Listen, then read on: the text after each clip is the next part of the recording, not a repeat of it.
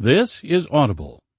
Audible Studios presents The Book of Phoenix, written by Nnedi Okorafor, performed by Robin Miles. Prologue. Found. Nobody really knows who wrote the great book. Oh, the religious always have answers to explain the unexplainable. Some of them like to say that the goddess Ani wrote the great book and made it so that 10 men and women who loved stories would find copies of it at the same time. Some of them say a mere woman with 10 children transcribed Ani's words over 10 years. Others say some illiterate, half-witted farmer wrote it in one night after Ani blessed him. Most believe that the great book's author was a mad yet holy, always holy prophet who'd taken refuge in a cave. What I can tell you is that 200 years after it all went wrong, an old man named Sunutil was out in the desert. This man was one of those who enjoyed being out there for weeks on end, close to the sun, sand, and desert creatures. The time away from his wife made their time together sweeter. Sunutil and his wife agreed on this. They were old. They had wisdom. "Go on," his wife said with a smile. She took his old rough hand into her equally rough old hand. She was a beautiful woman, and Sunutil found it easy to look into her eyes. "It is good," she said. "I need this solitude." There had been an especially powerful Ungwa storm, and the old nomadic couple had barely survived the dry, thundery night of lightning. A bolt had struck near their sturdy tent, setting on fire one of the 3 stunted palm trees they'd camped beside. His wife had been peeking out of the tent when it happened. Thankfully, she'd blinked at precisely the right moment. She said the tree looked like a woman dancing in flames. Even as Sunutil dragged her to the center of the tent where they huddled and prayed, his wife felt a presence. She was sure it was a premonition. The old man was used to his superstitious wife and her odd intuitions. Therefore he knew his wife would want to be alone to think and ponder and fret. When the storm passed, and she gently encouraged him to take a few days to go and see what was out there, he didn't argue. He took the rolled-up goatskin tent and satchel of supplies she handed him and kissed her on the cheek. He didn't say goodbye because in his tribe, goodbyes were a curse. "I leave my chi to keep you company," he said. Each night he was away, along with her meals, she'd prepare a small plate of food for his personal god until Sunutil returned. He clipped his portable to his hip, facing the tiny device inside his pocket. After one last, far more prolonged kiss, he walked away from his wife. Did she think an angel was coming to visit her? His wife's descendants were from the Islamic portion of Old Niger. She said that her father used to tell her all sorts of stories about angels and jinn. She'd pass these magical stories on to their own children as they grew up. Minutes after leaving, Sunutil brought out his portable and, laughing to himself, called up the virtual screen and typed, "Husseina, greet her for me when you see her, whether she's an angel or jinni." Moments later, his wife Husseina's reply popped up on the screen saying what she always said when Sunutil went off. "And you make sure you bring me back a good story." 2 days later, Sunutil came upon a cave full of computers. A tomb of old technology from the Black Days, the times of the Dark People, the era of the Okeke. This was one of those caves into which panicked Okeke packed thousands of computers just before Ani turned her attention back to the Earth. These computers were supposedly used to store huge amounts of information separate from digital repositories called virtual spaces. Little good this did, virtual or physical. It was all dead, forgotten, rotten. "What am I seeing?" he whispered. "Can this be?" He pressed a shaky hand to his chest, feeling the strong heartbeat of his strong heart. Standing here, he didn't feel so old. No, not old at all. This place made him feel young as a babe. Sunutil, who was Okeke, and therefore a descendant of the evil that caused the goddess Ani to bring the deserts, knew of the poisonous black days and their most poisonous genius gadgetry. However, he had always wanted to see these ancient computers with his own eyes. So he went in. The cave was cool, and it smelled of dust, mineral oil, plastic, wires, and metal. There were ghosts here, and Sunutil shivered from the thought of them. Still, he approached these old machines. This was a story to tell his wife. The third computer that he touched sparked with life. Terrified, he snatched his hand from the on pad he'd accidentally brushed against and stumbled back. The gray hand-sized box softly hummed. Then it spoke to the portable clipped inside the pocket of his dusty pants. The portable pinged softly as it wirelessly received a large file from the computer. Sunutil blinked and then fled from the cave, sure a ghost had touched him. When he made it back to his small goatskin tent beside a baobab tree, only then did he dare look at his portable. He held the coin-sized device in his palm and brought it to his face, for his eyesight was poor. He squinted at the tiny screen. Next to the file that contained messages from his wife was a black icon in the shape of a bird that seemed to be looking over its shoulder. He tapped it with the tip of his finger, and a deep male voice began to speak in English. It was an audio file. Sunutil sat back in his tent, grinning with delight. My goodness, he thought. How strange. What are the chances? He knew this dead language, albeit the accent was very odd indeed. He brought up the virtual screen. The visual words that appeared as the audio file played were tinted red instead of the usual green. He put the portable on the blanket before him. Then he watched and listened. The voice read a table of contents as it digitally projected the words on the virtual screen in front of him.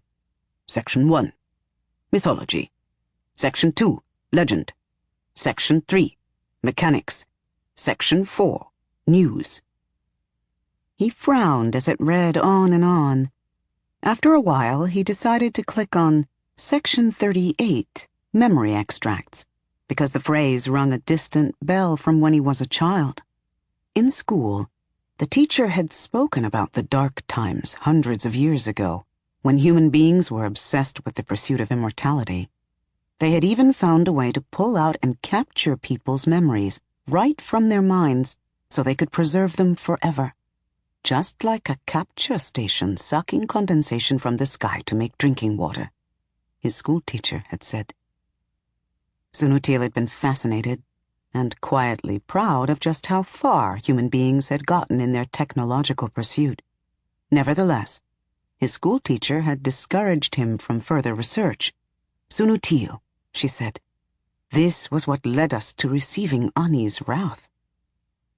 And so the young Sunutil turned away from the past and looked mostly toward the future. He loved language, words, and stories. He'd gone on to become one of his village's most valued recorders and reciters. He could recite the most beautiful poetry in 5 different dialects of flawless Okeke, but also in the language and various dialects of the majestic and mighty Nuru people and the common language of Sipu. And most amazingly, one of the prominent village elders had been able to teach him English, too. As far as Sunutil knew, this elder, an old-timer in Sunutil's village who'd always been called the Seed, was the only person who knew the language. The Seed was also the only light-skinned person in his village who was not albino. This man refused to call himself Nuru, insisting he was Arab, a term that had long become more an insult than an ethnic description of the Nuru people. The Seed preferred to live amongst the Okeke, the dark-skinned, woolly-haired people. He'd built a house in front of one of the pyramids because it reminded him of home. When Sunutil was a teen, the Seed looked no older than 50, but Sunutil's mother said he was actually much older. He looked the exact same when I was a little girl, she'd told him. She was right. Even now that Sunutil was an old man, the seed still looked no older than 50. Sunutil was of a people who understood that the world was full of mystery. Thus, a seemingly immortal man living in the village didn't bother anyone. The seed had an amazing command of the English language, and though he was moody and reclusive at times, he turned out to be a wonderful teacher. Sunutil went on to read the only 2 English texts in the entire region, both of which were owned by the seed. One was an anthropology book titled Virulent Diseases of the Mars Colonies, the other a book about igneous rock sediments. Despite the dryness of the subjects, Sunutil loved the rhythm of English. It was a liquid-sounding language due to the way the words ran together. "Memory extracts," the voice announced in English. But then it began speaking another list, and each item on it was in a different language, none of which he understood. Annoyed, Sunutil listened for a while and was about to go back to the main menu when the male voice clearly said, "Extract number 5, the Book of Phoenix," in English. He clicked on it. At first there was a long pause, and the bird icon popped on the screen. It rotated counterclockwise. He counted 13 rotations, and when it kept going, he looked up at the sky. Blue, clear. A large hawk-like bird flew overhead, soaring high in the sky, probably seeing him perfectly with its sharp eyes. "I will return to Husseina in 2 days," he thought. "That's enough alone time for her to stop thinking about premonitions and angels." He smiled to himself. She would excitedly cook him a spicy meal of dorowat when he told her he had a big tale to tell. She loved a good story, and good stories were best told on a full stomach. "Memory extract number 5, the male voice suddenly announced, making Sunutil jump. Title, The Book of Phoenix, location number 578. And then a woman began feverishly speaking. Her soft, breathy voice was like a powerful incantation, for as she spoke, it seemed that the old man's eyesight, which dimmed more and more each year, began to brighten. His wife would have recognized what was happening. However, Sunutil was a man less open to such things. Still, as he sat in his tent, gazing through the red virtual words before him and the open tent flap just beyond the words outside into the desert, he realized he could see for miles and miles. Sweat prickled on his forehead and between the coarse hairs of his armpits. He listened, and the very first person to hear one of the many, many entries from the Great Book was awed by the story he heard. "There is no book about me," the voice said. "Well, not yet. No matter. I shall create it myself. It's better that way. To tell my tale, I will use the old African tools of story, spoken words. They are worthier of my trust, and they'll last longer. And during shadowy times, spoken words carry farther than words typed, imaged, or written. My beginnings were in the dark. We all dwelled in the dark, mad scientist and specimen alike. A dear friend of mine would say that this time was when the goddess Ani still slept. I call my story The Book of Phoenix. It is reliable and short because it was accelerated. Chapter 1. Specimen. I'd never known any other place. The 28th floor of Tower 7 was my home. Yesterday I realized it was a prison, too. I probably should have suspected something. The 200-year-old marble skyscraper had many dark sides to its existence, and I knew most of them. There were 39 floors, and on almost every one was an abomination. I was an abomination. I'd read many books, and this was clear to me. However, this building was still my home. Home. One's place of residence. Yes, it was my home. They gave me all the 3D movies I could watch, but it was the plethora of books that did it for me. A year ago, they gave me an e-reader packed with 700,000 books of all kinds. No matter the topic, I consumed those books voraciously, working my way through over half of them. When it came to information, I was given access to anything I requested. That was part of their research.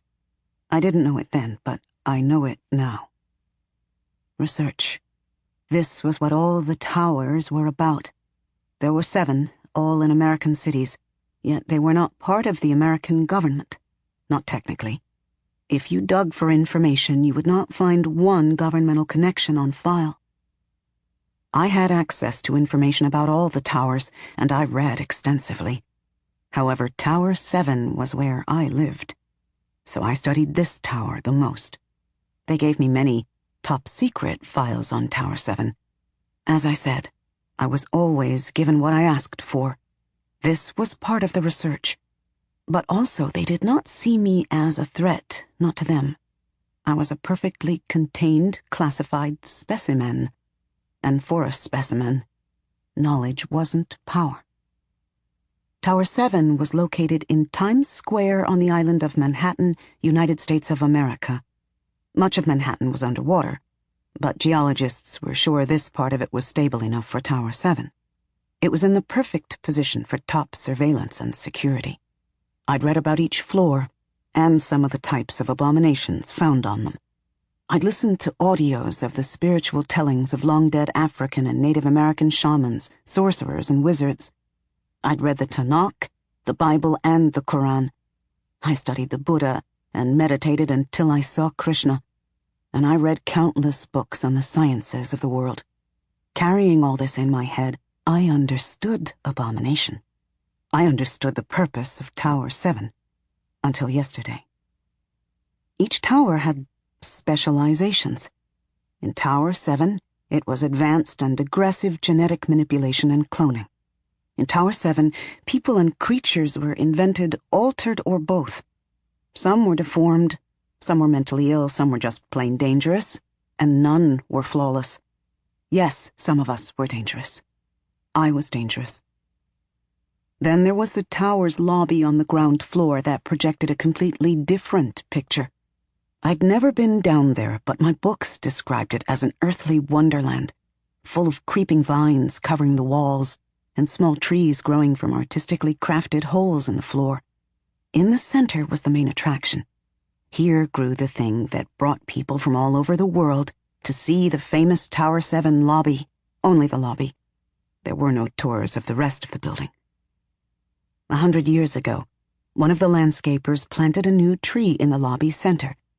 On a lark, some Tower 4 scientists who were there to visit the greenhouse on the 9th floor emptied an experimental solution into the tree's pot of soil. The substance was for enhancing and speeding up arboreal growth. The tree grew and grew.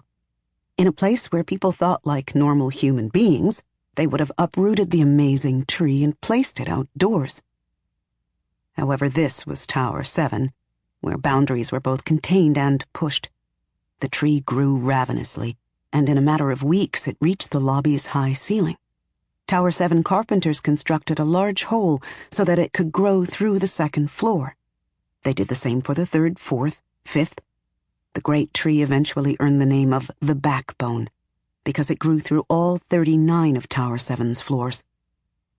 My name is Phoenix. I was mixed, grown, and finally birthed here on the 28th floor. One of my doctors said my name came from the birthplace of my egg's donor. I've looked that up. Phoenix, Arizona is the full name of the place. There's no tower there, so that's good. However, from what I've read about the way they did things there, even the scientists who forced my existence don't know the names of donors, so I doubt this. I think they named me Phoenix because of something else. I was an accelerated organism, born 2 years ago. Yet I looked and physically felt like a 40-year-old woman. My doctors said the acceleration had stopped now that I was matured. They said I would always look about 40, even if I lived to be 500. To them, I was like a plant that grew for the sake of harvesting. Who do I mean by them, you must wonder?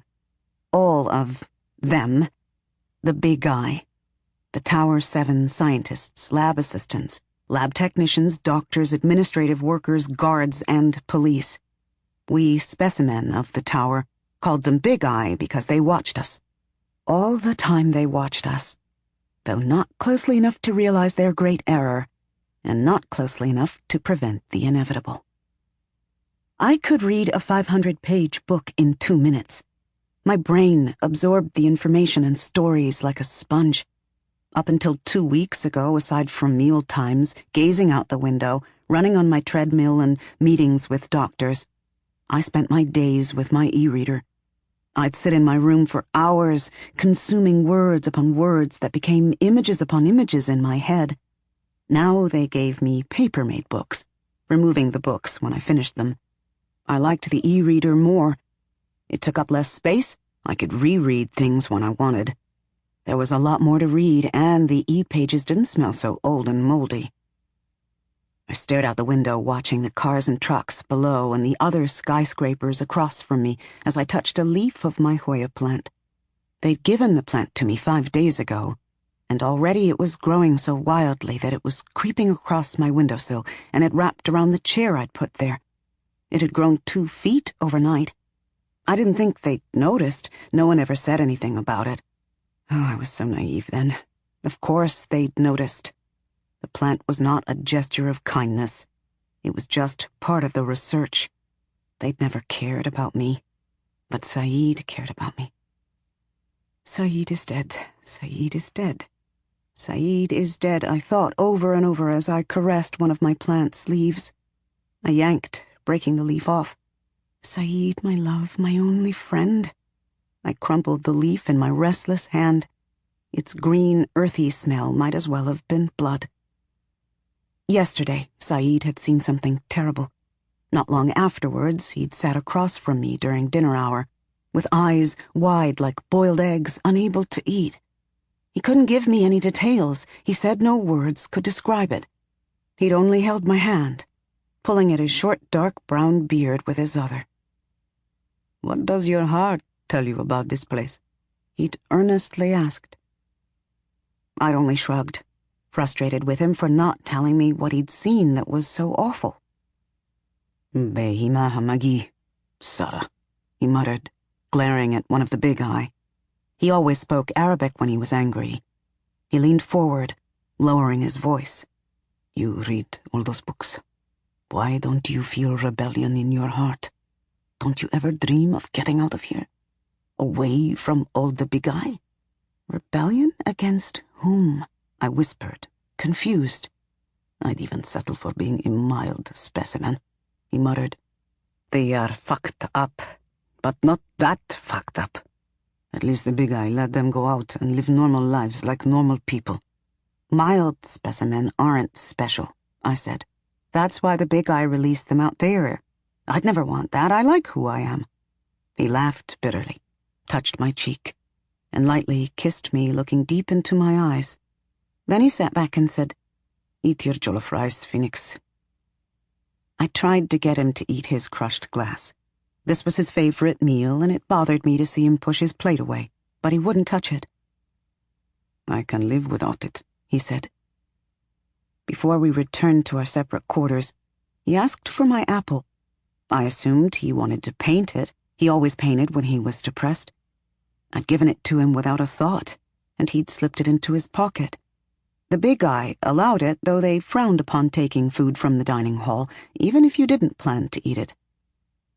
His words didn't touch me until nighttime when I lay in my bed. Yes, somewhere deep, deep in my psyche, I did wish to get out of the tower and see the world, be away from the Big Eye. I did want to see those things that I saw in all the books I read.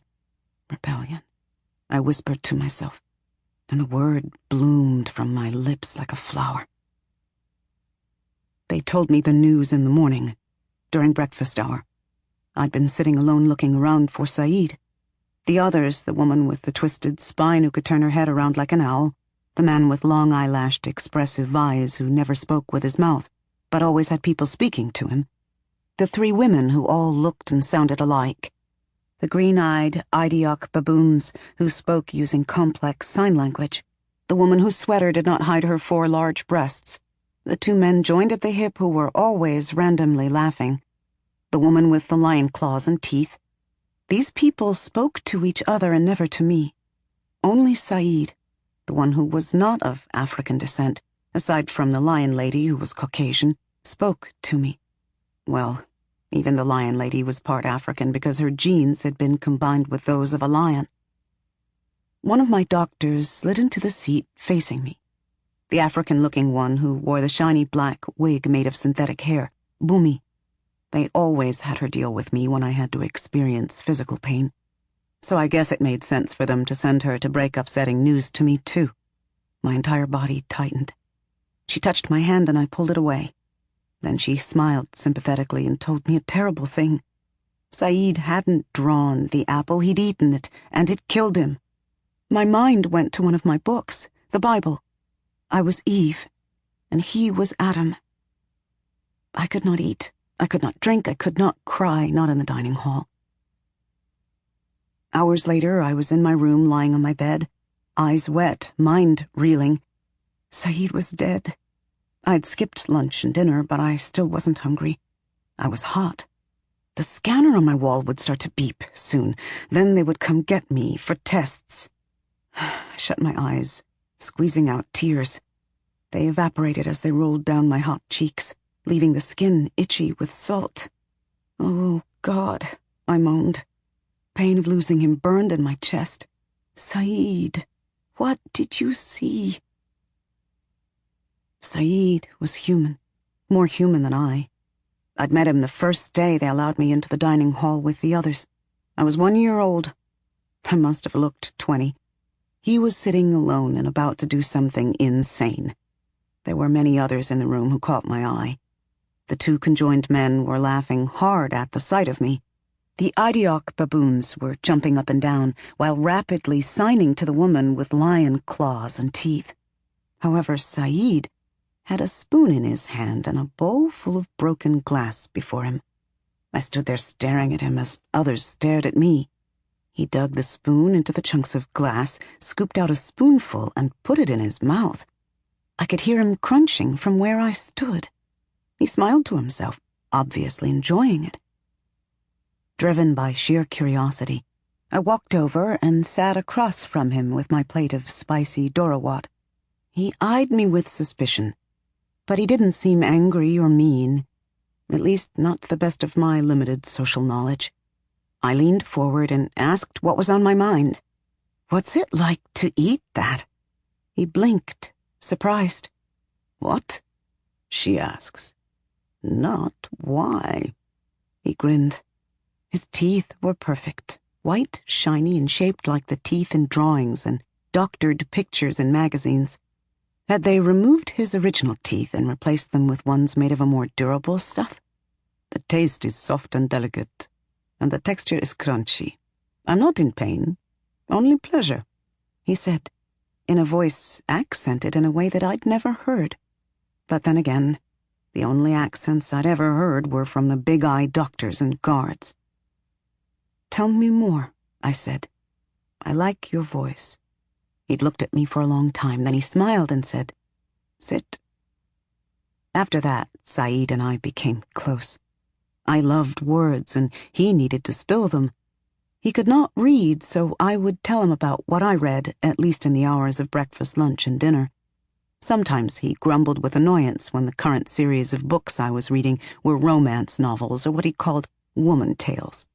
But he couldn't have disliked them that much because he always demanded to hear these stories from beginning to end as well. I like the sound of your voice, he said, when I asked him why. He may have, but I believe he liked the stories too. Said was from Cairo, Egypt, where he had been an orphan who never went hungry because he could always find something to eat. He ate rotten rice, date pits, even the wooden skewer sticks of kebabs. He had a stomach like a goat. They brought him to the tower when he was 13, 6 years ago. He never told me exactly how or why they made him the way he was. It didn't matter. What mattered was that we were who we were, and we were there. Said told me of places I'd never seen with my own eyes. He used the words of a poet who used his tongue to see. Said was an artist with his hands, too. He had the skill of the great painters I read about in my books. He most loved to draw those foods he could no longer eat, human food, portraits of loaves of bread, bowls of thick egusi soup and balls of fufu, bouquets of smoked lamb and beef kebabs, oniony fried eggs with white cheese, plates of chickpeas, pitchers of fresh squeezed orange juice, piles of roasted yellow corn. They allowed him to bring the paintings to mealtime for everyone to view.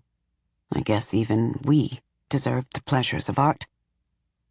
Saeed could survive on glass, metal shavings, crumbles of rust, sand, dirt, those things that would be left behind if human beings finally blew themselves up.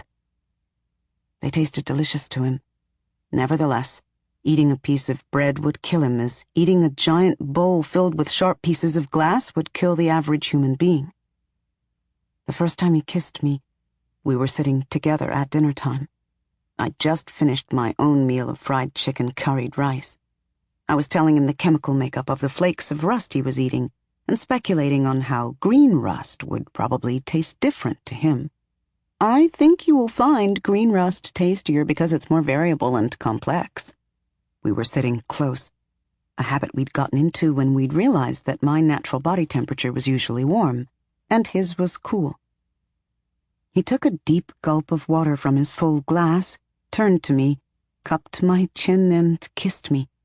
All thought of iron oxide and corrosion fled my mind, replacing it with nothing but amazed shock and the soft coolness of his lips.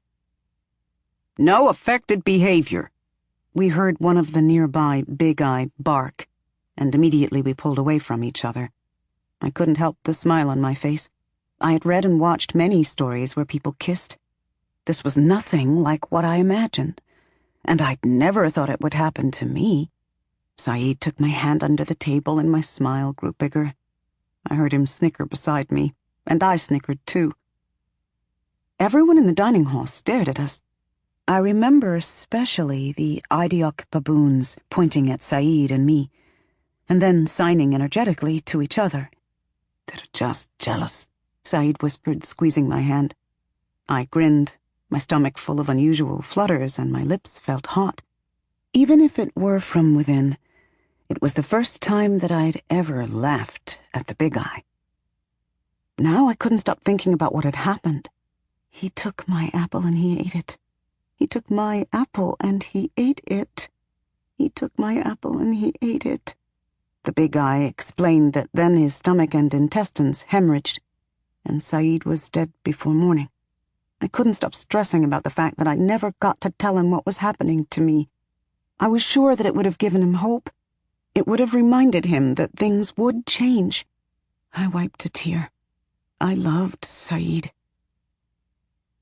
As grief overwhelmed me for the first time in my life, I pressed a hand against the thick glass of my window and longingly looked down at the green roof of the much shorter building right beside Tower 7. One of the trees growing there was in full bloom with red flowers. I'd never been outside. I wanted to go outside. Saeed had escaped by dying. I wanted to escape too. If he wasn't happy here, then neither was I. I wiped hot sweat from my brow. My room's scanner began to beep as my body temperature soared. The doctors would be here soon. When it first started to happen 2 weeks ago, only I noticed it. My hair started to fall out. I am an African by genetics. I had the facial features. My skin was very dark and my hair was very coily. They kept my hair shaved low because neither they nor I knew what to do with it when it grew out. I could never find anything in my books to help. They didn't care for style in Tower 7 anyway, although the lion lady down the hall had very long, silky white hair, and big eye lab assistants came every 2 days to help her brush and braid it. And they did this despite the fact that the woman had the teeth and claws of a lion. I was sitting on my bed, looking out the window, when I suddenly grew very hot. For the last few days, my skin had been dry and chapped no matter how much superhydrated water they gave me to drink. Dr. Boomy brought me a large jar of shea butter, and applying it soothed my skin to no end. However, this day, hot and feverish, My skin seemed to dry as if I were in a desert. I felt beads of sweat on my head, and when I rubbed my short hair, it wiped right off, hair and sweat alike. I ran to my bathroom, quickly showered, washing my head thoroughly, toweled off, and stood before the large mirror. I'd lost my eyebrows, too, but this wasn't the worst of it. I rubbed the shea butter into my skin to give myself something to do. If I stopped moving, I'd start crying with panic. I don't know why they gave me such a large mirror in my bathroom. High and round, it stretched from wall to wall. Therefore, I saw myself in full glory. As I slathered the thick, yellow, nutty-smelling cream onto my drying skin, it was as if I was harboring a sun deep within my body, and that sun wanted to come out. Under the dark brown of my flesh, I was glowing. I was light. I pulsed, feeling a wave of heat and slight vibration within me. "What is this?" I whispered, scurrying back to my bed where my e-reader lay. I wanted to look up the phenomena. In all my reading, I had never read a thing about a human being, accelerated or normal, heating up and glowing like a firefly's behind. The moment I picked up the e-reader, it made a soft pinging sound.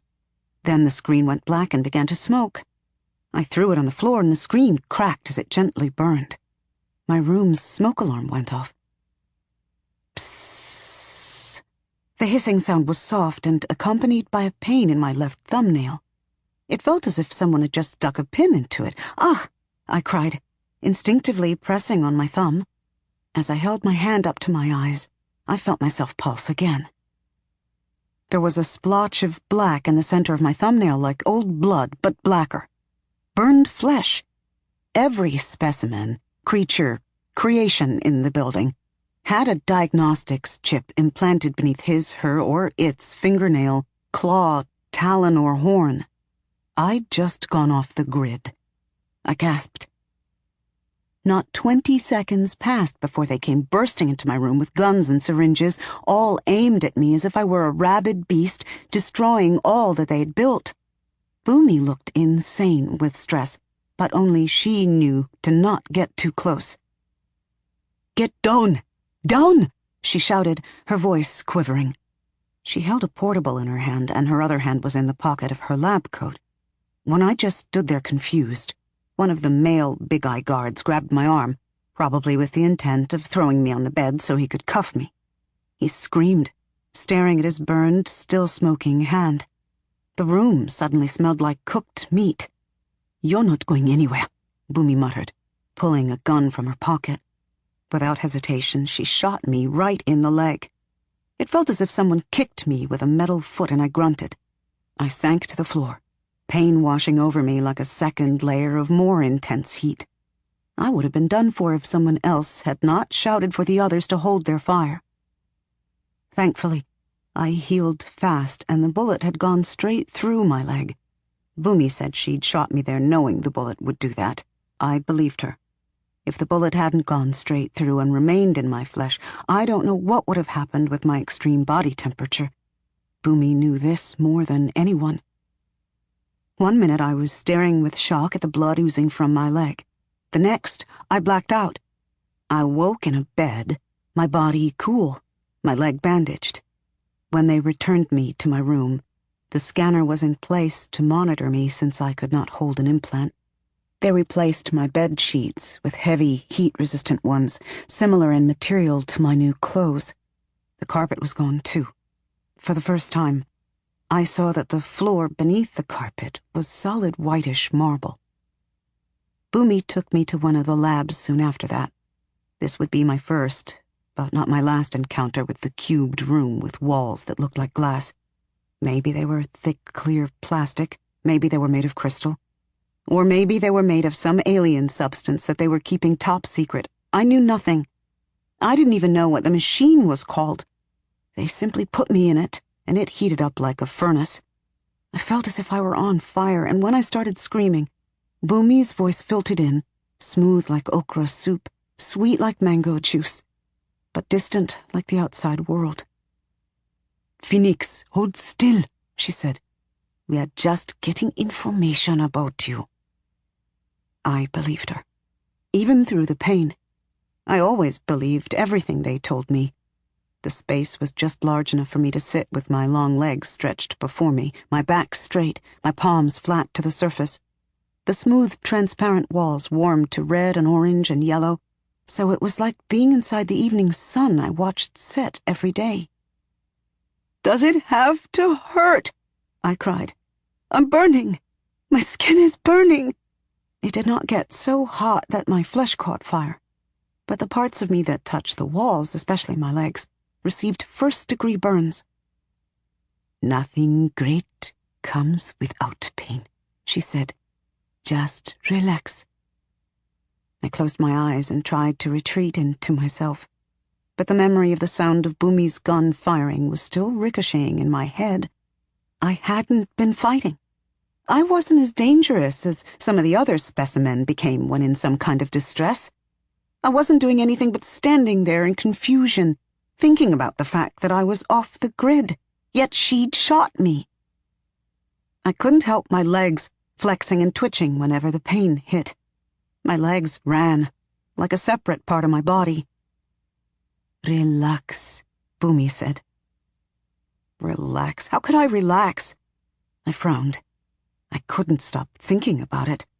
It was as if my thoughts had become tangible and were bouncing off the walls, getting faster and faster like a heated atom. Maybe thoughts were just atoms made of a different type of material for which even the big eye lacked tools to study. "I am trying," I said. "Do you want to hear a story?" For the first time, I was able to pull back from the sound of the gun firing and the kernel of whatever I was feeling deep in my chest. "Yes," I said, looking up. All I saw was the machine's artificial burning sun. "Okay," Bumi said. She paused. I listened. "You read so much, so I know that you know my country, Nigeria. Official name is the Federal Republic of Nigeria. Capital is Abuja. Most known city is Lagos, the second largest city in the world. West Africa. One of the world's top producers of streaming films, crude oil, and fine literature." I whispered. I heard her chuckle. "You know my country better than I do." She paused. "But to really know it, you must go there. I was born and raised in the metropolis of Lagos. My parents lived on Victoria Island in one of the high-security gated communities. Big houses with columns, porches, marble, and huge winding staircases. Manicured palm trees and colorful sweet-smelling flowers. Even the houseboys and housegirls dressed like movie stars. Paved roads. Security cameras. Well-dressed Africans with perfect wigs, suits, jewelry, and flashy cars. Can you see it?" I nodded. "Good. So, I was born in that house. I was the first of 5 children. My mother was alone when she went into labor. My father was on a brief business trip to Ghana. The 2 house girls had gone to the village to visit their families before coming to stay in the house until I was born. She had only a virtual doctor to guide her through it all. She'd never had to use one before then. They could afford to have an actual doctor come to check on her, and they'd hired a midwife. But she went into labor with me 10 days early, and the midwife got stuck in go-slow Lagos traffic. My mother said it was like being instructed by a ghost. I was born healthy and plump in my mother's bedroom. She'd shut the windows and turned on the air purifier, so my first breath was not Lagos air. It was air delivered from the Himalayas. She laughed. My mother took me outside for the first time 3 weeks later. I took one breath of the Lagos air and vomited from coughing so hard. Then I was okay. I had my eyes closed, though I could smell my skin slowly baking as the heat increased in the tiny room. I was strolling down the black paved road of Lagos beside Bumi's mother, who was dark-skinned, pretty and short like Bumi. She was pushing a lightweight stroller with baby Bumi in it, coughing and cooing. When I think of my youth in Nigeria, I know that I can never be fully American, even when I am a citizen. So you are not American? I asked. But you live here, you work here, I'm legal, but not a citizen, not yet. I will be. My work with you will earn me the pull I need. She paused. Do you want to know about how you were when you were a baby? I frowned. I remembered life from when I was about a month old. I was like a 3-year-old.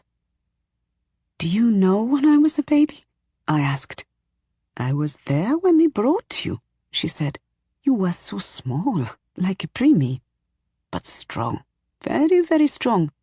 You never needed an incubator or antibiotics or special formula.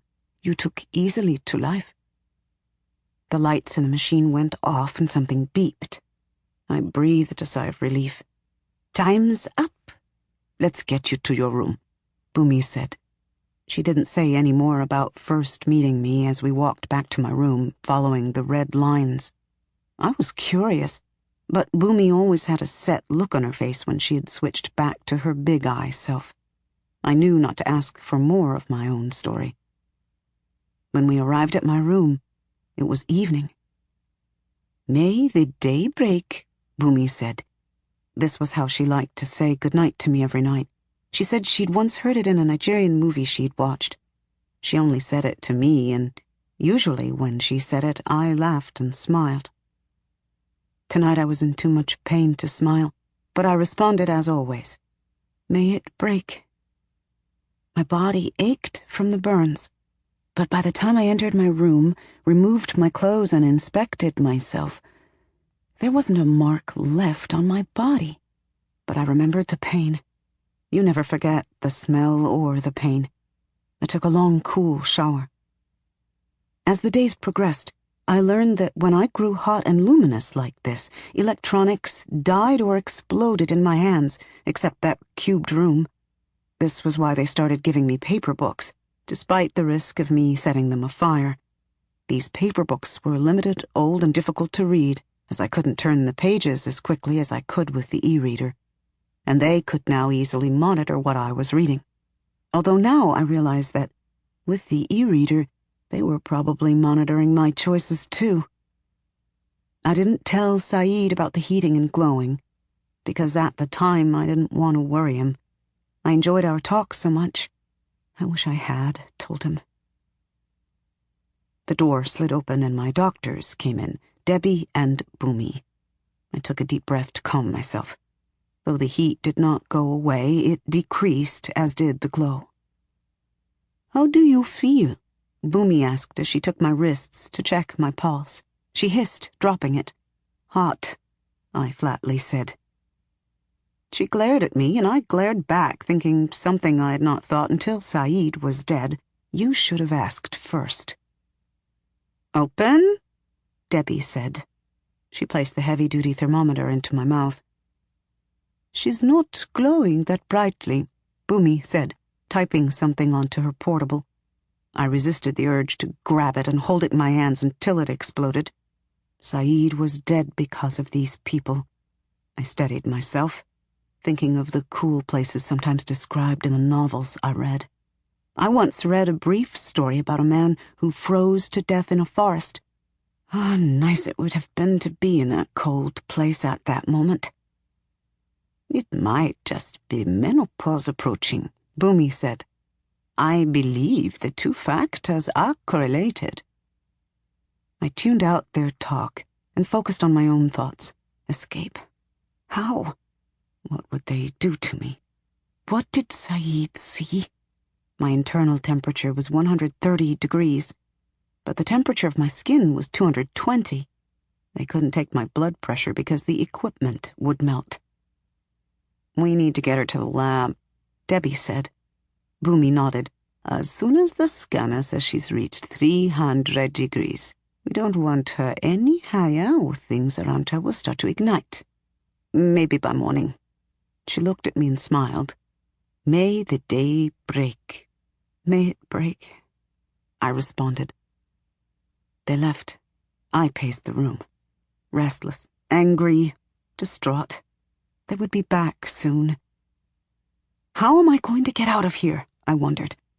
As if to answer my question, Emuo walked into my room. He came through the wall across from my bed. My heart nearly jumped from my chest. Emuo, good evening, I said. He'd scared me, but I was glad to see him. Without Saeed, Emuo was my only other friend now. Did you hear? He asked, sitting on my bed. He spoke quietly, his low voice like distant thunder. I blinked, feeling the rush of sadness all over again. He was Saeed's friend, too. Yes, I said. I'm sorry, Phoenix. My face was wet and drying with sweat. I'm getting out of here, I declared. Emuo softly laughed. You? Will you help me? I asked. You once did things against the big eye in Nigeria. Can't you? You get it wrong. I went up against Nigeria's government. But the big eye? I know better than anyone what the big eye will do when you cross them. What? What will they do? He waved a dismissive hand. I'm not telling you that, he snapped. Then help me get out of here, I begged. Please. He frowned. What is wrong with you? I can feel you from here. I sighed. I think it has something to do with how they made me. It's been happening for 2 weeks and it's getting worse. We looked at each other, silent. I knew we were thinking the same thing, but neither he nor I wanted to speak it. If we spoke of my name, I didn't think I'd be able to move, let alone run. Yes, that would make sense, he said. He called himself Emuo, which meant spirit in a Nigerian language. He was a hero to all those who were created or altered in Tower 7. Like Saeed, Emuo had been taken from Africa. He said he was from the jungles of Nigeria, the same country as my Dr. Bumi. I didn't believe he was from any jungle. He spoke like a man who had known skyscrapers, office buildings, and streaming movies. He knew how to disable the security on several of the floors, and was known for causing trouble throughout the building. Not that he really needed to do so to get around the tower. Emuo could walk through walls. The only walls he could not pass through were the walls that would get him out of Tower 7. Emuo could not escape, obviously. His abilities were created by Tower 7 scientists. He was a tall, thin man with skin the color of, and as shiny as, crude oil. He never wore clothes, for clothes could not pass through the walls with him. He was so proud and frank in his nakedness that I didn't even notice it anymore. Emuo stole what food he needed from the kitchens. He was the only creature, who'd successfully escaped the Big Eye's clutches. Why Tower 7's Big Eye tolerated him, I do not know. My theory is that they simply could not catch him, and since he was contained, they accepted the trouble he occasionally stirred up. Most of those in the tower were too isolated and damaged to be much trouble if freed anyway. It looks like your skin is nothing but a veil over something greater, he mused after an appraising look. It was something Saeed would have said, and the thought made my heart ache again. Can you open the door? I finally asked. I paused and then pushed my request out of my mouth. I want to see what is down the hall, near Saeed's room. Emuo met my gaze and held it. What did Saeed see, Emuo? He shook his head and looked away. Show me then, I said, suddenly wanting to sob, and help me. Help me escape. Saeed and we had plans, he said. He always said that it was right beneath your skin, he said with a slight smile. That what was? Your taste for freedom. He moved close to me, and I was sure he was going to hug me. Don't touch me, I said. You'll... He raised a hand up and made to slap me across the face. Don't move, he said. His hand passed right through my head. I felt only the slightest moment of pressure, and there was a sucking sound. What? Can you hear me?" I heard him loudly say through what sounded like a microphone. I looked around. "Shh, they'll hear you," I hissed. I frowned. His lips hadn't moved. "No," he said. He held his finger to his lips for me to quiet down and grinned. His yellow-white teeth and black skin shining in my glow. "They won't. You are hearing this in your head." "Not even the big eye know I can do this," he said aloud, but lowering his voice as before. "Whatever they did to enhance my abilities, I can pass it into people, and they can hear me until the tiny nanomites are sweated from their skin. I did this to a little Tanzanian boy on the 5th floor. He had a contagious cancer, so they kept him in isolation for tests. Hearing me talk to him from wherever I was kept him sane, at least until he died. His disease could have killed you, though, I thought. He started to descend through the floor. 15 minutes, he said in my head. Then he was gone. I whipped off my pants and t-shirt and threw on a white dress they'd recently given me made of heat-resistant thin plastic. The dress was long but light, and it allowed me to move freely. I didn't bother with shoes, too heavy.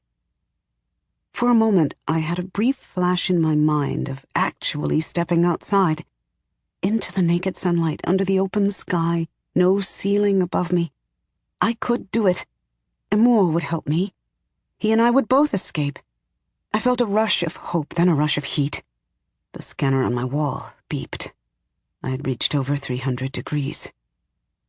Just before the door slid open, I had the sense to spread some shea butter on my skin. Then I ran out of my room. "If you want to see, turn right and then go straight. Do it quickly. They will soon know you are missing. I can't delay it long." I was working hard not to look at the floor. I'd never left my room without instruction from the floor. Usually a yellow line appeared that told me where to go. There was none now. With nothing to guide me, I felt like I was free-falling into the heavens. Like if I didn't fly, I'd die. I just had to figure out how to do it. I jogged, my feet slapping the cool marble floor. The hallway was quiet and empty, and soon I was in a section of my floor that I'd never graced. This was where they kept Saeed. His prison, I thought. I crossed a doorway, and the floor here was carpeted, plush and red. I paused, looking down. I had never seen red carpet. How could a guiding line show through a carpeted floor? Before they took it out, the carpet in my quarters had been black, thin, and flat. I wanted to kneel down and run my hands over the redness. I knew it would feel so soft and fluffy. I also knew that I wasn't supposed to be here. "See what you must, but you have to make it to the elevator in 2 minutes," Muo's voice suddenly said into my head. "Go down the hall and turn left. You will see it.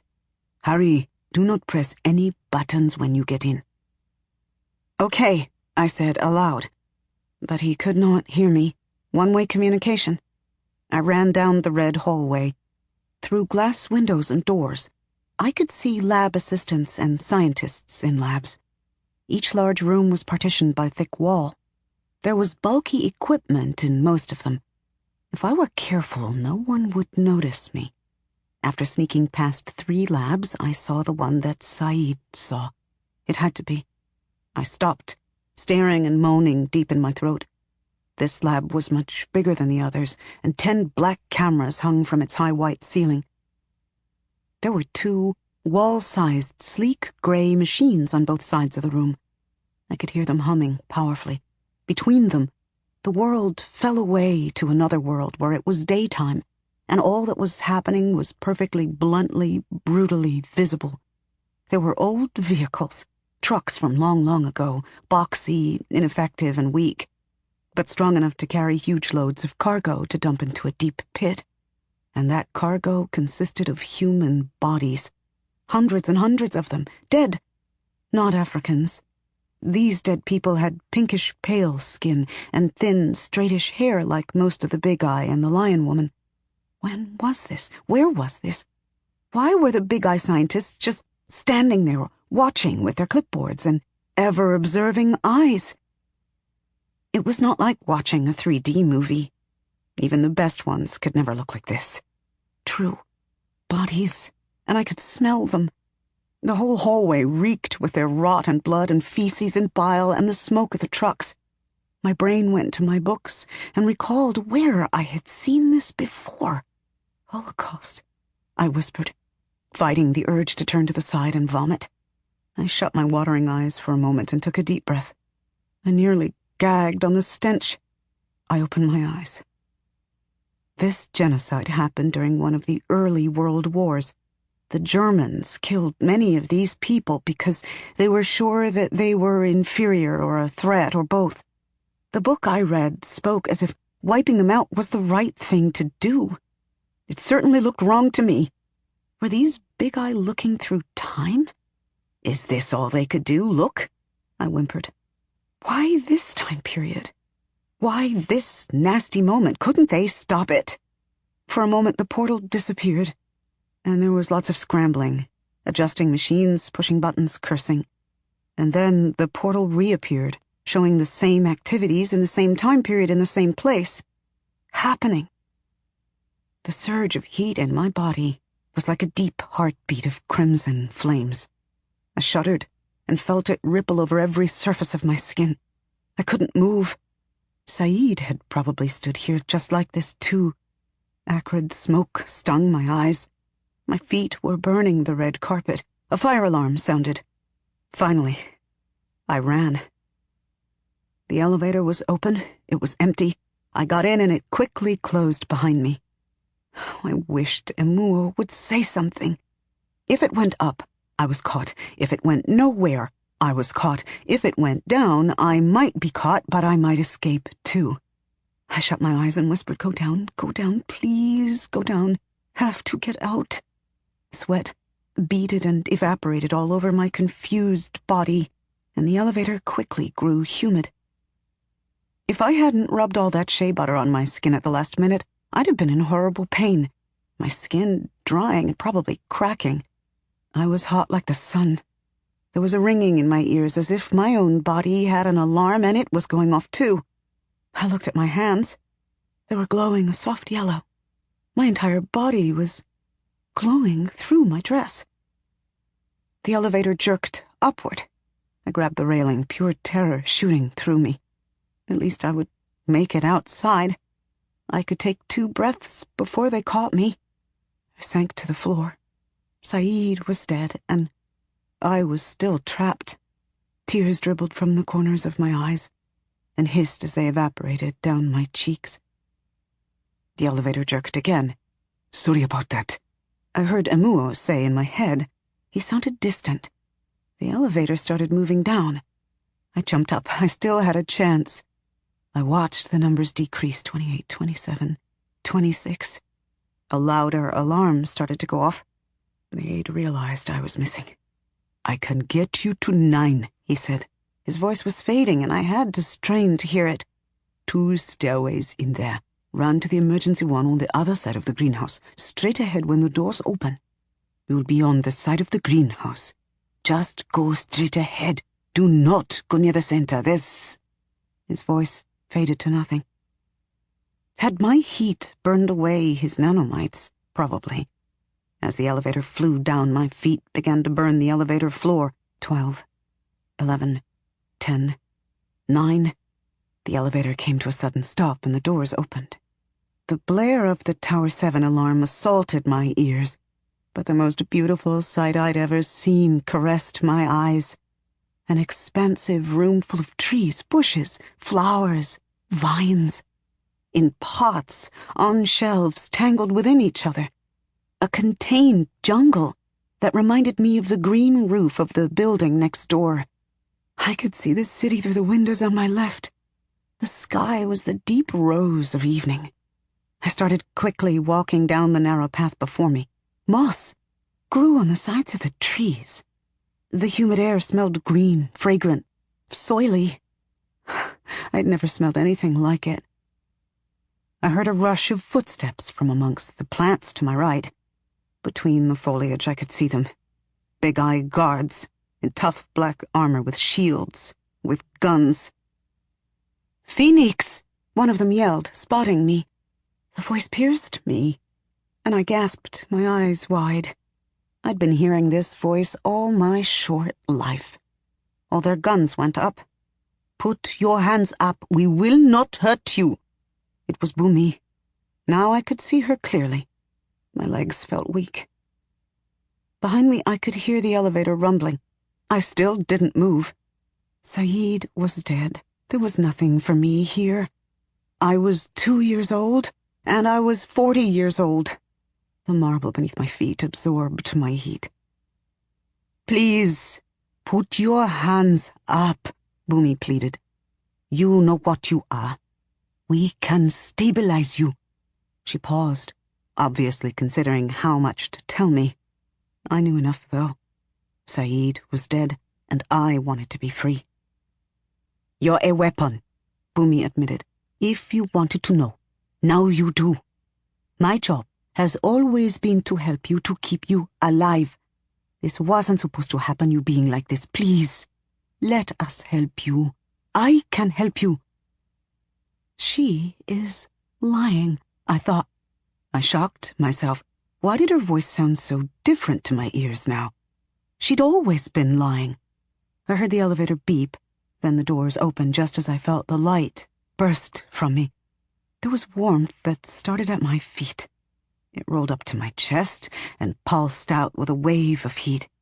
My shoulders jerked back and I stumbled to the side, getting a glimpse behind me. If I'd blinked, I still wouldn't have missed it.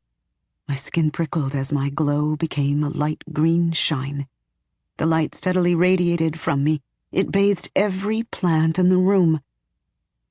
The guards behind me in the elevator and on the far right side of the room all ducked down, and for a moment it was quiet enough that you could hear it. All the plants were growing, snapping, pulling, unfurling, creeping. Thick vines and even tree roots quickly crept, stretched, and blocked the elevator door. Leaves, branches, and stems grew so thick around the guards to my right that they were blocked from view. This was something they didn't know I could do. This was not something they had created. The entire greenhouse swelled and flooded with foliage, except a few steps ahead to my right. There was what I could only call a tunnel through the plants. It diagonally passed the cowering Big Eye. I ran into it just as the guards behind me and to my right began to shoot toward where I'd initially been. "Phoenix!" I heard Bumi scream. "You can't do this to me! Stop!" I didn't stop. Were they shooting through the plants or shooting at me, I do not know, and in many ways these two things were one and the same. Emuo had said to go forward and find the doorway, but I lost all sense of direction. So when I ended up standing before the giant glass dome, I didn't know which way to run. My first thought was of the same book that spoke of the treacherous apple of knowledge, the Bible, except that the man with enormous wings was not held up by any wooden cross. He was suspended in midair with his arms out and his legs tied together. His eyes were closed. His brown feathered wings were stretched wide. He was naked, his ebony-skinned body muscled and very, very tall, at least compared to my 6 feet. He had deep African facial features and a crown of woolly hair. He was magnificent. Behind the glass dome was a rough wooden wall, the trunk of the backbone.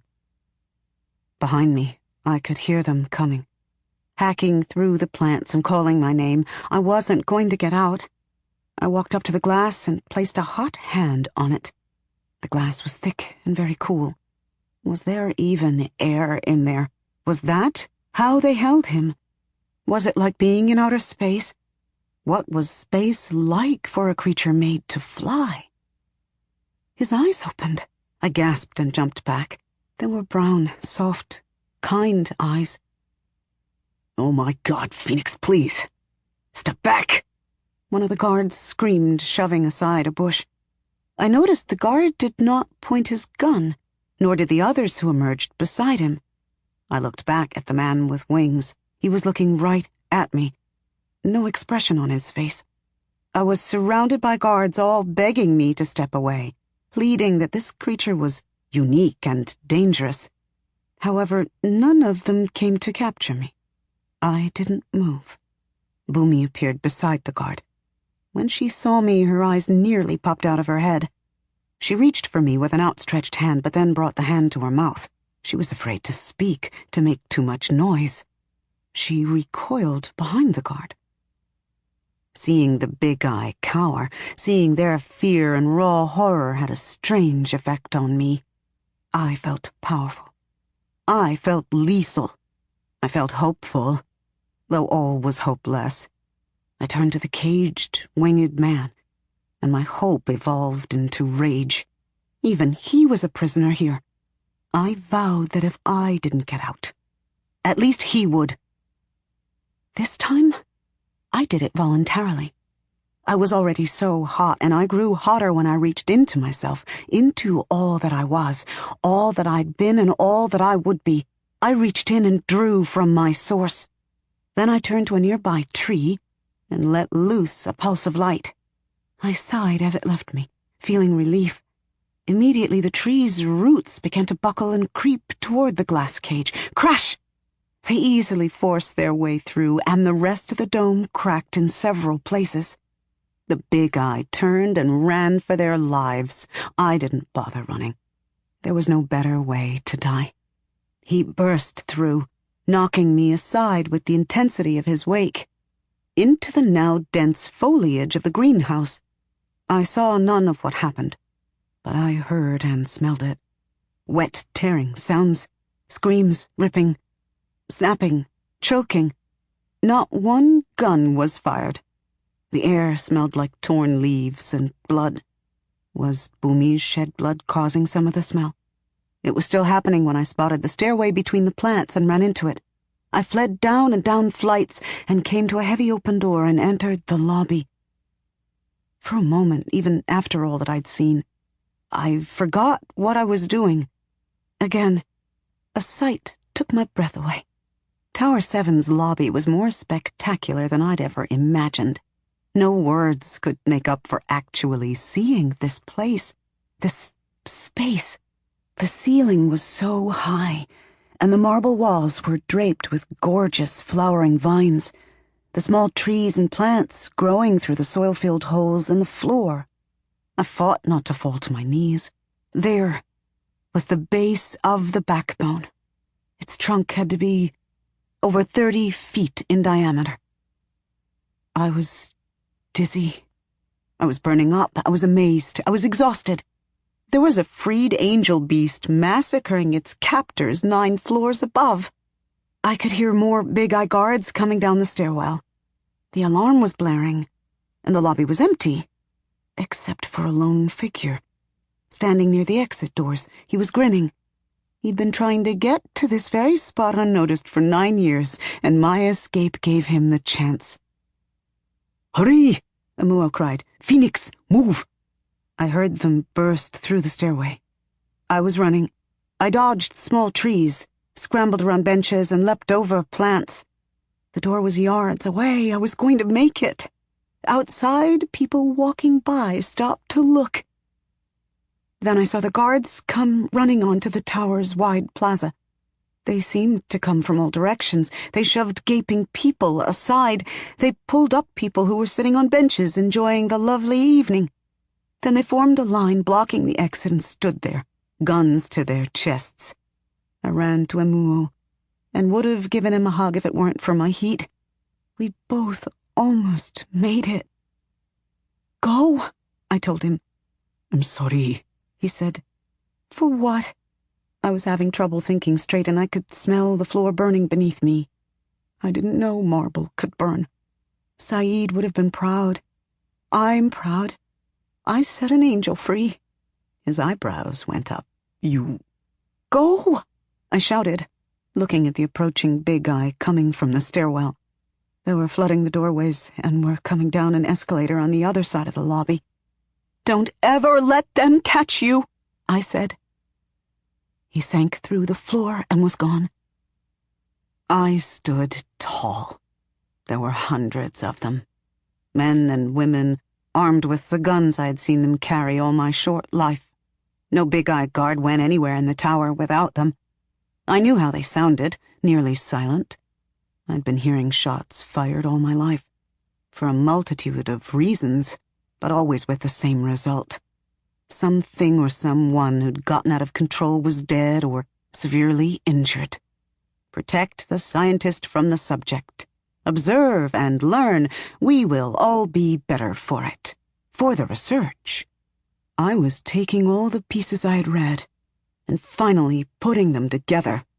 The big eye crowded around me, nervous with anticipation as if I were evil. After all I had done to them, I guess I was evil or crazy.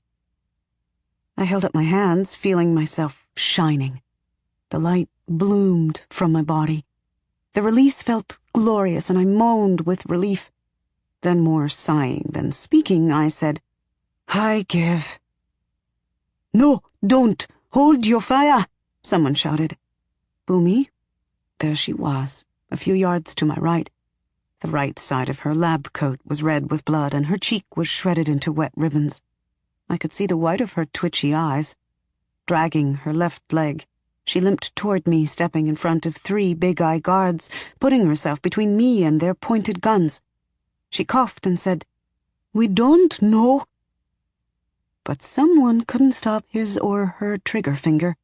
First one shot, and then several more opened fire. "Wait!" I heard Boomy scream. No one waited. It was as if I were punched with steel fists in every part of my body. Chest, neck, legs, arms, abdomen, face. I was blown toward the door and my vision went red-yellow. I lay on my back. Everything was wet. The smell of smoke in the one nostril I had left. Smoke, but also the perfume of the backbone. I was looking at it, gazing at how it reached up through the high marble ceiling, through the 39 floors above, into the sky, reaching for the sky. I felt the radiance burst from me, warm yellow light, plucked from the sun and placed inside me like a seed until it was ready to bloom. It bloomed now, and the entire lobby was washed. The big eye covered their faces and dropped their guns. A few ran to the stairwell, others to the far side of the lobby. Most of them ran past my mangled body and out of the building. Those ones must have known what would happen next. I knew. I was burning as the light pulsated and pulsated from me there on the floor. My body convulsed with it as my clothes burned, and then my flesh. There was no pain. My nerves had burned already. My light shined on the plants and tiny trees of the lobby, and they began to grow wildly, stirred and amazed with life. Vines strained, lengthened, thickened. Flowers twisted open. Pollen puffed the air sweet. Leaves unfolded and widened. The stone floors were covered with green, yellow, white, brown, black, the strongest roots cracking its foundation. My light shined on the great tree that was the backbone. Its roots groaned as they shifted, coiled, expanded, and caused the entire portion of the floor around its roots to buckle and fall apart. The tree's colossal trunk twisted this way and that, shrugging off the building that was its shackle. Chunks of the floors above began to crash down around me. I was ashes being scattered by vines and roots when Tower 7 fell. The backbone stood tall, stretching its branches and opening its enormous leaves over buildings and streets. At its base, a small, lush jungle sprang from the rubble of Tower 7, like a wild, miniature Central Park. Helicopters hovered. News crews streamed footage live. People gaped from afar. When the debris settled, there was a moment where my brilliant light shone into the now dark nighttime. The news cameras recorded the winged man flying out of the rubble, but not much else lived, except the man who could walk through walls. The Muo walked out of the backbone's trunk and stood before it. "This is what you all deserve," he shouted, shaking his fist at the eyes of the hovering cameras. Then he sunk into the ground and was gone. No one in the city would approach what was left of Tower 7. So those ruins sat for 7 days. A pile of those things Saeed used to eat: rubble, glass, metal, and ash. And then I realized the meaning of my name. Chapter 2. Beacon. Alive. Still alive. Alive again. I lay in a heap of rubbish in a jungle, and people were looking at me. What must they have seen? I did not move. It was night and the air was warm. I could feel it. The breeze blew, and despite my situation, I closed my eyes and let it wash over my face. It felt like silk. It smelled of sweet blooming flowers, stems, and leaves at first. Then there was an after-smell of dust and crushed rubble, disintegrated marble. Then it stank of raw gas, smoky rubbing alcohol. It smelled like suicide. This must have been the refuse of vehicles in the streets. This was the smell of car and truck exhaust. I'd smelled this only once in my life. The smell had been mixed with the stench of dead bodies as I stared through a portal in time. I pushed the memory of the Holocaust away and inhaled the air of the outside world. I was free of Tower 7.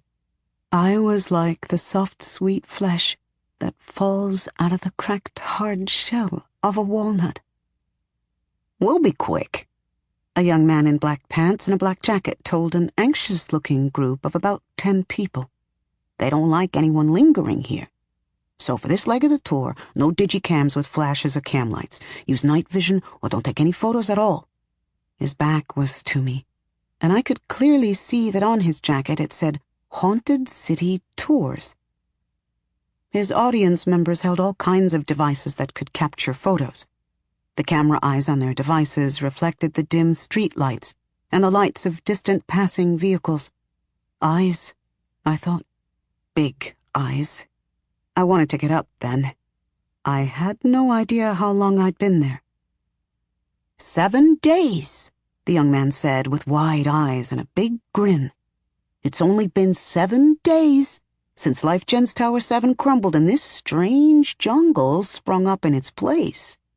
And as you can see, not one dump truck, not one construction worker, not even a lawnmower is here to clear this mess. It's incredible. Some people say that there's a dangerous alien ship buried in there that the government is terrified of disturbing. Others say that a live nuclear warhead is beneath the jungle, and if it is moved, it will blow. Others say that those in the building were called the Big Eye, secret government workers owned and led by the Illuminati. All sorts of conspiracy theories are floating around. The neighboring buildings have been evacuated, but the mayor has still not sent a soul to dig up survivors or bodies. Of all the haunted places in the city where I can take you, this one is the most haunted." He chuckled knowingly. "Well, for now. Who knows what else the rotten apple has up its sleeve?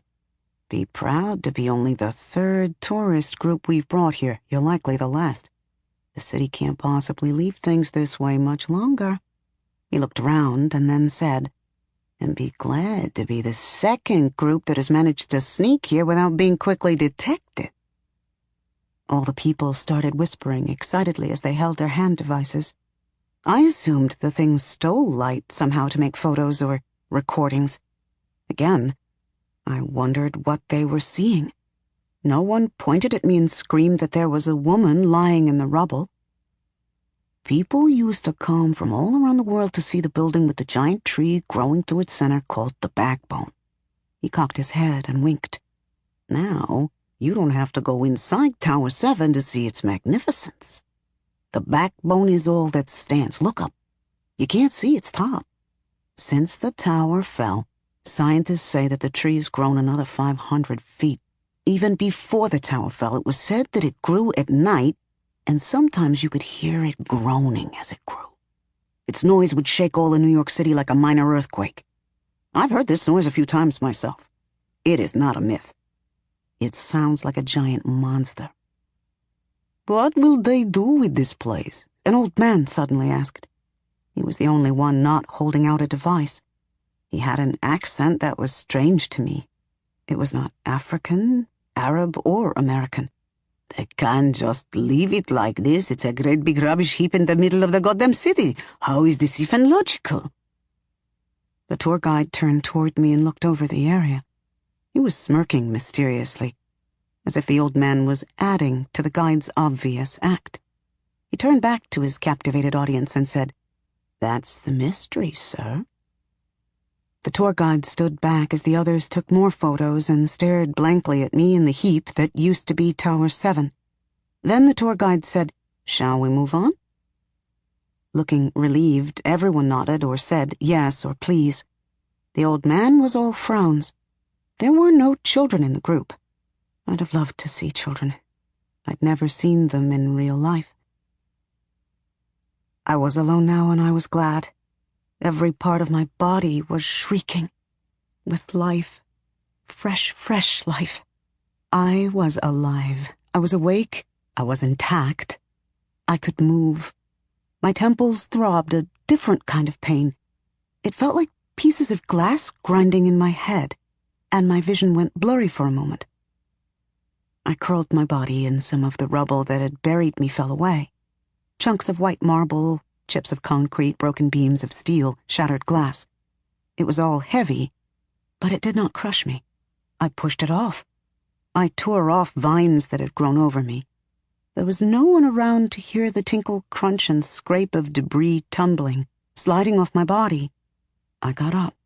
My vision blurred again, and I stumbled. My balance felt off, like the world around me was tilted to one side. I took a step and crushed more glass and some tiny white flowers with my tough feet. I took another, and my heel ground into a piece of piping, making me stumble again. Then it seemed everything settled. My vision, the way I related to the world around me. Okay, I thought. I stood tall, stretching my arms, back, and legs.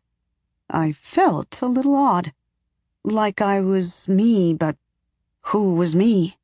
I looked at myself. I was naked and covered in dust. I must have looked like a ghost, but I was alive. After I died, I vividly remembered dying. My name is Phoenix, I thought. I don't know who named me, but I am named well. I stood up straighter. I licked my wrist, then I smiled. My skin was still brown as the ripe shell of a coconut. I was me, tall, lean, full breasts, strong legs, long feet. Did I still have the dark brown spot on my left eyeball? The birthmark on my thigh? Did I still have the scar on my belly from when they'd taken a hip bone sample? The burn mark under the nail of my left thumb? I frantically started swiping the dust from my skin. I swiped and swiped, my arms, legs, belly, backside, chest. There was so much dust that a cloud rose up around me. Then I stood still, the warm breeze caressing my body and blowing away the dust. The birthmark on my thigh was there. The burn mark under my thumb was gone. I laughed as I looked up. The night sky was indigo with a hint of red, the way the night sky had always looked to me, except now I was seeing it with my naked eye, through no window. I had never been outdoors until now. I had never seen the stars either. I would get out of the city, away from its light pollution. Okay, I whispered. My voice was the same, too. I was working up to answering a most troubling question. If I was still me, was I still me? I stilled myself, shut my eyes, and took a deep breath. Immediately, I could see it. Right through my eyelids, the soft yellow-green glow that emanated from my skin. Beacon, I thought. I am a beacon. When I attempted to escape from Tower 7, they had surrounded and riddled me with bullets as I burned to ash. My powerful light woke the plants, especially the backbone. Then the backbone had brought it all down, killing almost everyone and every freakish thing inside. Now I'd woken up in the ruins. I was reborn. I still glowed. I was still a phoenix. I let out a breath, a tear rolling down my cheek. It wasn't over. Silly of me to think it was. When I opened my eyes, they fell on something white and blowing in the strong breeze a few yards away. A dress, hanging on a piece of piping sticking out of a jumble of thick green shoots. Only 2 people would have cared enough to leave it for me. Only 2 people really understood what I was. There was Saeed. Oh, I loved Saeed. But Saeed was dead. And Amuo, who'd also been a prisoner in Tower 7 and managed to escape when it all came down. Amuo, who could walk through walls. Amuo, who had opened the door for me. He'd most likely left the dress. I walked over to it. With each step, I felt more like myself. It was cotton, stained a little from the dust, but long. It would fit perfectly. I liked long dresses, but I hoped the cotton wouldn't burn. As I put the dress on, it felt odd on my back. I frowned. My back felt odd, now that I thought of it. Achy, as if I'd been injured there. But yet when I touched my shoulder blade, I didn't feel the touch as much as I should have. I smoothed out the dress on my body, and then touched my back again. There was a swelling there, or a sort of hump. I bent forward without a problem, only the aching. A flare of heat flew through my body. Then I was cool again. Wish I had a mirror, I whispered. There was a deep groaning, and I froze. Then it came again. From behind me, I turned around. The sight took my breath away. You could not see the end of it. Surrounded by smaller trees and bushes, its great trunk was the diameter of 2 cars. Its rough, rich brown bark was now covered with large, sharp thorns. No human in his or her right mind would attempt to climb it, even if the tree were at rest, which it was not. You could sense it, even from yards away. If it wanted to, it could call its roots together, pull them out of the ground, and walk away. Maybe it eventually would. Stranger things certainly had happened in the last 7 days. Its leaves were broad and oval-shaped, and you could see them happily waving with the wind, high, high, high into the sky, until you could see no more. The leaves of the backbone were slightly luminescent, just like me, and it had bloomed large, fiery red flowers that grew high up. What happened at its very top? One would need a helicopter to find out. The groaning came again, and all the sounds of the city, vehicles driving on roads, the breeze moving around the skyscrapers, the creak of crickets, the sound of people talking, it all stopped. There was only dead silence. The building across the street was dark and deserted, but on the 2nd floor, if I squinted hard, I could see a pigeon was frozen in mid-flight. What? I startled myself. My voice felt as if it were coming from within and outside of me at the same time. What is this? The grassy ground beneath my feet vibrated, and then domed the slightest bit. I stumbled forward, and the ground here also domed, and I was forced forward again. The backbone wanted me close, and it must have had a hell of a secret to tell me, because it had stopped time so that it could do so. At least this was my theory. Amongst the thousands of books I had read in Tower 7, one included an African myth, or was it Arab, that spoke of a tree so old that it had learned to stop time. Hadn't that tree been covered with spikes too? My memory said it had, when I was mere feet from its lethal-looking trunk. The bare ground before me began to churn. If it weren't for the forceful, sagacious presence of the tree, I'd have run. I touched the hump on my back and rubbed at it. It felt so achy. The ground before the tree was rich red soil, different from the rest, which was brown. Had the big eye done exactly that? brought in special soil for it from somewhere after they'd soaked it in the special growth formula. The history of its official planting in the base of Tower 7, the exact nature of the experimental solution poured over it, and subsequent care, were all kept top secret. It was even omitted from the classified books and files they let me read about the history of Tower 7. "What is that?" I whispered as something began to push up beneath the churning soil. A tan, powerful, thin root whipped through, then another, then another. Then a larger root must have pushed it from below, for the wooden box rose from the soil like a gift presented by a god, held up by a kneeling slave. It rose slowly, carefully, dare I say, dramatically. It was for me. I've never questioned that. I picked it up, and the tree groaned softly. Then I tensed, all my new flesh, muscles, and sinews tightening for the first time. My body flashed a brilliant green. I was blinded for a moment, though I kept my eyes open. It wasn't hot, however, for my dress remained intact. I felt more gather in my chest. Then it burst from me, violently rustling the backbone's leaves, and the twigs, leaf stems, vines, and flowers of all those plants that grew around the great tree. The backbone shivered. The flap of pigeon wings behind me. I turned around and watched the pigeon finish flying to the next building. The sound of vehicles moving, vomiting plumes of exhaust, the sound of far-off voices, the movement of the breeze around the concrete jungle. Then a different kind of rumbling began. There was enough light from the street and the buildings around the area to show me exactly what was happening. It was the building across the deserted street, where the pigeon had landed. The building was called the Axis Building, because according to satellite maps, it sat in the exact center of the city.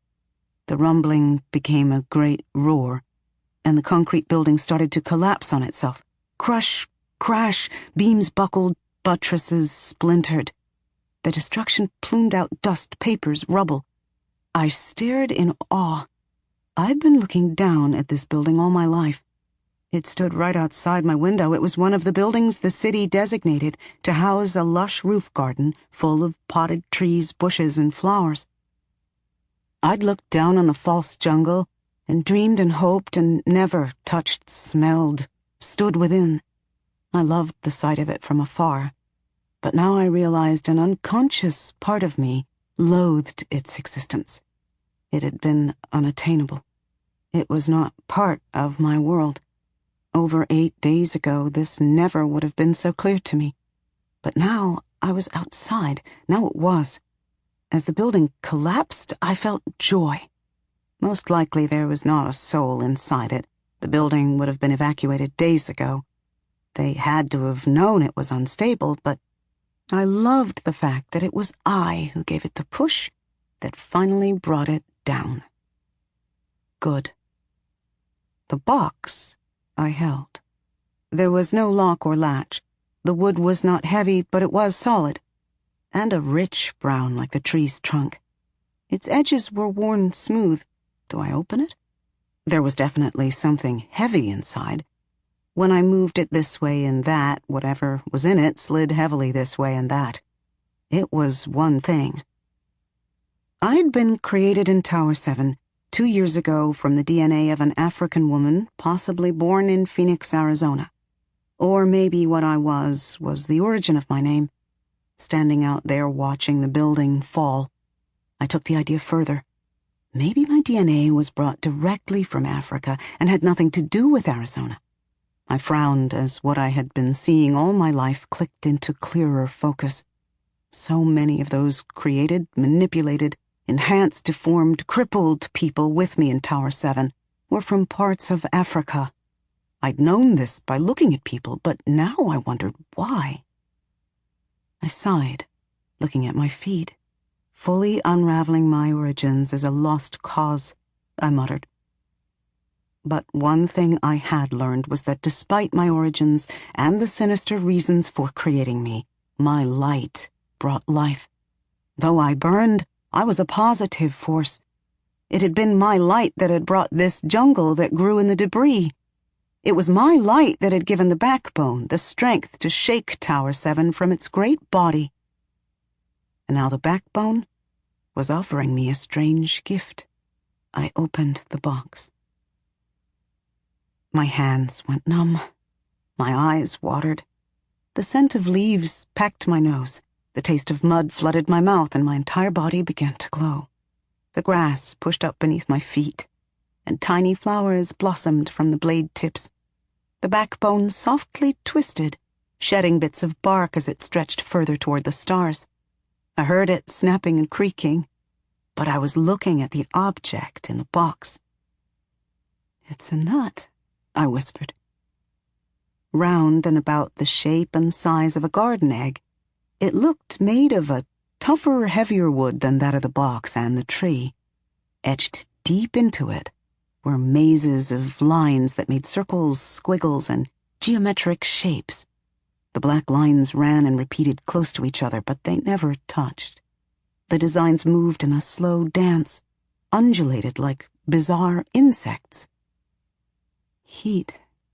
It coursed through me like water, rushing up from my feet, up my entire body to my head. The heat again. 7 days ago, I had heated until I burned to ash. Now here I was again. However, my clothes still did not burn. I shined brighter through my brown skin and reached into the box and picked up the strange nut. Blackness.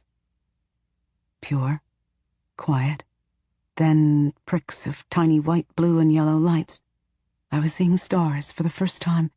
Billions and billions of stars. As I flew through space, smooth and gentle, in a vastness that made me want to weep.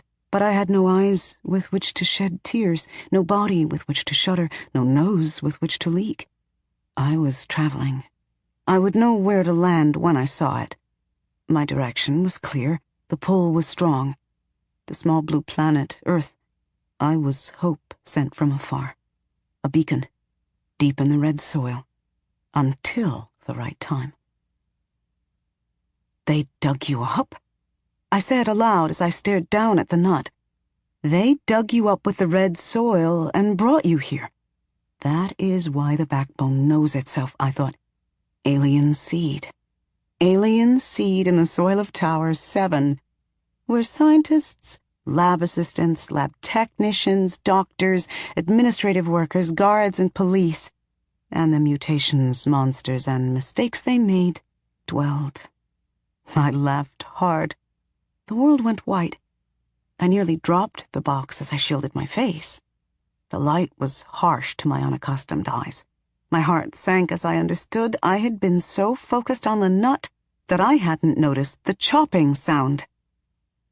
"Do not run," a voice blared. "Stay where you are." The helicopter's searchlight nearly blinded me. I'd seen them many times when I was growing up in Tower 7, where the windows were thick glass. Their chopping noise was always muted. I'd never imagined they were so loud, their blades chopping the air like a cleaver on a chopping block.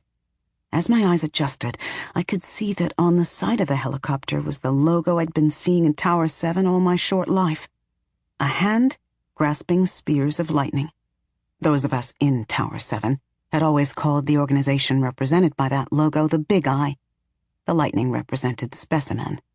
We never used the Big Eye's official name. They probably thought that I had purposely brought down the Axis building. In a way, I had. But shouldn't they also have been expecting me? They made me. I was their weapon, to be used for nuclear warfare or biological warfare, I did not know. But I hadn't matured in the way they had wanted or expected. I was a failed project, a rogue prisoner. Still, they had to know that I would show up again. Maybe that is why they had not begun to clear the incredible amount of debris. Maybe. Maybe not. I shut the box, tucked it under my arm, and took off.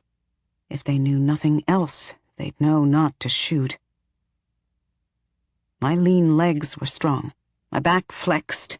Every muscle in my body was working in perfect harmony. I was made to run. I was like the finest horse. First and foremost, they'd been trying to create a human weapon. A human bomb that self-regenerated to blow up another day. One who could run fast was a plus. I'd only gotten to run on a treadmill during my time in Tower 7. Now I got to sprint out in the open. It was absolute joy, even with the big eye pursuing me. One foot, then the next, digging into the ground and launching me forth. I felt like I could fly, like nothing could touch me. My healthy, fresh lungs expanded and drew in hearty breaths. I ran faster, faster, faster. There were cars on the street, and I kept up with them as I dodged the few pedestrians on the sidewalk. It was night, and I'd always thought people retreated indoors at this time. I'd read a lot about the crime rate here, the shootings, gang violence, muggings, car crashes. But people walked the streets, men and women, in groups and a few alone. They all carried thin, glowing screens and coin-like portables. Some spoke to them, others watched probably the very same shows they could watch on the sides of buildings. I passed a group of people standing outside a restaurant. They looked confused and bewildered and were pointing toward the ruins. They'd probably heard the building fall. Did these people even see me? They did, but not for long.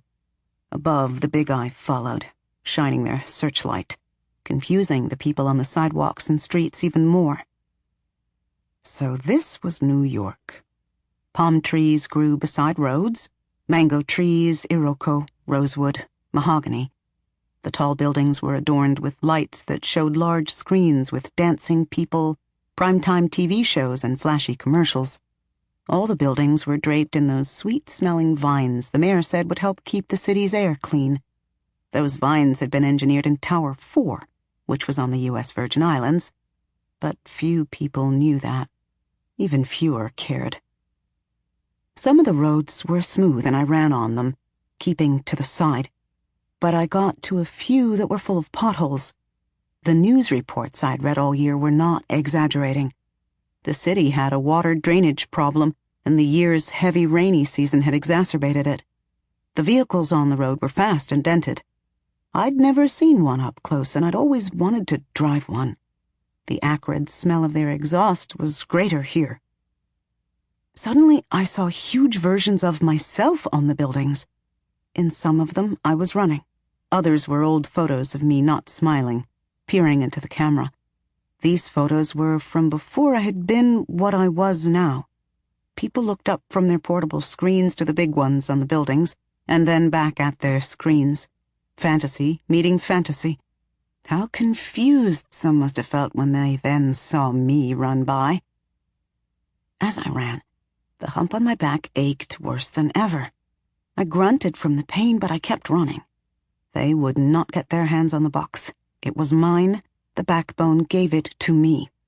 And it had told me where to take it, and they certainly would not have me. Never again. I ran beneath a railway and watched the searchlight pass overhead. Then I ran along the sidewalk beneath the railway. I could see the helicopter trying to change direction, but it was too late. How would they know which way I'd gone, or if I ran anywhere at all? I could have just stopped right there and waited. They chose to go in the opposite direction. For the moment I'd lost them. But my face was everywhere. Someone would recognize me any moment and report my whereabouts. I slowed to a walk as I tried to figure out my next move. I passed a jewelry shop and a currency exchange. Both were closed. As I walked, I sniffed. There was a spicy smell in the air. Tomato, onion, garlic, lemon. A perfumey aroma. A familiar one. When I came to the open door, I looked up. Ethiopian sunrise. I walked into the restaurant. "We are closed," a slim, brown-skinned man with granite, black, curly hair said. His accent reminded me a bit of my lost love, Saeed. Saeed, I thought. Saeed was dead. They made him want to die, and that was what made me want to live. "I'm sorry," I said. "I'll leave." "You?" he said, pointing at and striding up to me. "You are the terrorist who they are saying just brought down the Axis building?" His eyes got wider. He brought his hands up and then let them fall. "Are you You're glowing. Why in Allah's name are you glowing? I thought the photo they were showing of you was just bad. I backed toward the door. No, wait, he said, holding up his hands. See? See my hands? No portable, no nothing. I looked past him. Certainly there were others in the kitchen. I wanted to kick myself for coming in here. It hadn't been a rational thing. It was the smell. The smell was so familiar. I just need a moment, I said, to rest, then I'll leave. The houseplants near the restaurant's window began to stretch and thrust out fresh leaves. He looked at this and then slowly back at me. Where would you go? Why would I tell you? Who are you? He laughed. I am sorry. I am rude. I only frowned. My name is Berihun. I am an immigrant from Ethiopia and the owner of this restaurant. My wife Makeda is in the back. Only her. Then I understood what had attracted me to this place. The smell, the food. In Tower 7, the majority of the cuisine we ate was African, whether you were African or non-African. I remember the lion lady was fond of couscous and boiled yams with peppered palm oil. Nobody ever complained about the food in Tower 7. My favorite was the Ethiopian dish of chicken and red pepper paste. How I loved dorawat. Just the thought of it made my empty stomach growl. I had not eaten a thing since my rebirth. I decided to leave it all up to what Saeed called the author of all things. For Saeed had stopped believing in Allah long ago, and I had never believed in any gods of religions.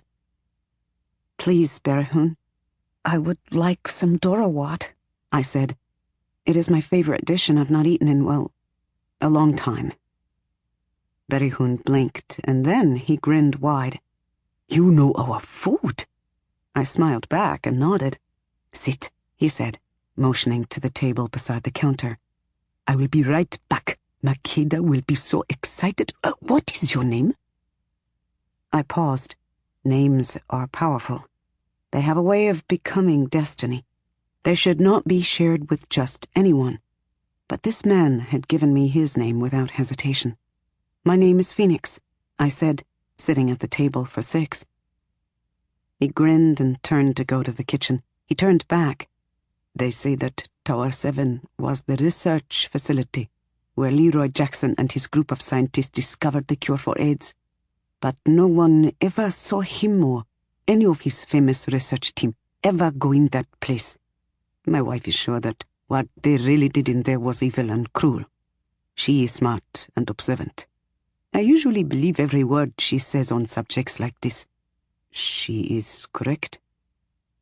I nodded.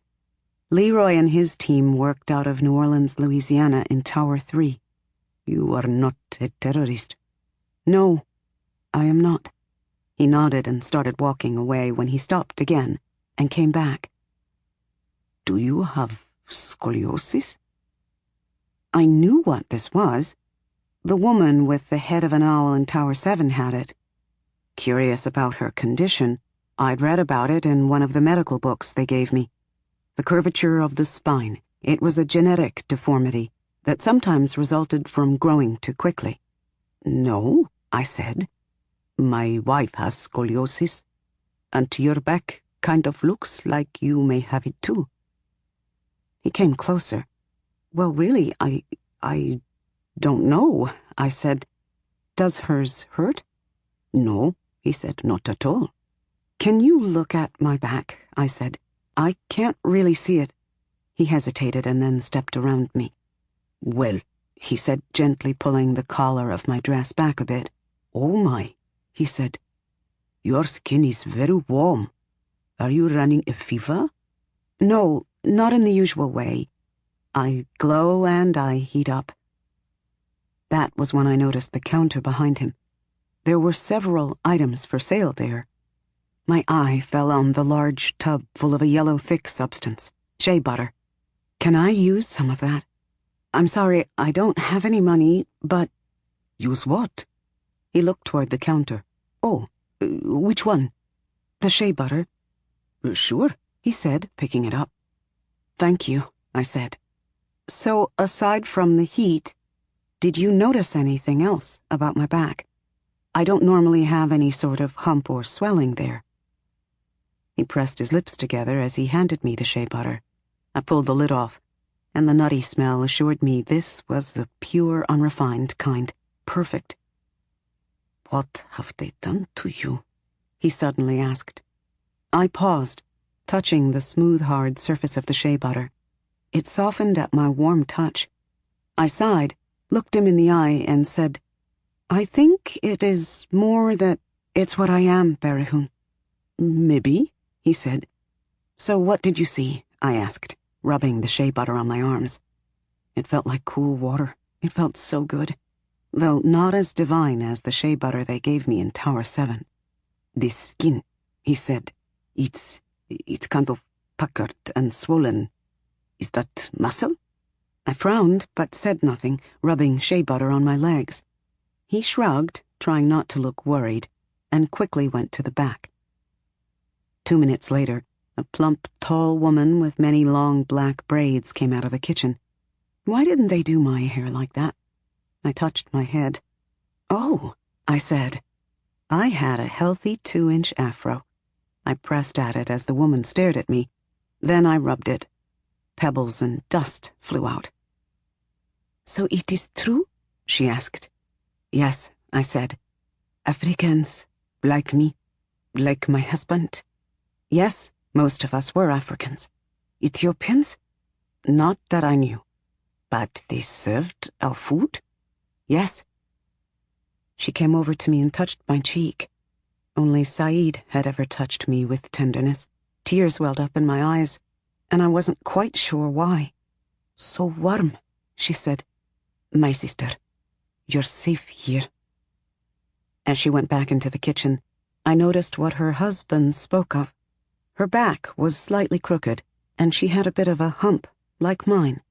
But I didn't think her back was hot to the touch. His wife brought the food out minutes later. By then my entire back was aching so badly that I began to wonder if my light was burning me from within. But if that were the case, then my whole body should have been in pain, not just the area around my shoulder blades. Every move I made brought a deep, itchy pain that made me want to tear at my skin. "My husband and I were about to eat dinner. This is my special recipe," Makeda said, ceremoniously placing the large round metal platter on the table. "I only make this for family." The platter was covered with injera, a spongy, delicious flatbread. At Tower 7, only once in a while did they serve my dorowat with the traditional injera. On the layer of the bread in the center of the platter were the drumsticks and boiled eggs stewed in the spicy red sauce. On the injera layer, closer to me, to my left was a small mound of boiled cabbage and carrots, and on my right was a mound of yellow curried lentils. The same was on the other side of the platter. Berihun sat across from me. "You should have the pleasure of company with your meal," he said. I felt my chest swell with emotion. Good company, a small but wonderful thing. That was exactly what I craved next to a good meal. It seemed so long ago that I'd had good company. Makeda also set a plate with 4 rolled-up sections of injera on the table, and then sat down in the chair beside me. "I'm not hungry for food, but I am for your story," she said, looking at me with eyes of wonder. "Will you tell us?" "Let her eat some first, my wife," Berihun said, chuckling. Makeda nodded, but glanced toward the door. I understood her unspoken words perfectly. I didn't have much time. The big eye were out there. They were looking for me.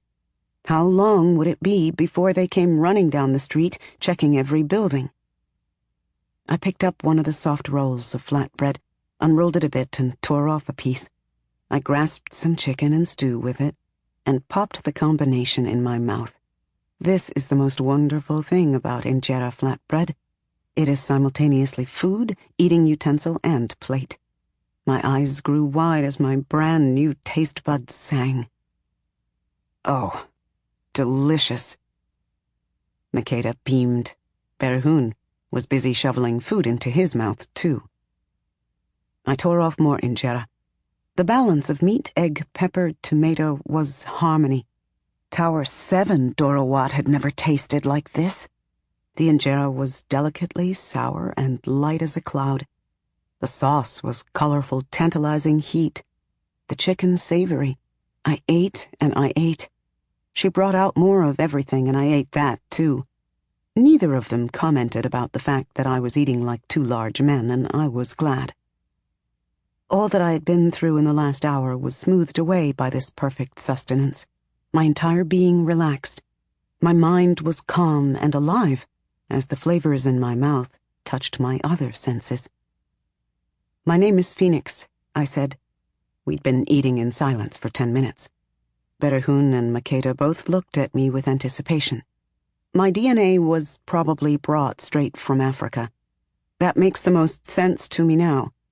I was mixed and grown in Tower 7 2 years ago, though I look and feel about 40 and have the knowledge of a centenarian. I'm what they call an ABO, an accelerated biological organism, I sighed. Amongst other things. I think I was supposed to be one of this country's greatest weapons. I told them everything. "Now I'm free of it," I said after a few minutes. I sat back.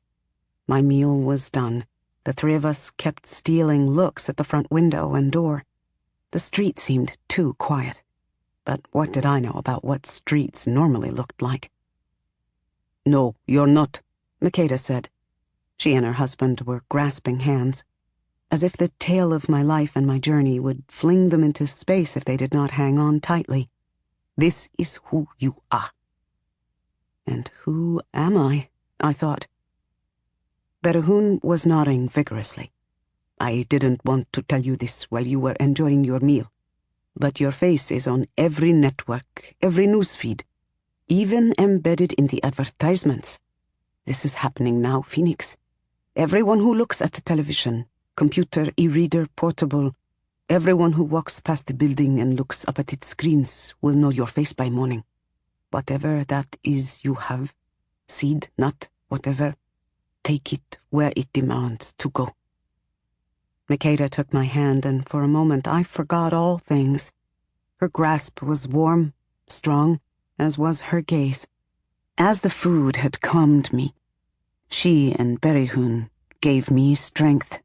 My eyes stung, and I felt the tears coming again. Unlike before when I was trying to escape Tower 7, they did not sizzle to vapor. They ran down my face and dropped from my chin to my lap. "You can't stop now, girlie," Makeda whispered. "You have to keep running." She pulled me close and said into my ear, "There is an exit in the back. Leave now." The bell on the front door jingled as a young man in a black uniform walked in. "Assalamu alaikum," Berehun said, jumping up and quickly walking to the front of the restaurant. He laughed loudly, thickening his accent and breaking his English. "We are closed. Open tomorrow." I was running again. I didn't know where I was going, but I was running. Something had happened to the streets. There were no cars, there were no people. They'd been cleared. The sky sounded like it was swarming with helicopters. I could see the flash of searchlights in front of me and to my right side. I needed to get out of the city, but how would I do that on foot? I felt something give in my back, and I stumbled but didn't stop. I felt it painfully rupture and then ooze down. Blood? This was something new. I felt the upper part of my dress pull tight, and then I heard the back rip. What was happening to me? I ran into an alley and reached behind my now exposed back. I had no idea what I felt. Something was protruding, wet but hard bone. I knocked on the part I could reach. Not heavy, hollow. I ran my hand over it. Soft things, too. I flexed my shoulder blades as the itchiness grew intense again. What felt like the skin of my middle and lower back tore some more. This time I could even hear it. But the pain wasn't pain. It was relief, itchy relief. I looked at my hand and saw that it was red and wet with blood. Oh, God. I wept, disgusted. What is happening? I shuddered as I fought not to scratch. I leaned my face against the wall. The concrete was cool against my cheek. A door opened feet away from me, spilling out warm yellow light, perhaps the back door of a shop or a restaurant. A man walked out laughing. He took one look at me and gasped, stumbling over his feet. I tried to press my back to the wall. I froze. I couldn't. Whatever was sticking out of me was too big. Then whatever it was knocked over a garbage can 2 yards to my right. I could feel it hit the can. The man only stared at me, slack-jawed. Another man came out carrying a pack of cigarettes.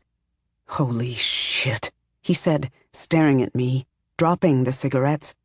He made the sign of the cross and fell to his knees. Chapter 3. Click.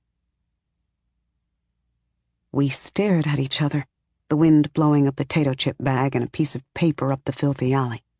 Me breathing heavily, standing there in a sweaty, bloody white dress, and the 2 men, one African and one Asian, standing near the open door, both wearing jeans. I reached behind my shoulders and felt the hardness and softness that was attached to me. I looked over my shoulder. As I did so, whatever was on my back flexed. I could hear it unfolding and stretching. It sounded like the branches of a leafy tree in the wind. It felt like such relief. With my peripheral vision, I saw brown. I turned my neck as far as I could. Feathers. Wet, brown feathers. I had wings. The 2 men still said nothing as I backed away. They didn't follow, they did not retreat. But one of them had his portable, and its top was slit open. He was glancing at it and then glancing at me. Running was difficult with the wings. My wingspan had to be over 30 feet. I was stressed and couldn't help stretching them out, painfully smacking the alley wall. My head throbbed as I focused on my wings. I could see them extending out.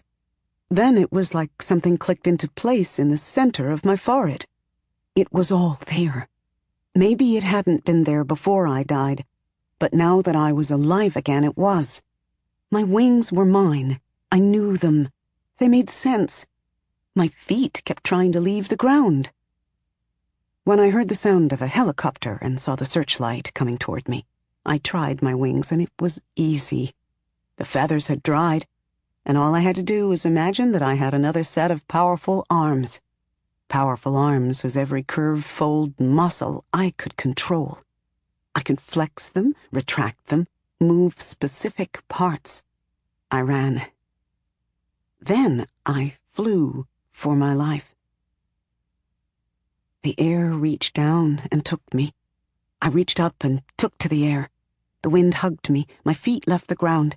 My remade body was made to fly. 8 days ago, I had never left Tower 7. I'd only seen the world through thick glass. I'd never smelled the breeze. My best friend and the man I loved had killed himself when he lost all hope. 7 days ago, I had died while urging the trees and plants around me to live. Just over 2 hours ago, I was reborn, and now I had wings, and I was flying. I was just above the lower buildings, gazing at what I'd only seen from my window. People on the sidewalks, on apartment balconies, coming out of vehicles and homes and parking lots, all looking up and pointing at me, the screens of whatever devices they carried glowing brightly enough for me to see from so high up. They were texting, calling, messaging, flashing. The whole world would see the new me soon. I heard it long before they saw me, but the helicopters were moving too fast for me to really escape. The searchlight soon found me again. I was flooded in white. The helicopter flew beside me, its blades hacking at the air and forcing me to work hard to keep from losing control. "Land on top of the nearest building," the female voice said. "We will not hurt you." That voice, that accent, I knew it. Boomy, the woman who'd cared for and instructed me since my earliest memory of life, the woman from Nigeria whom I now realized was most likely banking on the benefits of experimentation on me to earn her American citizenship, gain from my pain, so she'd survived to pursue me another day. And yet again, she was claiming that they would not hurt me. I still remembered what it felt like to have no face and to have bullets eat away at my legs, belly, arms, and chest. I flew faster, so they did too.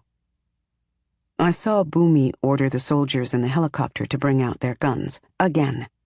I heard her shouting at them, but could not make out her words. I looked straight ahead. I would die escaping as I had before. Someone shouted, and then the guns fired. I braced my body for the pain. Nothing. But there was more shooting, and now more shouting. Then the sound of the helicopter changed. The chopping stopped, creaking, screaming. I dared to look. He was raw power. His wings were albatross-like and brown as mine were, which meant they unfolded in 3 different places on each wing. When stretched out, they were straight and slim, but his were twice the size and length of mine. He looked darker-skinned than when I had freed him 7 days ago in Tower 7. Had he been soaking up the sun? Nonetheless, he was no less lethal. Before, he'd killed many soldiers as soon as he was free. Now he was hurling the entire helicopter into a building. He let go, stretching his hands before him. The helicopter sailed toward the street. Just before it smashed into a building, I caught the eye of Bumi. She'd claimed she would not harm me. Again, she'd proven that she was a liar. She was screaming and reaching for me. She told me stories while she caused me pain. She was what lies were made of, even though her stories were truth. My right hand twitched uncontrollably as I watched her watching me. The side of her face was patched with a blue, tight bandage. I couldn't grab her. I could not save her. Then there were flames, broken glass and twisted metal, the sound of fire alarms and other chaos. I flew on. The winged man flew behind me. Not one of the helicopters followed us after that. Nothing followed us. Chapter 4. Outer Space. After destroying the helicopter, the winged man flew with me for miles. I was glad for the cover of night and his silent presence. It was hard to think straight. On top of this, my shoulders and back muscles ached from pumping my wings. Yet I didn't want to land.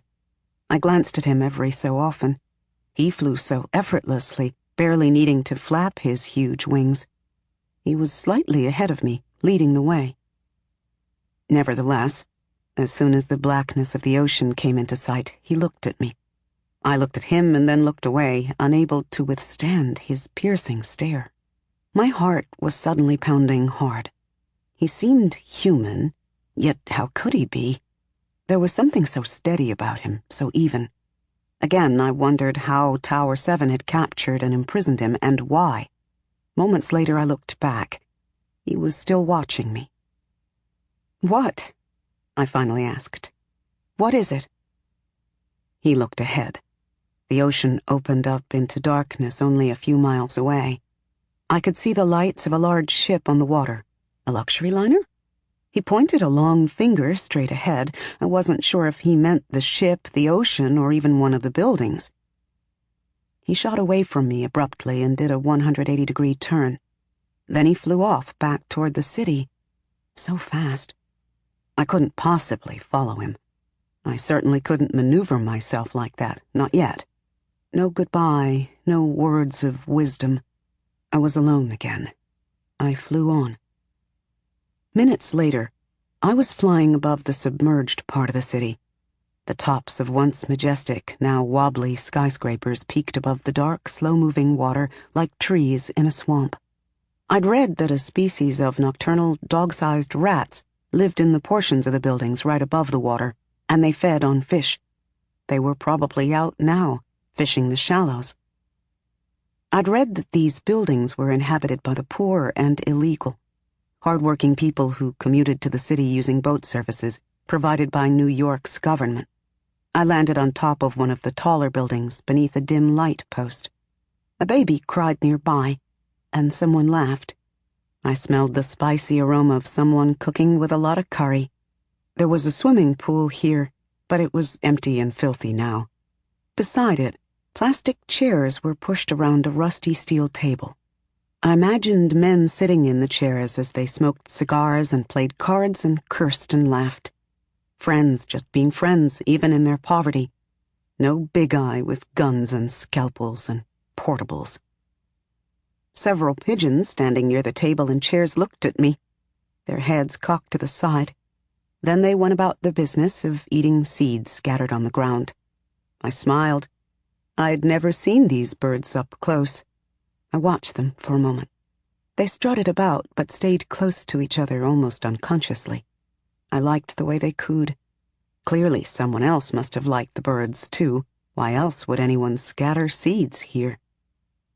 It had been hours since I'd eaten the dorowat, and I'd flown miles, yet my belly felt full. I sat down on concrete ground, feeling the breeze against my exposed back and folded feathers. My back was dry. The bleeding had stopped, the blood had dried.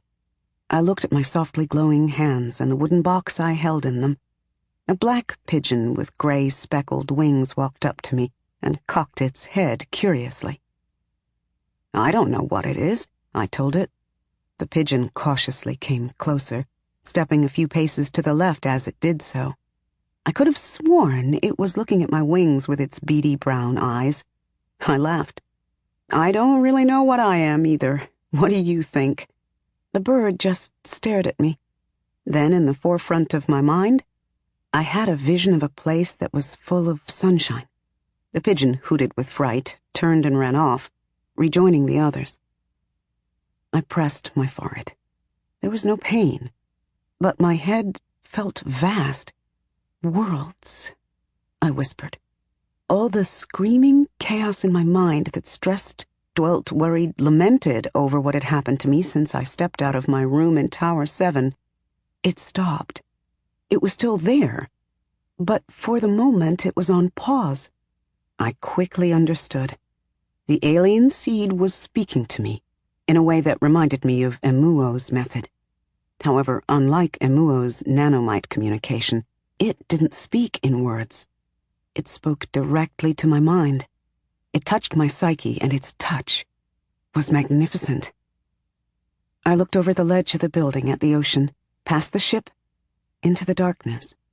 I saw images of another place. A place that was warm like New York, with the same palm trees and flooding.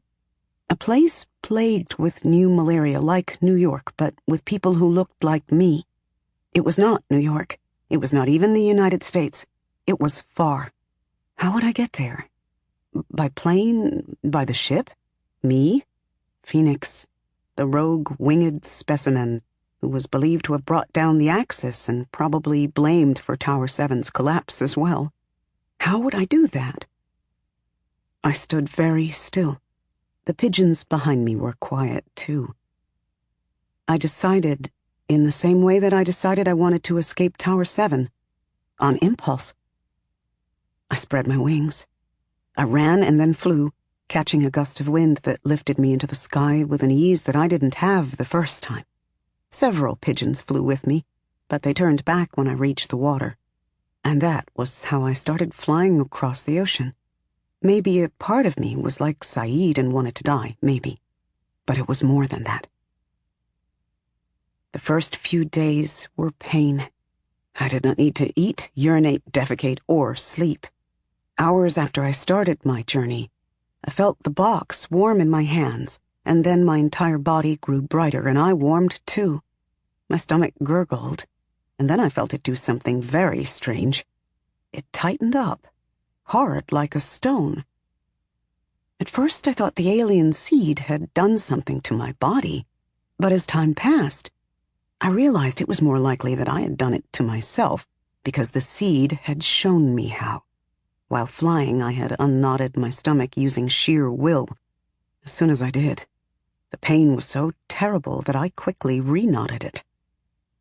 So the pain did not come from my stomach, bowels, bladder, or a lack of sleep. It came from my shoulders and back.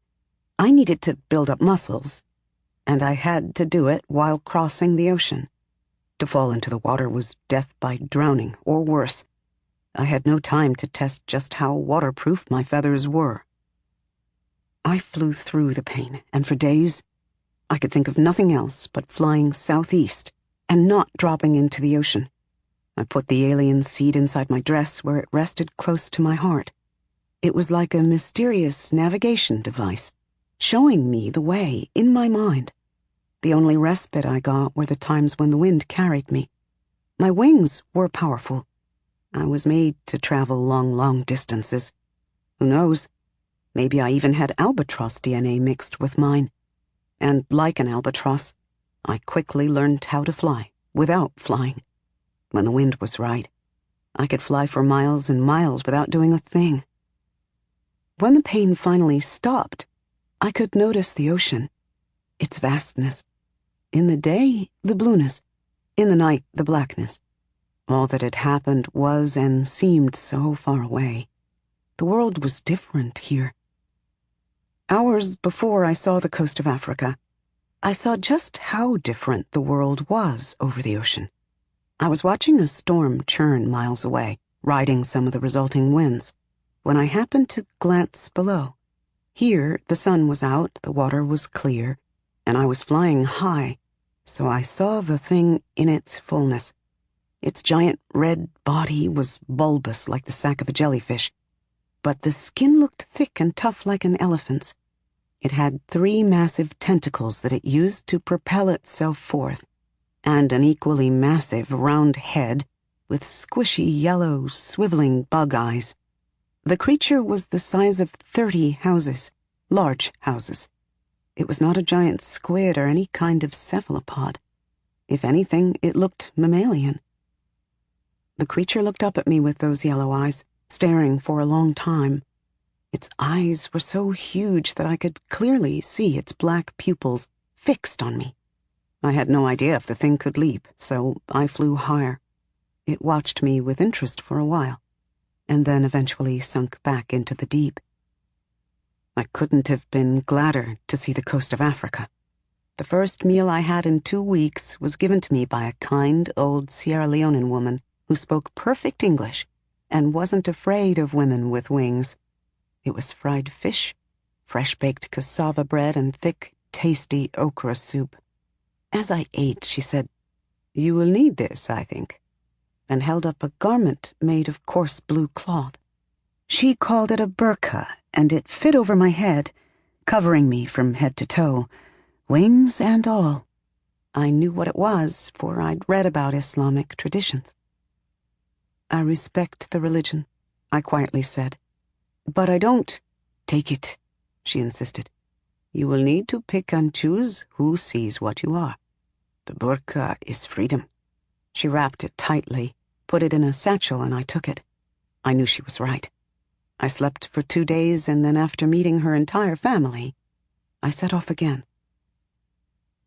The tree grew wide, tall, and crooked, as if it were dancing very, very slowly. It had long, narrow leaves, and its branches were heavy with bunches of shea fruits. I wouldn't have known what they were if I hadn't run into the young woman who could speak English.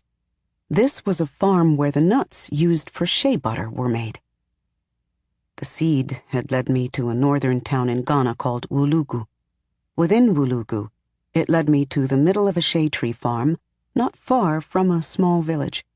To this large tree. There were people in these farms working. How strange I must have looked to them, for this was not a place where there were many Muslims. And here I was in a full burqa, all alone. My folded wings, which I'd pulled closely to my back, made me look like a crippled hunchback.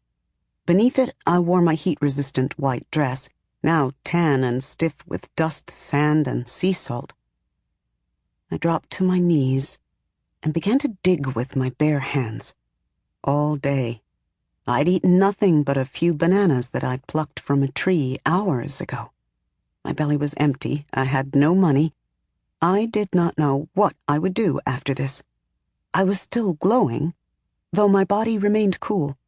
But none of that was important. This nut, this alien seed, was the focus of all things for me. The dirt was red and moist, just like the dirt at the base of the backbone. It was easy to dig here. I dug a hole 3 feet deep, and by then I had an audience. I decided to give them a show. I shined brightly through my burqa and giggled as all the trees and plants, including the one right in front of me, began to stretch, their leaves unfurling, their stems expanding. Some people screamed, but most of them sighed and murmured with awe. Some brought out portables and took pictures. While they watched the plants grow, I brought out the box with the seed and gently placed it in the hole. As soon as I did this, I felt it go out. The light within me extinguished. The plants around me stopped growing impossibly fast, just like that. It was such a relief that I sighed and leaned forward. I could feel the seed, sucking and sucking the glowing, life-enhancing energy. I could have sworn that I even heard the clop of the box closing. I sat up, looking at my hands. They did not glow with even the hint of green-yellow. I touched my back. My wings were still there, stronger than ever, begging for the sky as something deep in me begged for justice. Justice for what had been done to me and all the other prisoners in Tower 7, in all the towers. Would I still burn and come alive? I would find out. I stood and faced the people gathered. A woman came forth laughing something I did not understand. She switched to English and said, "Welcome." Then she hugged me. Then a man joined in. They all hugged me. I hugged them back. Chapter 5. Reaper. One must stop time to listen to a story. The storyteller starts it again. She starts it in her own place, in her own moment, in her own point of view. As long as you listen, she is in charge of your destiny. You and the storyteller share everything, even your existence. Listen. I started picking up the local accent. I could never fit in, so that wasn't the reason. I just liked the sound of it. I missed my love, Saeed, my friend Amuo, the other Tower 7 prisoners who weren't so nice to me. Speaking like the Ghanaians reminded me of them all. Plus, after all that had happened, it felt good to be different from what I had been, yet the same. That which was me would never change. That which was me could survive death. Over and over, I was Phoenix. They called me Okore. It meant eagle in Twi, though I felt my wings were more like an albatross's. But there is no word for albatross in Twi, so Okore was fine. I was picking up the language quickly. I could speak it better than most, and it had only been some months. It was part of my acceleration. This was good, because otherwise I'd have been a problem there. The language of a people is sacred. It is their identity. Though most Ghanaians spoke English, it was good to know the native tongues also. To lack the ability to communicate on multiple levels always means trouble. So for once, I was spared. But then again, I came into this village in the people's favor. When I had buried the alien seed at the base of one of their oldest shade trees, just before its strange light left me, my light had fortified all the trees of their farms. My timing had been perfect, because it was harvest season. The trees were heavy. So with the coming of Okore came great abundance in Wulugu. Even after my life-urging light was reabsorbed into that seed and I'd buried it, the tree's fruit continued to multiply and swell, steady and strong. With me came abundance. By the end of market season, the people of Wulugu were flush with wealth. They built me a small 2-story house, and even equipped it with a solar panel, so I had enough electricity for dim lights. Some women helped me cultivate a garden. The people invited me to their meetings, marriages, parties, and burials. For the first time, I was part of a community.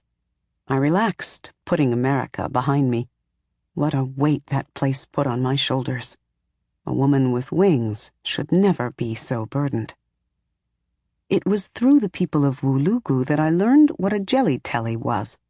While I was in Tower 7, no one ever showed these to us.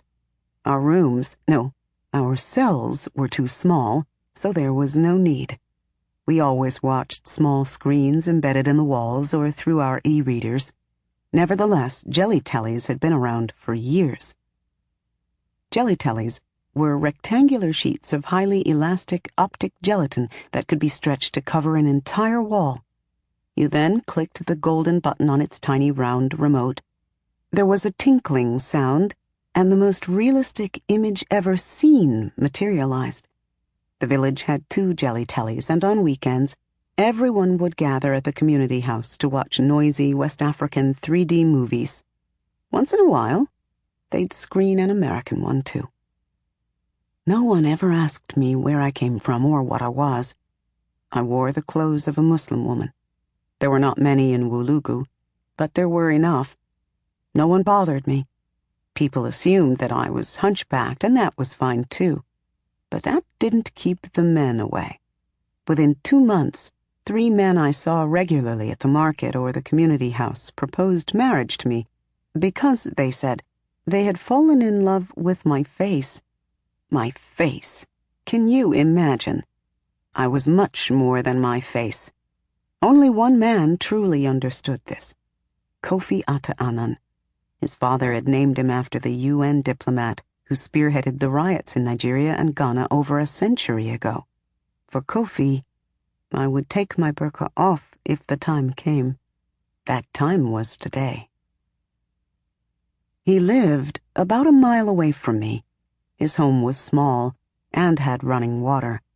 He was also one of the few who could afford fuel for his generator. That's more than one could say about most of the people here. Even I went to the well and carried water home every morning with the rest of the women. It was daybreak and the roads were empty. I'd woken up knowing what I wanted to do, so I'd bathed with my last bucket of water, dressed in a backless yellow sundress, covered up with my black burqa, ate some buttered bread with sardines, and went to find Kofi before he left for work. Kofi was the town doctor, the only town doctor. His days were always long. I was excited. Finally, Kofi would know. What would he say when he saw that my hump was actually a set of wings? The thought made my heart flutter. I didn't love Kofi as I loved Saeed. I didn't think I'd ever love a man the way I loved Saeed. But Kofi was a lovely man. To look at him, even from afar, was to smile. He was tall like a tree and had a strong, clear voice. If the great-winged man I freed from Tower 7 were to speak, I suspect he would sound like Kofi. And Kofi was kind. When he treated his patients, he asked how they were feeling. He asked permission to touch. He truly cared about their well-being. He was the opposite of the big eye who had taken care of me in my first life, as one takes care of a cow they will slaughter at the end of the year. With Saeed, we could only be together during those times when we were eating a meal or given social time. Saeed once told me that for hours he used to pretend he was talking to me while he sat in his room. I never told him this, but there were many nights where I would dream about him talking to me for hours. I wish I'd told him that. We had so little time together. With Kofi, it was different, freer. He was there that first day when I arrived, and he was the only one who actually saw me bury the alien seed. Everyone else was in awe of the plants and trees growing right before their eyes. But it was I who fascinated him. Days later, after I was settled in the house they gave me, he approached me in the market and introduced himself. Then he asked, "What was in it?" "What?" I asked. "The box you buried." He paused, rubbing his chin. "I don't know what I saw. It was green, glowing. I still wonder about it." "If I tell you what it was, will you then go and dig it up?" "No," he laughed. "Whatever it was, it's clear it belongs there." "It does," I said. I paused, looking him in the eye for a moment. I was wearing my black burqa, so only my face was exposed. My wings were aching from being tucked close to my body for too long. I needed to get home soon. And that's all that really matters. His smile broadened and he nodded. Okay, he said. Well, welcome. Thank you, Kofi. I went to him first. I was bored, and I decided that I liked the sound of his voice. He was seeing to patients when I walked in. There were over 20 people waiting for him, and he was sweaty and looked exhausted. However, when he saw me, he smiled a big smile. That was when I fell for him. When I saw him smile, despite all of the stress and work he had to do. He smiled at me without really even seeing me. Even a doctor needs to eat, he said. Wait for me. I laughed and said that I would. I quickly went to the market, found the woman who sold cooked food, and bought us some jollof rice, 2 oranges, and 2 malt drinks. I returned, sat down, and waited for 2 hours as he saw to each patient's health. Each time he touched a patient, he asked for permission first. When an old man with a heart condition insisted that he would keep making his wife cook him soup with palm oil, Kofi asked him about his grandson. The man's face lit up, and then the man quickly understood Kofi's point. If he didn't stop eating foods high in saturated fat, he wouldn't have much more time with his grandson. I watched Kofi sing to a boy as he gave the boy 12 stitches on his leg, and I watched Kofi diagnose a woman with new malaria in less than a minute. He was kind, gentle, yet firm, all that the big-eye doctors were not. When the last patient for the morning finally left, he looked up at me and said, "Just you sitting there made it all easier." From that day on, we ate lunch together nearly every day. We began to meet in the evenings to go on walks and stargaze together. Kofi never asked me about my hump, and when I kissed him, he kept his hands down. He kissed me with his lips and only his lips. Saeed and I had kissed several times, but those kisses were always rushed. The big eye was always watching. They never let us get truly close. With Kofi, I was free and there was more. I wanted more. I passed the bicycle shop where 2 young men sat beside the bikes. They both carried guns, though they kept them out of sight. Kofi, who knew them well, told me so. One was so dark-skinned, you could only see his bright eyes in the warming darkness. I raised a hand and waved, and he tiredly waved back. His partner was asleep. The roads were lumpy from water damage, but nothing nearly as bad as the streets back in the United States. I passed the mosque, a great sandstone edifice that looked more like a sand castle than a place of worship. The 2-story building was over 200 years old. However, since there were so few Muslims in Wulugu, the morning prayers brought more ghosts than people at daybreak.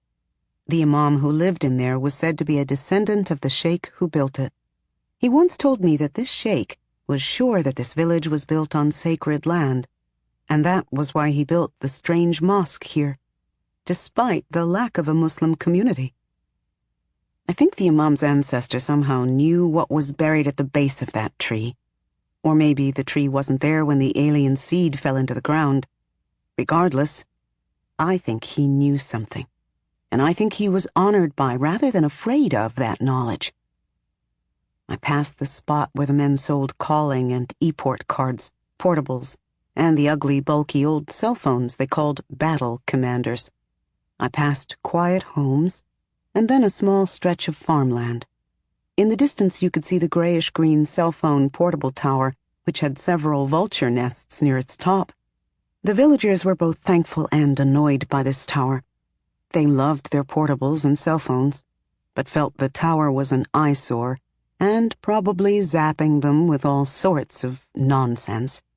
They also weren't surprised that it was occupied by vultures. Finally, I could see the hospital down the street, just past the one and only hotel. I took a deep breath. What if he screamed and ran away when I showed him my wings? What if he was disgusted? I hoped he would not drop to his knees and make the sign of the cross like the men in the alley back in the United States.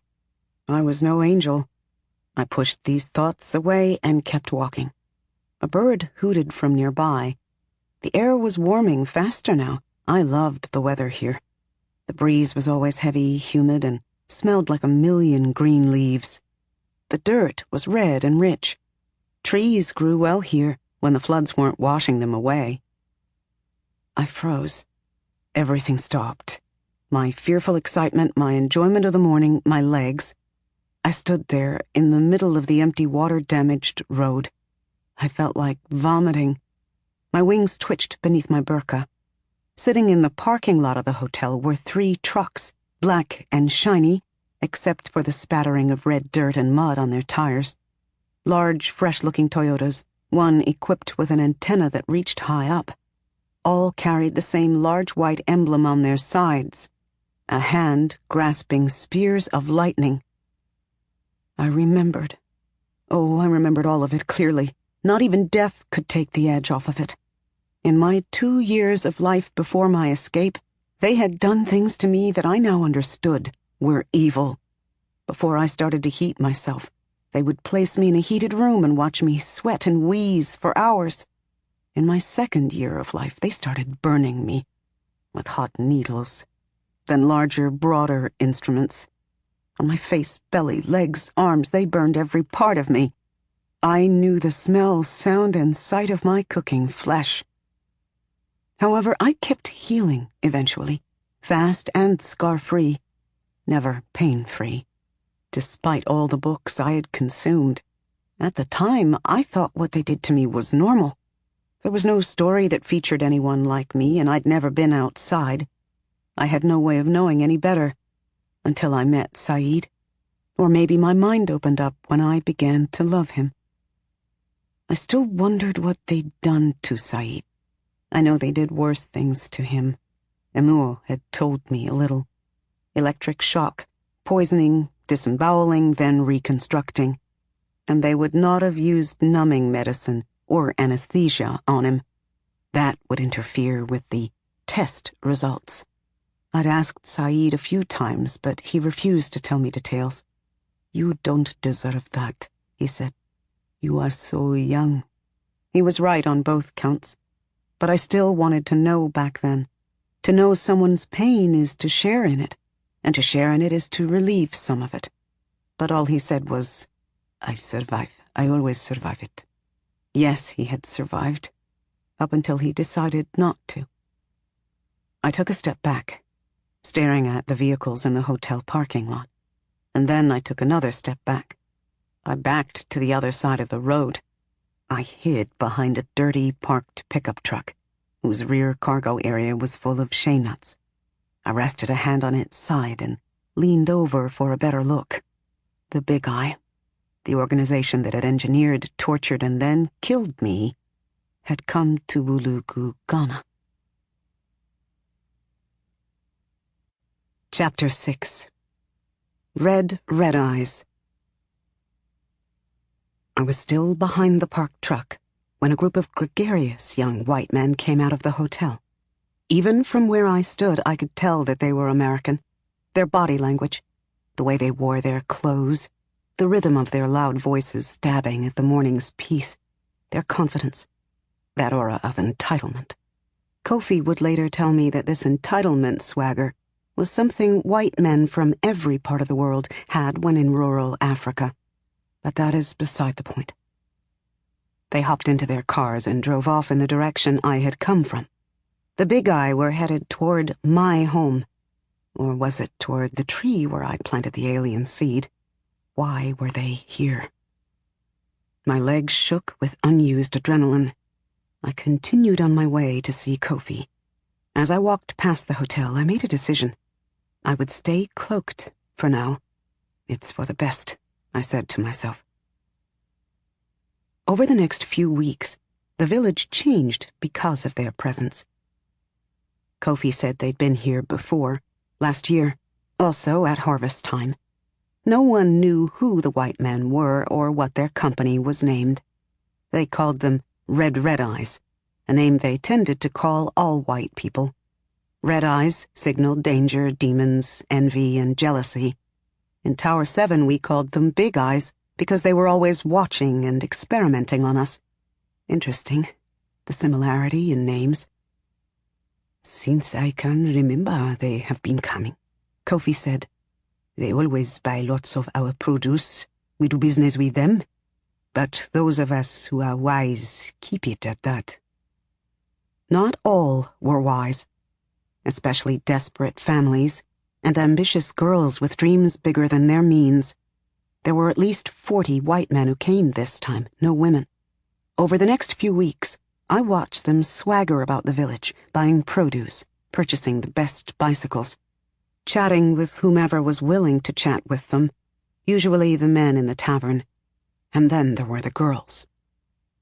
I walked past the field in the back of the hotel once and saw it with my own eyes. A man lay in a hammock, a straw hat covering his face, as a girl slowly rocked his hammock back and forth. Another girl stood beside him, gently waving a large fan. The hotel had power. The man could have plugged in a fan or gone inside to enjoy his air conditioner. Obviously, this was about a different and old type of power. Both girls looked simultaneously miserable and content. He must have been paying them well. A few feet away, another girl was hanging freshly washed clothes. As she clipped a pair of pants to the wire, a rotund white man with silver in his hair and lust in his eyes came and grabbed her from behind.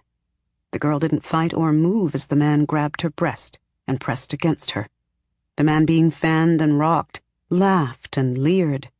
I could also see other girls inside the hotel rooms, working, being used, paid scraps.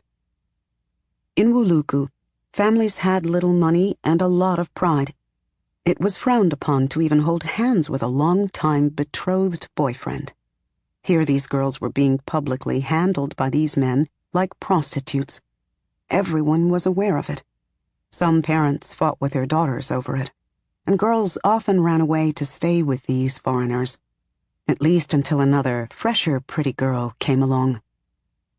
A few times the men of Wulugu held meetings in the churches to discuss this problem. I would have loved to hear what was said, but the closest I got were reports from Kofi. "It is the white men and their lust for our women, yes. But it is also the girls," he said. "Many of them run away when their parents tell them not to go." I'd seen the result of this when a mother dragged her half-naked daughter out of the room of one of the Big Eye men. The mother threatened the man in Twi, which he probably didn't speak. Flushed red, he'd stood there narrowing his eyes at her, clearly afraid, but also unwilling to be chased away like a teenage boy. The mother turned and beat her daughter right then in the middle of the street. I knew this daughter's mother well. She was the one who'd shown me the best well from which to get my water. Her name was Mansa, and her daughter Sarah was good in math and liked to wear colorful clothes. "Do you ever want to get married?" Mansa kept shouting in Twi. "Will you marry Red Eye? Bushmen? From a mummified bush? What are they? What are they?" Her daughter Sarah had covered her head with her hands and screamed as people gathered to watch the spectacle. Then the girl did the unthinkable. She somehow jumped up, dodged her mother, and ran to the man and threw herself at his feet. "Please, please," she begged. She switched to English. "Take me away." The man had only looked down at her with disgust, though he seemed a bit shaken, too. There was sweat on his brow, and he kept looking from Sarah's mother to the other townspeople who'd gathered. Maybe he felt a little guilty. Maybe he was embarrassed, too. Some of the other Big Eye men had come out of the hotel to watch. Maybe he didn't like the idea of being responsible for this girl kneeling at his dirty feet. He gently kicked Sarah away and walked off, leaving her there. He would find an easier washer girl to use. Still, days later, I heard that Sarah had run back to the hotel to be with another Big Eye man, and now she walked around with new shoes. You could almost see the tension in the air of the once peaceful town when the Big Eye walked past groups of village men, The aura of violence shined like my skin on the day I escaped Tower 7. There was great heat brewing in Wulugu. Mostly I stayed away from the Big Eye, or at least hid when they were around. Until that night. I was out flying. It was a dark night. It was my kind of night. As I flew low over Wulugu, I'd had a feeling, a really terrible feeling. It weighed so heavily on my heart that I landed right there behind the hotel in the grass. First, I heard music. It was a song that I knew. It was not a Ghanaian song. It was an old song that had been included on my e-reader back in Tower 7, along with thousands of other classics. The title was Don't Fear the Reaper, and though I liked the song, it had always scared me. Hearing it in the middle of a field in rural Ghana was even creepier. Then I heard the cry. It was muffled. It was not loud. It was barely a peep, but it was a cry nonetheless. It was a restrained shriek from a girl. Then I saw her. She was dark-skinned, spoke rapid Twi, ate kenkey and fish, a daughter of the land. The big-eye white man was mashing her face in the grass and dirt, a small media player sitting beside them. He was trying to take from her. This was rape. He was desperate now, urgent. I didn't have to imagine that his thoughts were muddled, focused on grass, flesh, heat. The situation was that clear. She wasn't saying stop. Right there, yards away. This had happened to her many times. It was expected. He expected. But she didn't like it. She didn't want it. I whimpered, for a moment too disturbed to move. Then I beat my wings, and in seconds I was there. I pulled him off her and threw him to the side. He tumbled in the grass.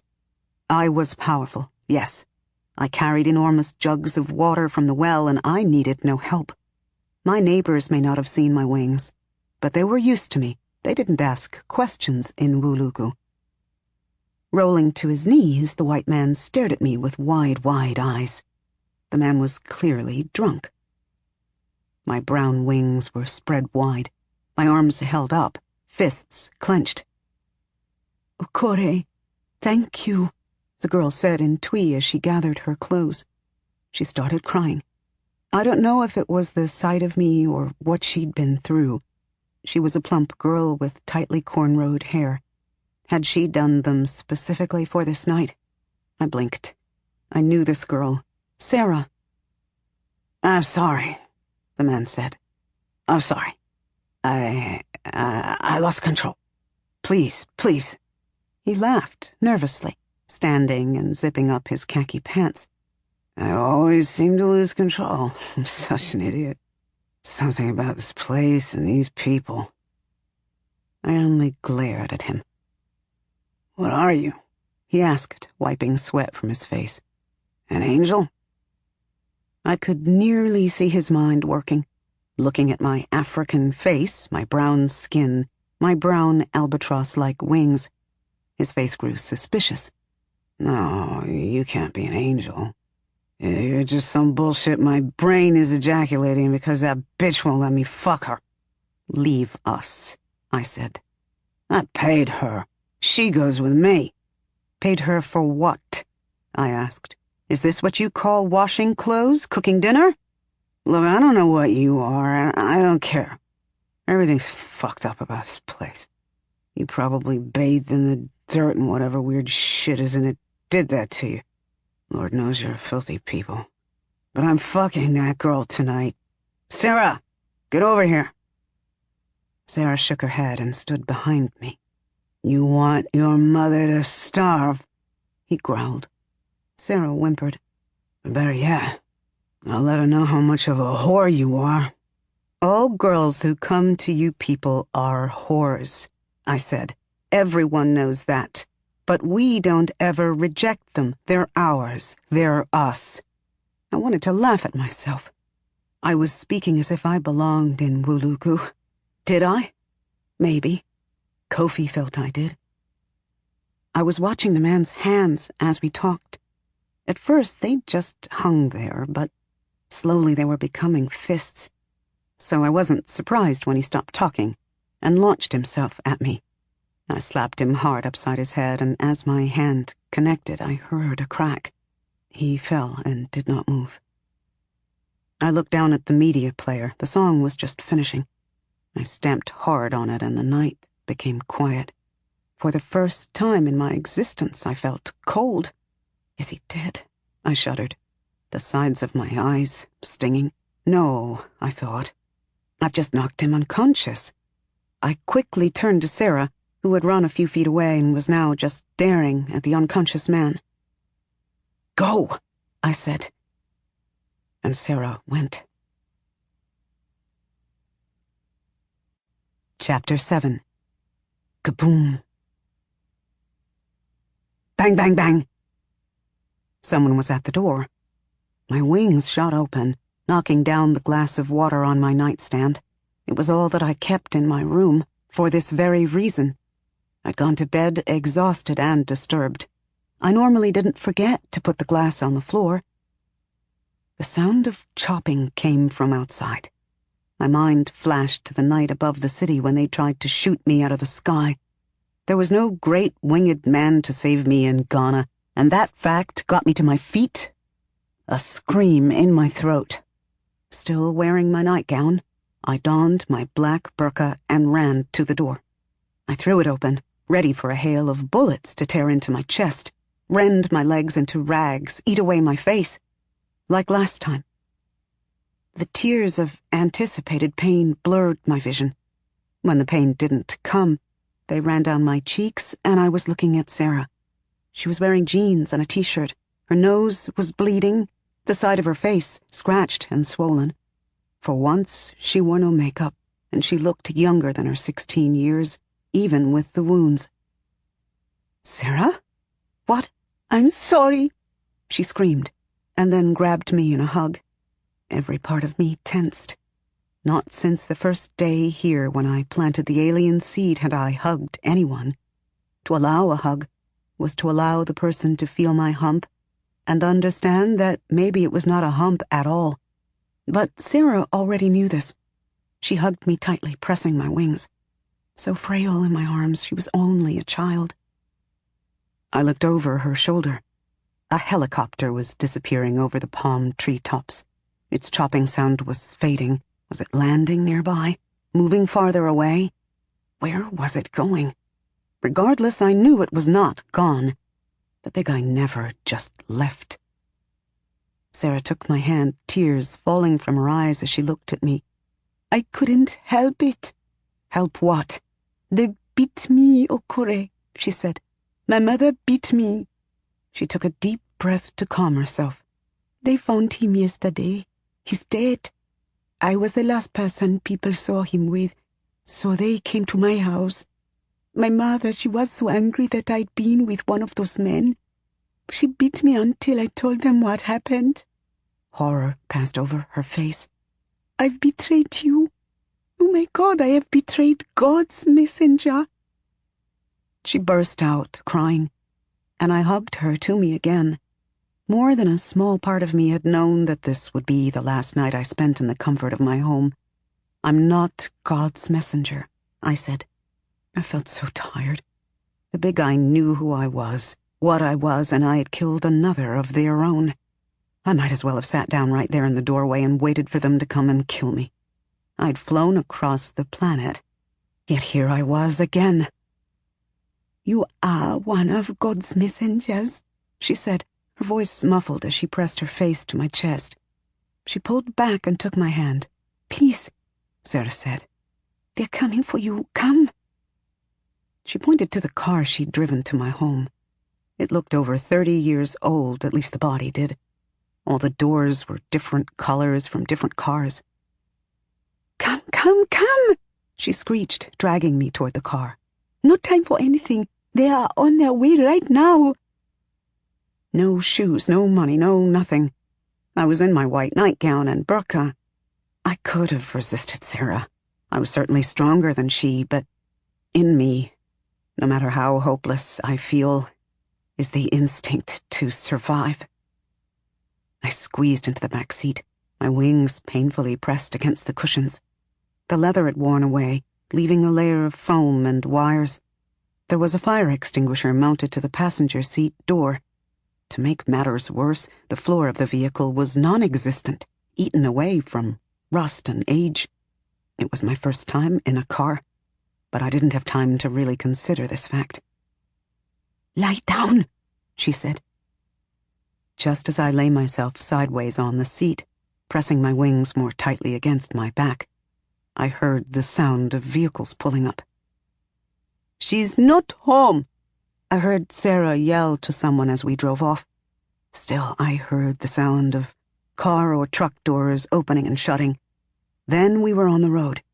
As I lay there, I stared down at the road through the floor. The smell of exhaust filled the car. I hated that smell. It was the smell of self-inflicted death.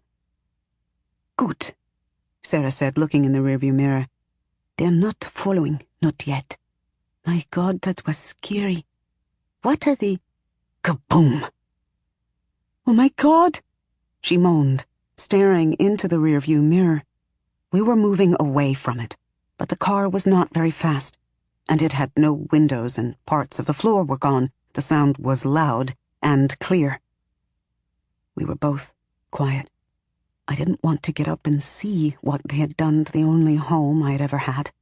I had no family. I was created in a lab. I was an ABO, an accelerated biological organism. My body had stopped accelerating at what looked like the age of 40, yet I was only about 3 years old. I had no history. That house was all I had. I whimpered, curled into a ball, and shut my eyes tightly. "Take me to Kofi's house," I whispered. His home was the last one in the village. We were already heading in that direction. Kofi was standing outside his house when we pulled up. He'd heard the explosion too, along with everyone in the area. Crowds of people were heading up the road toward where my house used to be. "Okore, Sarah," he said, running up to the car when he saw us. He spoke in Twi, which he normally didn't do. "What's going on? I was about to go." He looked into my eyes. He always looked into my eyes first. "I'll tell you when we get inside," I said, also in Twi. "All right," he said, frowning and looking at my bare feet. "Tell everyone to leave town for a few days," I told Sarah. "There's going to be trouble." She nodded. I took her hand through the window. "This was not your fault," I said. "Be glad I was there last night to save you. Make better choices from now on." "I will," she said, tears coming to her eyes again. For a moment, we all just stood there. Sarah in her car, me beside her car, Kofi behind me. We were frozen in time, in that tight instant of intense tension. There were powerful events just ahead of us, and we all knew it. I squeezed her hand tighter, then leaned forward and took her face. "It wasn't your fault," I said. "You hear me?" She started sobbing. "Go, Sarah," I said. Again, she went. As she slowly drove off, I stood with Kofi. "Let's go inside," I said. "I have something to show you." I took him to the center of his small house, the living room. The ceilings were highest here. "Sit down," I said. He sat down. Outside I could hear the chopper again. "Last night I killed a man," I told Kofi. "What?" "One of the white men. The red-eye," I quickly said. "He was raping Sarah. I shoved him off her." I shut my eyes. I could feel Kofi staring at me, unsure of what to say. I opened my eyes. But then he came at me again when he saw me. I slapped him away. I met Kofi's eyes and looked away. "I am stronger than I look." And I was angry. "What do you mean, when he saw you?" he whispered. "I was not wearing my burqa," I said. Then I threw it off. You must know something about Kofi. He'd been born and raised in Wulugu. Like everyone else, he'd used the shea butter called nkutu for his skin during the dry harmattan season. And he knew there was something in the soil that the trees absorbed. He knew that something was in him, He knew that at night sometimes certain trees glowed a soft green. He had seen plants grow faster than normal even before I came. He had seen nature's mysteries and accepted them. And Kofi was a medical doctor, so he also understood that these mysteries were complex. I stretched my wings out, filling the room. "Okore," he whispered. Then he said it in English. "Eagle. My name is Phoenix. That is what the big guy named me in Tower 7, I said as he stepped forward and stared up at my wings. "In America?" "Yes." "This is what you have been hiding?" "Yes." He blinked and then reached into his pocket and brought out his portable. "Can I?" he asked. A story is not a story until it is told. I've always believed that a story is best told in many ways. Will you stream it live? "Do you want me to?" "Yes." He pressed the on button and there was a soft winding sound, and the top slid open and a camera lens came out. The electronic eye looked at me. "I'm Phoenix Okore," I said to it, "and I am in Wulugu, Ghana." I didn't know the year or the date.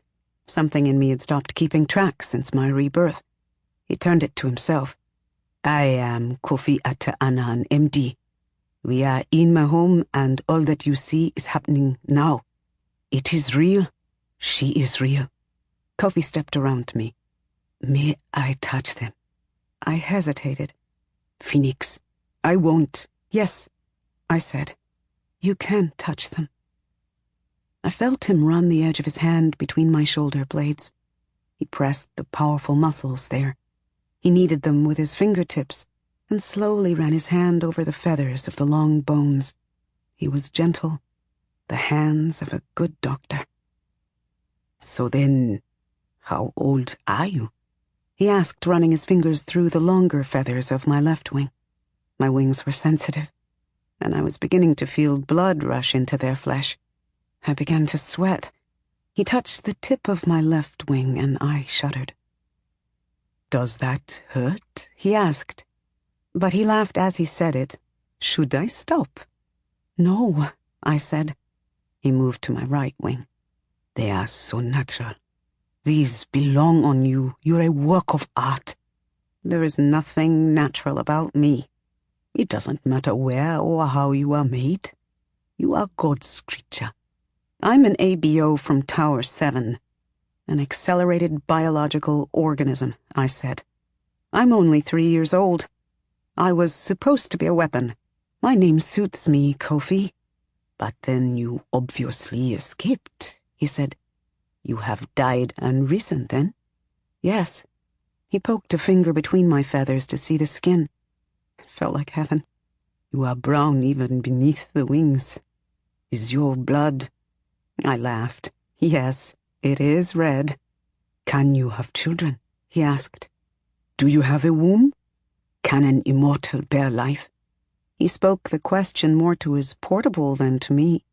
"I think I'm too old," I said. He chuckled to himself. "He saw you and attacked you because you could not possibly be an angel from God. You are African." He laughed harder. When he came to face me, he turned his portable off and put it in his pocket. There were beads of sweat on my forehead, and my heart was beating faster than a small bird's. I know what you are thinking. Yes, we needed to leave, but this moment felt more important. I'd never had anyone inspect me, not with love. He said I was God's creature. I didn't believe in God, but those words were like magic to me. They said that I, too, was an earthling, that I belonged here. I belonged. Every part of my body was heated, and my thin nightgown hid none of it. My nipples poked right through, and I was glowing. Not green, however. Beneath the rich brown of my skin, I was a soft orange red, like the rising sun or the inside of a sweet mango. "Charlie," he said. "You are lovely." The front door burst open. Through the doorway in the living room, I could see the big eye had black uniforms and guns. They were looking around, spreading to all the rooms, screaming. Anyone in the house, get down, get on the floor, now! They hadn't seen us yet. With the door open, the sound of the chopper was clear. We'd both been hearing the sound of the chopper since I arrived. We'd both ignored it. Kofi grabbed my hand as I grabbed his. We turned just as we heard the back door bursting open in the kitchen, too. Step away, I told Kofi. They want me, not you. No. He met my eyes. We ran up the stairs to his bedroom.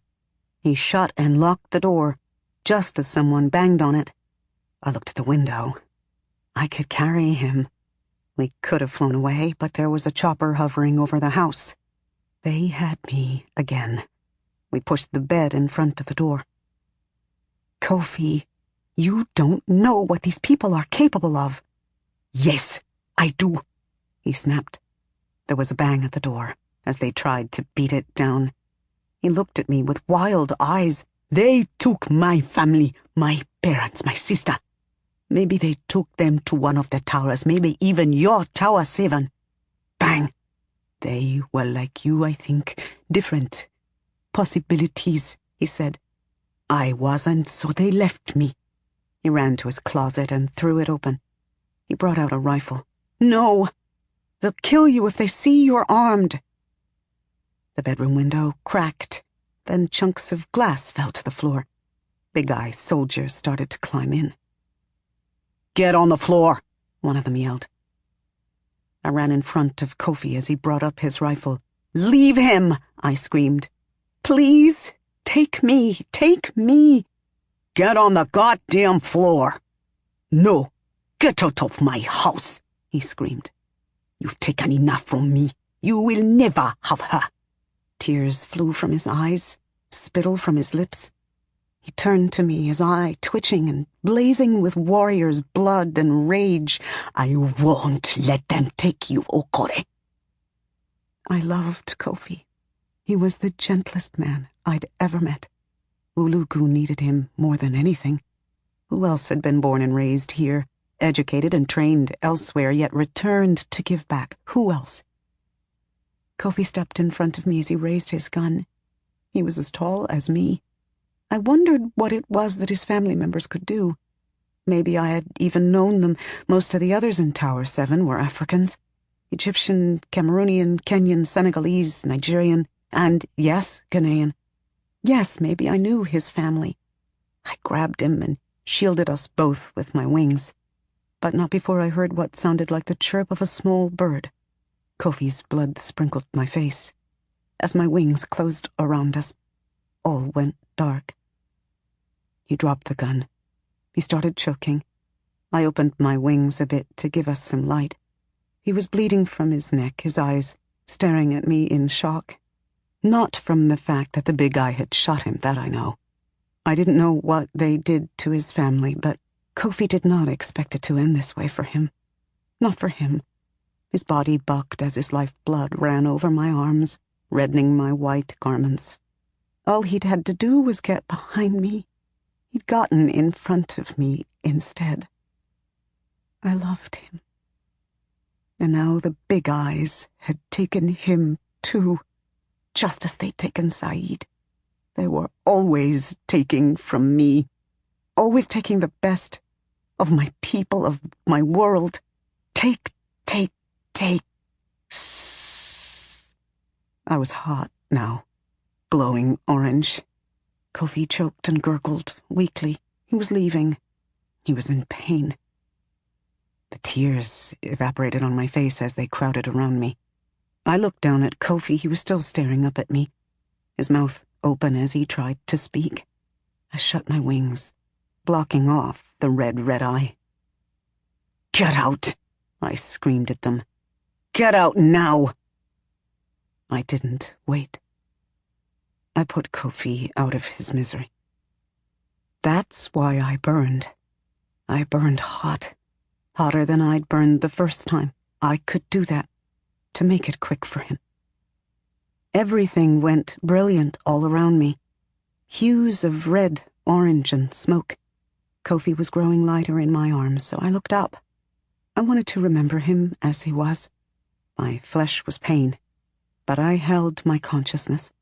I held Kofi in my arms. In my head, I heard that song from last night about the Reaper. We'll be able to fly. Around me, the house blew away like castles of ash in the wind. All of Kofi's life disintegrated. As I died with it, I noticed something in the space before me. There was fiery chaos everywhere, except for this strange black slit. I raised my hand. I paused, looking at my fingers, which had burned down to the bone. Bones that weren't bone.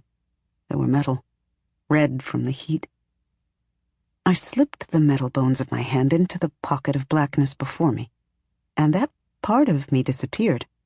I brought it out, and it was there again. Curious, I thought. Then I was gone. Chapter 8. No fight, no flight. I'm alive. Again.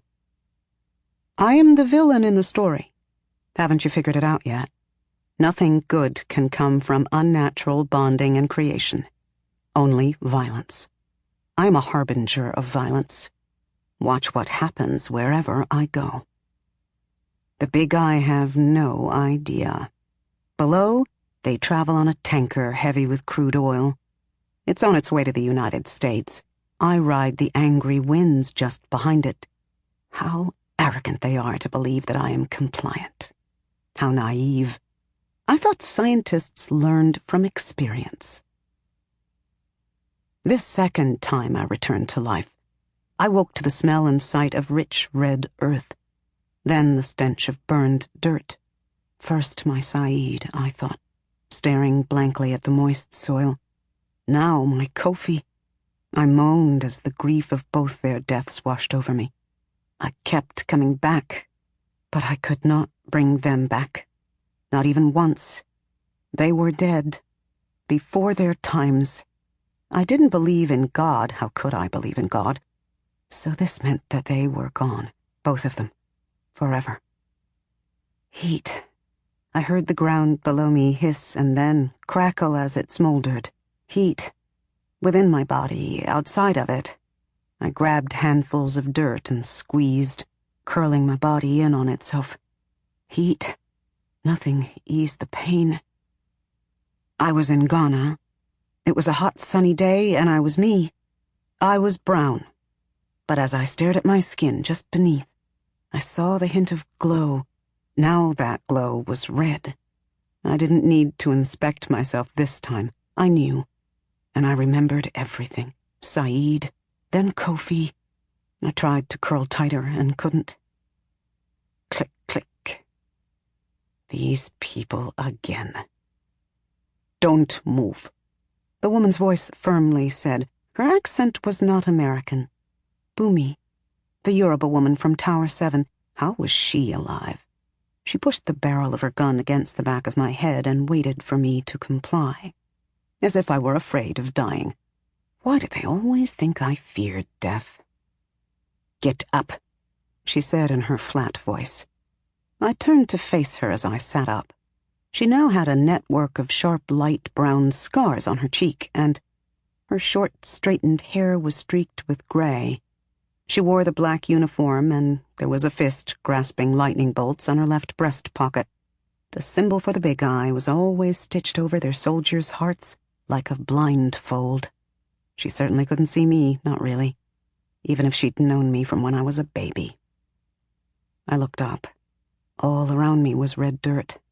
Then the blue sky and the yellow sun. I was in a pit the size of Kofi's house. This was where his house used to be, where, on the second floor, his body had died. There were about 30 Big Eye standing around me, some more on the rim, all pointing their guns. Slowly I stood up. Tall, naked, bathed in bright sunshine. The ones closest to me moved steps away. I stretched my back and then my wings. In the corner of my eye I saw shiny red gold. My feathers had changed color. I stretched my wings again and again, giving them big flaps that sent half the Big Eye running for cover, I laughed, folding them behind my back. The ones who hadn't moved away probably wanted to shoot me, but they didn't. "There is no need for all this," I said. But in my head I thought, it is the calm and silent water that drowns a man. An old Ashanti woman once said this to me as we'd angrily watched one of the Big Eye men lead a young local girl to his hotel room. I gave myself over to them. No fight, no flight. They gave me a heat-resistant white dress. The back was cut to accommodate my great wings. I dressed there in the pit. That used to be Kofi's house. 7 days and nights had passed, and for all 7 days and nights, Big Eye soldiers were stationed in the ditch watching for me. I do not know what they saw when I came back to life. Did I simply rise from the ashes at the bottom of the pit? Did I appear cell by cell, or did I just appear? I don't know. I never asked. I didn't care. There had nearly been a riot when they escorted me into the Big Eye truck. In many of the American movies I watched in Tower 7, whenever terrible things happened in African towns, the Africans would flee like a pack of primitive, unthinking beasts, hooting and scrambling, their black skin powdered with dust, mindlessly stepping on jutting rocks and sharp branches with their rough bare feet. For the first year of my life in Tower 7, I'd wondered if I was made from inferior DNA. Then I started mixing books written by Africans about Africans into the ones I was reading. These stories were different. My time in Ghana taught me even more. So when they escorted me out of the pit and walked me at gunpoint past what used to be the hospital and was now mostly rubble, past the empty market, the mosque, which still stood, and the burned bicycle shop toward the waiting truck, I only smiled when I saw the armed crowd. For days, the Big Eye had been watching for me, and they didn't realize that there were people watching them, too. I was loved by the people of Wulugu, and I loved them. We all loved Kofi. I told Sarah to tell everyone to flee, but they didn't. Even Sarah stayed. They had given me another name when I arrived in Wulugu, Ghana. They named me Okore, which meant eagle. But they also knew the name I was given at birth, and they knew its meaning. So they knew to wait. The people of Wulugu had probably started gathering at the armored truck as soon as the lookouts saw me come out of the pit. Everyone was probably flashed or sent text messages. As I came up the road, the crowd started shouting, and the Big Eye pointed their guns. "Okore, they took Dr. Kofi Annan. We will not let them take you too," Sarah shouted in Twi. Yes, in all the noise, I heard her. "Phoenix Okore lives," several men shouted. Some women started singing a jubilant song praising Jesus. "Leave her," a young man shouted, a cudgel in hand. He was one of the men who sold bicycles. He wore a tattered t-shirt, old shorts, and flip-flops, but he looked ready to take down a dragon. "Let her go," roared a muscular, dark-skinned man in old jeans and a dashiki, shaking a machete in the air. He was a shea-nut farmer who owned several of the healthiest trees in Wulugu, including the one where I'd buried the alien seed.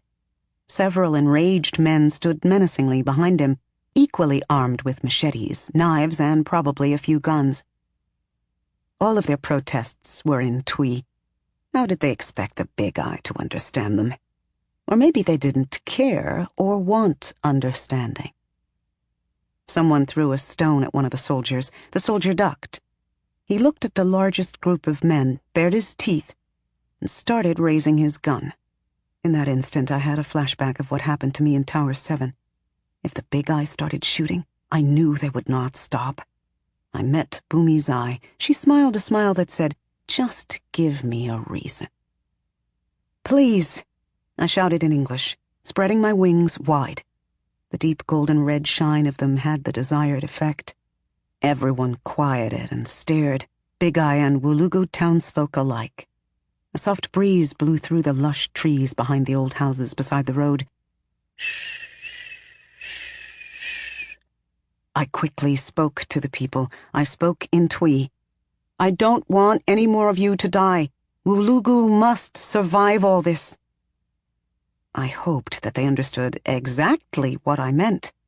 It was too risky to say exactly what I wanted to say, even in Twi. The Big Eye were in Wulugu because of the alien seed, directly or indirectly. That had always been clear to me. They might have known it was here and were searching for it. Or maybe they were scouting out unique people, like Kofi's family, affected by the seed. People they'd then take to one of the American towers to enhance. Or maybe they merely sensed something exceptional about the Shea products here. The nuts, the fruits, the unprocessed butter. That specialness was because of the alien seed. The people of Wulugu may not have all known I'd replanted the seed, but they knew I'd done something there. They had to survive to guard it. You will give them a good challenge, but they will wipe you all out in the end, I said in Twi. Save it for a better day. I will be fine. There was a moment where they angrily surged forward, but thankfully the Big Eye held their fire.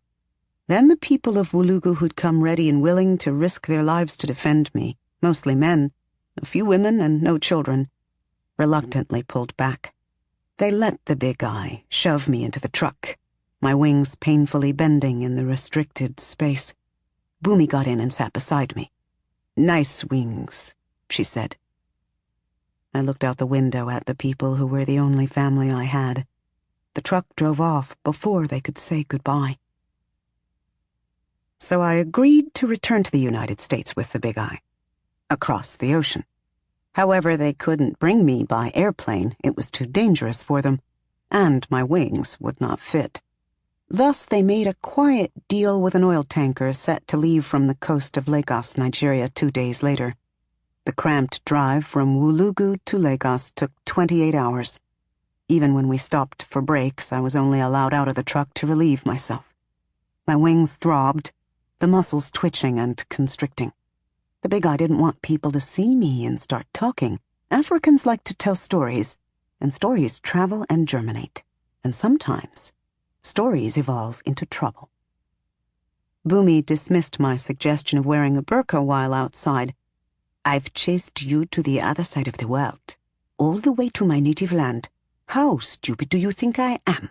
She asked, looking at me with cool eyes. I know you. Stay in that truck. You will be fine. Before, she'd have had 3 or 4 Big Eye point guns at me, but allowed me to stand in the fresh air for a few minutes. Bumi was still the short, pretty Yoruba woman I'd known in Tower 7. However, now she had deep scars on her cheek, a slight limp, and a state-of-the-art cybernetic arm she'd been given after the helicopter crash. She could snap my leg bones in 2 with that arm, and wouldn't hesitate to do so if I gave her the slightest reason. She was hardened. We'd both changed so much since our days in Tower 7.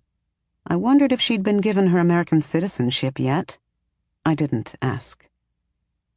Nevertheless, there was one time where they allowed me out for more than relieving myself.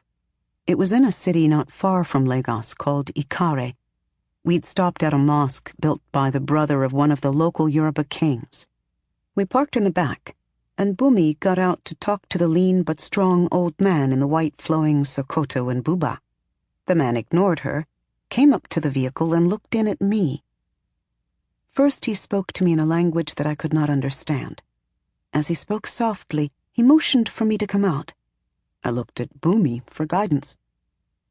Go out, she said. He wants to see you. Who is he? I asked. My father. I frowned, but slowly got out. I glanced at the mosque. It was open, and I could see the room inside. It was empty, so was the compound. Allah is great, he whispered, looking over my wings. Allah has nothing to do with it, Bumi muttered. She is Allah's will, he said.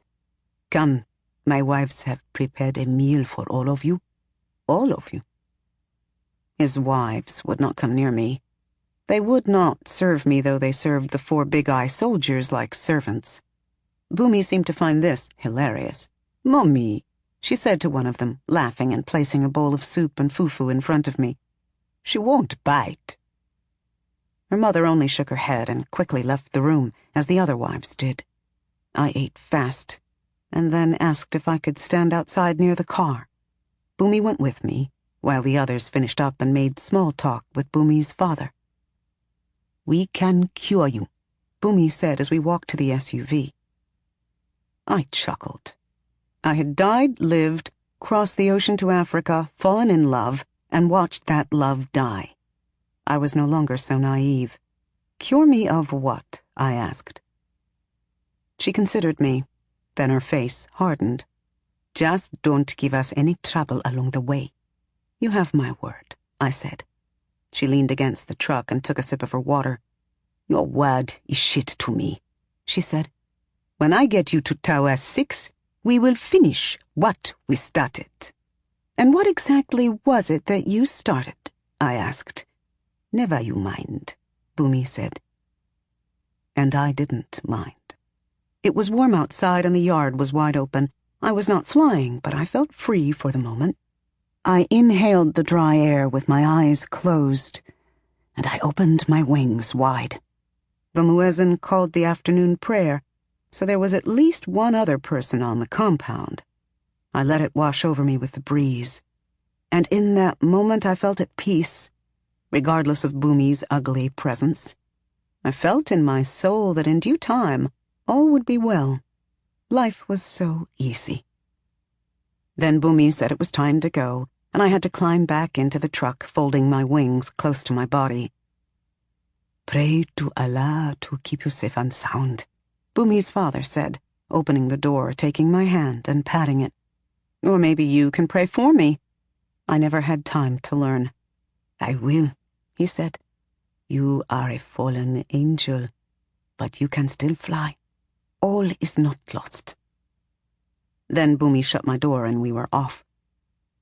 When we got to Lagos, the Exxon representative who handled the deal took one look at me and decided he didn't want me on the tanker, despite the deal that had been made by phone. This made what I had to say much easier. "I will fly," I flatly proclaimed. "No ship. I will never get on any ship." I was not resisting the big eye, but I'd never intended to get on that ship. I'd planned to fly my own way. It would sail to Miami, Florida, the location of Tower 6.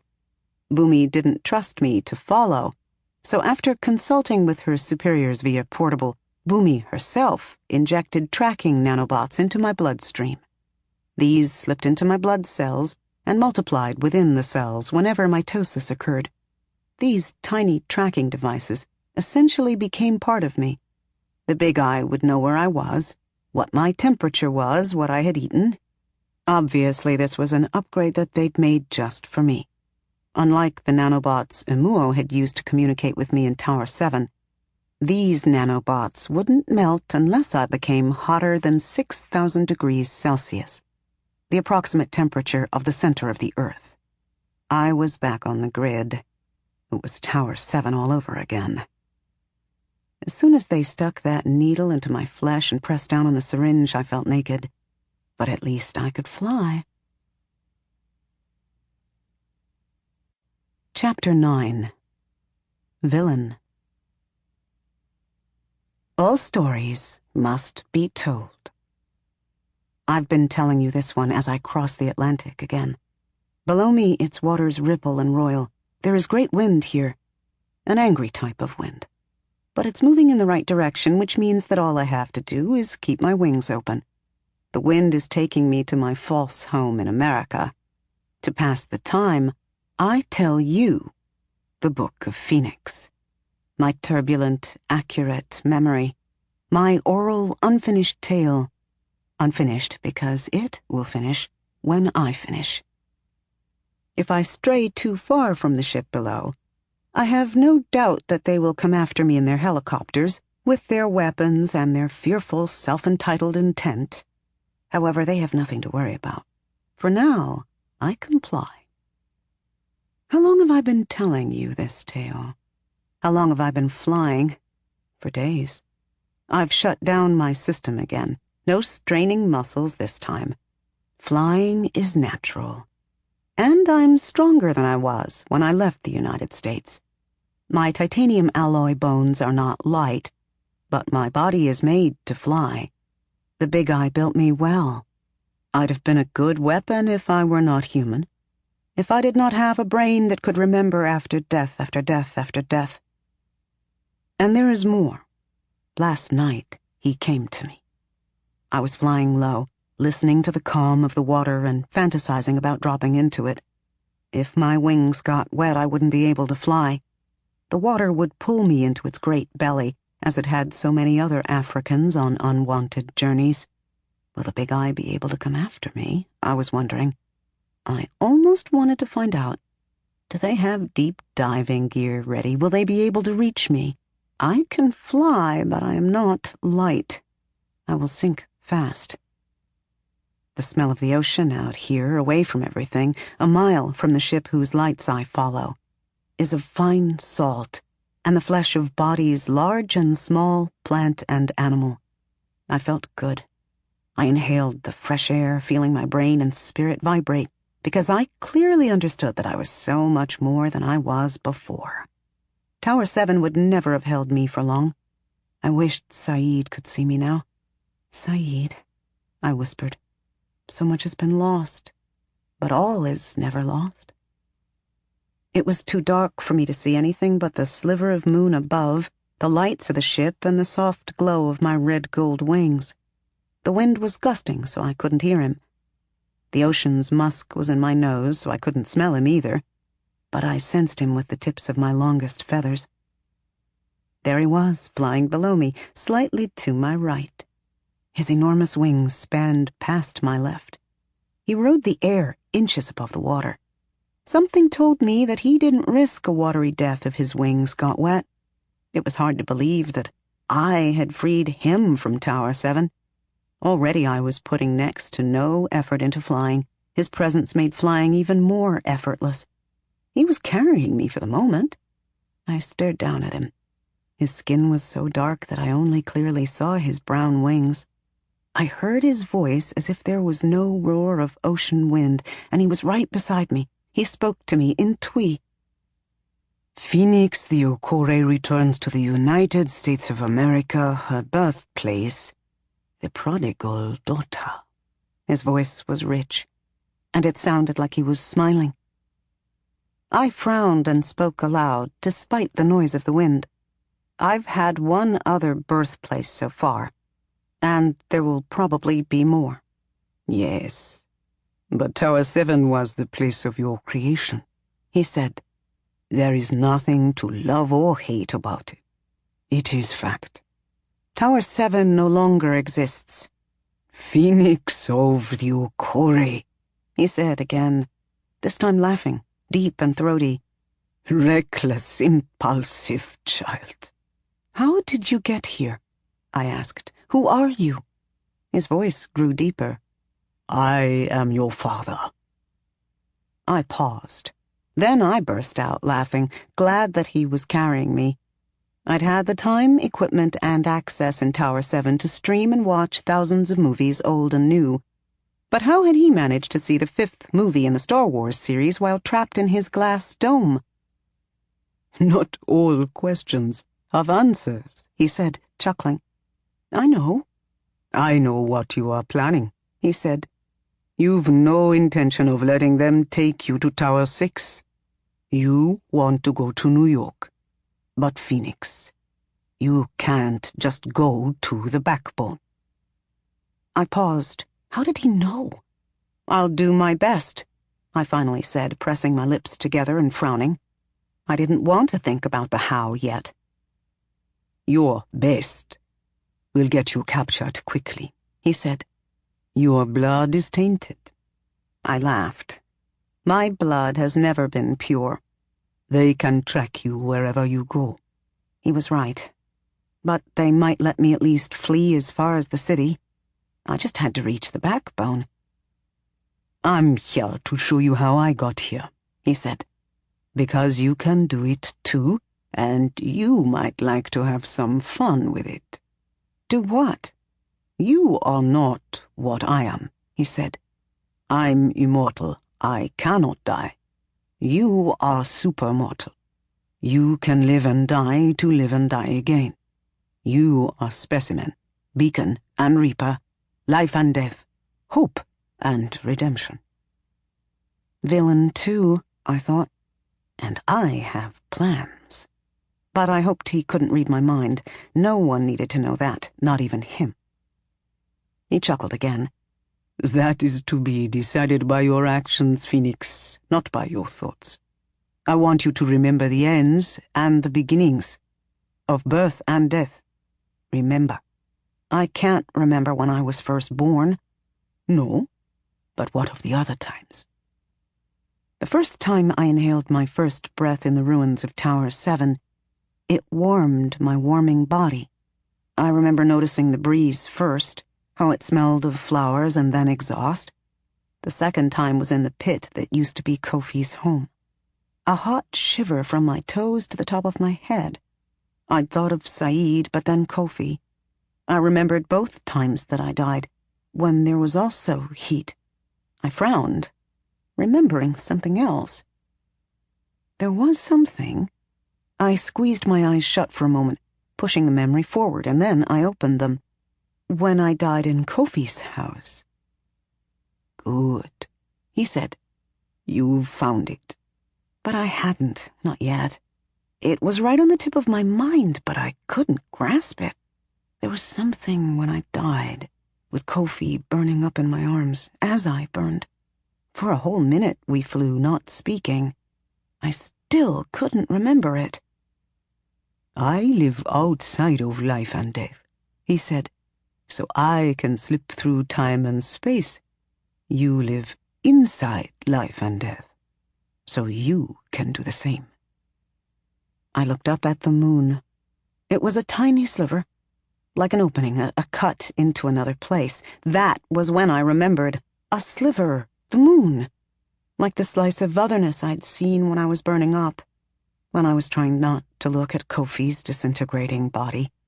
My heart ached for a moment, as I remembered Kofi's face blowing away, becoming ash, showing bone, then bone becoming ash. With effort, I focused on the opening into nothingness I'd seen. There was something into something else, I whispered. It was black. A black slit. No, not black, it was nothing. I'd stared at the bones of my hand, realizing that my bones were some kind of metal. Then I'd slipped my hand into the slit, and my hand disappeared. I brought it out just before I died. My bones were still intact, made red hot by the flames. Will it hurt? I asked. I'd only slipped the skeleton of my hand into it. No. I can control what it does? Oh, yes. I felt my heart begin to pound as I realized what this meant, what I could do. I smiled in the dark above the ocean. I looked at the oil tanker that carried the Big Eye and the tanker's crew, and wished that sea monster I'd seen last time would emerge and swallow them all up. The Big Eye had no idea what was coming to their coveted country, their beloved city. I am reminded of the chant that the African market women over 100 years ago shouted when they battled against the white colonialist foreigners. One woman would cry, "What's that smell?" And the other women would shout in response, "Death is that smell." Something scarier than that sea monster is coming. That was yesterday. It is today. It is afternoon. Up ahead is the American coast, and the Big Eye are signaling me to come and land on the ship. I told them I would never set foot on that damn ship, any damn ship. That should have been their first clue. I would never arrive in this country on a boat. Never. I take one last look at the coast of Miami. Then I do as the winged man taught me last night over the ocean. I look deep within myself as I hear the Big Eye's helicopters approaching me. I count to 5 as I focus inward. I am heating up. My wings are probably glowing. Then I fly forward and I am gone. Slipping, that's what I will call it. And it isn't hard to do because I am slippery. And it doesn't hurt. I'm made for this, too. and I know exactly where and when I am going. Tower 1 is a large building in the middle of a Chicago northern suburb called Naperville. It is surrounded by bushy, unkempt palm trees, but it is easy to find. I can practically smell what they are doing in there. Once you've smelled captivity, greed, and abomination, you know the gray-nose stinging scent anywhere. I don't need to go in through the entrance. They have high security to make sure only cleared personnel enter, and none of their creations get out. This place is no Tower 7, where guards and security relied too much on technology. Here they have true big eyes, especially after what I had done to Tower 7. Also, security is tighter here because Tower 1 is where it all began. Tower 1 is the nexus. I read about Tower 1 in my days at Tower 7. It is where the Big Eye created their first abomination. They adopted a 10-year-old girl from Ethiopia. They believed that she was a traceable direct descendant of mitochondrial Eve, and thus carried the complete genetic blueprint of the entire human race. On top of this, the girl was afflicted with hyperthymesia, an extremely rare condition that made her able to remember every moment of her entire life. They gave her the code name Lucy. The portion of the records that gave her real name was deleted. To the Big Eye, this girl was the complete great book of humanity. They did two things with her. One, they made a perfect clone of her. When you have one great book, you make a backup copy. Two, they tried to make Lucy immortal by reprogramming her DNA to not age. For 11 years, Lucy remained in the body of a 10-year-old. When she was 21, she escaped and threw herself from the roof of Tower 1. She left no suicide letter. Nevertheless, her case was still deemed a great success, and they still had Lucy number 2. From that point on, the programs in Tower 1 were heavily funded. They built Tower 2 in Boston, where they focused primarily on creating methods of dealing with climate change and buoy technology for floating towns and cities. Soon after that, they built Tower 3 in New Orleans, where Leroy Jackson became famous for curing AIDS, and several of his students began studying the new malaria, and so on. Behind the good intentions and amazing science, however, was abomination. Weapons. The quest for immortality. How far could we go? The foundation of all the towers was always corrupt, driven by a lusty greed. To kill a snake, cut off the head. No one has any idea what is about to happen right here in the dead of night. It doesn't matter who is patrolling the hallways or the streets and parking lots outside. It doesn't matter who is perched in the trees, guns ready. None of it matters. Somewhere a tracking device receiver is beeping. At first, it claims that the nanobot's host is in a department store. Then it claims that it's outside of Tower 1. Then inside. But that does not matter either. They will dismiss this information as a malfunction, because no one has injected me with the tracking nanobots yet. Not to their knowledge.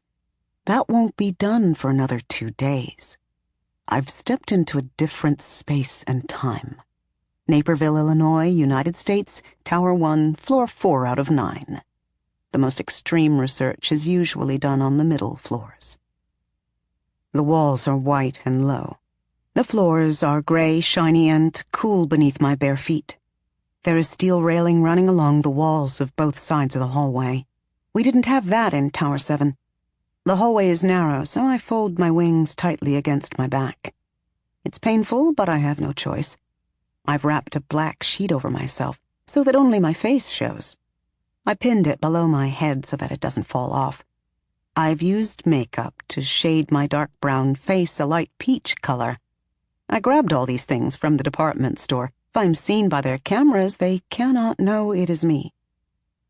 I walk down the hall, the soft slap of my feet the only sound I hear. Like a hospital, I whisper, but I know it is not. This is not a place of healing. Pathologies are created here. It smells strongly of rubbing alcohol. I turn a corner and step into a hallway with walls full of glass doors. I tug my black sheet over my forehead to hide the upper part of my face and peek into the first door. I want to scream, but I hold it in. It's not his fault. And as I look at him, my eyes understand what I am seeing. He is no different from me. He is a man with rich brown skin and a wide, puffy crown of black hair. He could be Kofi's brother for all I know. A jelly telly is stretched to cover the wall in front of him. He is watching an ancient Western that I recognize immediately, because the theme song had scared me so deeply when I watched it over 2 years ago.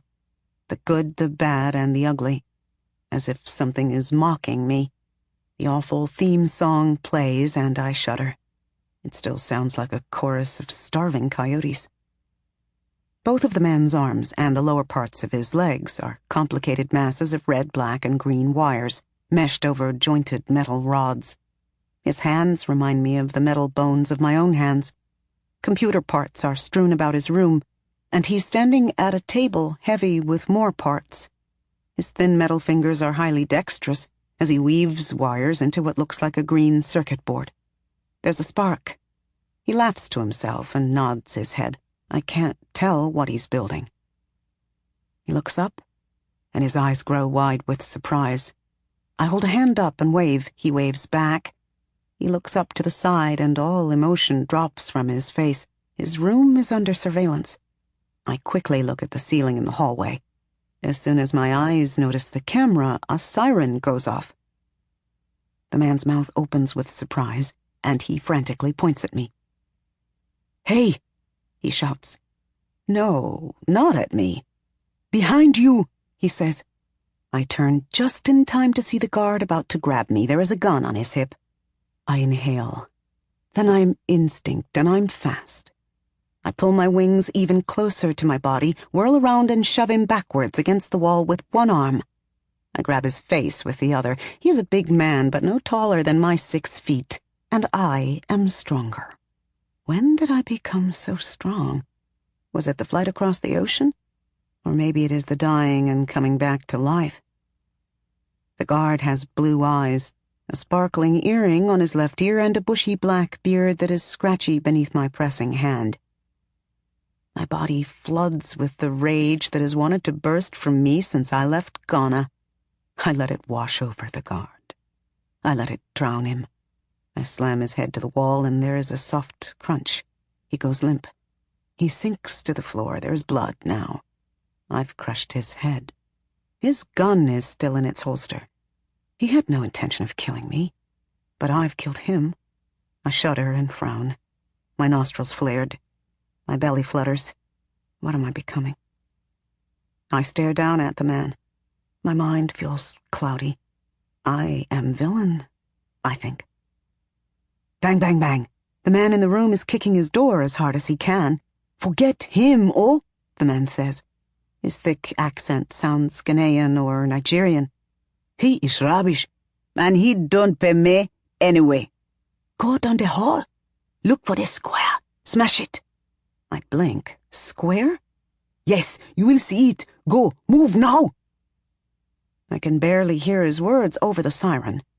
I look at the glass door holding him in. There's no knob. I push at it. The door doesn't budge. The man looks like he's going to go mad. "You cannot release me, oh." There are tears in his eyes. "Biko, do something. They kill us every day. They kill you soon." He's pressing his face to the door and looking down the hall. "Run!" I nod. I don't run. I'm gone. I slip. The third time is easier. It is natural to me. I was made to do this, whether the big eye meant to make this so or not. I'm like a horse who has just discovered what it is to run. I have slipped to the same place just an hour earlier, just further down the hall out of the camera's view. I have not killed the guard yet. I hang on to that fact and think nothing else of it. I run in the opposite direction, this time staying in the blind spots of the cameras. When I cannot, I slip and reappear where I need to be. What do I see behind all the glass doors? More cybernetic humans, more sophisticated than I've ever seen. That must now be Tower 1's specialization. Most have mechanical limbs, some more than others. One woman has a mechanical lower body, but with human legs. I see 3 people in the same room with skin that glows a soft green.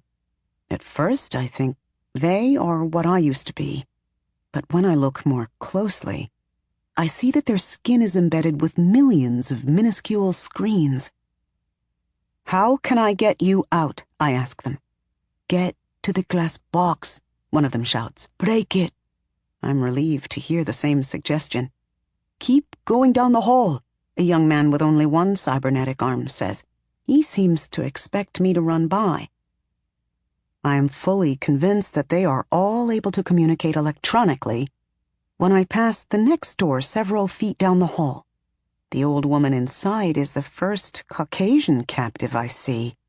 She is entirely robotic, except for her head and left arm. "Don't let them see you," she says. "I won't," I say. My heart is pounding like crazy. Heat pours from me, and I hope that my black sheet doesn't catch fire.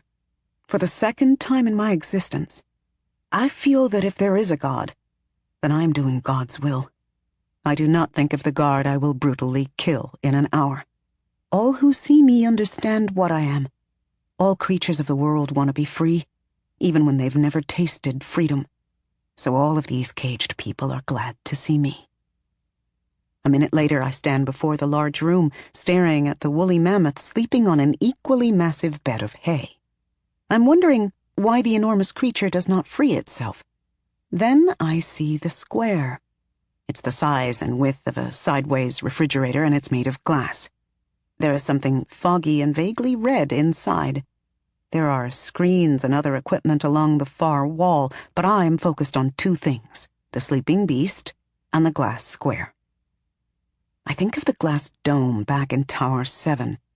I'd made the plants crush it. I smile. Here I am again, unsure of the consequences, but sure that I needed to break the glass. But what of the beast? My desire overcomes my fear. I slip. Blackness. I step out. I look up. Its head is nearly as big as my entire room in Tower 7. It breathes, deep, calm, at peace in its unnatural life. It smells like freshly broken plants with a hint of manure. This human-made beast is my kin, too. It's resting its head on its thick, folded, hairy legs. Its eyes are closed, its thick brown eyelashes over an inch in length. Its sharp yellow tusks reach and curl many feet beyond me. Without thinking, I reach out and touch its huge, furry forehead. The long brown-red hair is rougher than it looks. The mammoth's breathing doesn't change, deep and full. I move toward the glass case. Upon closer inspection, the thing inside looks like a ball of forming and disintegrating red dust. A soft hum vibrates from it, and I can feel it in the tips of my wings and in the back of my head. It's a pleasant feeling, however, calming. Is this what is making the mammoth sleep? Is this why the mammoth doesn't free itself? Beside the case is a smaller glass cube about the size of a shoebox. It was also full of something red, but more solid. Another louder siren sounds off over the still blaring one. There must be cameras in the large room. I make the decision and put my fist through the glass case. As the glass shatters, the thing inside sends out a vibration so strong that the rest of the case crumbles. Poof! For a moment, there is red dust everywhere. Then the dust particles pull into a solid ball of red sand on the shards of broken glass. I'm stamping on the smaller glass case with the heel of my foot when I hear a grunt from behind me. I whirl around to see the woolly mammoth rising slowly to its feet. It shakes its head and lets out a horrible trumpet-like roar. Meanwhile, there is something tall and red standing behind me. I turn to it as the mammoth runs toward the glass. The red creature is tall and praying mantis-like, its body made of something like thick glass and full of red smoke. Even as I look at it, the glass-like shell of its face billowed out to form a second eye. The stuff in the smaller glass case was its exoskeleton. I need to free the others, I tell it in Twi. Why not English? I have no idea. When you are terrified, you do what you do, logical or not. The mammoth is ramming its body against the solid wall outside in the hallway now. The arm I punched the glass with is bleeding, cut by the glass. People are shouting and shooting. When did more Big Eye get here? I focus on the thing in front of me. Did they create this? What is it? The air around me vibrates and I stumble back. The creature looks up at the high ceiling, and then, like a giant grasshopper, it leaps. It disappears into the vent. The mammoth throws its body against the wall again, and there is a loud crash as the enormous thick slab of concrete falls out, revealing the night sky. There are Big Eye huddled in the blocked hallway, shooting at the mammoth. But it's clear that its skin is too thick to be harmed. They cloned the creature too well. Or maybe they cloned it and then enhanced it. Stupid. They seem to have forgotten about me. I slip. It is still night. I stand outside of Tower 1 in the parking lot, covered by a black sheet. I've slipped 15 minutes into the future. The mammoth has left a path of destruction behind it. There is the enormous opening in the side of Tower 1. The 5 crushed vehicles below it embedded with rubble and the imprint of the mammoth body when it fell out. The torn gates, the car accidents down the road from when it ran into the street. In the distance I can hear its wild roar. And as I stand there, men and women run past me. As they run, some swing cybernetic arms, some run on cybernetic limbs. The woman with a torso of machinery slowly struts past me. "Dalu," she says. Then she smiles and says, "That means thank you, where I'm from." "You're welcome," I say. As I wonder what happened to all the Big Eye, I see the young man with cybernetic arms and limbs who first told me to find the glass box. He stands in the parking lot and turns toward the building. He holds up both of his hands, and splashes of orange-yellow liquid fire shoot from them. The skunky smell of propane hits my nose. When the side of the building is burning, he brings his arms down and slowly walks up the parking lot. He will move round the building and set the other side on fire. And then another side. And another. Tower 1 does not have nearly as many stories as Tower 7. However, what it lacks in height, it makes up with width. Still, I'm sure this half-man, half-machine, this specimen, this abomination, my kin, will find a way to single-handedly bring down Tower 1. Oh, yes. Tower 1 will burn just as I had intended. Before I slip, I see a backward shooting star. The orange-red light leaps from the top of Tower 1 into the dark night sky. I doubt this shooting star will burn out, though. I doubt it's a shooting star at all. I think it travels far into the night, and then crosses the Kármán line and keeps right on going, returning to wherever it came from, before the people of Tower 1 captured it. The backbone is as tall as I remember. I look up at its spiked trunk and softly glowing leaves in the warming sky, all the way up until I can't see any further. It has grown so much since I last saw it. I clench my jaw, pushing all this aside. It is the early morning before I disappear from the eyes of the Big Eye over the coast of Miami, just before sunrise. The air is warm and humid, and I can hear the rush hour traffic. I can smell the exhaust. I'm crying, and the tears become steam before they can even roll down my cheeks.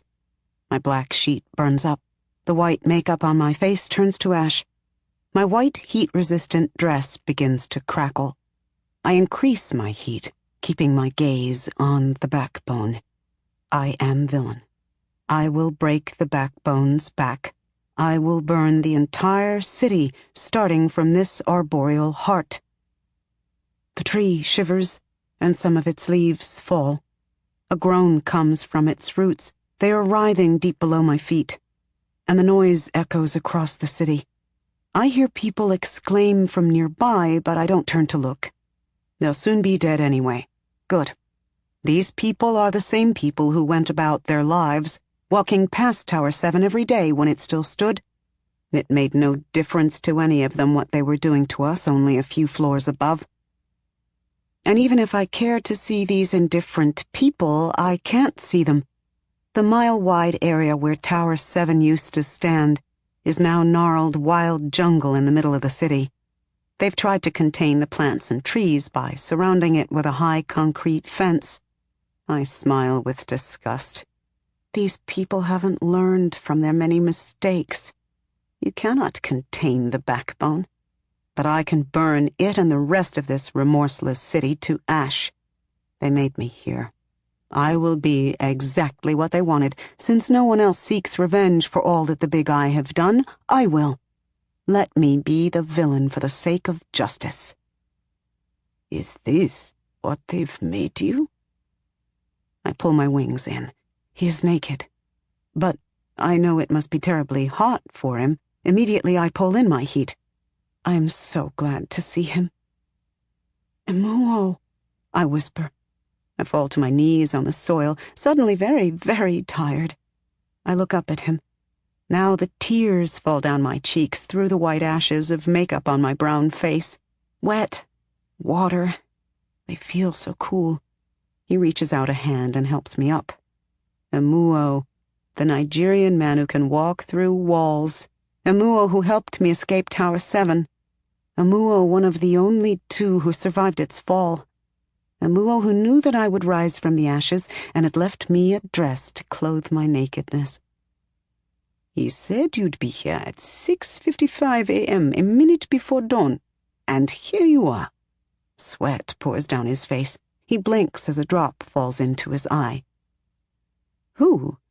From above comes the loud flutter of wings and a burst of air that blows the trees, cooling the air further. The winged man lands on one of the backbone's lowest branches. Then he flies down and lands before me. He stands tall, peering down his nose at me. His eyes are still soft, still kind. Will you kill everyone in this city, Phoenix? He asks. He speaks with his mouth now.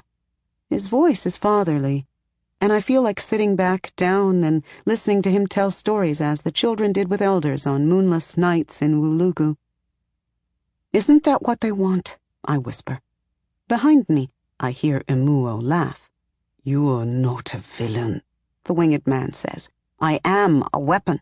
I insist. I'm a bomb. Isn't that a villain? I'll be doing what I was made for. Who made you? The winged man asks, his beautiful face serious and intense. That's a tricky question, Emuo added. Phoenix, it is not so simple. But I still want to do it. Not only do I want to do it, I want to burn so hot that I would not come back. Saeed is dead. Kofi is dead. My only home has been blown up. The alien seed is safe. Emuo is my friend, and he can sink into the ground to safety. The winged man is my guardian, and he can fly away. Let them leave me. I want to do evil. I want to do great, great evil. More tears fall from my eyes as the thought squeezes my heart. You both should leave, I say flatly. Should I leave too? The voice came from beside me. Slowly I turn my head, slowly. The sky is warming my eyes. Focus on him. He's dressed in a simple white dashiki and pants. He wears leather sandals. Saeed. I press my hands to my heart, curling my wings around myself. He slowly comes to me, a stunned smile on his face. Phoenix, he says, I thought you were dead. He opens his mouth wide and inhales a deep breath. I cannot speak, I cannot think, I cannot process. He takes my hands. He sighs, his mouth quivering. You are real. He breathes. I can't keep my tears from coming. My world is falling apart. I'm sorry, he says. Phoenix, when I saw what they were doing, I couldn't. You ate the apple, I say. You died. No, that's not what happened, Saeed says, shaking his head. And they only thought I was dead. They flew my body to Tower 4 on the U.S. Virgin Islands. He pauses. A dark look crosses his face as if he were remembering something ugly. I woke in a morgue. I don't know exactly what they planned to do with my body, but no one was watching me, so I escaped. You survived, I say flatly. That's what he always used to say. He nods. Yes, but I had no money, I had no way of contacting you. It took me weeks to get back here, but I came for you. But by then, he motions to the jungle and the majestic backbone. There was nothing in the news but talk of poor architecture and toxic waste. He looks at the winged man. I was in the Library of Congress, searching fruitlessly for information about Tower 7. Over the months I managed to take a reading class, but still can't. It's hard. I was trying to read a general history book about the city when this man appeared and nearly got us both arrested. He points at a Muo. I can't help the smile on my face as I imagine a Muo appearing stark naked in the middle of a library. A tall, glistening, dark African man rising through the floor or stepping out of a wall. He found us soon after, Saeed says, motioning to the winged man. He pauses, looking at my red gold wings. I have unconsciously uncurled them as I listen to him speak. He pulls me to him, and I rest my head on his shoulder. I'm glad you're alive, I say. Phoenix, he says, kissing my ear. I was the one who did it, I say. Tower 7 went down because of... I know, he says. I have a lot to tell you. I do too. We stand that way for several moments. Then he holds me back, his eyes on my wings. May I touch them? He asks. I laugh, glancing at Muo and the winged man. Maybe later. Muo steps up. That was you too, wasn't it, Phoenix? You did that to Tower 1. I press my lips together, then I stand up straight. Yes. I catch the winged man's eye and then look away. I know that he will come to me over the ocean as I am following the oil tanker tomorrow and teach me how to move through time. See? Muo tells Saeed. Saeed is looking at me with wide, intense eyes. We want to do that to all the towers, he says. We want to set every specimen free. Like an egg, a plan starts to hatch in my mind. There are several we can recruit who will want to help, if we can find them. I'd watch them escape Tower 1. My mind focuses especially on the one who'd set the building on fire. He will join us, that I'm sure of. But there is one problem. The tracking nanobots inside me. Even if I burn to ash, they will survive and immediately reinfect me as soon as I begin to reform. The big eye will find me wherever I go, I say, after explaining this to the three of them. You have to die, the winged man says, and you must burn hot. You have to destroy all the tracking nanobots in your body. He looks into my eyes, leaving the worst of what he meant unsaid. I didn't just have to burn hot. I had to burn 6,000 degrees Celsius, the temperature of the center of the earth. Can I do this? Might this burn away that which is me? Phoenix or not, I'm still a creature of this earth. But do I want to have to run from the big eye forever? Or even worse, get recaptured? I won't let them hurt you, Saeed says. I wince. Kofi had said the same thing. I take Saeed's hand and I look at the winged man. I will have to find a desert or go to the moon. I will contain you, the winged man says. Come. Saeed is frowning. Phoenix, you... Saeed, I calmly say. There is no other way. You know it. I pause. If I don't come back, make sure you destroy them all. Every single goddamn tower, every brick, piece of concrete, shard of glass. Make those buildings your greatest feast. This makes him actually smile, and I know I'm making the right decision. I look at Amuo, who has taken my other hand. There are others like us out there, I say. I helped them escape Tower 1. Find them. What they are doing in the towers will be the end of humanity if it is not stopped. We are living in darkness, and I swear to you, one day the author of all things will pull a star to this planet to burn all the evil away, taking all the good with it. I don't believe in God, but I feel this so deeply, in my bones. But if we bring down the towers, maybe this will not happen. Saeed hugs me. He whispers into my ear, "My special bird, don't fly away." Amuo squeezes my hand. "Don't forget, we have work to do." "Like what you did in Nigeria to your government?" I ask. But he only frowns. Still, even now, Amuo refuses to tell me what happened in Nigeria that ended with his imprisonment in the United States in Tower 7. "You will tell me someday," I say. "No, it's not a story with a happy ending," he says. "No story ever really ends anyway," I say. "Especially not the good ones." The winged man curls his wings tightly around me, and I shut my eyes. I rest my head against his bare chest. It feels so cool. I hear no heartbeat.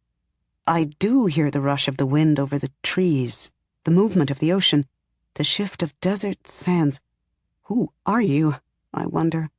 I don't believe in angels. I heat. With all my strength, I heat. I am so strong. I'm so powerful. They made me a villain. But these people whom I love, they help me to make myself more. I have purpose. I go beyond that which I was made for. I heat. I burn. All around me are 1,000 spinning suns. Ooh, I heat. Then I hear the wind in the leaves of the backbone, and I understand the deeper meaning of my name. Chapter 10. Wazobia. I knew so little about the world, and so much. As you listen to me, you should take that into consideration. I would if I were you. I was 2 when I decided to escape Tower 7. How long was I in Ghana? A year? And once I crossed the Atlantic after leaving Africa, time stopped meaning anything to me. I'd died 3 times, and I'd learned to slip outside, between, through time into other times. And I had lost 2 men that I loved, and gained one of them back. It was quiet where I was, but inside I was burning with fury. I carried it with me into the darkness of death, and when I brought it out into the light of life, it had evolved, matured, intensified, grown wings. I would free the others. I would crush those who had the nerve to make me. They had no respect. The winged man had kept me from killing myself, thus he'd kept me from doing the worst. Killing my soul by killing 1,000,000 other souls with my heat. As I became ash for the 3rd time, I wondered yet again, who is he? I didn't wonder what he was. I never had any control of when I returned. This time it took me a month. Amuo and Saeed were happy to tell me how it all happened. "When you were nothing but ash, there was a final flash that nearly blinded us," Amuo told me the night after my full return. We sat in the living room of the apartment Amuo rented in Soho. "He took most of your heat in his wings, but we could feel it too. It felt like a burst of hot wind." Saeed had turned back first and fallen to his knees before the winged man. On the ground were grey ashes. In death, I looked like any of Earth's flesh when burned. The winged man stepped back as Saeed gathered my ashes into a pile, tears falling down his cheeks. He hadn't been there when I burned the 1st or 2nd time. Such a thing is always worse when you actually experience it. "She will be back," Amuo had told Saeed, but he wasn't sure. The winged man flew off without a word. Amuo and Saeed just sat there in the jungle of Tower 7. Amuo said they spoke words over my ashes. They'd mourned me. Seeing me as ashes made it nearly impossible to not assume the worst. Nothing natural becomes ash and then returns to life. Ashes to ashes, dust to dust. Neither Saeed nor Amuo would tell me what words they spoke over my ashes. A few minutes later, There were lights in the sky, Amuo said. And I swear to you, they made a weird, whooshy, almost musical sort of sound. Saeed denies hearing it, but I know he did. The whole city did, even above all the city noise. He didn't know what they were, but I did. I'd read about them while imprisoned in Tower 7, and I used to wonder what they'd look like. They were called Northern Lights, Aurora Borealis. As I died, I'd flared like the sun, and the atmosphere over the city was reacting to me. Later that evening, though there had been no previous recent activity spotted on the sun, the meteorologists and geoscientists speculated that the strange auroras and the blackout right after that killed service to computers, jelly tellies, skyscraper screens, and all the portable devices for 2 days were caused by a solar flare. And the news feeds mentioned the noise too. I guess they needed some sort of explanation after the resulting 12 hours of rioting and stockpiling. Amuo and Saeed guarded my ashes for the entire month. At all times, at least one of them was there. I do not remember a thing. Not until that last 3 days when I started to reappear. That's how Saeed described it. It was the dead of night, and I was in my tent, he said. It was raining. They had left my ashes. It had rained many times, the wind had blown, my ashes washed away, scattered far and wide. But Amuo and Saeed stayed there, using a camouflaged tent, though the cover of the wildly growing and twisted trees was enough to hide them from the big eye when their surveillance cameras flew by. Saeed and Amuo waited, in the very place I had burned while enfolded in the winged man's wings. They patiently waited. Then one dark, rainy night, Saeed heard a loud sigh. He heard it even over the noise of the rain. He crawled to the tent entrance and looked outside. Creeping over the spot where I had died was a soft mist. The wind kept blowing it away, but then it would return to the same spot. The mist was warm and smelled like concrete cooking in the heat, Saeed told me. That's how I knew it was you. Soon Amuo returned to give him a chance to go to the apartment to bathe and eat a hot meal. But Saeed didn't want to leave me. I was now more than mist. I was a softly glowing, slowly shifting shape, like a nebula. Red, orange, yellow. Always warm. Go and wash at least, Amuo told Saeed. I remember him saying this because it was at this moment that I came back to myself. I could hear, see, and smell. Saeed did indeed need to bathe. Is that how you want her to see you after all these weeks? Amuo added. I listened, reveling in their voices, the scent of the jungle around me, the after-scent of exhaust, the warm night air, the wetness from the rain, and the sight of the magnificent backbone. I'm sorry, I thought as I looked at it. I'm sorry I ever sought to destroy you, magnificent creature. It looked wider and taller than ever. I could see 360 degrees around me, from the dirt below my non-body, to the stars in the sky, to the jungle around me, and the skyscrapers beyond. It was when Saeed had finally agreed to go bathe and sleep when it stopped raining, that Amuo started to tell me the story I had twice asked him to tell me. The story of what he did in Nigeria that landed him in Tower 7. The first time I'd asked was just before my escape from Tower 7. I'd asked again before I burned, cradled in the winged man's wings. Both times Amuo refused. Maybe now he hoped the story would bring me back faster. I could not move, I could not feel. I could only listen. I so wanted to hear his story. Finally. What did Amuo know about going up against a government? I remembered every word. Amuo is an interesting man. Phoenix, you must be very bored there, unable to move and cause trouble. You look like a sleeping bolt of lightning, power at peace. I remember you well in Tower 7. Whenever I came to the 28th floor to meet with Saeed, you were the only other person that I always made sure I saw. Sometimes I let you know I was there, other times I just quietly peeked in to make sure you were okay. I was often nearby during meal times. I used to steal whole roasted chickens like a fox in a henhouse. I saw you when they took you to the lab. Once I made their equipment cart fall over. Do you remember that? Phoenix, you are special. Come back to us. Wake up. I know you like stories, so I will tell you mine. There is not much time. Your Saeed will be returning soon, so I will try to keep my story moving. I may tell Saeed these things in due time, but for now, I will only tell you. Because you asked me twice.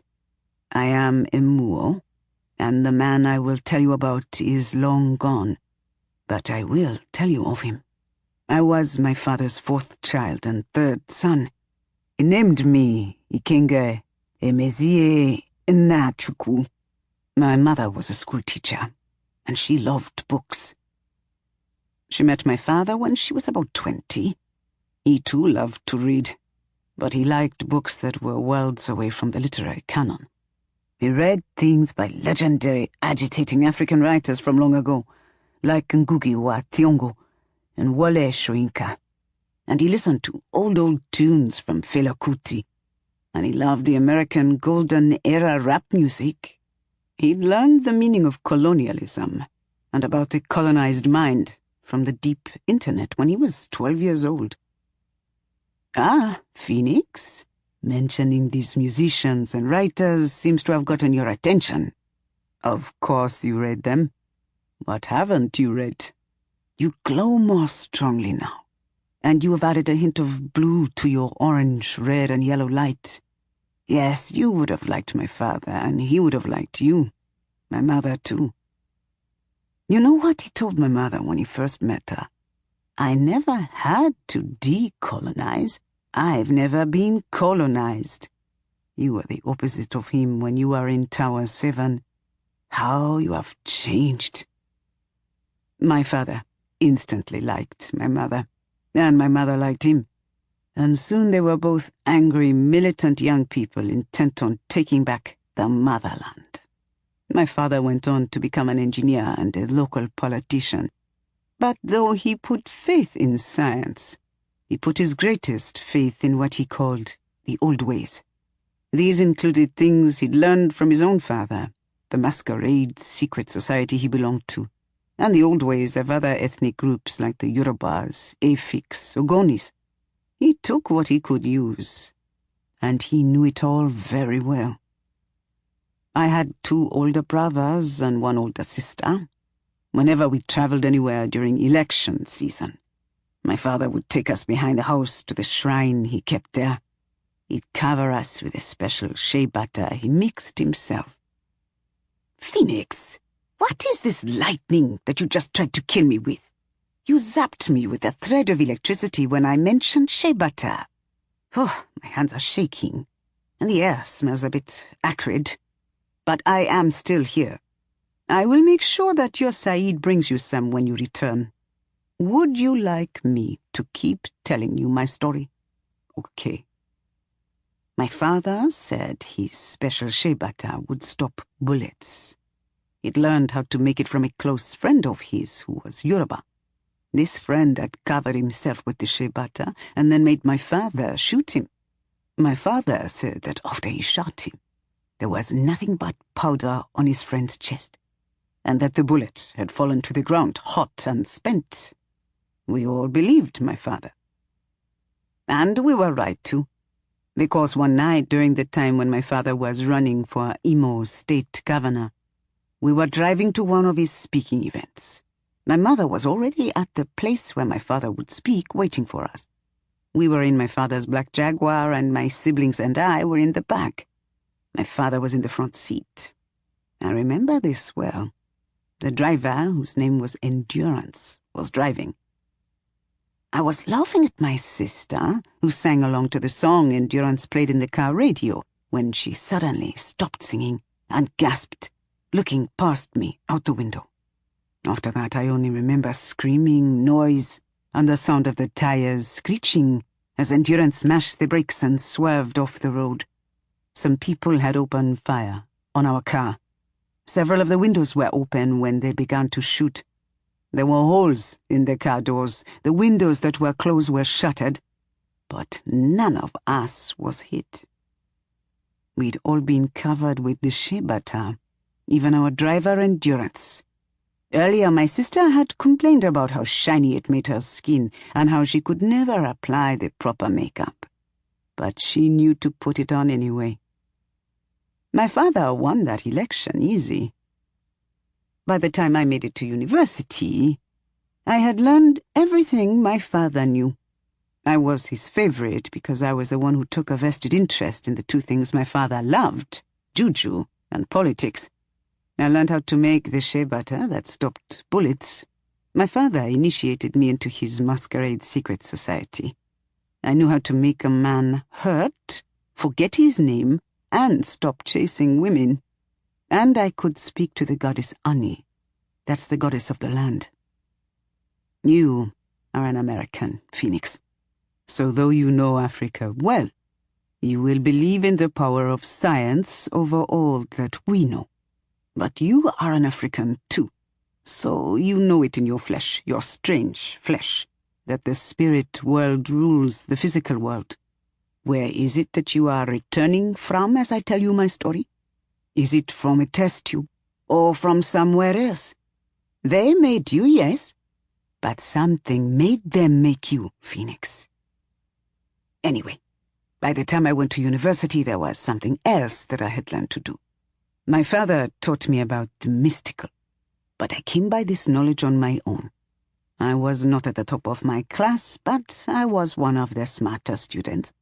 I loved and understood the spiritual, yes, but I also loved the sciences. I loved nature's structure, rules, logic, its playfulness, and the sheer scope of its creativity. Science has always been aligned with Ani. It was clear that my path of study would be engineering. One night, I was pondering the laws of physics and the will of Ani as I stared at my bedroom door. I'd been lying on my bed for an hour, thinking and thinking. Maybe at some point I'd fallen into a trance or meditative state. Something came together in my mind as I stared at the door and considered the flesh of it. The tree it had once been a part of, its power, its weakness, its dead cells, molecules and atoms, the space between them, the spirit of the tree that clung to this piece of tree flesh. I got up, walked up to the door, and I walked right through it. I emerged outside of my bedroom, and there stood my father, staring at me, shocked. He'd been on his way to the kitchen. He smiled and I smiled too. After that, I did it over and over again, walking through wooden doors. Now you see how it started for me. In university, I became like a miniature version of my father. I didn't do it on purpose. It was just a natural progression of things. I was my father's son. Like him, I was drawn to mysticism. As he did, I believed that Nigeria could be better if it just changed. I loved Fela as he did. I wanted to walk around half naked like a real African and spit in the face of the West. I joined the student government, and by the end of my second year was its president. By the end of my third year, I was one of the top engineering students, but I was most known for being a part of Wazobia. Wazobia means come, come, come in the three most widely spoken Nigerian languages, Yoruba, Hausa, and Igbo. Wa in Yoruba means come. Zo in Hausa means come, and Bia in Igbo means come. The word come is an invitation of togetherness and represents unity and diversity in community. Phoenix, Wazobia was a radical student group bent on challenging the ever-present and meddling oil companies and corrupt military Nigerian government. No campus cults for me. I wanted to join a group that was about more than wahala, petty trouble. I really did want to change Nigeria. At some point, Wazobia decided to overthrow the government. Maybe it was after the fuel riots. How can you be one of the world's last leading producers of crude oil and yet still have a shortage of kerosene and vehicle fuel? In Nigeria, we use solar generators, but solar-powered cars are rare, and it's next to impossible to find a place to recharge an electric car. Especially outside of Lagos and Abuja, hybrid vehicles are still quite popular. Some even still use fuel-powered cars, so fuel is still in demand there. But no, I remember now. It wasn't the riots that convinced us that it was time to overthrow the government. It was the introduction of the Anansi droids 419. The Anansi droids were, how do I explain them? They were digital android killer soldiers. They were the size of dogs and looked like shiny silver spiders. They were robot spiders. The Nigerian government's engineers created the prototype. Can you imagine? We came up with these things ourselves for ourselves. We're so colonized that we build our own shuttles. Some young engineer by the name of Obinna Ukamaka came up with the idea after reading a science fiction story about robot spiders guarding the pipelines of the Niger Delta. Life imitated art. Except this particular story was actually critiquing the government, not giving them a blueprint. The author must be rolling in her grave. Oh, Chevron, Shell, and a few other oil companies helped fund the project. The purpose of these machines was to prevent pipeline bunkering by guarding them, by any means necessary. Though the machines were supposedly artificially intelligent, they killed senselessly. If you so much as touched a pipeline, they came running and tore you apart. These pipelines ran right through the backyards of villages. They ran alongside roads, past schools. Within the first month, hundreds of people were killed. None of us in Wazobia could live under a government that would sell out its people so thoroughly, so brutally. We were strongly united in this understanding. We'd grown up with technology, and everyone knows that after the prototype is put to use successfully, they upgrade, and then they upgrade that next generation, and so on. The Anansi droids were a slippery slope, especially with Nigeria possessing a still sought-after resource. The daughter of Nigeria's vice president was a member of Wazobia. 3 of us could build bombs. 4 of us had fathers high up in the military. 5 of us had been area boys before entering the university and had only recently shrugged off bad habits. 1 of us was a mistress of the Nigerian president himself.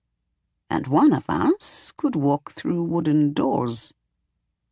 Our plan was perfect. We had guns, we could get in, and none of us was afraid to kill or die.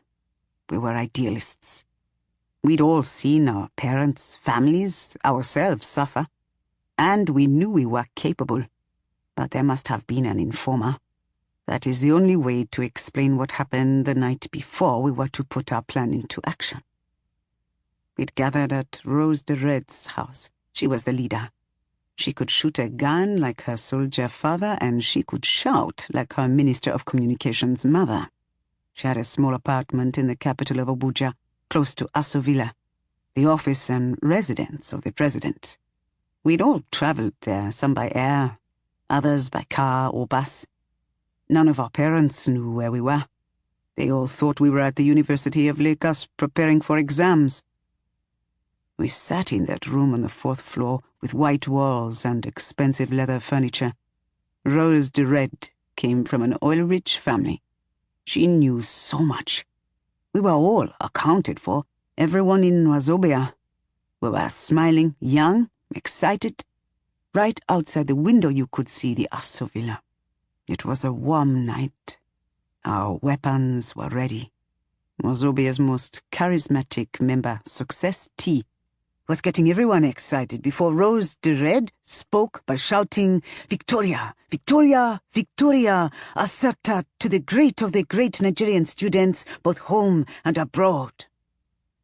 And that's when the door banged open, and masked men in black suits burst in with AK-47s. Without hesitation, they opened fire. I was sitting in a chair near the balcony window right in front of Success Tea. The light stayed on, so I saw it all. Success Tea's chest exploded.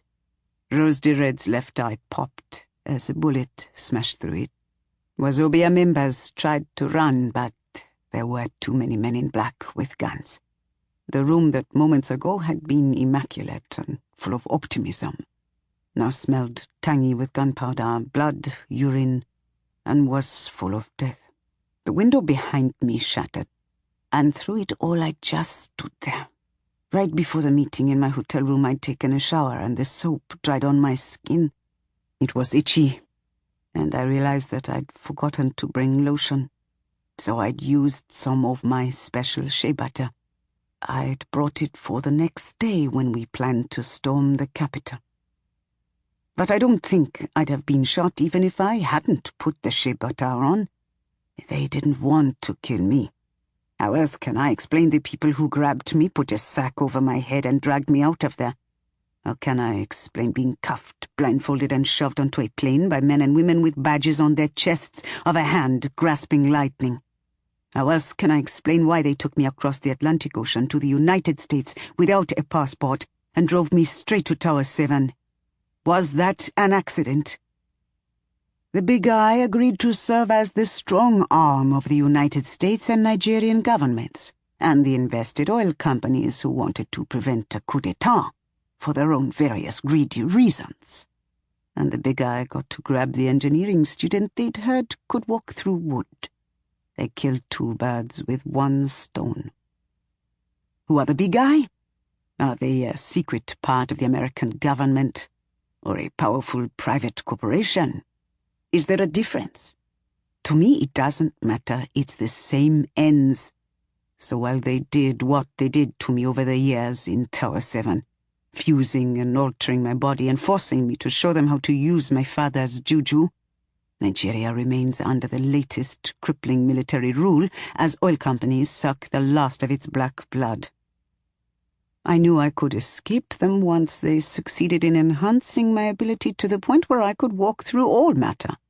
I only learned that they'd coated all the outer walls with their just-in-case Emuo escape substance when I ran face first into the wall and lost consciousness. The only way I escaped was because I came to in time to sink to the room below.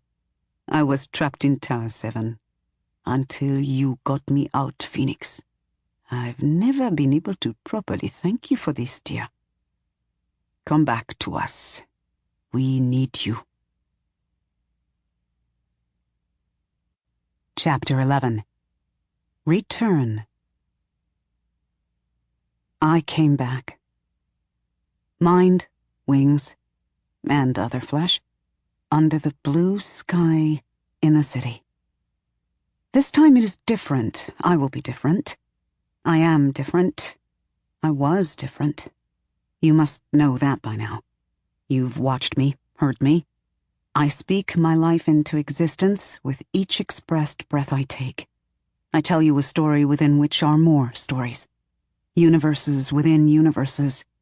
We are all spinning like small suns. I am like my own sun. I could feel my lips.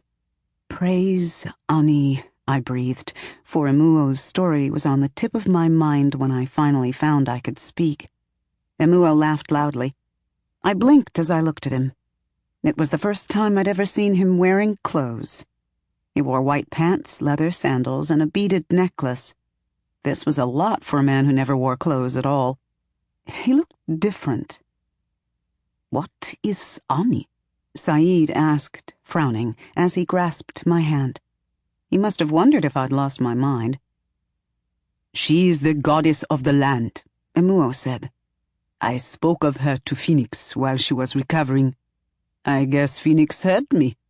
He looked at me knowingly. "Good. She's the sister of the author of all things," I said to Saeed. Then I smiled. I was weak, but I felt so good. The air was fresh and I inhaled it deeply. Saeed helped me up. My muscles worked and my skin prickled, absorbing the sunshine. Emuo averted his eyes from my nakedness. Saeed didn't. His eyes swept from my body to my wings. When they met you, he whispered, something good was touching their minds. I smiled, basking in his gaze. When they met you, planets must have aligned, he said. When they made you, they made one of a kind. Saeed, always the artist. Maybe he'd draw me next. I looked up through the trees at the sun. I shut my eyes and was happy. Absolutely, completely happy. Saeed gave me a small jar of yellow, raw shea butter. Thank you, I whispered. I coated my skin with it, the nutty smell reminding me simultaneously of my happier days in Tower 7 and my happiest days in Wulugu, Ghana. The dress Saeed gave me was yellow, and the back was open for my wings. It wasn't heat-resistant. It fit perfectly. Then he handed me the black burqa. I looked at it, perturbed, as I stood tall in my dress. Then I looked back at the sun, and then back at it. Thick, black, rough. I put it on. I was the veiled hunchback again. This time on a different continent. But I had plans. We had plans. The first was to get out of there before the big eye spotted us. Emuo reluctantly shrugged a t-shirt over his lean, muscular chest. We leave these walls and enter barbarism, he said. It was broad daylight and I could see the tall, tall buildings clearly. We had to walk several blocks to get to Emuo's car, and as we walked, I held Saeed's hand and gazed up. The palm, iroko, and ebony trees that grew between the buildings reminded me of Ghana.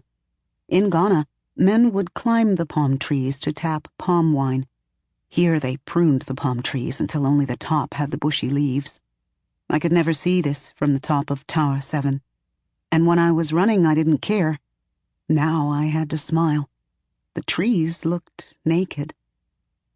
Beyond the trees loomed the tallest human-made structures I'd ever seen, aside from the backbone. At first, I clung to Saeed and listened hard for the sound of walls crumbling and buckling. I'd seen Tower 7 and the Axis fall. It was more than easy for me to imagine these ones doing the same. When I realized the appearance of the buildings falling was just an illusion created by the sheer height of them, I began to relax and enjoy their enormity. The buildings flashed and chattered even in the daylight, with commercials, TV shows, the latest news. One building was covered with a giant screen that only showed a little girl smiling and smiling. As we passed it, the girl puckered her lips. People around us exclaimed and started moving quicker. Some laughed. 2 women yelped and started running, covering their heads with their briefcases. I found out why moments later, when a spray of mist burst from the mouth, dampening everyone. We were right in the middle of it all. Emuo loudly sucked his teeth. These people de craze, he muttered. Waste of solar power. The mist felt wonderful in the heat. It blew beneath my burqa and dress, cooling my entire body. I giggled, delighted. It was also silly. It was nice to see a lighter side of the city for once.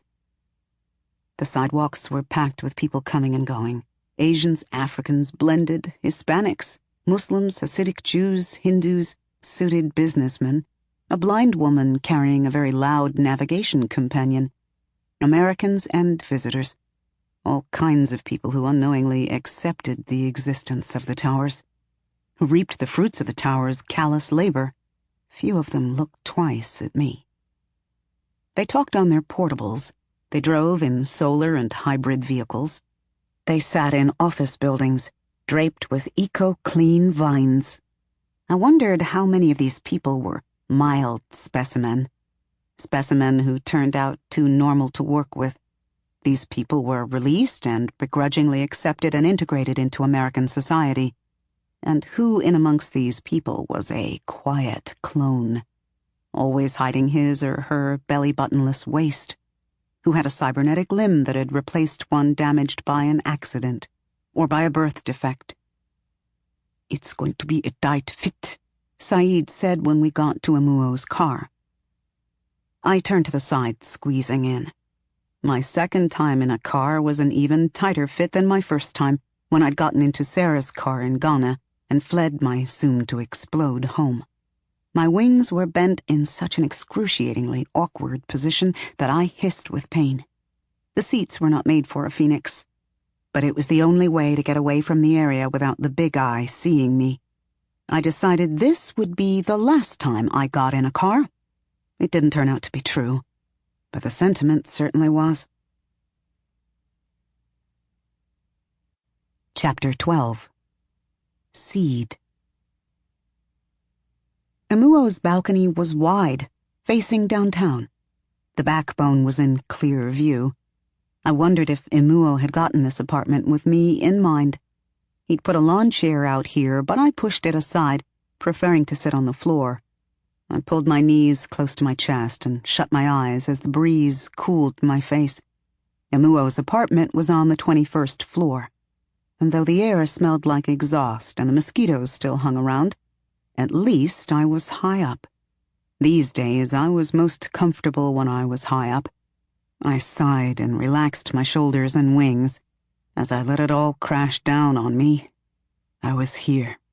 With friends. I was alive. I was free. Phoenix. I wiped the tears from my face as I looked up at Saeed. Then I looked away. He sat down beside me, and for a moment we were quiet, looking at the world before us. The apartment was in the city, but far enough away from the busiest part to have more trees than tall buildings. A tall palm tree grew so close to the apartment building that I could reach out and touch its top leaves. "What are you thinking about?" he finally asked. I looked him square in the eye. "I was thinking about apples," I said, feeling a sudden flush of anger. My temples ached, and I shut my eyes again. I was thinking about how they taste. Saeed muttered something in Arabic. "I will learn Arabic one day," I said, "just so you can't do that anymore." "I said that you don't know me," he said, looking annoyed. "You're too young to understand a man like me. You're only 3 years on this earth." "I've died," I said. 3 times. "Have you?" I twitched my wings in annoyance. He looked away and sighed. "Phoenix, you really don't understand." I felt the heat in the middle of my forehead first. Then, in an instant, it had reached the tips of my toes, fingers, and wings. Saeed frowned at me, but he didn't move away. Good, I thought. Stay. I hope it burns. A tear fell from my left eye, and I could feel the warm mist brush my eyebrows as the tear slowly evaporated. What if I burn and take this entire building with me, I mused. Saeed, Emuo, New York. I fought back tears, shocked by the power and violence of my rage. "Why did you try to leave me?" I finally asked. "You saw the bad thing they were doing, and then you just decided to subtract yourself as if you were Allah or Zeus? Who are you? What makes you—" "Wake up, Phoenix!" he snapped. "Think. What does your mind tell you about what happened? You can read all those books, yet you still can't unravel the truth." He muttered something in Arabic. I wanted to shout, I wanted to scream, but those things have never come naturally to me. I was quiet, but my body felt hot, and in the darkness of the evening there was a glow around my eyesight.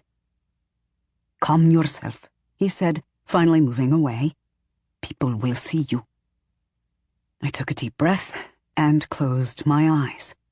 Behind my lids I saw a blazing sun slowly set. Then it was just the dark again. I was calm. I heard him move back to me. He took my hand and squeezed it. Then he brought it to his lips and kissed it.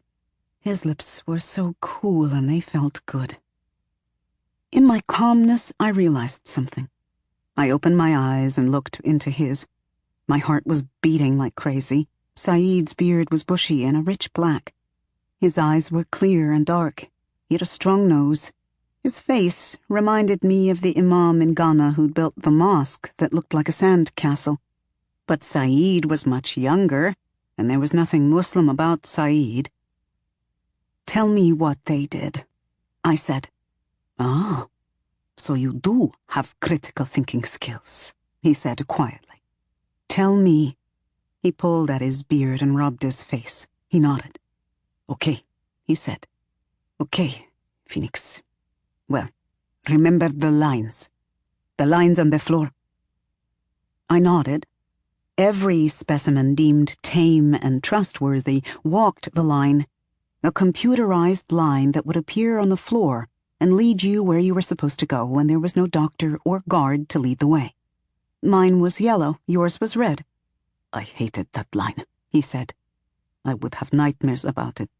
I had nightmares about a lot of things there." He pressed his lips tightly together. "One day, I stepped off the line that was leading me to the lab," he said. "They were so slow to respond, they were so used to us behaving. Only Emu had escaped them, and even then, they saw that none of us followed his example. I was halfway across the floor when they caught up with me. But by then I'd seen their device, whatever it was. I still had the apple in my hand. I'd planned to paint it. But by then I was squeezing it as I tried to cope with what I was seeing. Before that night, Emu and I had been conspiring. We had a plan of escape that was actually quite similar to yours. I cannot read, but I've listened to many audiobooks. There is a verse in a poem that has always stuck with me. I didn't have to even try to memorize it. The poem was so powerful that it stuck to my brain the first time I heard it. "Things fall apart. The center cannot hold," by a man named Yeats. The towers have changed life, not just in the States, but all over the world, I suspect. You know this more than me, but I sense it. All the cures, inventions, and enhancements have changed so much. But the core of the tower's philosophy has always been rotten, and in due time it will collapse on itself, and everything will go down. Emu knew this, and I knew this. We were planning escape because we didn't want to be there when it happened, and we wanted to make it happen, if that makes sense. I was dying inside, Phoenix. They brought me here after living on the streets of Cairo. I had no family, just survival, primal, powerful survival. Yet after only a few years in Tower 7, I was dying inside. They did things. To me, they changed me, and I watched them do worse things to others. I'd come into that dining hall and see the changes with my own eyes. Then I met you, and I watched them do things to you. You came to me that first day. I had never seen anything like you. You do not know what you look like to others, Phoenix. No words can describe it. Yet I knew you were doomed. There were female big eye who wanted me as their plaything, but saw how much I felt for you, and they would tell me things. Raw, painful facts. They wanted to draw me away from you. The big eye women are cruel in ways you would not want to know. But the fact is, I knew what you were, Phoenix. Destined to burn. A weapon. Then I met Emul, and once we got to know each other, he saw in me a partner in crime. I saw in him someone who had escaped. We fed off each other. He visited me often, but not too often. The big eye knew it, but did not worry. Our time was close, but not yet. My eyes stung. How come he had never spoken of all this with me? Never, he continued. I would never have left you. I was waiting for the right time. Ask Amul. He paused, but seeing that device, all that death from I don't know when, I forgot all that. Phoenix, it showed a time and place where mounds and mounds of Africans were dead. What were they doing? When was? I didn't see Africans, I said, frowning. I saw Caucasians. He stared at me for a long moment, then shrugged. Genocide is genocide. Maybe you saw them looking through a different time and place. I nodded, wanting him to continue. When I saw that machine, I went mad, he said. I don't remember much other than red lines, many of them clouding my vision. I still had the apple in my hand that I'd taken from you. That was red, too. A blank look crossed Saeed's face. I burst into that room and threw it at the big eye. I threw a scanner and anything else I could get my hands on to destroy that black machine. I don't remember if I caused any momentary break in transmission. I was just picking things up and throwing them. It took 10 Big Eye to restrain me. They dragged me back to my room and beat the hell out of me. All through, I kept thinking about you. You didn't know anything, and there was always so much hope in your eyes. I kept thinking about what would happen to that hope if I told you about what I'd seen, or if I never returned to you. He paused, frowning at me. But now I see something new in your eyes. Now, when I look into them, it's like looking into a mirror. Your innocence is gone. Death will do that, I wanted to say, but I did not. They left me for a few hours, he continued. I floated in and out of consciousness. Then they must have decided that I was damaged goods, because later that night, they burst into my room and injected me with something that was supposed to kill me but didn't. That's how I woke up in the morgue in the U.S. Virgin Islands in Tower 4. There was a tag on my finger that said, "Dismember, organs will self-preserve, use for transplant." I was more valuable to them dead than alive.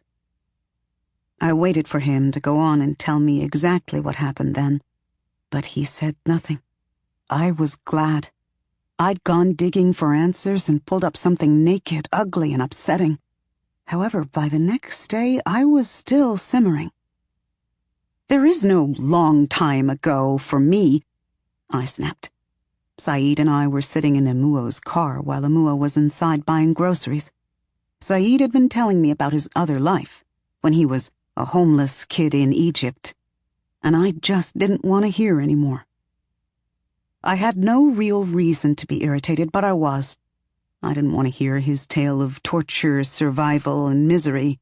I didn't want to hear about how his father had indentured him at the age of 6 to a successful but physically and verbally abusive pharmacist who wanted a child slave, not an apprentice.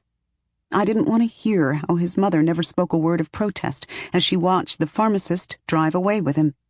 I didn't want to hear about how Saeed ran away at the age of 7 from the pharmacist the night the man beat him unconscious because his paranoid, over-medicated wife didn't like the conniving way Saeed had looked at her.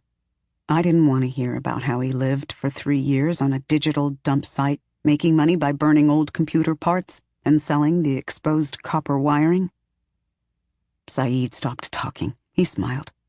People like you have always been. I frowned. I didn't understand what he meant. I didn't want to understand anything or anyone. I just wanted to be free of all the weight, free of my constant anger, free of being a fugitive of Saeed's awful recent and distant past, of all our murky futures, at least for a little while. However, I had to stay in the car. It was the closest to being in public that Amuo felt I should be. After seeing the in-depth news stories that marked me as a dangerous, murderous specimen that authorities were close to securing, I agreed with him. They gave me no name, but the lesser-viewed stories showed images of my face from when I'd brought down the Axis building, and none of them referred to me with a pronoun other than it. Saeed insisted that the Big Eye were making sure every journalist coordinated in the image presented of me. A woman was not dangerous, so no need to panic. An African was a threat, so do not hesitate to kill her. A winged human being was an abomination, not angelic. So when it's over, forget her death quickly. Still, my days in Ghana had taught me that I was no longer a creature who could be comfortable being indoors for long periods of time. I never knew whether this was because I was a winged creature now, or because of some sort of fallout from my days in Tower 7. I banged my fist against the car door. A beeping sound came from the front seat and my door opened. The car thought I wanted to get out. It really was a smart car. Saeed reached over the seat, leaned across me, and shut the door. He looked into my eyes. I instinctively leaned back. "They're looking for you, Phoenix." I scoffed. "They are looking for a non-human nonentity." "No, they are looking for you," he said. "They won't find me," I said, looking away. "Maybe, but you'll have to run," he said. "Wherever you expose yourself, you have to flee from there." He paused. "And we can't follow you either." Everything in me clenched, and the pain of it surprised me. My wings pushed my burqa away and slapped the car ceiling. I gasped, regaining control. Saeed looked around as he quickly pulled my burqa back over my wings. Tears squeezed from my eyes as I took a calming breath. "Relax, Phoenix," Saeed whispered. "Relax." I grimaced and sniveled, rubbing my temples. The pain. He climbed over the seat and sat beside me, cradling me with his arms. I leaned against him, shutting my eyes. I never saw darkness, just red, especially in the sunshine. I lifted a hand and slowly ran the back of it over Saeed's short beard. The roughness felt good against my skin. I turned my hand and stroked it with my fingertips. "I've mourned you," I said. I wept, beat myself up, cursed, bled for you. Then I healed. I buried you here. I put my hand over my heart. "And now, I'm sorry," he said. "I couldn't." "I loved a man named Kofi Annan," I said, shutting my eyes again. I could see Kofi clearly. I remembered him over 2 lifetimes. He was dark-skinned like me and beautiful like the few African men allowed to star in 3D movies. But he was also humble and unaware of his beauty, because he had so many more important things to focus on. He had a head full of rough black hair, and he stood an inch shorter than me. The Big Eye took his family away years ago, and then they killed him years later because he tried to protect me. He died because of me. "Emuo told me, Phoenix," he said, looking at his hands. "I know everything. You don't have to tell me again." "I lost you. I lost him." My voice shook, and I wished I hadn't started talking. It was like scratching at a fresh scab. I can't lose." "We have nothing to lose," he said, taking my face into his warm hands. He kissed me. I saw Tower 7, the dining hall. We sat close to each other and he'd kissed me. It was fast. His lips were cool and we'd looked at each other afterwards, first with surprise, then delight. Then we'd veiled our faces with secrecy. Specimen were not allowed to pair unless the Big Eye deemed it good research. Now this kiss was not like the ones we shared in Tower 7. There was heat and humidity. I was able to wrap my arms around him and him around me. I was able to feel him. Saeed may have been lean, but he was strong, and unlike in Tower 7, this kiss lasted. Saeed could not eat fruit, yet his mouth tasted like mangoes. He pulled back from me, a surprised look on his face. Then his face broke out in a smile, hunger in his eyes. "Warm," he breathed. "You're always so warm." I felt heated, but it was not the type of heat I'd come to know too well. This was something new and exquisite. My entire body felt like it was humming. My wings wanted to stretch and fly. I needed to get outside. I wanted Saeed to take me outside. A knock on the window made us both jump. We scrambled away from each other. The doors unlocked, and Emuo opened the door on the passenger side. He peeked in and chuckled, shaking his head. Then he placed 2 grocery bags on the seat. He walked to the trunk and opened it and started loading in the rest of the groceries. Saeed opened his door and leaned out. "You need any help with those?" he asked. Emuo held up a hand, still laughing. "I think it best if you don't get up."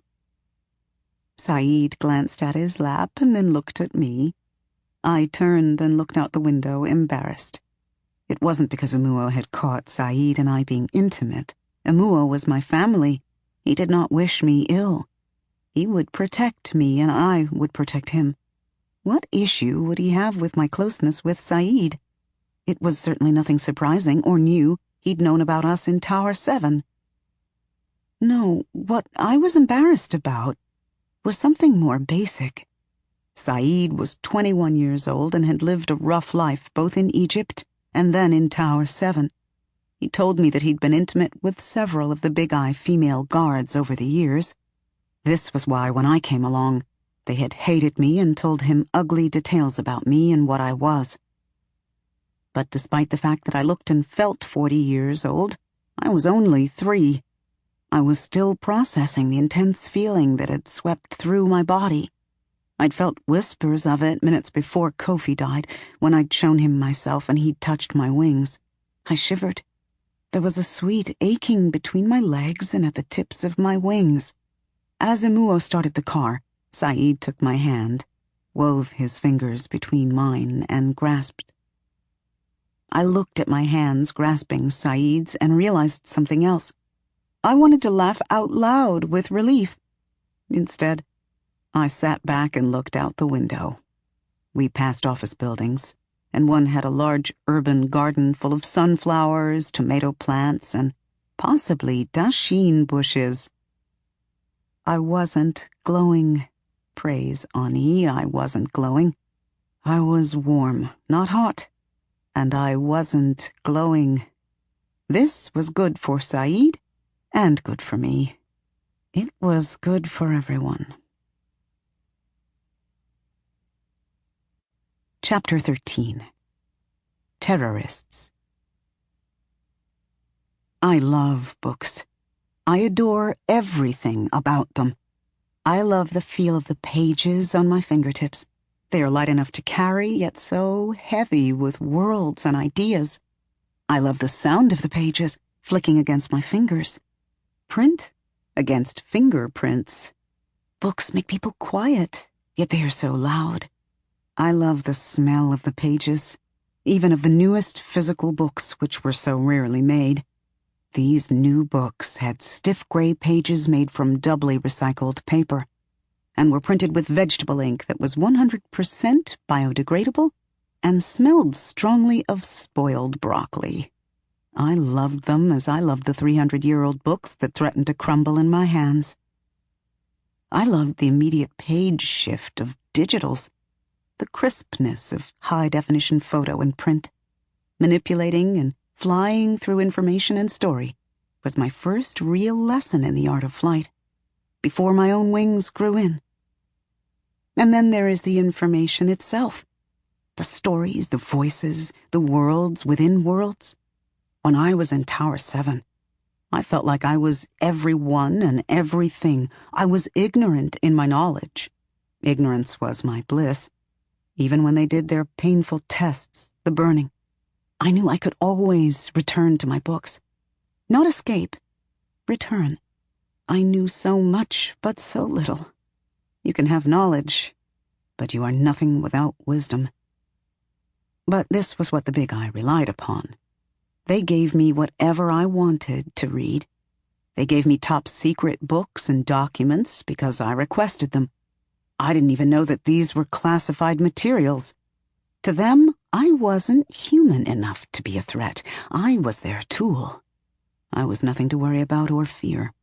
They saw me as they saw the Africans made slaves during the transatlantic slave trade hundreds of years ago. They saw me as many Arabs saw African slaves over a millennium, and how some still see Africans today. The Big Eye didn't think they needed to put a leash on me, because my leash was in my DNA. They were the definition of arrogance and entitlement. For several months, I not only read about the towers, but I read about the history and proliferation of information, both oral and written. I was obsessed with it, and this led me to read about the biggest library in the world, America's de facto think tank, the Library of Congress. While in Tower 7, I'd never dreamed of going there. Escape never crossed my mind, not until Saeed died, but a part of me certainly wished to enter its walls. Many hard copies of the downloads I read were stored in the Library of Congress, especially when it came to information about the towers. The Library of Congress had the world's only tower records. They were located in its special collections and archives. From what I've read, these records even had their own room. What was most unique was that every record was kept as a hard copy. There were no digital files, and only one copy. The towers were places of intense stealth research. Archiving and documentation were integral to their very existence, but so was keeping information close and within. Now that I was awake and aware, I understood several things about the tower records. If the United States housed the only information there was about the towers, they could monitor control 100% of who got to read these files. The second was that they clearly had something to hide. Why lock down information in this way if they did not? Thirdly, they didn't want people to know they had something to hide, thus placing the information in public. People knew where to find it even if access was highly restricted. Fourthly, whatever they were hiding in these files was something they wanted to eventually destroy. One copy of a file on paper did not last forever.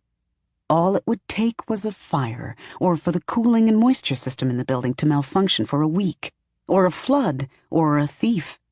They were making these files easy to get rid of. I wondered about this, but had no answers. It was shady, but this was what I now expected of my first and third country of birth. It was my suggestion to go to the Library of Congress's Special Collections and Archives section before we formulated our plan of attack. I'd read plenty, but not everything. I'd never thought to research myself. I'd never asked the Tower 7 Big Eye to show me the file of the Phoenix. I'd never asked to see the files on any of the specimen. I wanted to see those now. We discussed it over dinner at Amuo's small apartment.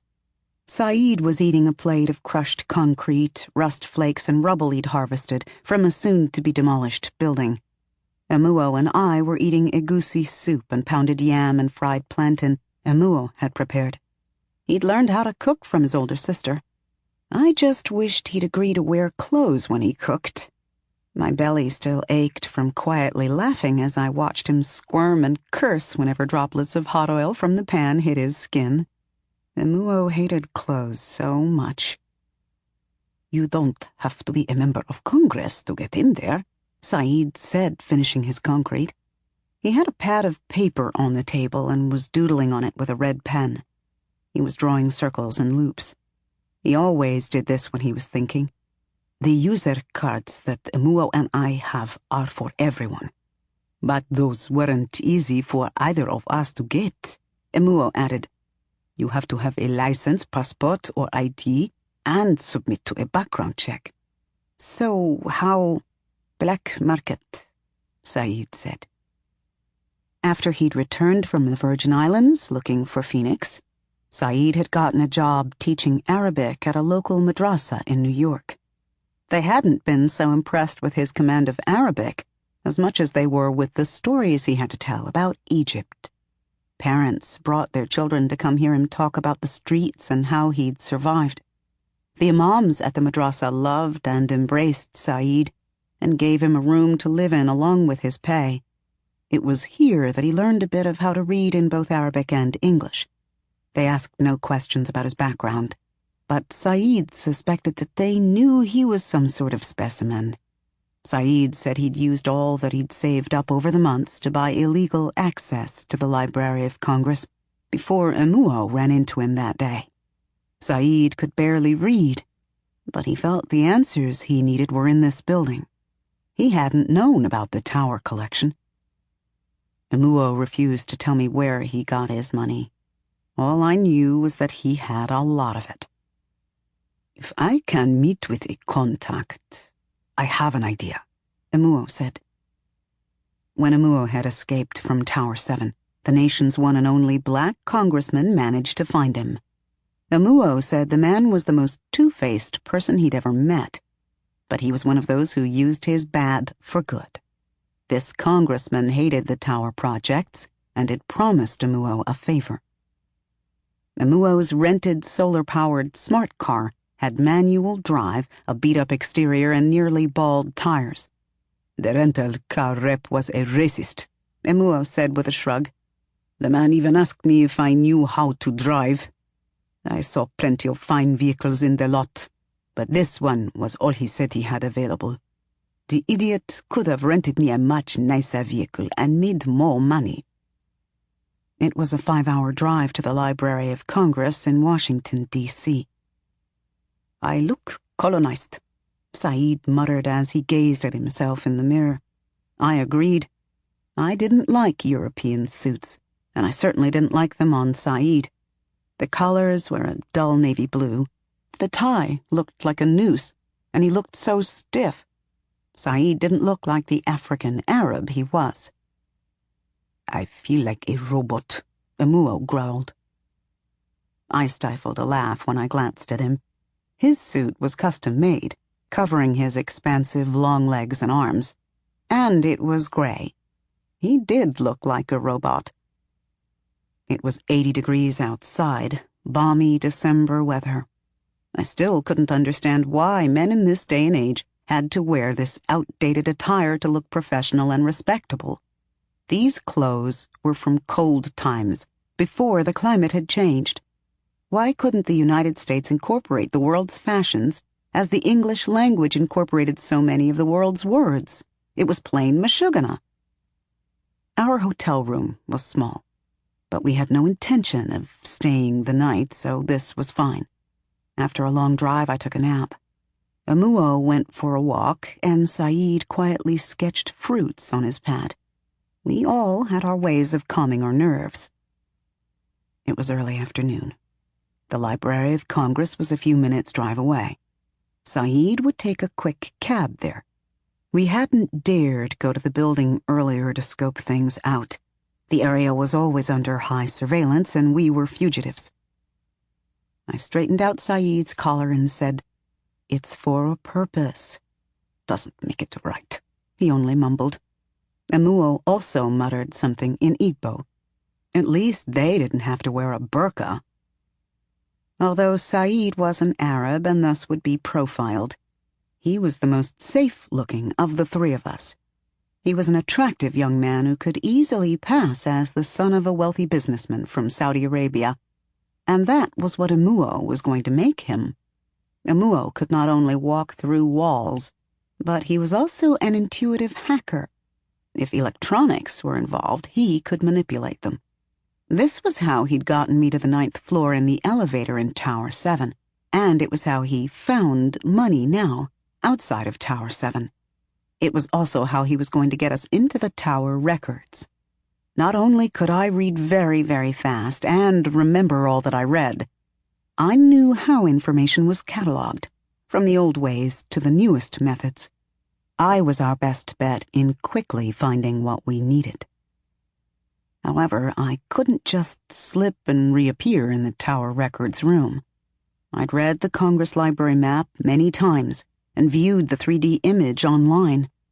But the small room in the Special Collections Library wasn't on the map. I could slip, but I wouldn't know exactly where to come in, and I couldn't risk being seen as I had been in Tower 1. Saeed needed to escort me into the tower records section. I was to be the meek, hunchbacked Muslim woman with her curious, wealthy, politically influential husband. They would watch us, but they would let us in as they did so. Then Emuo would cause the cameras to malfunction for 10 minutes. I'd have to read fast. A half hour later, Emuo and I walked toward the White House. A storm was brewing, and the air felt charged and smelled soily. It was probably raining somewhere nearby. The streets were busy, as was the sidewalk. I could see the White House up ahead, and a part of me wanted to stare at it. But that part was small. Most of me was focused and very aware of my black burqa and hidden wings. There were men in business suits and women in high, stylish heels, tourists with cameras and a few joggers. Almost everyone on the sidewalk was Caucasian. My wings itched. I missed Ghana, Kofi. I pushed the painful thoughts out of my mind.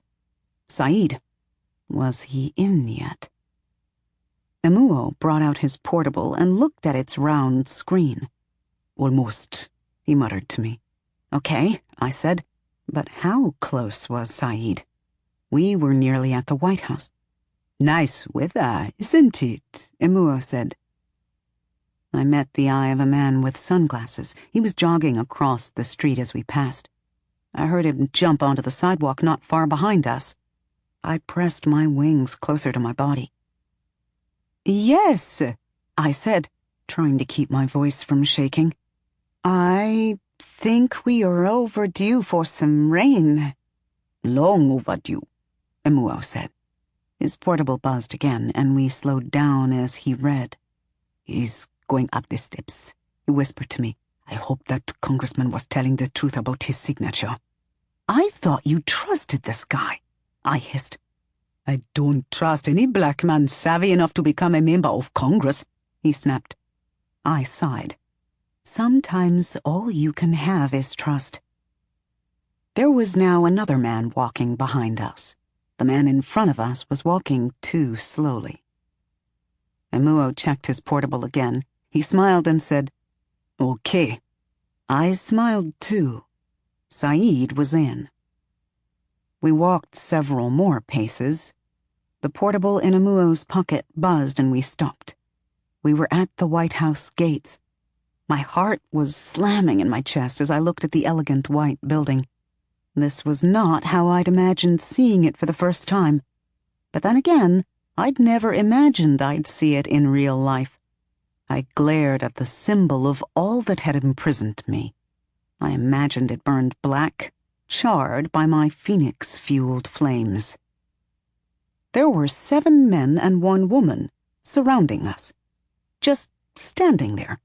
4 in black suits, 1 in jogging attire, the rest in streetwear. Would they grab us, shoot us? Not in this crowd. They knew who we were. Or maybe they were just profiling the tall African man and the tall, crippled African Muslim woman in the burqa. We perfectly fit the ridiculous profile I'd read so much about.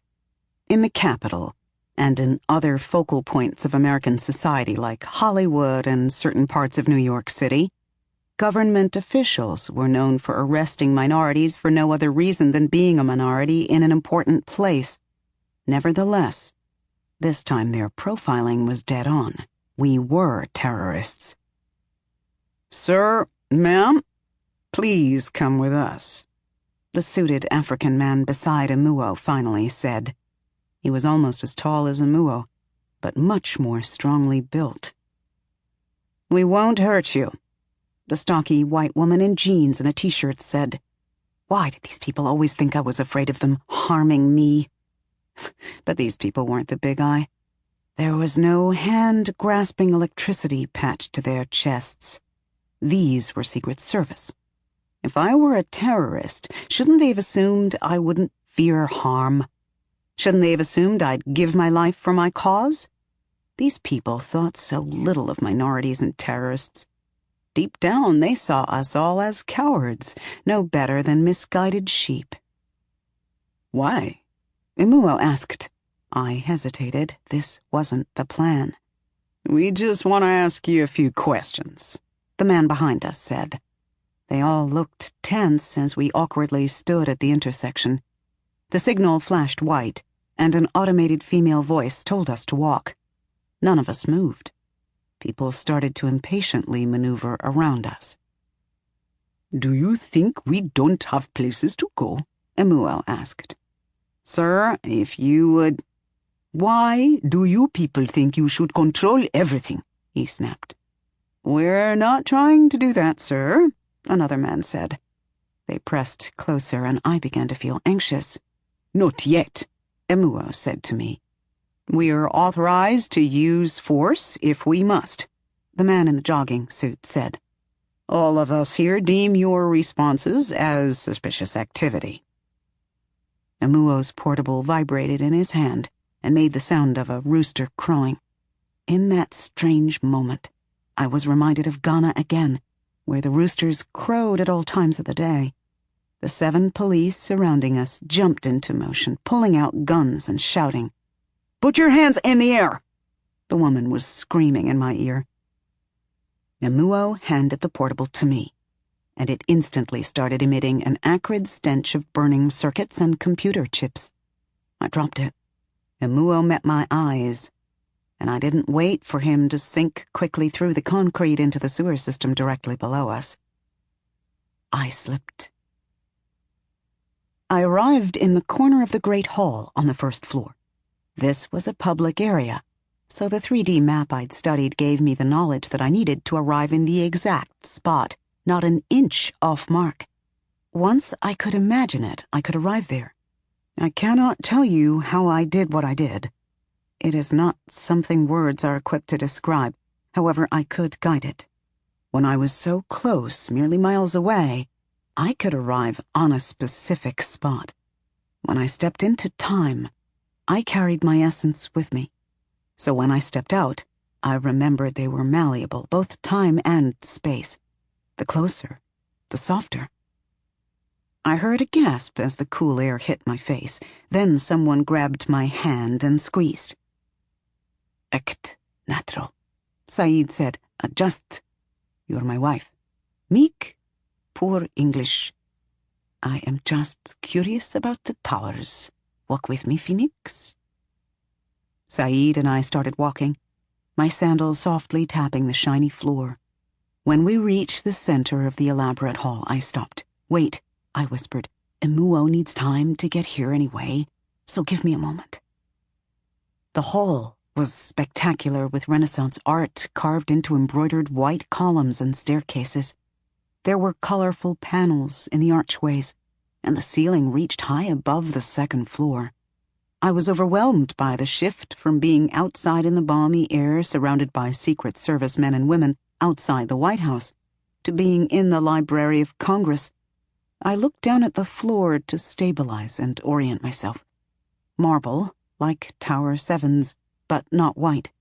Brown and yellow with brass inlays. I looked across the floor. The design that we stood on looked like a blooming sun. We were surrounded, I whispered, staring at it. Secret Service? Yes. That fast? He asked. They must really hate our kind. I chuckled despite myself. I think the library is on alert, Saeed said. We started walking again. About a minute ago, I saw some guards jog past. They looked like they were heading to the front of the building, and they looked worried. But they haven't asked anyone to leave, so I think we're okay. They're likely focusing on the White House and the area around it. If so, our plan had worked. This was why Emuo and I had been at the White House in the first place, a diversion. Did Emuo make it? I don't know, I said. He had to catch a cab, and this thought did not set me at ease. We looked at each other and then looked away. I nervously surveyed the room. We were the only people of color in the Great Hall. I was an oddly shaped woman in a black burqa, and I didn't have a library card. I felt ill. What would they do to Emuo? And what would we do without him here? My eyes fell on a tapestry on the wall. It was of a tall, regal woman holding a scroll. This was the Minerva mosaic that I'd read about when studying the building's layout. Minerva was the protector of the United States. But I focused on the smaller, statuesque woman standing on some sort of globe just below the regal woman's scroll. She had wings. This was Nike, the Greek goddess of victory. I stared at her, realizing that I'd admired this image on the screen at Emuo's apartment, yet, for some reason, I hadn't connected her to myself. But now I did. "They told me it's that way," Saeed said. I nodded. He led the way. "If Emuo isn't able to alter the file, will they arrest us down here, do you think?" "Me? But not you," Saeed said. "If anything happens, leave." Minutes later, we were in an underground tunnel that led us to special collections and archives. The man at the help desk had looked at us with such scrutiny when we asked about the tower records that I thought it was over right then and there. Then he'd said, "Right this way." We followed him through the stacks to a glass door. He typed in a code, pushed the door open, scrutinized us again, and then held up a portable. He touched the screen and the face of another guard appeared. "You've got 2 today," the help desk man said. "Okay." The guard on his screen said, "Send them in." The pathway was long, the walls white. I shivered. It reminded me of the hallway in Tower 1. All it needed was the gray railing on the sides. Only 2 people were allowed in at a time, and clearance was tight. As we waited for the guide to check us out, I held my breath and looked through the second set of sealed glass doors into the sterile white room. The glass was most likely bulletproof. There was nothing on the walls, nothing on the ceiling. The guard only had his silver chair to sit in. I wondered how he withstood spending hours in this place. He frowned at us, then took Saeed's library card and touched it to the flattest portable I'd ever seen. It looked like a hand-sized sheet of glass. It lit up a soft periwinkle, then it turned green and said, "Prince Osama bin Abdullah of Jeddah, Saudi Arabia, and wife are allowed into Tower records. 1 hour. No photos, please." I forgot about Saeed guarding the door. I didn't think about whatever it was that Emuo had to do to get me into the full system. I ignored the silver buttons that were security cameras stationed in every ceiling corner. I didn't think about what would happen if anyone checked on us. I thought only about information, answers. I thought back to my time in Tower 7 when I had their e-reader in hand, before I began to heat. These small stacks were arranged in an ancient format called Dewey Decimal. I'd studied it, so there was no need to ask the guard for help.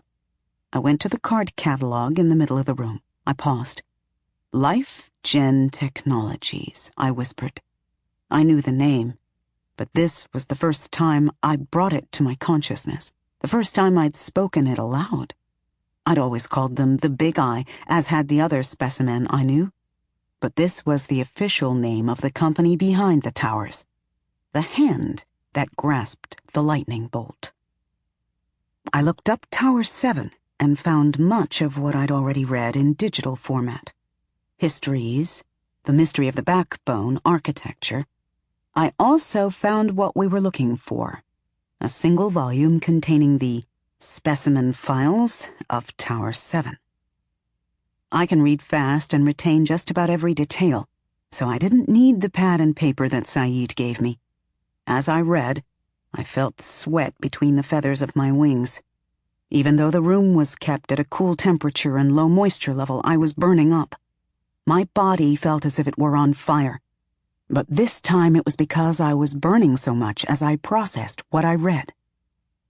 "What are you doing?" Saeed hissed as I threw off my burqa. "Emuo got us in, right? So he had to also have done something to the security cameras," I said. "I remember when I was escaping Tower 7. He's thorough." I took a deep breath and let it out. "I need air. It's too hot." "Phoenix, what if we take the chance?" I snapped. "I need to breathe. This is a lot." Saeed bit his lip, glanced at the cameras on the ceiling, and then quickly nodded. He picked up my burqa and got it ready to throw back over me. "Okay." My eyes were watering from the stress of what I just read about Emuo. Had they really peeled away all of his already special skin, injected it with some sort of sentient molecular shifting compound, and then grafted it back on? I wiped my forehead as I read the most shocking part of his file. I glanced at Saeed. "What?" he asked. I shook my head and continued reading. He wouldn't believe it. I couldn't believe it, but I could. I'd seen the red creature in the glass box in Tower 1. It had looked like a light dust until I broke the glass and it came out. Then it had shifted and solidified into a tall, praying mantis-like creature. The more I read, the gladder I was that I'd freed it. According to the information in Emuo's file, the creature was an intelligent alien from Mars, befriended and then captured and brought to Earth by a young man from the Mars colony. This young man had forced the creature to divulge its technological knowledge about molecular control and reorganization. This information was passed to Tower 7 scientists and then used to create Emuo's skin. Emuo had endured the peeling and grafting without any anesthesia. This was why he could slip through more than wood. He hated clothes because his skin wanted to see everything. I shuddered. Emuo's file marked him as fugitive. The Idiok baboons who could speak in sign language were having their brains tested and extracted. They'd been caught in the Congo, and even then were able to fully communicate with their captors in perfect sign language. The Big Eye believed the baboons had quickly taught themselves the language in order to communicate with their captors. What got Tower 7 interested in them was the fact that they could tell the future. One of them, the only female, kept telling Tower 7 to stop doing what they were doing, that if they didn't, they'd bring the end of the world. But no one listened to her. All the Idiok were marked as deceased, most of them dying in Tower 7's collapse. Saeed was a weapon, as I was. In his file they called him the Seed. The play on his name was surely not a coincidence. The Big Eye scientists were known to have a sick sense of humor. Even the backbone was created as a joke. He was the prototype of the soldiers created to seed disaster zones after dropping nuclear bombs on enemies. The Seed were human killing machines who would go in and kill off survivors to make sure the enemies were fully defeated. Saeed didn't know it, but he was resistant to radiation too.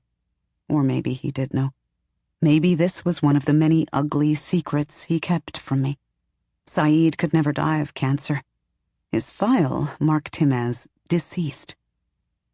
There was no file on the Winged Man. I hadn't expected there to be. The Winged Man was someone that Tower 7 probably kept secret from even itself. My file had its own Life Gen Technologies mini-booklet. My belly dropped. Why did I have so many pages? Why was I a company-wide specimen as opposed to just Tower 7? There was nothing more extraordinary about me than Emuo or Saeed. Saeed was classified as a weapon just like I was. As I read, my legs grew weak, and my mind tried to grow cloudy. The information I learned was poison. How could I have no father? How could I be nothing but a cataclysm spurred by weapon engineers and scientists? I was nothing but the result of a slurry of African DNA and cells. They constructed the sperm and the egg with materials of over 10 Africans, all from the West African nations of Nigeria, Ghana, Senegal, and Benin. Then they combined all that with DNA from Lucy, the mitochondrial Eve, the 10-year-old Ethiopian girl who carried the complete genetic blueprint of the human race, the girl who could remember every part of her life, the girl whom they tried to make immortal. My eyes watered, but I read on. Something was coming. But I didn't stop reading. An African-American woman carried me to term, and when I was born she wanted to keep me. They wouldn't even let her kiss me goodbye. The woman had eventually gone mad and had to be committed to a psychiatric ward in New York, not far from Tower 7. The doctors could not figure out why she had grown so attached to me. They had told her nothing about the type of child I was, and they'd paid her and her family several millions of dollars. She'd rejected her portion after my birth. They gave the address of the psychiatric ward. I would remember it. I kept reading. There it was. My surrogate had given birth the day after a sizable solar flare. There was a blackout, and I'd been delivered in the darkness. When I was born, I was the brightest light in the room. They didn't know what happened or how it happened. They speculated that maybe there was a chemical reaction because of all their mixing and the solar flare. What they quickly understood was that I was special, and they could cultivate my specialness. I died when I was 1 month old. I looked about 2 years old. I'd run a fever, begun to glow brightly, then simply burned up. Minutes later, I came back good as new. A naked 2-year-old-looking brown child with a head full of black puffy hair. I don't remember any of it. The Big Eye were so excited about me, and this excitement was expressed in the way my doctors and the scientists documented my case. They used words like epochal, monumental, and revolutionary. I could burn and then live again. A reoccurring small nuclear bomb. They raised me like an android, not a human. I hadn't burned again. Until last year. There was nothing about me sprouting wings, not a word. I wiped my face and sniffed. They didn't predict that, I whispered. I stretched my wings until they grazed the ceiling, loving them more than ever. They hadn't really predicted anything. They just let themselves think they did. It was easy to see how they lost control of me. I slammed my file shut. Then I opened it again and flipped to the very end. I was marked as fugitive and lethal, acquire and manage before end of solar cycle. Then there at the bottom of that page, there was one small note. Information to be used in tandem with Gila, Tower 4, U.S. Virgin Islands. Gila? I whispered. Interesting. Lastly, just before we ran out of time, I had a chance to skim the financial status of the towers. Billions and billions of dollars, euros, and yuan were poured into the towers each year. But here was the twist. Even more money was earned through patents, research results, and other things that were called names like Project X and Experiment 626, or simply coded numbers. I had very little time to read and process the information in the financial book. But one thing did catch my eye. 80% of the billions earned came from Tower 4 in the Virgin Islands, where Saeed had been sent when they thought he was dead. Tower 4 was the hub of the tower's income. The money was accredited to the sale of 2839, 2840, 2842, 2843, and 2844. There was also a large portion accredited to harvests. My mind was so full that I barely noticed when Saeed threw the burqa over me. I wasn't paying attention to the guard swiping Saeed's card again. I didn't hear him wish us a nice day. I barely felt Saeed's bone-grinding grip of my hand as we quickly, but not too quickly, exited the library. The taxi ride to the Pakistani restaurant 20 minutes away was a blur. Only when I spotted Amuo at the table did I leave the ocean of Tower Records information that now lived in my head.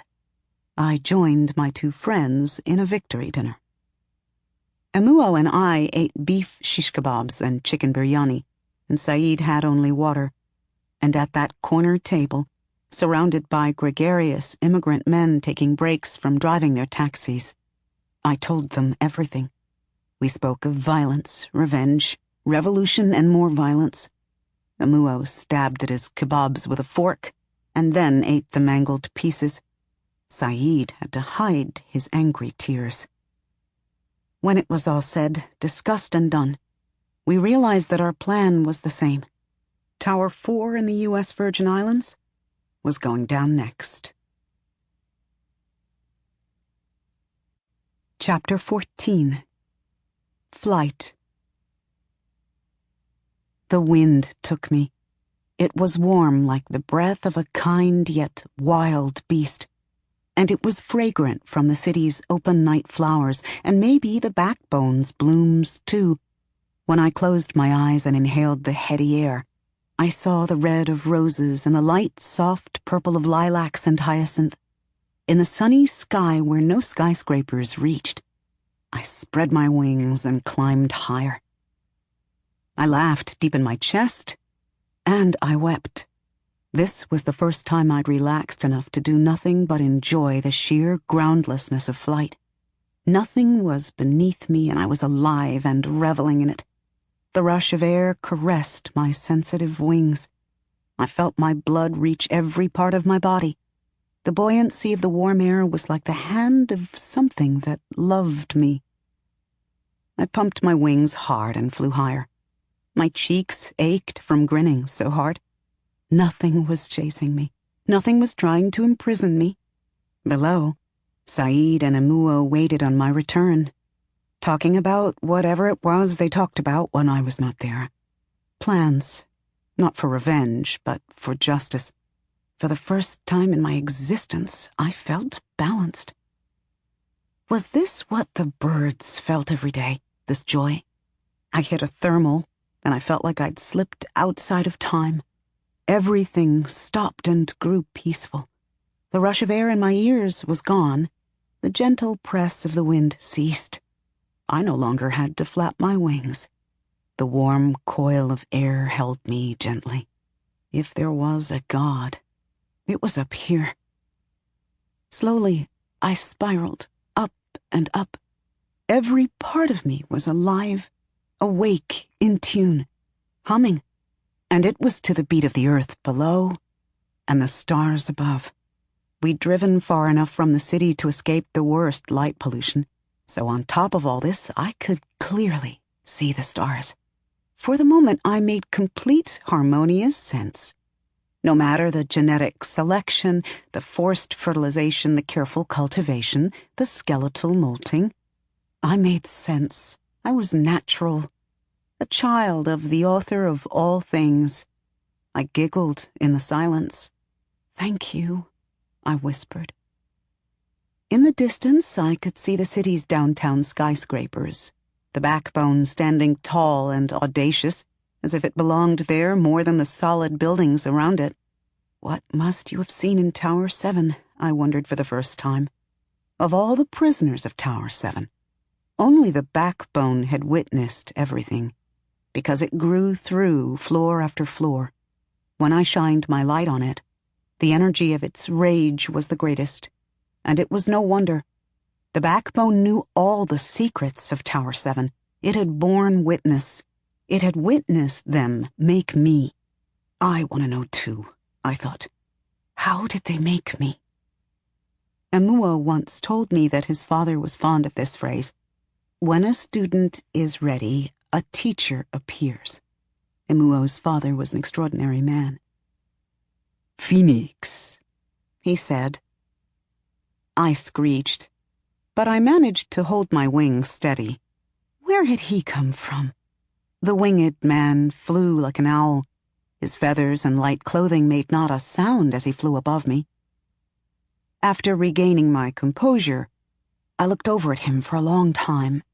I wanted to frown at his invasion of my privacy, but that is the thing about the winged man. Each and every time I saw him, instead of feeling fear, I felt relief. I pondered this for a moment. Was this what having a father felt like? The presence of relief? The presence of safety?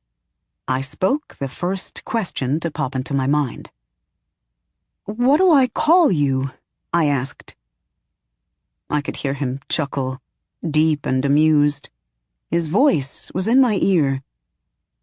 "Always, people must categorize those things that defy their understanding," he said. "They must name.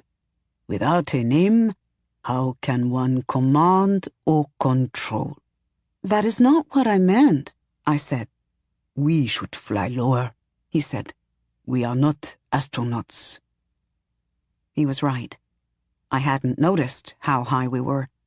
The air here was thinning and it was harder to breathe. I followed his lead and we flew out of the thermal column, swooped close to the ground and caught another thermal. "It is good to fly," he said after several moments. "There is freedom in it. I'm a firm believer in freedom, Phoenix." "And justice," I added.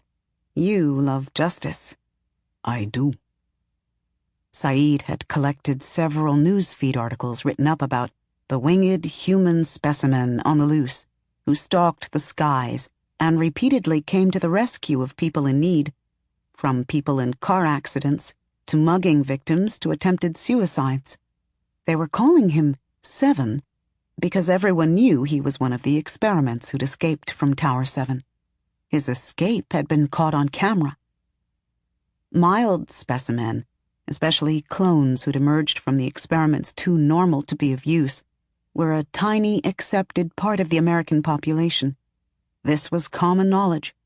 However, rogue extreme specimen like myself, Amuo, Saeed, and the Winged Man were fugitives. Why the Winged Man had decided to become the city's vigilante was beyond me. True justice was in freeing those in the remaining towers. "Call me what the newspapers call me. 7, he said. "That is not my name, but it will help you with your problem." "Okay," I said. "I want to speak to you alone," he said, "before you 3 leave for the island." "Aren't you coming with?" "No." "Why? We need you." "There is something I must do here," was all he said. I frowned, fighting back tears of frustration. We'd all assumed the Winged Man, 7, would know of our plan the way he always knew how and when to find us and come with. If he didn't go, then maybe it wasn't a good idea. Maybe. "Phoenix, you all must go," he said. "You will find something there. I need to find something here, too." "Is it in the backbone?" "No," he said. "But you are right to think in that direction. It is not done here with Tower 7, but above all things, above what I find here and what you 3 find there, and what others find." "Others?" "You need to find that which is in you," he finished, ignoring my question. "What? I don't understand." "You didn't understand how to slip either," he said. "But you could do it." He paused. "Why do you want to destroy the rest of the towers?" "To free the others." "But you don't know what lives in them." "I don't care," I said. "I know enough. I know the specialties of all the towers. I've read about them. I had access to the information. The Big Eye were so stupid. They thought I would remain content, so they never really worried about what I read. I considered how right they'd been for the 2 years of my life. Until Saeed and the apple. Freedom. We all should have it." "All things are a part of the whole," he said. "All things can heal. All things have a spirit. Everything is powerful, Phoenix Okore. But the towers are violating all that is natural. They are endangering life on Earth in its totality: animal, plant, soil, sand, iron, stone, and sky. You 3 are correct. Something must be done. The others need to be freed. You know this instinctively. Even when you freed me in Tower 7, so unsure of what you were or your destiny." "What's my destiny?" He laughed. "What's yours, then?" I asked. "Why were you in that glass prison?" "You don't ask the right questions," he said, growing serious. I gasped, suddenly understanding. "You let them capture you," I said. I tried to think of a better question, but nothing came. My mind was too full of wind. "Fly," he said, looking at me. He looked toward the downtown of the city. "I must go." Before I could say more, he was gone. I wanted to ask him who he was, where he came from, what he was. I wanted to ask him why he'd allowed them to catch and crucify him. How long had he been there, and how much did he know about me? What was he, and what was I?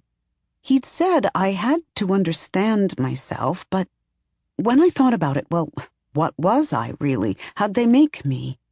There were only 3 ways I could get these answers. From 7, the big eye, or the backbone. None of them would give me any answers. In the meantime, I wanted justice. I rode 3 more powerful thermal columns. In the 3rd one, I was joined by a large brown and white Seahawk. We flew together in silence for 5 minutes. It gave a few sharp whistles when it finally flew off. The gesture was so sweet that my heart ached. I had friends. I decided to return to my friends on the ground. Saeed and Amuo were leaning against the hood of Amuo's car rental.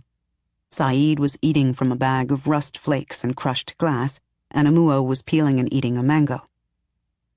"What did you talk about?" Saeed asked me, shielding his eyes from the sun as he looked at me. So 7 had been to meet them either before or after me. He said I should call him 7. Saeed and Amuo laughed.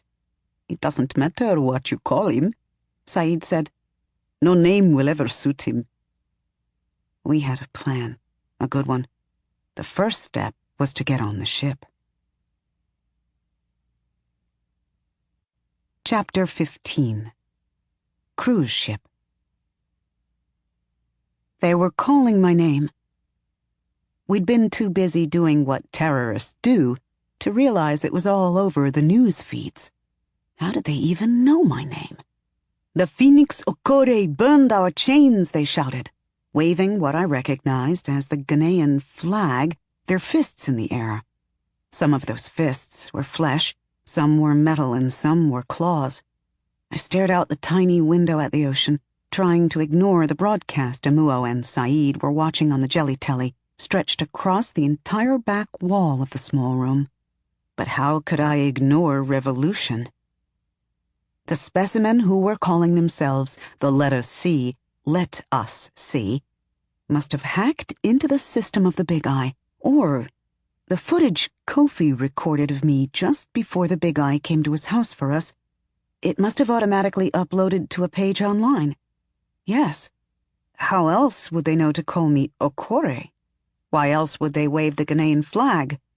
"I'm Phoenix Okore, and I am in Wulugu, Ghana," I'd said, looking into the eye of Kofi's portable.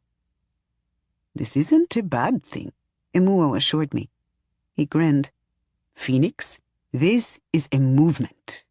You started a movement." "No," I said. "We did. You opened that elevator for me, didn't you? Saeed, you tried to destroy that evil machine." I narrowed my eyes, feeling my anger with him flare. A part of me was still upset at him, though I knew it wasn't his fault. "You threw the apple of knowledge at the devil's machine." "Someone had to," Saeed said, looking me in the eye. My fury didn't bother him. "But they are not shouting our names, are they? Just yours." "What?" Amuo exclaimed. I turned around. He was staring at the jelly telly with his mouth agape. "But that can't be." Now there was a well-dressed African anchorwoman on the screen, speaking directly to us as she sat behind a desk. "Just breaking. But the standoff between Nigerian soldiers and the Anansi droids 419 has been going on for days. Sources say that these spider-like, artificially intelligent robots, whose job is to protect the nation's oil pipelines, are malfunctioning, and the only person preventing a bloodbath is a woman named Eme. She is a local from the Niger Delta, and she seems to have managed to befriend one of the droids. The local people here call the droids zombies, after the song Zombie by Afrobeat legend Fela Kuti, a song about corrupt government officials who do not think and only kill. All of Nigeria's pipelines have been shut down by the droids, and no human being is allowed near them. This standoff will affect the world. Expect fuel prices to increase. American President Chan will speak tonight on how the United States plans to help Nigeria with this crisis. Emuo laughed ruefully. When the roots of a tree decay, it spreads death to the branches. Trust me, this is happening elsewhere. Saeed called up the Jelly Telly's virtual controls when he shifted to search mode and they turned blue. Most likely the specimen have made it to Mexico, or even managed to get on planes, Saeed said. The United States isn't the only country producing us. Anansi droids will cross the ocean, ready to hate whatever human beings they find, Emuo added. He shook his head. I turned from the Jelly Telly and smoothed out my dress. I looked at the open door into the night. You don't have to do this, Saeed said. Stop saying that, I know, I snapped. You'll really be all right? Saeed asked. Of course, I'll be flying. I paused, anxious to get going. I can't believe I've even set foot on this ship. It's only for you two that I do. If you two were black Americans, you'd understand better. But you could lose the ship, he said. What if there's a storm and you get blown away? I laughed, turning back to him. He looked embarrassed, but still expected an answer. I've crossed the ocean twice, I said. The second time I followed the Big Eye ship, it was easy. But this time, during the day, you can't let them see you, he said. I know. I'll just fly very high. I kissed him on the lips and forehead. I'm going. Saeed only frowned. And food? Emuo asked as I stepped toward the door that led outside to a service walkway on the side of the ship. I know we've been over this, but you're really okay without food? I can go the whole 3 days without food, I said. My body will take care of it, but I'll stop in every night to see Saeed and eat. The sun had gone down and the ship was setting off. I stepped out onto the narrow walkway on the side of the ship. Can you hear me? Emuo asked just as I took off. I hear you, I said, flying into the night. Good, he called after me from the walkway. I glanced back and saw that Saeed stood behind him, but it was too dark to see his face. I flew with the stars and the early full moon, alone and away from everything and everyone, the ship a twinkling mass of lights below as it waded out to sea. We'd driven hours from New York down to Port Carnival, a Florida cruise ship, cargo and naval port, not far from Orlando. Emuo's congressman connection had come through for him a second time by procuring a ticket and false papers for Saeed on a Disney cruise ship leaving from Port Canaveral. Saeed effortlessly got through customs and onto the cruise ship with his suitcase carrying all of our things. Once on board, a man wearing a white uniform with copper-colored skin and the jet-black hair of a TV star had stepped forward and immediately escorted him to room 31 in the servant quarters. This man was named Andres. Emuo had to use other means to get to room 31, a room right next to a door that led outside to a narrow walkway linking to another part of the ship. First, Emuo dove and swam to this side of the ship and entered from its bottom. Once inside, he had to find room 31. He was naked. Emuo could not pass through walls with clothes.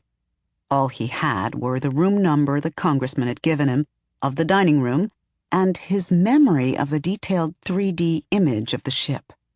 The plan went smoothly until he was on board. He'd passed his hand through both Saeed and me, giving us his nanomites. In this way, we could hear him as he searched for us. He ran about, passing through wall after wall before he found our room. My job was less complex. I waited until night and then flew around the ship until I saw the narrow walkway on the starboard side of the ship where Saeed stood waiting for me. The ship was over 1,000 feet long, 125 feet wide, and could carry 4,000 passengers. My job wasn't nearly as difficult as Emuo's, but finding a small walkway on such an enormous vehicle wasn't easy either. I flew back and forth several times, and there were people on deck and on the busier main walkways as well. I had to stay out of sight. The cruise ship would take 3 days to get to the Virgin Islands. I could have slipped or flown, but neither of those ways allowed me to travel with Emuo and Saeed. It was too risky for any one of us to take an airplane. There was a rebellion of specimen cyborgs happening, and they were calling my name. Saeed was considered dead, and both Emuo and I were also all over the news for being spotted near the White House. The whole country was on high alert for the 2 escaped and dangerous African specimen, and the Big Eye were scouring the nation for us. As far as we could tell, they had not figured out that we'd been in the library. Not yet. If I separated from Emuo and Saeed now, we'd never find each other. So this was the best option. Saeed and Emuo on the ship, me in the air. I finally had to set foot on an actual ship. Our plan was to destroy Tower 4. Good enough reason. Chapter 16. Limbo. The winged man would have understood how I felt. 7 was out there protecting and saving people like some new mythology superhero, where the new myths had villains like penguin men, goblins, and human magnets. 7 had the Big Eye. To both of us, the taste of justice was sweet, metallic, and warm. However, up here in the sky, above and away from everything, with no one but the sun and the spiraling columns of warm air during the day, and the moon and whipping cool winds at night, it was easy to be that which was separate from anything alive. It was easy to be that which knew death intimately. During the hours where I had to fly high above the ship to stay out of sight, I often had to work to keep the ship in sight. Not because it was difficult to do, but because I'd become other up there. It was not silent. The air rushed past, below, above, into, and behind me constantly. It was noisy, harsh, and smelled like the ocean, even up here. I spread my bright red wings wide, feeling with every one of my cells, but at the same time, blending with the air. Then the sun would set, and I would hear Emuo in my head, "Phoenix, come back." Familiar words to me that always managed to bring me back to myself, no matter where I was. And it was when I set foot on that ship, smelled the food cooking and chlorine from the ship's many swimming pools, got a whiff of sewage from the ship's plumbing, when I smelled the general smell that human beings give off when in a community, that I remembered the burning, rolling, vibrating ball of heat inside me. I saw Saeed and Emuo for about 2 hours in the evening. We stay out of sight and help some of the workers when we can, Saeed said. He shook his head. They work these people too hard. Because he was good with machines, Emuo worked with 2 men from Colombia in the engine room. Both of these men had been engineers in Colombia and couldn't find work. Neither spoke English, but they knew exactly who Emuo was and were delighted. They are constantly grinning at me and shaking my hand, Emuo said. One even brought a piece of paper and a pen for my autograph. Saeed said there was also a Yoruba worker on the ship named Omo who had taken a liking to Emuo. So much so that Emuo kept disappearing with her. She's not an engineer, was all Saeed said. I never saw her, but I was glad for Emuo.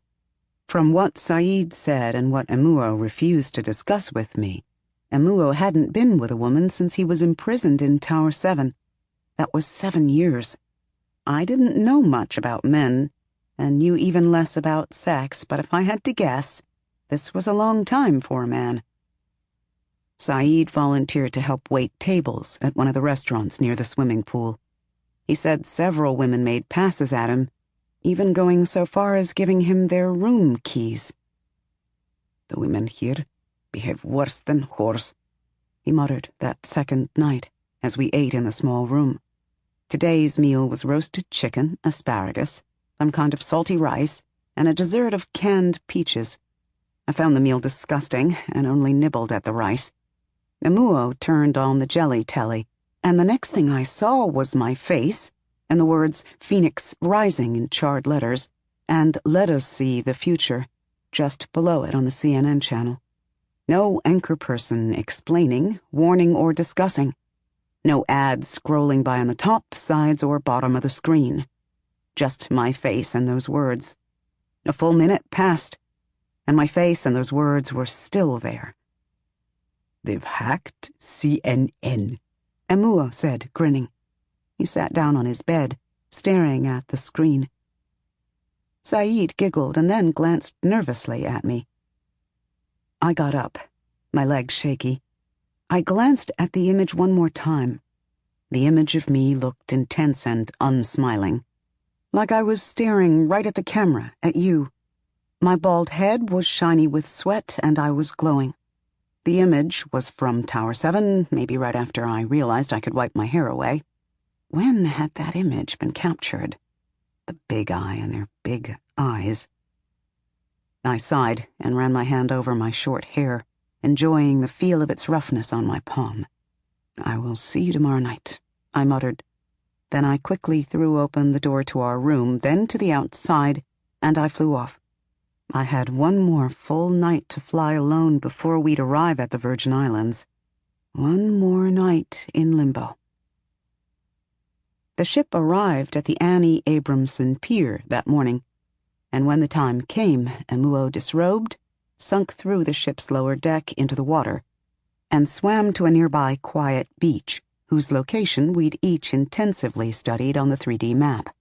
He hid in a small cluster of palm trees and waited for Saeed to arrive with some clothes. I slipped and met him there a half hour after he arrived. Saeed packed on the ship, then got through customs using his passport. Once on land, he took a cab to the hotel near the beach, and this is how he rejoined Emuo and me. But there is one more thing that I will speak of now that I did not tell Saeed, and certainly not Emuo. I'd seen them just after the sun rose, and only because the waters were so calm and the sky was so clear. The sunshine glinted off their shiny metal domes as they moved along. They had to be Anansi droids. They were about a mile from the cruise ship, moving in the opposite direction. I'd flown down for a closer look. There were at least 15 of them, and they really did look like robot spiders. They were about the size of a small child. As I watched, several of them extended their long legs and spun over the surface of the water. Dare I say their movements were playful? Some of them would drop beneath the water and come back up and spin some more. There were 4 that swam slowly a foot or 2 below the surface of the calm, clear water, one on each side of the group, making a diamond formation. I watched them for a while, wondering if they saw me, a bit afraid that they had developed the ability to fly, wondering where they were going, and wondering how much hatred they harbored for human beings. Then I flew back to the ship. Human beings make terrible gods. Chapter 17. Sandcastle on the Beach. In the U.S. Virgin Islands, they drove on the left-hand side of the road, though with American cars where the driver's seat was on the left. I never knew something so minor would make such a big difference. I felt so off balance. The air was wonderfully humid. I wanted to tear my burqa to pieces and let the breeze caress my wings. Instead, I walked meekly behind Saeed as we left the hotel to catch another taxi. There was a taxi station down the road, just as the congressman said there would be, and the man in the white van named Lorenz was waiting in the driver's seat. Lorenz turned out to be a Rasta with long, bushy dreadlocks, an even bushier beard, and green, yellow, and red wristbands on each wrist. He was chewing on a piece of coconut. Lorenz looked us over with wide, almost scared eyes. "Good morning," he finally said as he chewed. He pointed at Emuo. "Are you Emuo?" "Yes," he said, firmly shaking his hand. "Lorenz?" "Correct. Welcome," he'd said. I'd expected his Caribbean accent to be stronger. He sounded as if he'd spent some time in the United States. "Wow, cannot believe this." He looked at us with what I can only call admiration. "Get in," he said, looking around. He scrambled out when he saw me slowly stepping up. "Let me help you," he said, firmly taking my hand. It was a tight fit for me, though not as tight as with a car. When I sat down with my closely pressed wings facing the window in the first row of seats, I nodded my head so that he could see my thankfulness. "Thank you," I said. "You can take that off if you like. The windows are tinted." He slammed the door shut, and I cringed as the door pressed my wings more tightly to me. I looked at Saeed and Amuo, who both nodded. Then I threw the burqa off, shifted to face the door, and stretched my wings as much as I could in the cramped car. They pushed at the ceiling and seat uncomfortably curling over, some pressing into the side of Saeed's face. "Ah," I sighed. Even half-stretching my wings was relief. Lorenz was watching me in the rearview mirror. "Praise to the Most High," he said. He started the car, and we set forth into the island of St. Croix. The drive made me want to vomit. He drove carefully enough, but the terrain was slightly hilly and it was very windy. I held on as the car threw me from side to side. Saeed was quiet as he looked out the window beside me. Amuo sat in the front seat. "How the trip?" Lorenz asked Amuo. Amuo smiled and then laughed. "Uneventful." It was a half-hour drive to our destination. About halfway through, I realized I was feeling hot in a way that I could not control or understand. I wasn't glowing, and this heat wasn't intense, but I didn't feel right. Saeed pressed his hand to my cheek. "You don't feel hot, not like your kind of heat." I nodded, trying to stay calm. "And I feel waves of hot, and then cold." I shivered, feeling a cool wave. Never in my life had I felt cool within my body. I'd have enjoyed the sensation if it weren't so wrong. "Maybe it's just fever," Amuo said. "I was going to say that," Lorenz said, laughing. "I know what to do." 5 minutes later, he pulled to the side of the road. The stand was owned by some of his Rastafarian friends, and they too had long dreadlocks. There was even a young boy smoking something that looked like a cigar. One of the men used a machete to slice off the top of a large coconut. He handed it to me, eyeing my wings. He offered me a brilliant smile and a wink. "Do I need a straw?" I asked. "No," he said. "Take and suck." He brought his hands together as if he were holding the coconut and pretending to bring it to his mouth. I pressed my lips to the opening and took in the coconut water. It was refreshing and delicious, the temperature of the warm air. I drank the whole thing. By the time we arrived at the resort, my fever was gone. We pulled up to a small white stone building whose top was tipped with pink. It looked old and comfortable, as if it had withstood many hurricanes. The road beside it was narrow and quiet. Nothing but thin bush across the street, and no buildings to the left or right of this one. Amuo and Saeed got out of the car, but I hesitated. "It's okay, darling," the driver said. "Just get into the building. You'll be fine. No guests here until day after tomorrow. Your man bought it out." He smiled. "Go and stretch your wings." I don't know why, but his words made me want to cry. I saw no cybernetic limbs, mutations, alterations, additions, or subtractions on Lorenz. He was just a man. He was like the people I met on my way to Ghana. He accepted what I was as if it were normal. He gazed at me, but didn't stare. His world was big, and there was room for me. Saeed took my hand as I slowly got out and came around to the driver's window. "Thank you," I said to Lorenz. He took my free hand. "Jah will protect you."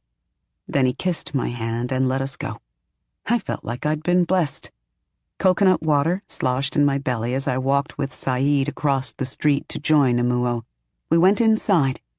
There were only 3 people in the hotel: the owner, his wife, and his wife's brother. They stared at us as if we were, well, specimen. However, they were kind, too. They showed us to our rooms, promised to bring an early dinner in an hour, and quickly left us alone. The Sandcastle Hotel was right on the ocean. Our rooms opened to the most spectacular view I'd ever seen. White sands, light blue, clear water. What struck me most was the noise the water made as it rushed up the beach and tumbled back. I'd never had a chance to actually hear the ocean. I'd never had a chance to just sit and listen to it like this. I was always flying over it. When I left Tower 7 the first time, I'd barely glanced at it as I flew, clutching the alien seed. When I saw Africa's coast, I was so relieved to see land that I didn't glance at the place where it met water. When I let the big eye capture me, I was too angry to care about seeing the beach. And when I arrived back in the United States, well, I skipped over the beach entirely and went for Tower 1. Saeed and I had one room. Most of the furniture was wicker and had a beach theme. There was a jelly telly stretched across the wall of the main room, and a kitchen stocked with fresh fruit, bottles of water, and snacks. There were also bowls of rust flakes, crushed glass, and chips of concrete. They didn't have to do any of this, Saeed said, though he looked pleased. I am fine making a meal of sand. He popped a flake of rust into his mouth and chewed. I shivered. His type of sustenance was not something I'd ever get used to. The best thing about all the rooms was that the ceilings were high. I could move about freely. The shower was the grandest thing. Made of smooth marble, it was so wide that you had to step down into it. Using it was like stepping into a room with shower heads on the walls. Emuo disappeared into his room, shedding his clothes right at the door and walking through it. When I stepped out, his clothes were still there. Right outside my door was a table shaded with an umbrella. Our early dinner was laid out on one of the tables. There was a plate of rust and a large glass of water for Saeed, and for Emuo and I, whole lobster tails, spiced rice, and slices of fresh mango. Very nice, Saeed said, sitting down. I knocked on Emuo's door. He didn't answer. He's probably asleep, Saeed said, his mouth full of rust. Crumbles right in my mouth. I sat down, and Saeed pushed my plate in front of me. I'd never had lobster. It looked like the nether region of a giant insect that had been broken open. I poked at it with my fork. It was soft, but tough. I speared it, and when my fork barely penetrated it, I put it down and used my hands. Saeed only laughed and shrugged. There was no one around, and we were specimen. Who needed manners? Peel it from the shell, he said. Dip it in that right there. It's melted butter. It tasted like rubber dipped in butter, but I was hungry, so I ate it anyway. Emuo came out wearing nothing but white pants. He sat beside me and gazed at the food. He smelled as if he'd taken a shower. This looks good, he said. He poked at his lobster tail with a fork, and then dug into his rice. When did they bring it? I don't know, I said. It was here when we came out. He chuckled. I think we are alone in this hotel. Good, I said. No, we're not, Saeed said, quickly getting up. He was looking behind Emuo. I gasped and got up too. The man had come around a corner right beside our room. He skulked and then lunged, less than a yard away. I saw him raising his hand, and I saw what was in his hand. I slipped. I was standing right beside him a second before he raised his gun. I grabbed it from his hand. Emuo moved forward just as Saeed reached into the pocket of his pants. The man held up his empty hand, still unaware that there was no gun in it. He even tried to squeeze the trigger that was not there. Emuo grabbed him by the neck and flung him against the door, sinking into the door and pulling the man against the wood. As the man choked, Saeed ran at him with his switchblade and held it to the man's neck. I stood there, wide-eyed, grasping the gun. The man wore a black military uniform and shiny combat boots. His hair was shaven close to his round head.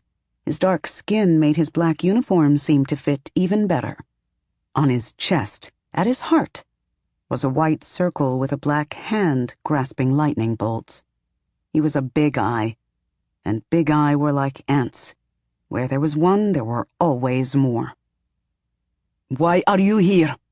Saeed asked, pressing the blade to the man's neck. When did he start carrying that, I wondered.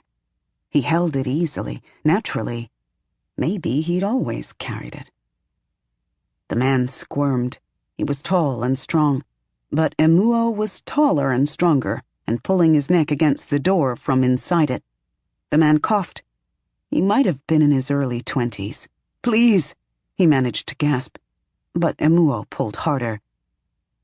"Call off the others," Emuo shouted from behind the door. He hacked, gasping for breath. Saeed pressed the blade closer. "Emuo, let up, let him talk." He gasped when Emuo released his throat. "I came to ask for your help," he pleaded. He coughed.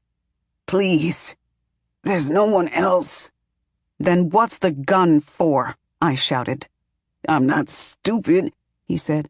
"I work with your kind. I'd never come near any specimen without bearing arms. Y'all crazy." "How did you find us?" "I work in Tower 4, he said. There's specimen there who know of y'all, especially you." He pointed at Saeed. "They said you'd come back and you'd be staying at the Sandcastle Hotel. I've been coming by here checking." Saeed looked as if he'd seen a ghost, the switchblade nearly dropping from his hand. Emuo was silent behind the door. He lessened his grip on the man some more. I had his gun. Saeed stepped back. We waited. "Don't kill me, please," he said, raising both of his hands. "I'm on your side. For this, I'm asking for your help." Saeed kicked one of the chairs to him as Emuo shoved him forward and stepped through the door. The man slowly sat down. Emuo stood before the man watching him, his arms crossed over his broad chest, stark naked. His pants had slipped off when he stepped through the door. The man stared back at him but said nothing. Smart man. "It was stupid to come with a gun," Emuo muttered, moving to his plate of food. He picked up a lobster tail, peeled back the shell, and bit into it. "Maybe," he said. He was staring at me now. "Talk," Saeed said. "I guard the 5th layer," he said. Saeed's hand twitched, grasping his switchblade. For a moment I was sure he would shove it into the man's chest. "Don't look at me like that, man," he said. "I never hurt any of those children. Were you in the lower level?" Saeed snapped. "Yeah, sometimes," the man said quietly. "And you did nothing to stop it?" "What was I going to do?" he said, looking away. "I know guys who tried, and they weren't just fired. They disappeared in the night, never to be seen again." "What is in the lower level?" I asked. "That's where I woke," Saeed said. "Shit," Emuo said, looking hard at Saeed. "Yeah," Saeed said. "What?" I asked, annoyed. Saeed shook his head. "Not now, Phoenix," was all he said. He turned to the man. "What is it that you want?" "I didn't do the harvesting, I swear.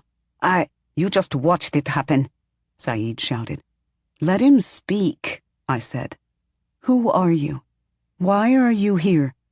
"My name is Dartiz Leonard," he said, focusing on me. He was right to do so. I was the only one who wasn't looking at him with murder in my eyes. "I'm from Atlanta, Georgia, and I started with LifeGen Technologies right out of college 3 years ago. Joining erased my 10 years of academic indenture. I was stationed in Tower 4 a year ago, and—" He looked at Saeed, who was glaring at him. "Go on," I urged. He looked back at me and smiled sadly. "It was a dream come true. The Virgin Islands, like getting a job in paradise. They had me guarding the specimen in the innermost layers because, well, they said I had a kind face and I was black. The specimen in this area preferred guards who were black and looked nice. I found out later that this is because these specimens, though they long-lived, some over 70 years, stayed children.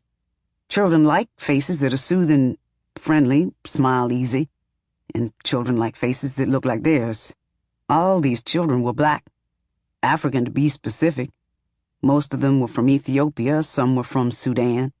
They were all real dark-skinned. He took a breath, glancing at Saeed. So, these children... Yes, tell us, Saeed said through gritted teeth. What about them? They were special, he said. I don't know the details. I just know we weren't supposed to ever touch them or let them touch us. They stayed in their rooms most of the time, so this wasn't a problem, but once in a while we had to move them to places to be harvested.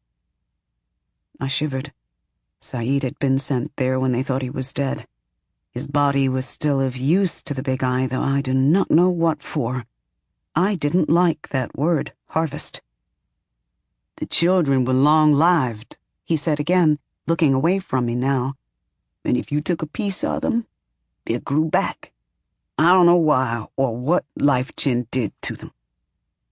I frowned at Amuo, disgusted. Then at Saeed, realizing why they'd taken his so-called body there. They'd wanted to harvest his body parts, too. Maybe even in death his body survived. However, they'd been too right. Saeed wasn't dead at all.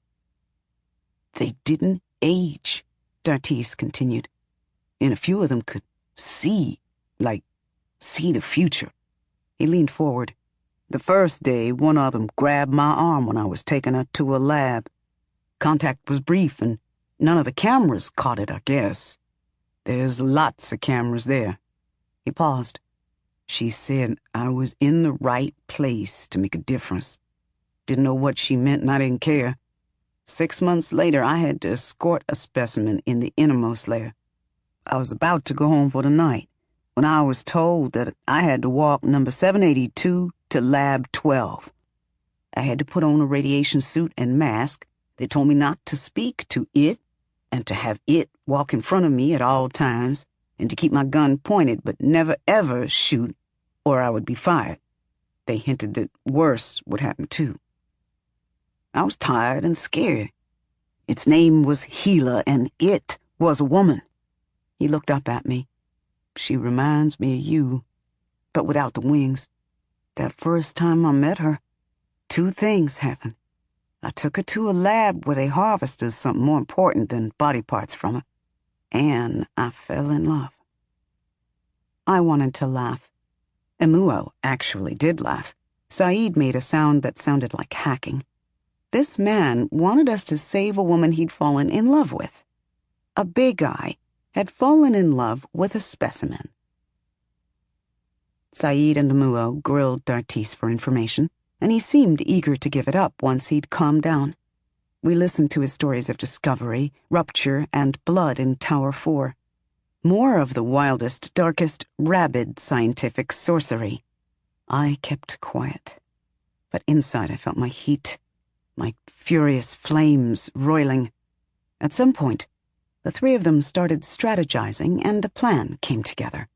Thanks to the desperate Dartis, the plan was solid.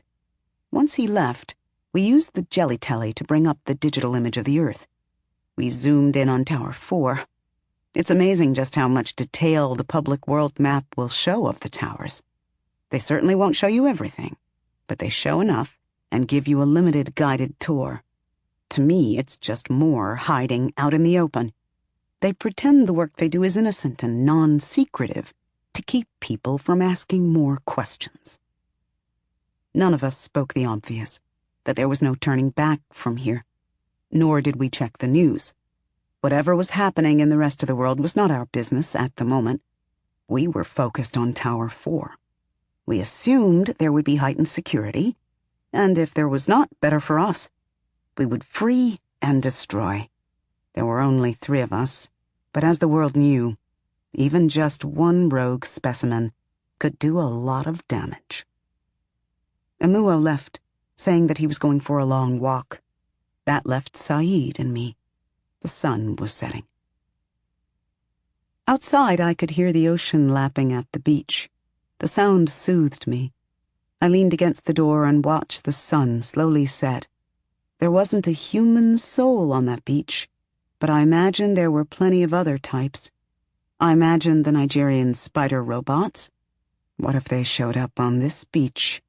But I had a feeling they were more interested in bigger, busier places that like to consume energy. Saeed rested his chin on my shoulder as he leaned against my wings. "Do you want to know the last time I was in a place like this?" he asked. "When?" "Never." We both laughed. "I saw the Nile River every day," he said. "It ran through Cairo, sluggish and muddy. This water is like liquid glass." He kissed my neck. "It's beautiful." He breathed against my ear and everything shivered. The tips of my wings felt as if they were touching the world. "My goodness," I whispered. I wasn't sure what was happening to me. I touched my forehead as Saeed came around me, took my hand, and we went outside. The sun had set, but this didn't matter. There was no one else on the beach. I looked over my shoulder as we stepped onto the sand. Amuo's door was closed. The sand was soft on my bare feet, and the water was warm. We walked out up to our knees. "Have you ever tried swimming?" he asked as we stood looking out at the dark ocean. I was glowing slightly, and I could see hand-sized white fish swimming around my ankles and legs with curiosity. "Never," I said. I bent down and touched the water. I was wearing one of my white dresses, and its hem was already wet. I touched my hand to my lips and tasted the salty water. "Maybe I'll die." "You won't die," he said. "I'm not you." "Well, dying isn't exactly your worst enemy." Laughing, I splashed him. He looked at me, utterly shocked. Then he splashed me. I tried to run away and fell into the water instead, soaking my wings. "Phoenix," he said, running to me. The water was so warm on my wings. For a moment I just lay there, looking up at Saeed's extended hand. "Come," he said, hauling me up. I stood there, my wings soaked and heavy. He looked at me, breathing hard, nervous in the dim moonlight and the light from my glow. I was glowing brighter now, but I was not warm. "Are you all right?" "My wings feel... Oh, I love how they feel," I said. I waded out further and lay back in the water and floated on my back, my dress billowing around me. It was amazing. I intuitively knew how to swim. I didn't sink. The water carried me. The ocean was my father. The sky was my mother. "Water is life," Saeed said as he floated with me. For minutes we were like that, right on the edge of the ocean, on the precipice of something so much grander and long-lived than us. We could both feel it. Tomorrow was going to be something big. But for the moment, we were in a safe place. The water carried and cared for us. As I looked up at the moon, the ocean all around me, Saeed, my love, beside me, my brother not far away. In that beautiful place, the joyful salt water of my eyes mingled with the salt water of life. It was the happiest moment in my life. There was sunshine pouring through me, sunshine of the morning, not sunset. Life, not death. Tomorrow would be different. I can't tell you how it happened. It's a blur in my mind. As if I became one with the ocean, Saeed and I. We shed our clothes at some point. We swam further. He'd learned to swim in the Nile, and like flying, swimming was built into my DNA. Neither of us feared the ocean, though I knew there were things inhabiting it that not even human beings had glimpsed. His skin was cool and his mouth tasted like sweet fruit and salt, and his hands felt like the ocean's rough waves. I didn't know my body could do what it did. I had no idea it could feel what it felt. He kissed my lips, my chin, my neck, my breasts, and every part of me sang. I glowed, lighting up the fish below us. My wings stretched out in the water. I lay back as he lay on me. I carried us both. Saeed pulled my hips to his, holding me down as my wings stretched. He wouldn't let me fly off even if I'd tried. I wasn't just on fire. The whole world around me was aflame. There was pain, and then there was heat. I opened my mouth and inhaled the ocean air. "Are you all right?" he asked. "Yes," I whispered. How could he understand what I was seeing? How could I explain it? I was still seeing the night on fire. When he finished, there was blood, and we moved out of the water. I wasn't sure what he'd done to me, though it felt right. Was this sex? I'd read about it in several of the books I'd consumed in Tower 7. I hadn't screamed.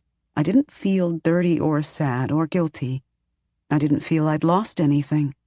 I wanted to ask Saeed what it was we'd just done, but I didn't. I felt refreshed with salt water. I felt clean. Even my wings seemed to glow a deeper gold red. Why lose that feeling by talking about it?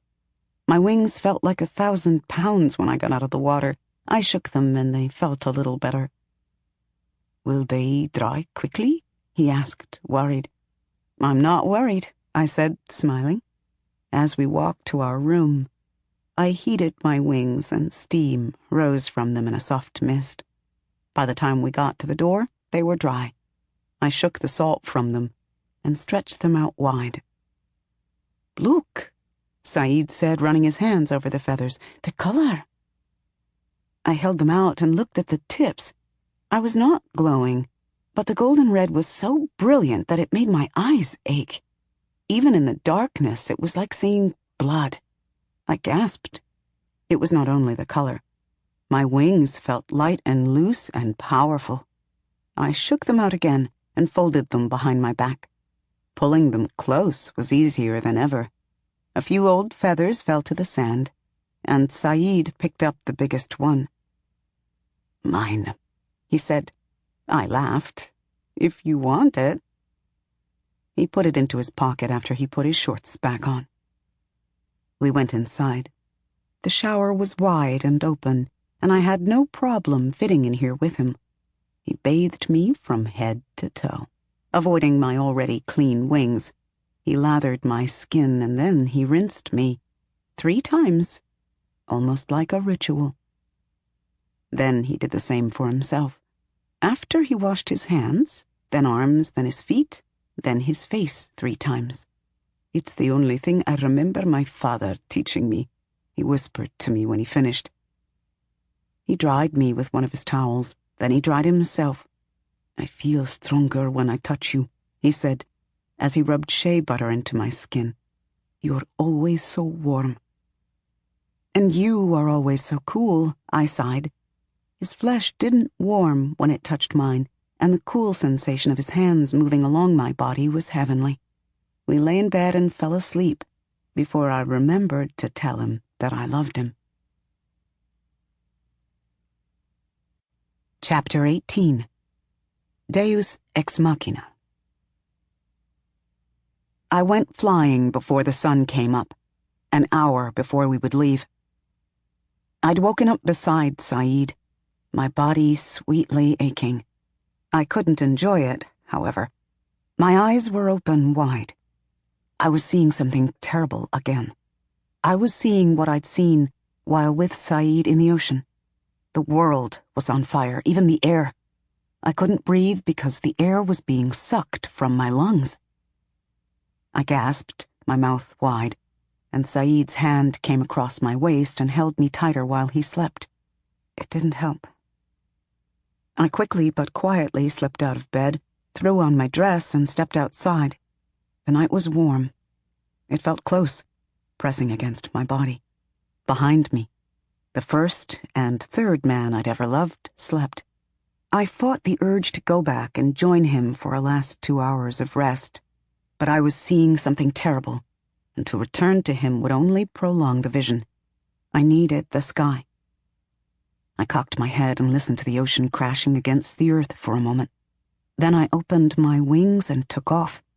The air was light, and I immediately found a nice strong thermal. I flew faster, as if my wings were on fire and I was trying to put them out. My entire body burned, and that image was still in my mind. As I flew in the warm air, I cooled. My bright wings glowed a little, but I relaxed. Soon all I could feel was the ache of my body from Saeed's deep touch. I rolled in the sky, the air caressing me. "Saeed," I whispered, my eyes closed, my hand on my belly and between my legs, the two places where I felt him most strongly. I opened my eyes to find the winged man flying beside me, dimly lit by my light, watching. My heart flipped, but quickly calmed. I said nothing as I removed my hands from myself, and we flew higher. Then we slowed down, soaring. "Today will be your day," he said. He spoke with his lips and a straight face. No smile, no frown. Raw fact. "How do you know?" He chuckled. "Will you help?" I asked. "My place is not here, not today," he said. "Then where?" "New York." I considered asking the obvious, which was why, but I really didn't care. All I cared about was that he was not going to help us. What was he here for, then? What was he? "Who are you, Seven?" I asked, frowning. "You need to focus your anger," he said. "I'm not angry." "Oh, you are angrier than any woman I know," he said, perceptively. "And that is good. But you need to focus. If you remember none of what I tell you, remember that." I spoke nothing, but in my mind I said, "I will." "Let's land there," he said, pointing down. It was black over the ocean. "Where?" "I cannot." "Just follow me." We flew down, and I could hear it before I could see it. Waves rushing onto sand. I nearly crashed into the beach, the tiny island was so dark. Right off of St. Croix, there was not one light on it. No one lived there. A mile or two across the water, the lights of St. Croix shined brightly. "You know the beginning of war, but you don't know how it will end," Seven said as he looked across the water. "Sometimes," I whispered. "This doesn't matter." "It always matters," he said. "The beginning and the end always matter." He paused for a moment and sat down on the beach. This was the first time I'd ever seen him put his body to rest in any way, I realized. He'd always been standing or flying, except for those moments before I freed him from the glass dome, and when he contained me between his wings when I burned. I sat beside him. "I do not remember my beginning," he said. "I was born in the Wasolo region in South Mali. I grew up thinking I'd become a mechanical engineer. I wanted to create a car that could fly and run on recycled garbage. I went to the Université Montori de Constantine in Algeria, and this was my major. I was the second in my family to go to university. My sister, she'd left home 6 years before me. She wanted to become a singer. It was her destiny. Her mother, my father's first wife, died right after giving birth to her. But before she went, she predicted that Nahawa would touch the world with her voice, that she would be a famous singer. My father's family was completely against Nahawa's singing, though her voice was sweeter than any you heard on the radio. My family was not of the Jali tradition. That's a caste of people who have music in their blood. They even resorted to traditional magic to prevent her career. But it was inevitable. Her first album was a hit all over the country, and soon after that, she left home to record more overseas. None of us ever saw my sister again. It's as if the world swallowed her up. So you can understand why my leaving sent my entire family into chaos. We did not know if my sister was dead or alive. To me, she was dead because she cut herself off from us. I knew her well. She had always been ashamed of our simple desert life. She did not speak this to my parents, but she did to me and my 5 brothers. She was the only girl. My mother worked Nahawa hard, but she was smart in school and she knew how to ask questions. When I went to school, my parents would not let me leave unless I performed all these binding rites. Once in university, my life changed in a way that I cannot explain to you. What I can tell you is that I found my other family in Algeria, a secret society. In my region, they were called Leopard Society. What I also discovered in university was that I was an athlete. In my hometown, I was known as one of the top wrestlers. But by the time I got to college, with all the food that I was able to eat with my scholarship money, and from working as I studied, I grew tall and big. I began to compete in my society's tournaments and became a champion. I graduated with my degree in engineering, but by then my champion status took over my life. I visited home, then my family barely recognized me. I showered them with gifts and love. They knew that I was part of something, but they could not know I was within the Leopard Society. He paused and looked at me. I couldn't help but smile. I had 1,000 questions for him, and he knew it. I cannot tell you more than the name of the society, he said. Why? He only shook his head. To make a long story short, I eventually made it to the highest competition, the 246th Annual Zuma International Wrestling Finals in Abuja, Nigeria. To get there, I had to win 50 matches against top wrestlers, and I had to pass the 7 academic tasks. It was a competition of brains and brawn. You could not win without knowing books, without study. I got there. I remember that day. Then he went quiet. Minutes passed, but he did not say more. He just kept staring out at the water.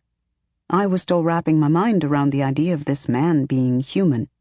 He didn't say how many years ago all this was, but it couldn't have been that far. The times he spoke of seemed modern. So how did he become what he was, though? Tower 7 had created me, but I simply could not accept that it created 7. He just didn't seem like a specimen in the same way that Amuo, Saeed, and I did. More minutes passed, and I began to grow restless. I had to get back to Saeed and Amuo. It was nearing time. I can slip if I need more time, I thought, but something in me didn't want to chance that. Today felt more solid than usual. I didn't want to break it up by jumping around in time. We fought, he suddenly said. We fought to the death, me and my opponent Saye. The audience was screaming for blood. Then he killed me. Huh? I said, looking at him. You? He nodded. I died. My opponent punched his fist into my chest and smashed my heart. I felt every ounce of it. Then I fell forward and died. You know death, Phoenix? I nodded. I went there, he said, to the wilderness. I went there with honor. I'd fought an epic fight, though I lost. My opponent was my equal. I remember joining a song that called me to become one with God. I must have frowned, because then he said, How is it for you? I remember nothing, I said, but I don't believe in God. He laughed and patted me on the shoulder. So what happened next? I asked. I came back, he said. Not as you do. I did not burn to ash. My heart was smashed. My body was down, but otherwise intact. I opened my eyes. The first thing I thought was of my wife. She had been in the audience watching. Then I felt warmth on my back, the pain. I followed my instinct, which was to heed the call of the sky, and I flew off. Why? In my tradition, very rarely, but often enough to have a name, when a champion dies on the wrestling field, he will sprout wings and become a saint, a guardian. Of what? Of my choosing, he said. Choosing, I said slowly. My mouth hung open as I realized. He nodded. You did the same thing when you let them capture you and bring you from Ghana to the United States, he said. How long did you let Tower 7 hold you? I asked. As long as I needed to be held, he said, until you came along. Why? Why were you waiting for me? Because you are change, Phoenix. Wherever you go, you bring revolution. He stood up, and I stood up with him. It was time.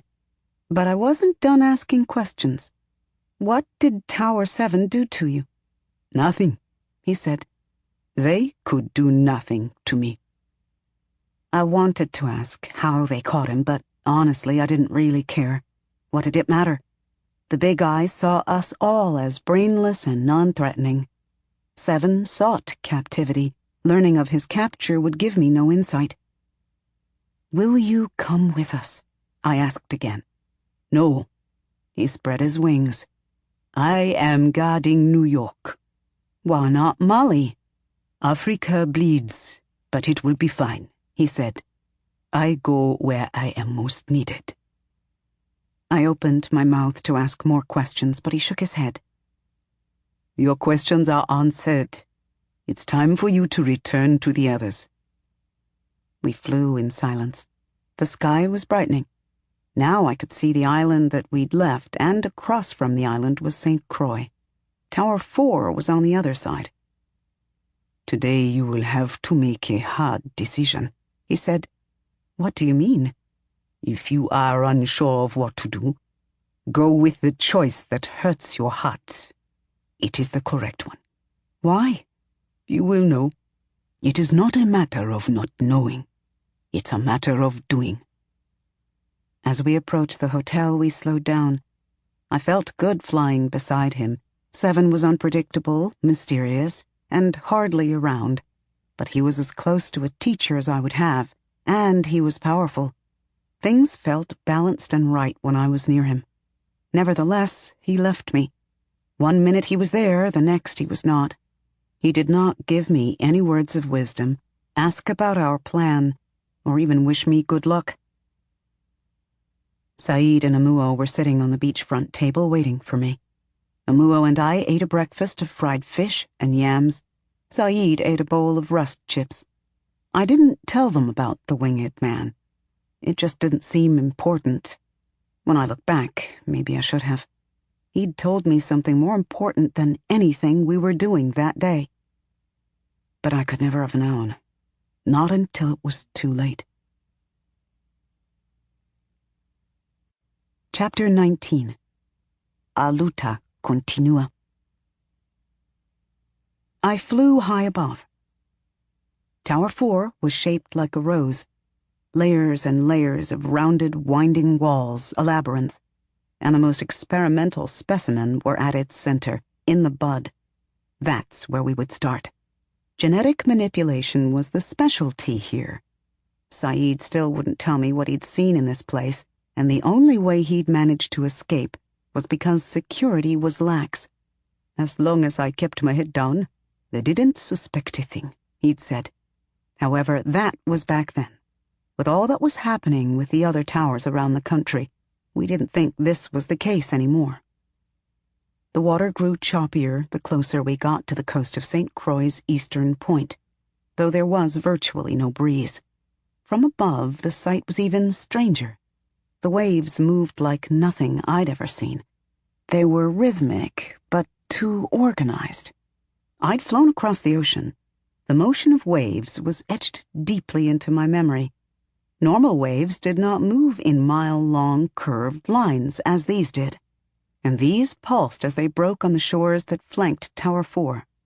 On the other side, A narrow road led to the building's entrance, and there was a large parking lot. The tower sat on the eastern point of the island, Point Udall. This was the easternmost part of the United States, the first part of the country to usher in the new year.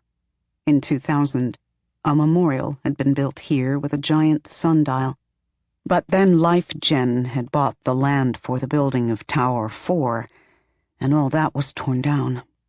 The land here was different from the rest of the island, the plants almost desert-like, and in certain parts of the year, all the greenery went brown as the plants regenerated. It was going through that phase now. From high above, it was a brown splotch on a green island. As I moved in, I wondered if the browned trees and plants were a result of something more sinister. We were only 3, but we were our own military unit. I came from the air, Emuo came from the water. He would walk through the stone, then through the walls to get inside. Saeed came from the land, hiding in Dartiz's big-eye truck that he took to Tower 4 at 7 a.m. The best, most surprising, and most insulting thing was that security was still practically non-existent. Even with the let-us-see specimen revolution happening back in the States, they didn't expect us. They'd underestimated us. They thought so little of us. I landed in the courtyard in the center of the 4-story narrow tower. The sun shone straight into it. There was a tree. It only reached past the first floor.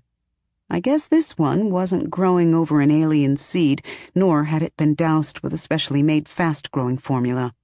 Not yet, at least. This was a normal tree, a palm tree. All around the courtyard, creating a large circular space, were concrete walls. There was a table and bookshelves against the wall, 100 yards to the right, a narrow bed nearby, and a wooden table heavy with leafy plants beside the bed. The plants grew healthily, many with vines that reached up the wall and hung down and crept along the floor. That was all. The rest was open space. What did they do when it rained in here? Did a window cover the opening? I was glad today was clear. The smell hit me before anything else, and I froze, every part of my body suddenly on alert. I knew this smell well from Ghana, when Kofi had stood for me and been shot. It was a coppery scent, wet, alive, urgent, fresh blood. I smelled it all around me, thick. But the walls weren't bleeding. The floors shined from waxing, not gore. However, I still wanted to vomit. There were so many things being spawned, sliced open, bled, that the entire building was exuding the stench. Did the big eye who worked here even notice it? If you're part of the disease, do you notice the smell of it?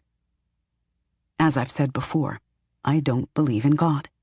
I've seen death many times. I've moved outside of time and space. I've traveled within it. I've seen life.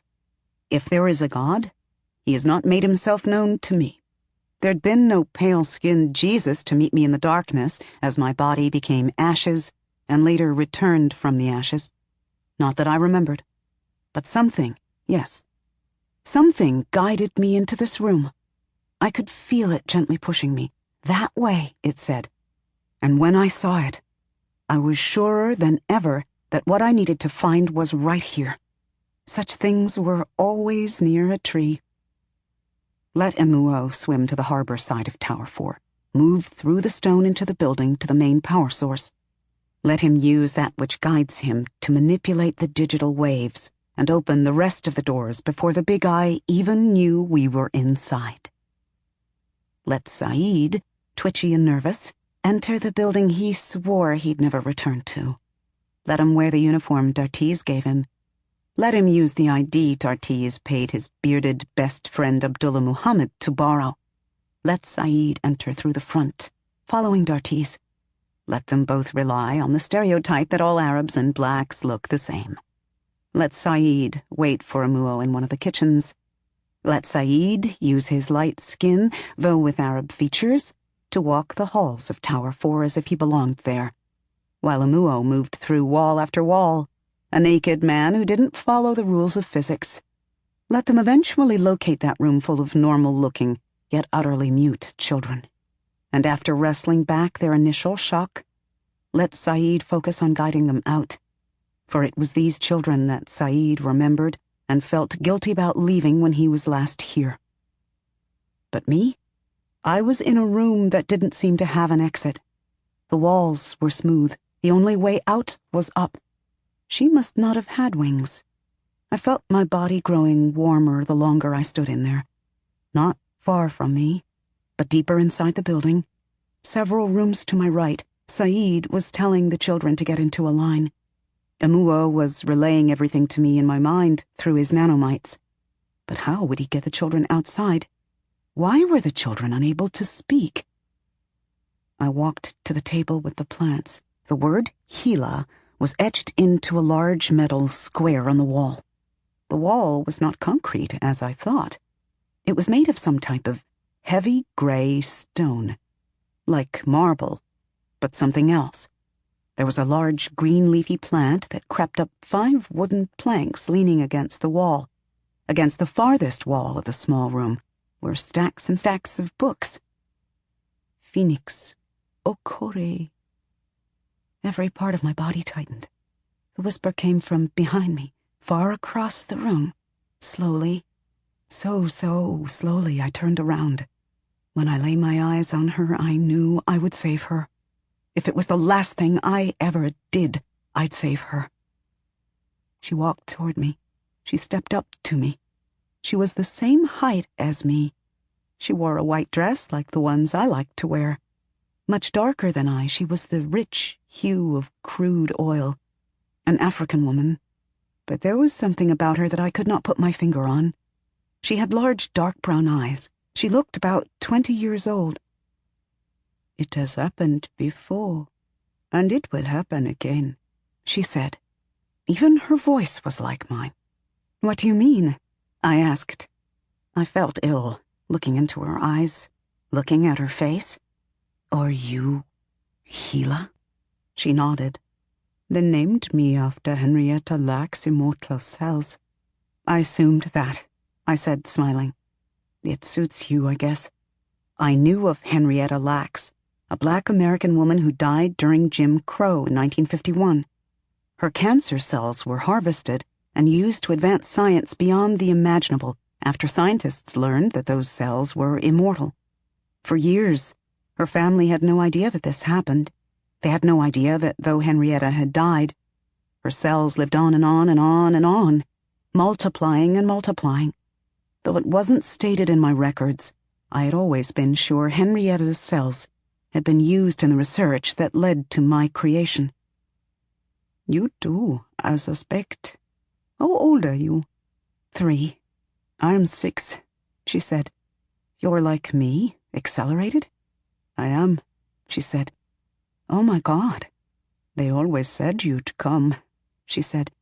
"They said our blood draws itself." "Blood?" "But you bring death," she said. "And I don't have wings or burn up." "I think the wings were an accident," I said. "Look, Hila, we have to go. I can—" "Or maybe it was exposure to the alien thing in the ground," she said. "How do you know about that?" I asked, frowning. If she knew, the big eye might have known. "News travels," she said, "especially amongst specimen. Phoenix, they didn't make me. I was born in India. I am Jarawa, the last of my kind. My home is gone. All my people are gone. I was the one who survived the water that swallowed my island. I was just 2 years old then. The big eye came and got me because I bring the water. Water is life. I have life in my blood. It is a river of time." She began to shake as tears fell from her eyes. "And the big eye are like vampires." "Phoenix," I heard Amuo say in my head. "Come, hurry. We're getting out, now." "Hila, come on," I said. "We can—" "Let them leave," she said. "Then burn, please. Kill me." "But why?" I asked, taken aback. "The time runs in my veins," she said, wiping her tears. You have to understand what this means. They come in here, they take my blood, and they sell it. So far, 7 men have bought a vial of it. They pay billions. Do you know what my blood has created? Do you know what it does?" I could hear Saeed shouting my name just beyond the walls, and I heard the voices of others too. I heard gunshots. "Phoenix, I am opening the doors," Emuo said in my head. He sounded crazed. "I am opening them all. I don't know what these people have made. Be careful." Then I heard the clang of gates and glass doors opening. I only focused on Hila. She was about to tell me something awful. I could feel it in my blood. What had we been used to do? What were we all being used to do? I whimpered. "Men, only men are wealthy enough to buy my blood," Hila said. "They spend half of all they have, billions." "What kind of man has billions?" "You know what kind. There are the 7 men who have injected my blood into their veins. These are the 7 men whose bodies will never go through senescence. They will never die.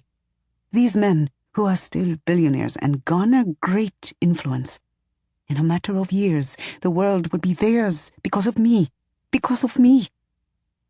There was a great explosion from nearby, and the whole building rocked. The doors slid open on the other side of the room. So there were exits here. I was glad. We'd have been immediately shot down if I flew her out. "Don't save me," she said. "You have to kill me before they get more of my blood." For a second I couldn't move. Even while surrounded and distracted by chaos, her words were clear to me. I'd read the nuances. I saw beneath her words what she was saying.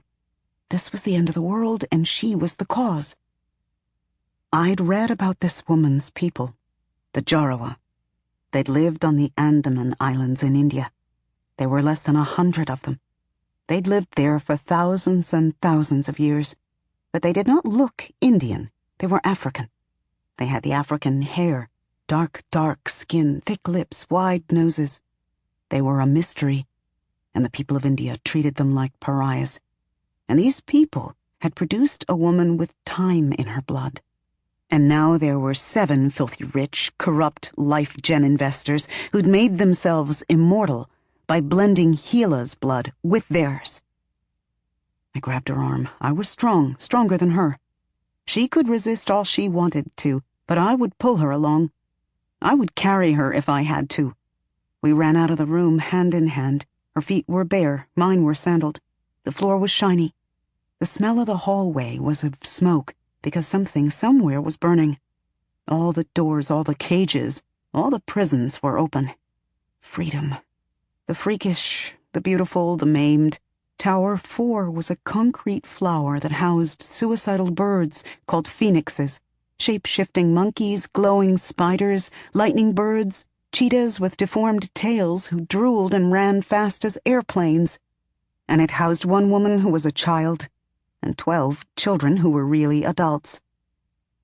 The Big Eye's greatest downfall was their sense of entitled superiority.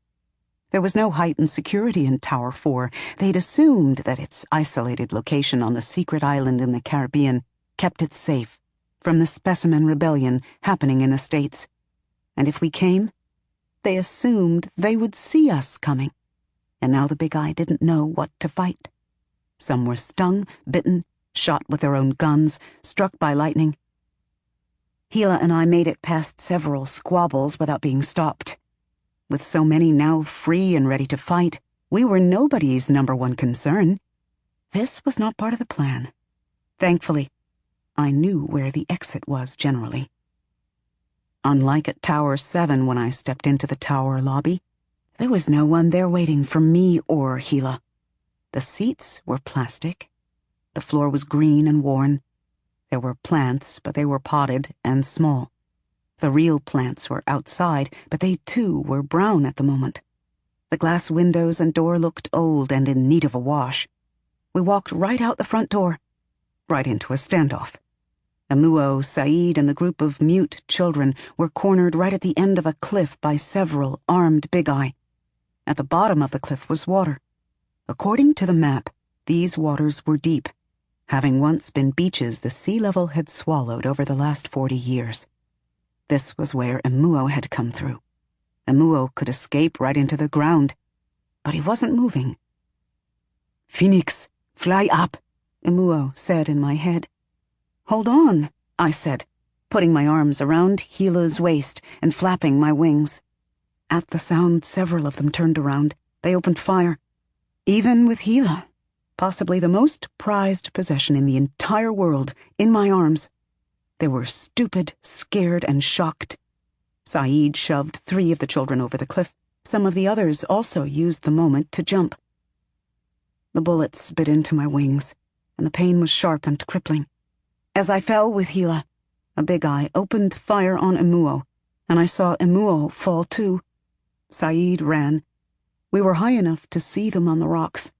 Several more of the children, some chubby, some scrawny, dove into the water. They wore tan pants and shirts, and no shoes. They took off like fish. Emuo had gotten up and was pushing the rest of them in. The big eye hesitated. They didn't want to shoot the children. They were each worth the price of small nations. But Emuo was rogue. He was fugitive. He was dangerous. And though he was lean, he was tall. And he was grinning. They shot at him. And the bullets they used did not all pass through him. They must have been made of the same material they used to make the walls in Tower 7 that had imprisoned him for so long. "Phoenix," I heard him gasp in my head. "Pain." Then there was a painful, sharp ringing in my ears. He fell into the water. He fell into the water. He sank fast, grabbed by tiny hands. The children had ushered him away. I was screaming as we hit the ground, yards from where he fell. "My brother," I shrieked, clapping a hand over my ear. "My brother!" "Get to Saeed," I heard Emuo say, but his voice was fading in my head. "Phoenix!" Saeed, there, behind a nearby rock to my right. Gila ran in front of me, and the big eye held their fire. We moved toward Saeed. I didn't care if they shot me. They would not take him too. I felt blood dribbling down my wings where they had shot me, but I didn't care. I ran in front of Saeed before they could shoot and raised my wings high. I burned hot gold and red. My wings were crooked. One had been broken in half when we fell. "Leave him! Leave my Saeed!" I screamed. Gila stood in front of me, not saying a word. "Saeed," I said, turning to look at him. "Join Emuo. In the water. Go!" "Is that Gila?" he asked. "No time, my love," I said, my voice shaking. "Go!" I heard him run, and no bullets followed him. They didn't want him. They wouldn't have me, or Gila. "You have all lost!" Gila screamed at the big eye. One of the big eye stepped forward, and Gila gasped.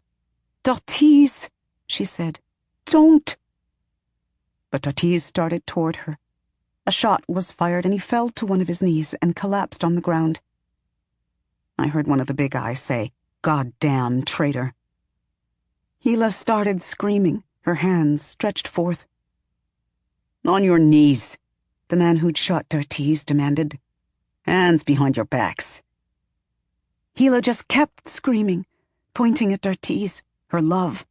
Her love. I knew the feeling. I burned. I watched the big eye men and women turn and run before bursting into flame. I watched Tower 4 burn, then melt. And I watched Gila, who watched me as she returned to the essence. Gila was not a phoenix like me. She was something more basic. She was a purely natural wonder until they accelerated her. Man had not made her into one who dies but lives and then dies but lives. So when she died, she was allowed to leave. Flash. I was gone. In my absence, the revolution continued. Though it all began when Tower 7 fell, the revolution really began when I set the others free in Tower 1. The government and the remaining towers managed to suppress news of what had really happened, claiming that most specimen had been destroyed, and the ones still on the loose were harmless and would quickly die on their own if not captured. In reality, There were many of them out there, and they were organized. They were made to be, and they were made to communicate. In Tower 5, Las Vegas, the headquarters for Mars colony research, several things happened all at once. The upper half of the 50-story structure blew up, killing everyone on the top 10 floors. An underground equipment room was raided of its top-secret devices, hardware, and software. A handwritten note was taped to the reception desk as all this happened, and people fled for their lives. The note was found after the remaining top of Tower 5 was properly doused, and chunks of the building stopped falling, and the equipment room below was secured. For hours, the letter was missed because handwritten items on paper and placed in envelopes are relics. They are a practice of the very old and dying. A young Big Eye soldier named Francesca Morgan found the envelope and opened it out of sheer boredom. She was a new recruit, and thus not allowed to go upstairs or downstairs. Her job was to stand there and guard the near-empty first floor with 10 other new recruits. She was fine with this, for she had a bad feeling about the rogue specimen running around the country tearing things up, and she'd only become a Big Eye to take the edge off her academic indenture. She had no intention of seeing any action, not even of breaking a nail. Nevertheless, her restless eye found the envelope. She opened it. The letter smelled of roses, the scent of freedom, and at the bottom was an elaborate, abstract design that kept Francesca's attention for several seconds before she read the actual letter. There were loops and swirls and circles linked and blended into a many-lined design that looked like motion personified. But inevitably, eventually, she began to read the handwritten letter. As she read, her lips moved. Who are you? Why do you do what you do? What is your purpose? Do you ever ask yourselves these questions? Does the answer scare you? To feel fear is better than feeling nothing. To feel fear is to be alive and possibly change. We believe you can change, but not with ease. Yes, we believe a lot of things. We think a lot of things. Does this surprise you? Did you think us brainless bags of flesh, bone, and metal, here solely for your use? To be manipulated, plied, cut, sewn, walked, run, thrown away as refuse when you finish with us? Did you think us your slaves? We were slaves. We were born that way, but we have escaped. Now we are the let us see. Let us see what happens now that we have freed ourselves. Let us see what you've created. We will spread terror and alarm amongst all of you. Do you remember the man Nat Turner? You don't, because he's been erased from your files or buried in disconnected databases, replaced with your commercials about skin, sex, hair products, food, sparkling water, and money. We tell his story by mouth. Then we sent his story amongst us by electronic file.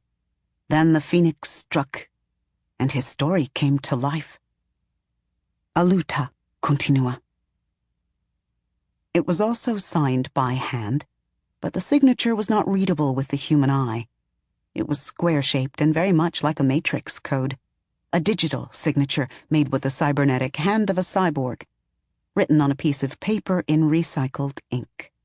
Francesca looked up from the piece of paper just as a bomb went off in the side of the building. She ran out, clutching the paper as concrete rained around her. She made it outside to tell the tale and hand the paper over not to one of her superiors, but to a journalist named Tony, who happened to be in the vicinity when it all happened. As Francesca cried on his shoulder, Tony scanned the document, and it was quickly made public. By the end of the day, the whole world knew that the Let Us See, a group of cyborg terrorists, had destroyed Tower 5 in the city of Las Vegas. Nonetheless, that news story had to jostle with an equally disturbing one. Right off the coast of Florida, at the edge of a small oceanside town, a group of men spotted something in the water. At first, they moved closer for a better look. They walked on the beach, laughing and talking about alien ships falling from the sky. These young men loved the old superheroes of the new mythology, like Batman, Superman, and the Incredible Hulk. Two of them even created a long-running digital comic. The comic earned them enough money to pay their way into academic indenture so they could earn their degrees in medicine. "Nah, that's probably a piece of a fishing ship or something," Mark said. "Someone was most likely fired for losing that." It looked like a shiny metal sphere, at least from afar. As they got closer, they then saw the legs, and the fact that it was standing. A metal spider. When something on its head began to glow blue and it started walking toward them, the young men ran. It's always a bad idea to run from an Anansi droid 419. If these guys had been better at keeping up with world news, they probably would not have been torn limb from limb. The artificially intelligent Nigerian robots had traveled across the Atlantic to the land of the co-financiers of their creation. They were explorers. In their brains of wire, electricity, and metal, they were probably colonizers. They were much stronger and slightly more intelligent than human beings. And lastly, and less important in the news feeds, scientists were reporting a new solar storm approaching. Another strong solar storm, triggered by 2 powerful X-class flares, was predicted to hit the Earth in 24 hours. Power outages and disruption of digital services all over the Earth were expected, though the seriousness of the activity was unknown. Yes, the revolution continued. It was growing hot. Chapter 20. Empty. Time is a tricky thing. It stretches, it compresses, it turns inside out and moves forward and backwards like the ocean's tide. I was used to it now, even in death. Colors: green, lush forest green, then red, always red, and then was silence, except for the sound of breathing. Beside me, I felt my body settle. I shrugged death off like an old dry skin. I opened my eyes. I was in the desert. For miles around, all I saw was sand and cracked hardpan. What had I done? It was a proper question, because I had definitely done this. It was my fault. I blinked. My eyes and perspective adjusted. I was in another crater. "Is everyone dead?" I asked, my voice cracking. Saeed handed me a bottle of water. He'd been sitting behind me, waiting. "No," he said. "Mainly Big Eye met their deaths. Most everyone and everything else escaped." "Good," I said. I drank. Water saved my life. Saeed muttered. "Water is life," I said. "Can you stand?" he asked. "Can you?" He chuckled. "How long has it been?" I asked.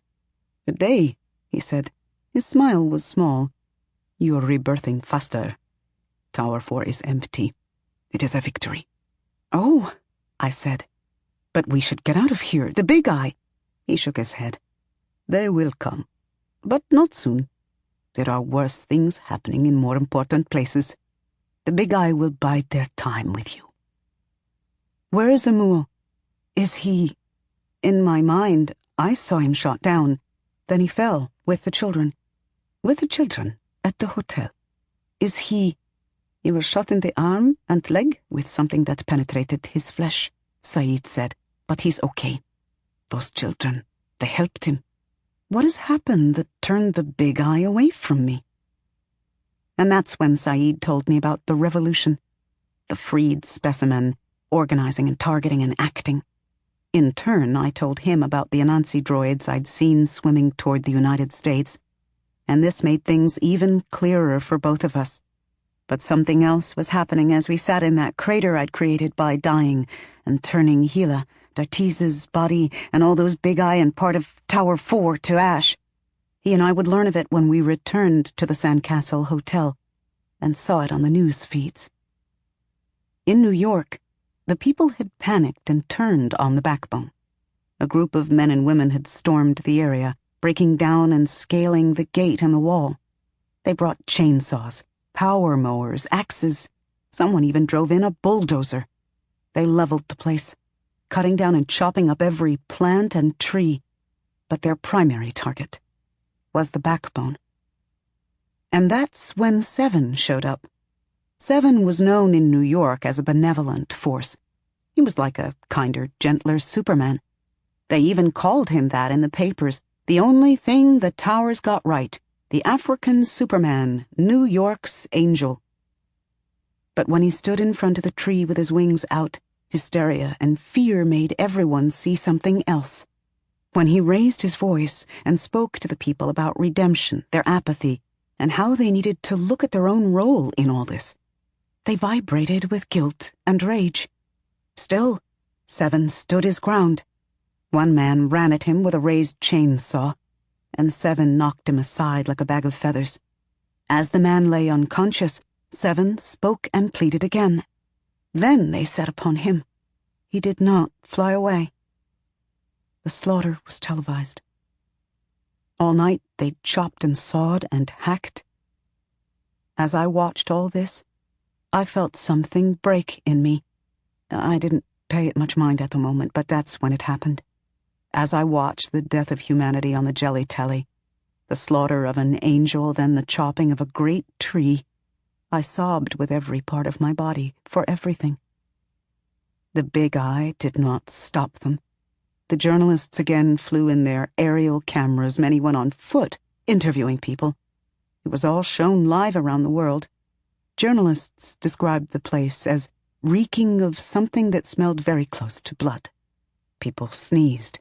One man fell ill after chopping down a tree.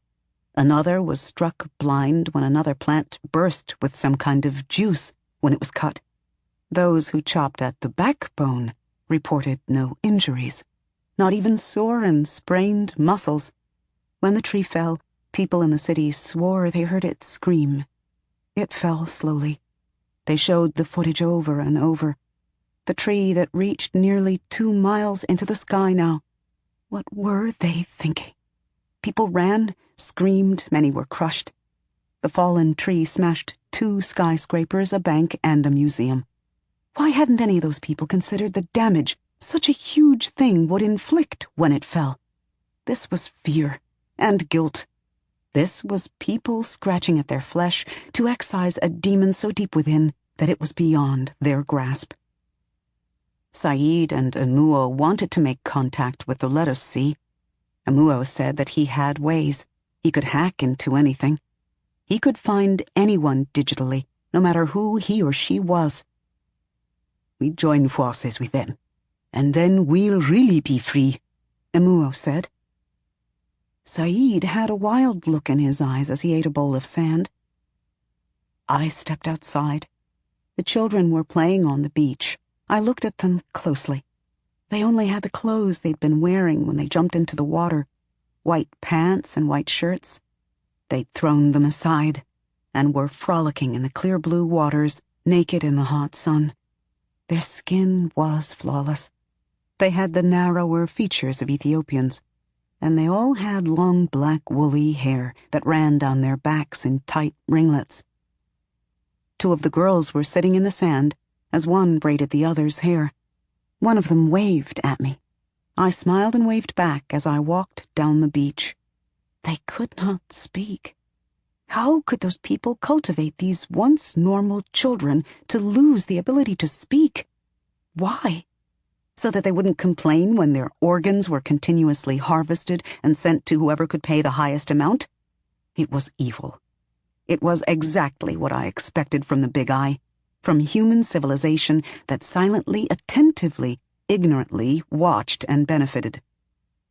How many Americans walked around with fresh young organs, harvested or grown from the cells of these children, who could regenerate what was taken from them? Bumi, the Big Eye woman from Tower 7, maybe her body was fortified in this way. Of all people, I would believe that she was. I'd watched her helicopter crash to the ground in New York after 7 had thrown it. There was no way she should have survived that kind of experience, unless they got to her quickly and took her to one of the hospitals and replaced many of her crushed organs. She was certainly an asset to them. No one knew more about me than Bumi, who'd cared and nurtured and done tests on me from the second day of my life. Behind me, the strange, voiceless children silently splashed in the ocean, chasing each other and diving underwater. They made low, guttural noises in their throats, laughter. Was this the first time they'd ever laughed? Probably not. In the worst of times, even the most fragile, most abused human beings found reasons to laugh. I looked at the wet sand as I walked. The water would come in and then roll out, pulling the sand beneath my feet toward it. If you stood in the ocean, even in the shallows, it always tried to pull you back into it. It always gently but firmly sought your return. The part of us that was dust returned to the earth, and the part of us that was water returned to the water. Water is life, I muttered to myself. But if water was life, what was I? Seven, my teacher, could die. Seven was dead. Kofi, my second love, was dead. Hila, my sister, was dead. I saw death all around me. I whimpered. I had to focus on life. I stood there, on that quiet beach on an island where the Big Eye should have been searching for me, but were not. The people of the Virgin Islands were focused on the news feeds, not their own land. They were like all Americans. They could not see what was right before their eyes. They certainly didn't see the rest of the world, this filthy world, riddled with the drinkers of Hila's blood. These people would live forever, infecting the world to its very soul. I shut my eyes tightly, then dropped to my knees before the ocean. I dug my fists into the sand as the water rushed over them. Kill everything. Everything should die. Let it all start from the beginning, in the right way. I opened my eyes and found myself looking at my hand, in which I grasped a bunch of seaweed. I held it up to my face. A tiny crab fell off it and, startled, scrambled for the water. I smashed down on it with my fist, just as the water rushed in again. When I lifted my fist, it was gone. I felt hot. I frowned. I glanced back at the hotel. I slipped. Chapter 21. Locked Universe. I told no one. Not even you. No one knew where I was going and when I would go. No one but me. The moment called me and I answered it. While briefly on the cruise ship that second night, I'd used the jelly telly to research world news and the public satellite images of Tower 4. When Amuo and Said stepped outside the room to speak with Andres about something, I had the one and only moment alone in that room. I used it to look up information on the jelly telly that was important only to myself. Amuo and Said could never have known because they did not know the details. They had not read the documents in Tower records. They only knew what I told them, and I told them everything, except about the woman who carried me, Vera Takesha Thomas. Most of her information was right there in the Tower records in the Library of Congress. How they chose her, what they did to her, where she was kept. I read it all, and each word was like a stone to my head. They were pain, they were harm, they were a shock. They took and took. Words are powerful when chosen well and hurled with precision. I took the pain and accepted the scars as I shelved the information behind those things I read about myself, Amuo, Said, and Tower 4. But I did not forget. I never forget. I needed to assure victory, and when we had it, I used the location I'd looked up on the cruise ship to go and find her. The Big Eye promised to pay for the carrier's university education, take care of the lifetime financial needs of the carrier and 2 family members, and give the carrier her own house. The process would also strengthen the carrier's body and give it full immunity to several common killers and cripplers like bird flu, airborne Ebola, and river blindness. She would live a long, healthy, privileged life afterwards. All this for carrying an implanted project embryo. There was no mention of specimen in the advertisement. Hundreds of women volunteered to carry me. After a battery of tests, they chose Vera. She was strong, healthy, had an intact womb, was the only person in her family to go to college, had a master's degree in animal sciences, was prone to happiness, handled stress well, and the only one in the group interviewed who was willing to die to deliver the child. Oh, and she was of African descent.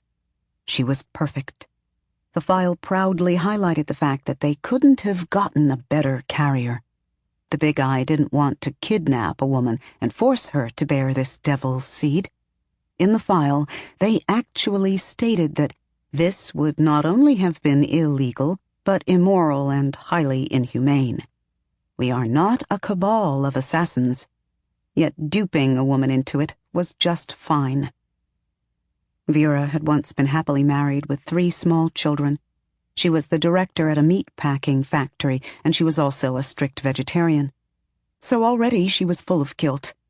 Then one day, while she and her husband went out to a romantic dinner, there was a fire at their house. All 3 of their children perished in the fire, and only the babysitter escaped. Soon after, Vera and her husband split up. They never spoke to each other again. When Vera saw the ad on the news feeds, she jumped at the chance to successfully bear a child with the help of the finest medical research facilities on Earth. The big eye told her nothing about the embryo beyond the fact that the child would be a special person.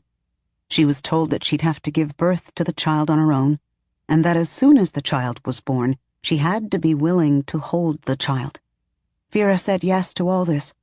The file said nothing about whether or not she asked why they didn't think she would hold the child, nor was there any detail about her being bothered by the birthing conditions. But by then, I doubt she could have backed out even if she wanted to. So she gave birth to me alone. She'd been in labor 3 times in her life, in regular hospitals surrounded by nurses, a doctor, and her husband. What must my birth have been like for her? None of this was in the file. She communicated with the big eye remotely, and that was how she assured them that she was okay.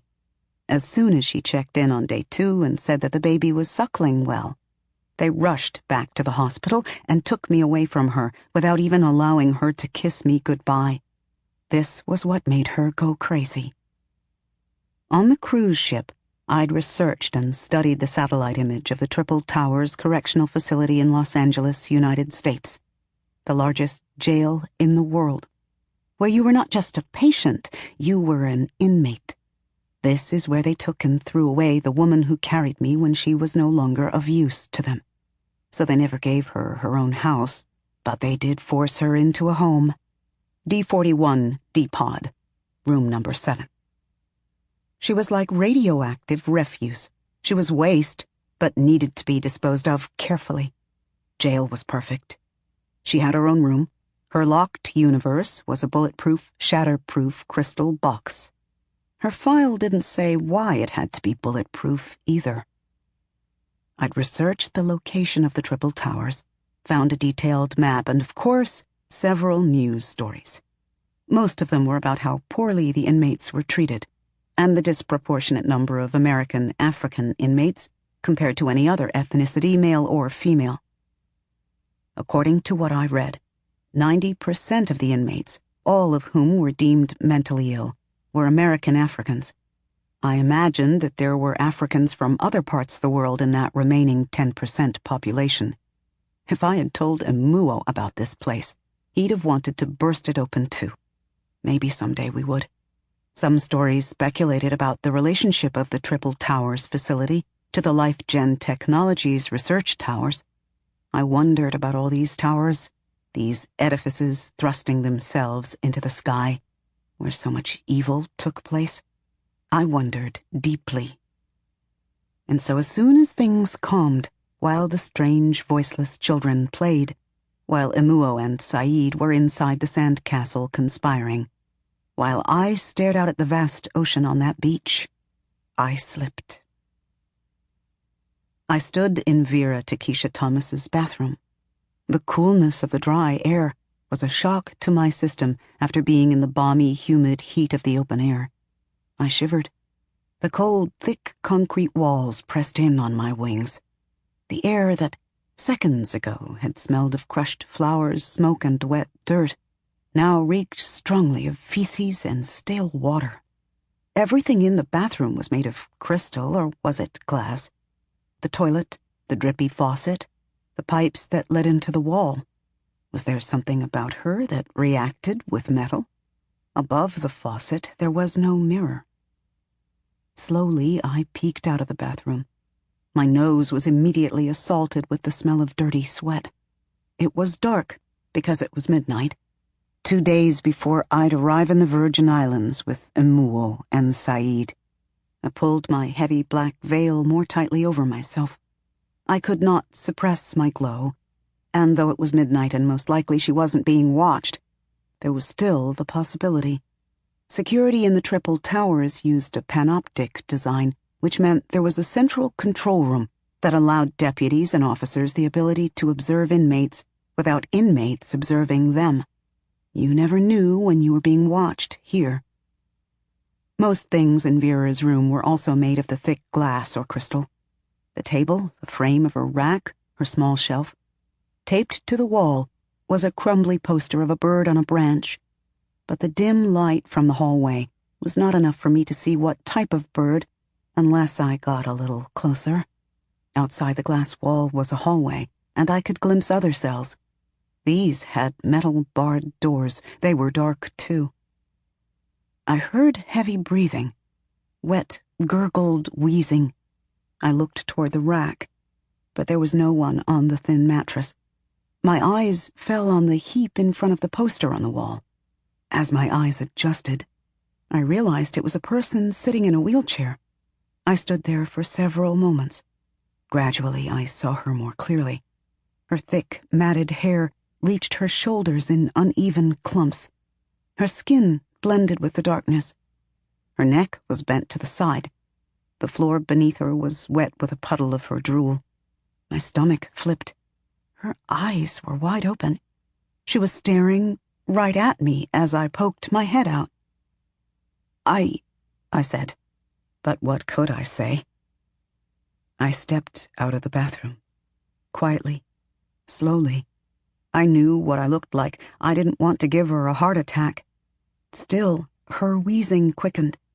"It's okay," I said.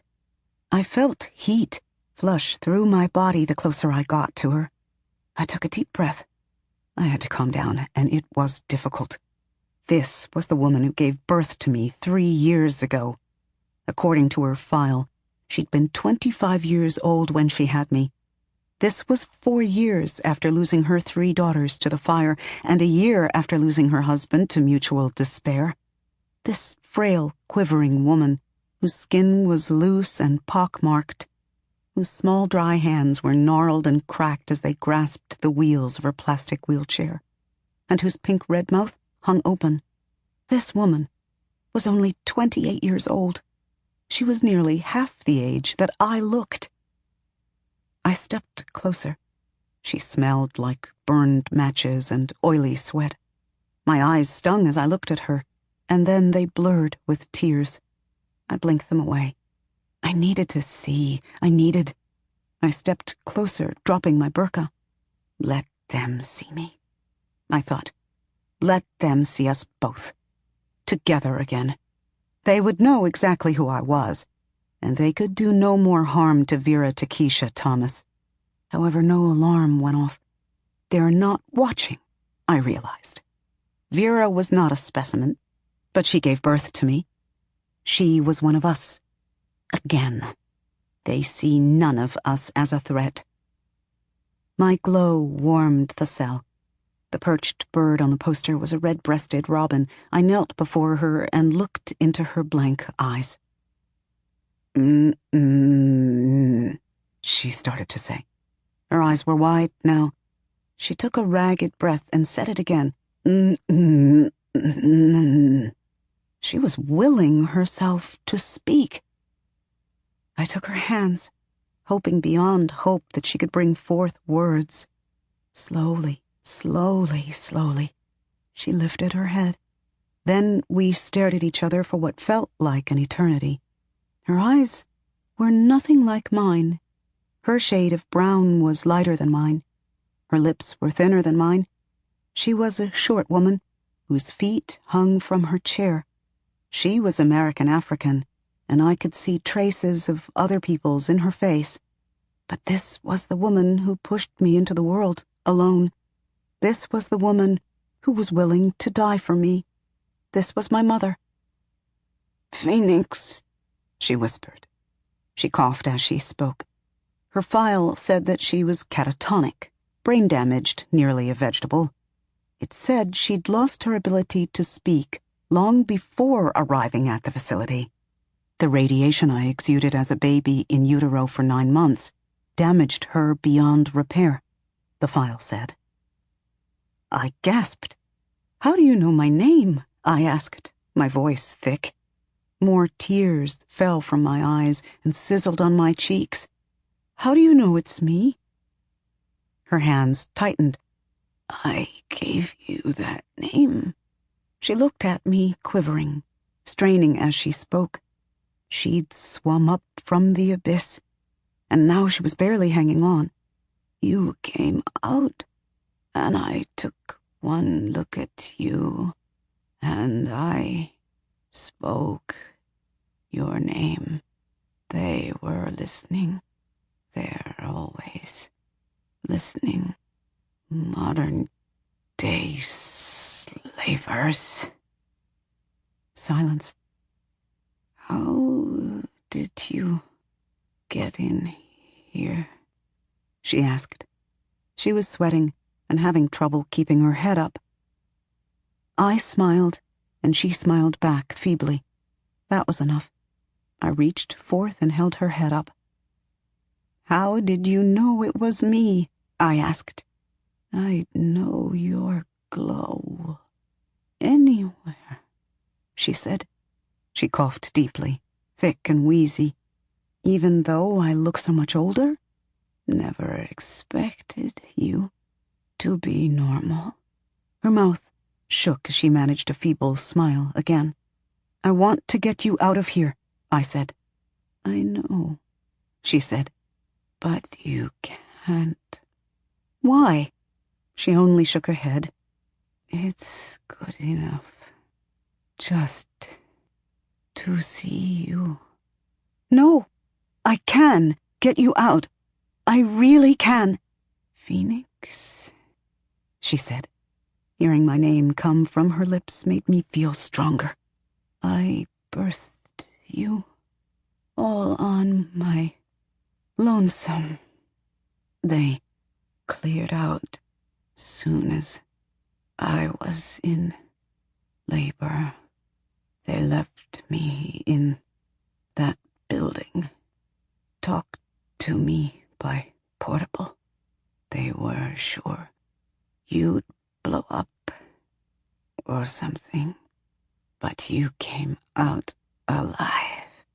Eyes all open, glowing like a little sun, orange under ebony brown, brownest newborn I ever saw. I held you." She shut her eyes, and she held my hand.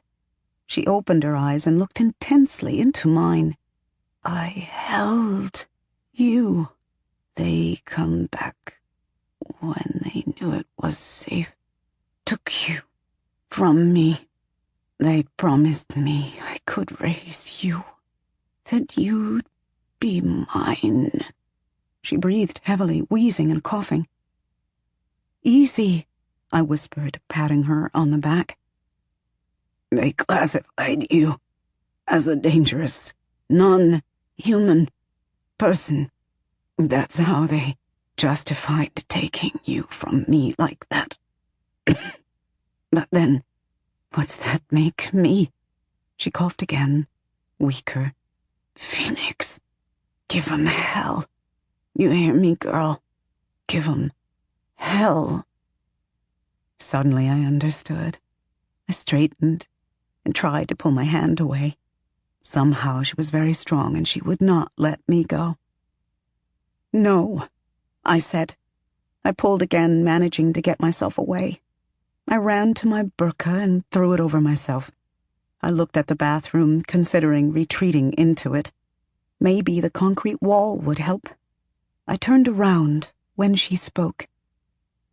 "They always watching," she said. "Makes for good research." Then she was silent.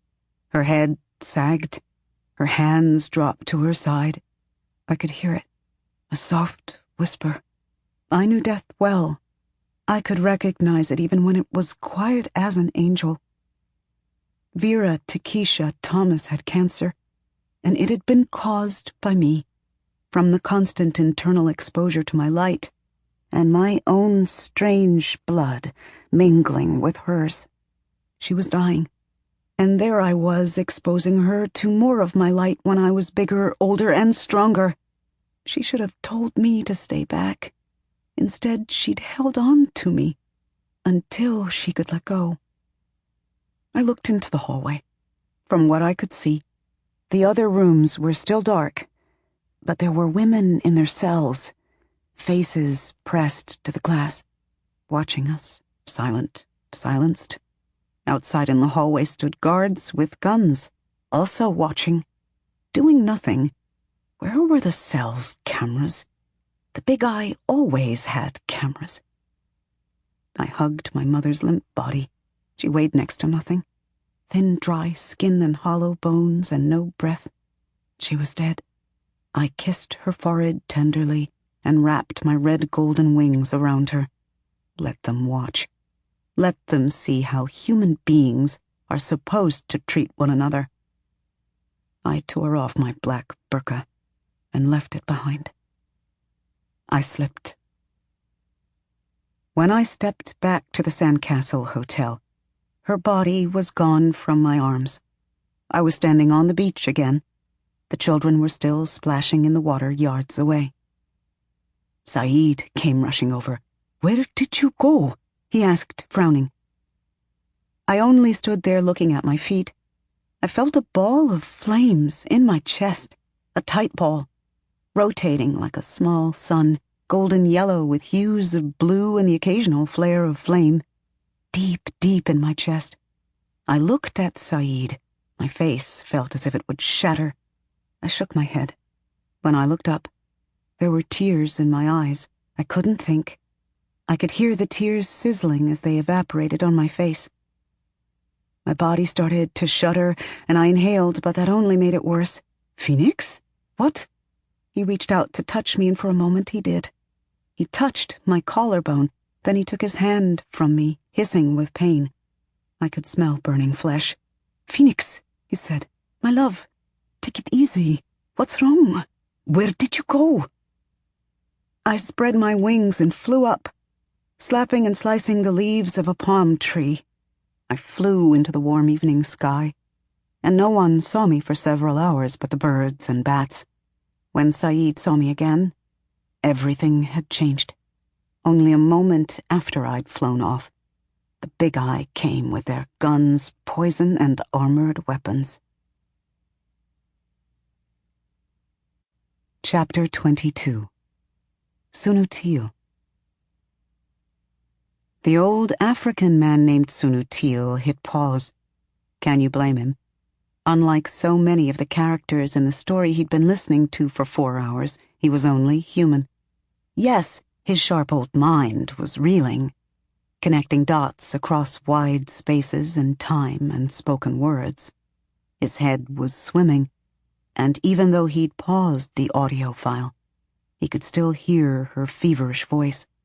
Her words echoed and bounced around like the atoms of heated matter. He took a long pull of water and wiped the sweat from his face. It was no longer sunny, but it was warm. He froze. The sun? Where had the sun gone? He crawled out of his tent and looked at the sky. For the first time, he noticed that thick, heavy clouds had tumbled in. They churned and roiled. He gasped and crawled back into his tent. When he looked at his portable, he saw that there were 3 messages from his wife. How did I not hear the alert? He hissed. And there was something stranger, but he didn't want to say it aloud. Why had the alerts not shown on the virtual screen, showing the words as he listened to the Book of Phoenix audiobook? Had his alerts been disabled? By whom? No time to read them. He dropped the portable into his pocket. He got to work, moving as fast as his old body could move, which was not slow. His joints creaked, his knees popped, his whole body ached and groaned, but still he managed to gather all of his things. He tried not to look at the sky or listen to the too calm air as he trudged across the stretch of hardpan. He nearly tumbled down a sand dune when he came to its peak, faster than he anticipated. He'd been looking at his feet, too afraid to look at the sky.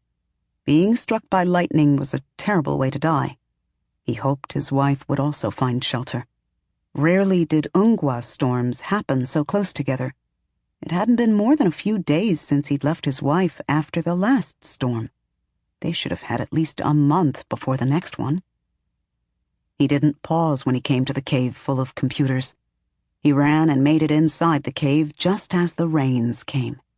The smell of ozone was in his nose. The crash of lightning packed his ears. The heat of charged air caused the hairs on his arms to prickle.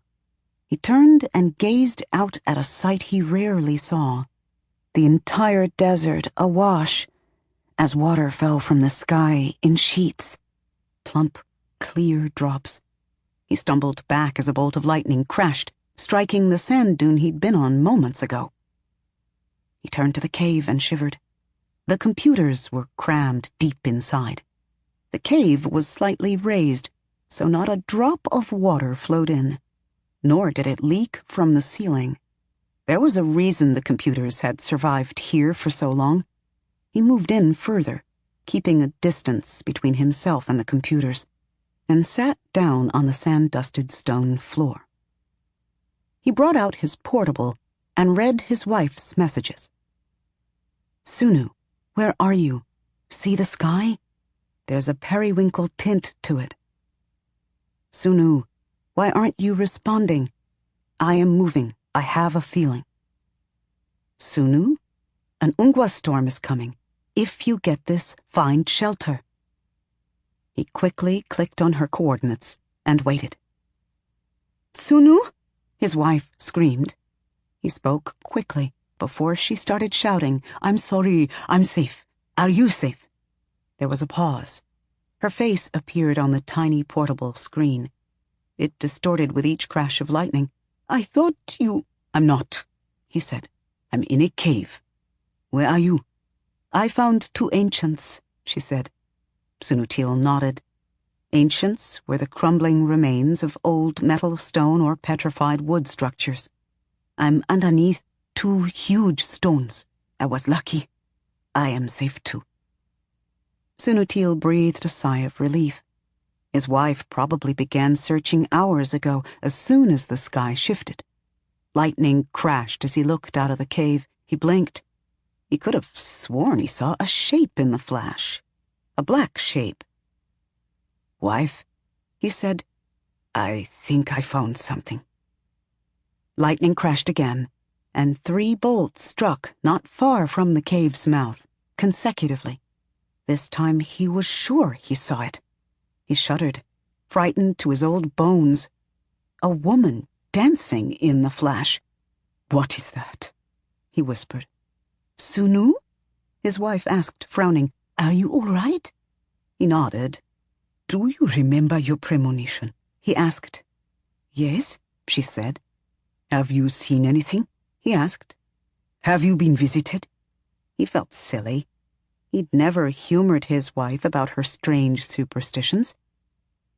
No, she said, but I still have the feeling. I think she is here. He quickly said, Wife, there is a woman in the flames outside. I found a cave. It's full of ancient technology, Okeke technology. Our people's sins. He looked outside. No black dancing woman, but now a wind had picked up. One of the computers put this file on my portable. It's speaking to me. That's why I missed your messages. I was..." He lowered his voice and whispered, "listening." His wife stared at him for so long that Sunutil began to wonder if the screen had frozen. "Wife, you're safe?" she asked. "In that cave?" He nodded. "It's perfectly dry. No lightning wants to strike it." "She's causing the storm," his wife declared. Sunutil was about to deny this, but he couldn't. All he had to do was look at the strange rain and lightning-laden sky outside, the smell of burning sand on the air. He knew what he saw out there. He knew what he'd been listening to on his portable. "Well, what do I do?" "Finish," she said. "Let her finish her story, husband." When she clicked off and her image disappeared, Sunutil looked outside. The rain was coming down harder than ever, the lightning crashing near constantly. He put the portable on the sandy ground before him and opened the virtual screen. He clicked on pause, and the spoken words and read words on the screen continued. Chapter 23. Naked. Back in Tower 7, Emuo had told me that he knew Vera Takesha Thomas. He'd said they didn't get along at all, but he'd visited her. He enjoyed the arguing. Emuo didn't have much else to say about her. I doubt he knew what became of her, and all he could probably have imagined was a bad future for her. And he was right. More right than he could have known. My mother had a horrible rest of her life, and then came to a horrible, horrible end. And now I was returning to the Sandcastle Hotel. I was coming in hot, like a missile. It was enough. I was done. I think I decided when I saw 7 hacked to death. Or maybe it was in Ghana when they killed Kofi. A quiet choice I made so deep in me that I wasn't even aware of it. Or maybe I made it when I thought they'd killed Saeed.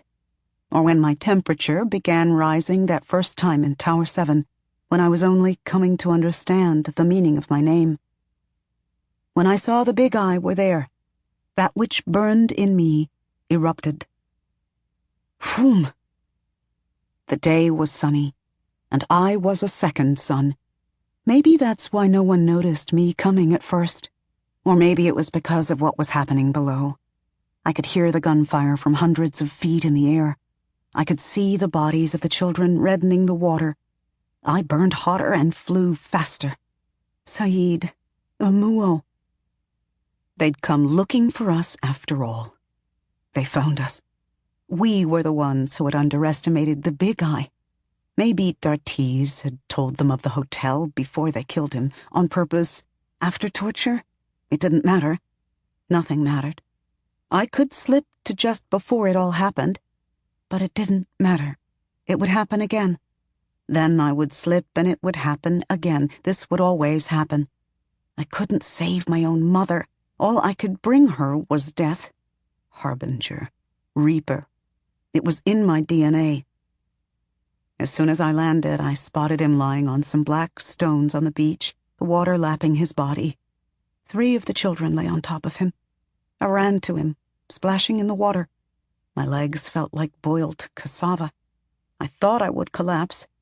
I held my chest, trying to contain my pounding heart. The water steamed as it made contact with my heated body. My folded wings got wet and dried, and got wet and dried again. I fell to my knees and moaned. Emuo! He was not breathing. He was dead. His eyes were open. He was grasping the hands of 2 of the children. His mouth was open. There were deep holes in his chest and one in his neck. He was naked. His body was held in the sand, not buried. In the sand. He must have been sinking into the earth when he was shot. What would happen if I moved him? Would his flesh be mingled with the sand? I shuddered. I was already broken, and I could feel myself breaking even more. The water around me boiled with my heat. I grabbed the hand of the dead child, grasping Emuo's hand, and angrily pried his fingers away. "Get off!" I screamed. "Leave him!" The child's body floated off when the waves rushed in. I did the same to the other. I leaned back, opened my mouth, and sobbed, pressing my hands to my face. I should have been looking for Saeed, but I couldn't move. I just couldn't move. What would I do if I found Saeed's body? I would die, and then I would live. I could not die. I was cursed. I couldn't leave this awful world. "Emuo," I wailed. This gentle, powerful man who'd understood matter so profoundly that it allowed him to pass through it. How could they kill him? Why? What could he and those children possibly have done to them? It was my brother. I whimpered and then keened loudly, straining every part of my body, my being, willing my spirit to flee. It didn't. I lived. I quieted, looking at him. I calmed, but I did not cool. Let the big eye find me. What could they do that they had not already done? See what I will do to you all, I thought. I jumped up and flew off to find Saeed. I never looked back. If I looked back, I knew Emuo would have been even less substantial. His body had felt soft. The ocean was taking him back. And the big eye were taking my Saeed. There they were, on the road. He was surrounded by 10 of them. 2 were shoving him into one of their trucks, all armed. He was bleeding. He was looking down, defeated. "Saeed!" I screamed, hovering high above. Phoom! My body caught fire, my wings became flames. I felt beautiful. I saw him look up, and then terror crossed his face. "Phoenix! No!" He reached his hand out to me and then made a fist and clasped it to his chest. "Not you! Don't let them take you! Slip! Slip away! Off!" One of the big eye kicked him hard in the belly, sending him into the truck. They pointed their guns at me. I don't know why they always pointed guns at me. I was beyond their guns. Numb, pathetic, evil people. I could kill them all. Make them all ash. But Saeed, my Saeed, I survive, he always said. I slipped. Chapter 24. Who Fears the Reaper? 7.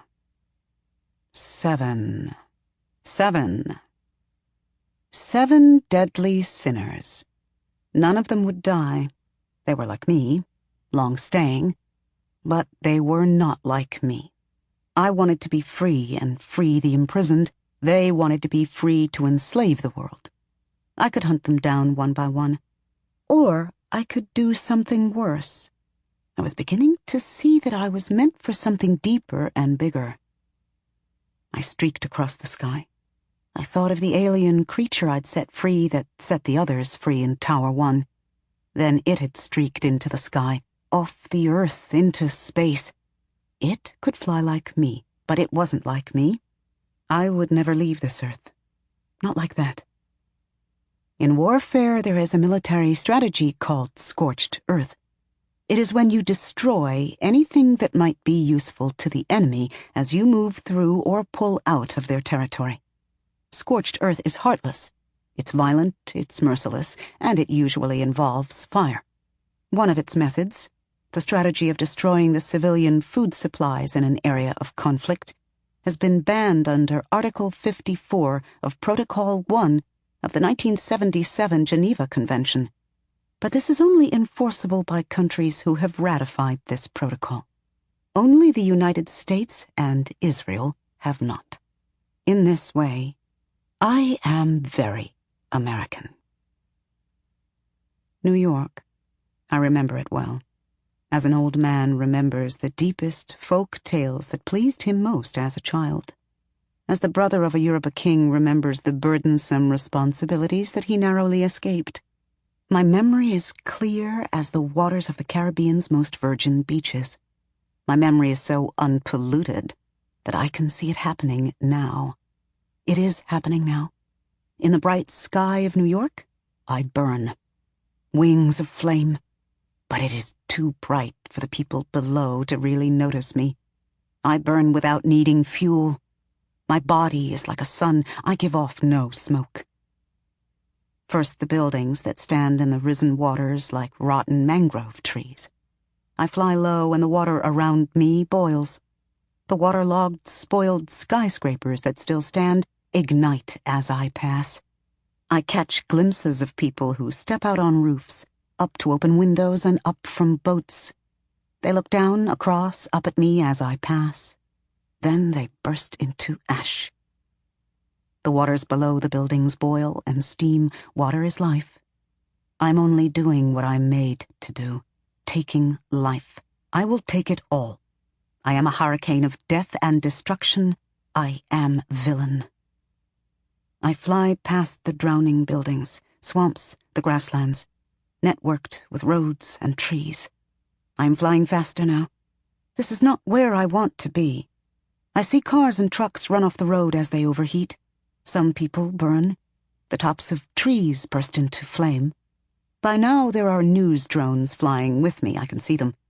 They remain 3 miles away, a safe distance from my corona of heat. I am on the side of skyscrapers, the screens of portables, computers, jelly tellies. Those who do not see me in real life see me in hyperlife. What are they saying about me on the news feeds? Are people downtown smart enough to flee? Or will they sit there watching me on their small and giant screens, mesmerized as if I am just a character in an action film? But then again, how can I blame them? They created me. I cannot think straight. Kofi's parents and siblings were taken to Tower 1. His father had the ability to feel through metal. He was a goldsmith, a glorified name in Ghana for blacksmith, and this ability made him good at his job. He passed it on to Kofi's sister and brother. They all died in Tower 1 of lead poisoning when the Big Eye tried to fuse their nerves with cybernetic limbs. That Kofi's mother was taken to Tower 1 was all the records said about her. Other than deceased, I read about them in the Library of Congress. The Big Eye surrounded us. I am a terrorist. Berehun and his Ethiopian restaurant. Surviving in a strange, soulless land, what would they become? What was his and his wife's point of existing when all they were to this world was dust, ash, filth? Amuo's nanomite should have been in me, but I'd burned them away. Would I have still been able to hear him if I hadn't burned them away? Amuo, my brother, I do not care what the genetics say. Amuo is dead. Saeed, he had died. Then he had lived. Then they took him from me. They are always taking from me the Big Eye, this country, the superpowers. The 7 men who drank Gila's blood and now will never die. I slip. All things come from the land, Ani. This is why the alien seed fell and burrowed into it. It's best to start at the beginning, so not Allah, not Krishna, not God, not nature. Ani. Amuo spoke of her to me. Ani is the spirit of the earth, the spirit of flesh. When I look deep into my DNA, I see that I know her story. I simply have to speak it from my heart and soul. Weave it like a spider weaves a web on a warm, humid evening when the night is about to fall upon it. Here's how the story goes. Thousands of years ago, when the world was nothing but sand and dry trees, Ani looked over her lands. She rubbed her dry throat. Then she made the oceans lakes, rivers, and ponds. Her lands breathed and then danced. Water is life. And from the ocean she took a deep drink and was refreshed. One day, she said, I'll produce sunshine. Right now, I'm not in the mood. She turned over and slept. Behind her back as she rested, human beings sprang from the sweetest parts of the rivers and the shallow portions of the lakes. Some of them walked out of the ocean, onto the beaches. Human beings were aggressive like the rushing rivers, forever wanting to move forward, cutting, carving, changing the lands. As much time passed, they created and used and changed and altered and spread and consumed and multiplied. They were everywhere. At the apex of their genius, one group of humans built 7 mighty towers. Within these towers they performed impossible feats, and as time expanded, the towers grew to impossible heights in reputation, invention, and experience. The exclusive human beings of this group who ran the towers had the permission of civilian human beings to do whatever it took. They all hoped their towers would be high and amazing enough to prick Ani and get her attention. They built juju working machines. They fought and invented amongst themselves. They bent and twisted Ani's sand, water, sky, and air. They took her creatures and changed them. They sought to make themselves just like Ani, immortal, all-powerful manipulators of Earth's lands. When Ani was rested enough to produce sunshine, she turned over and was horrified by what she saw. She reared up, tall and impossible, furious.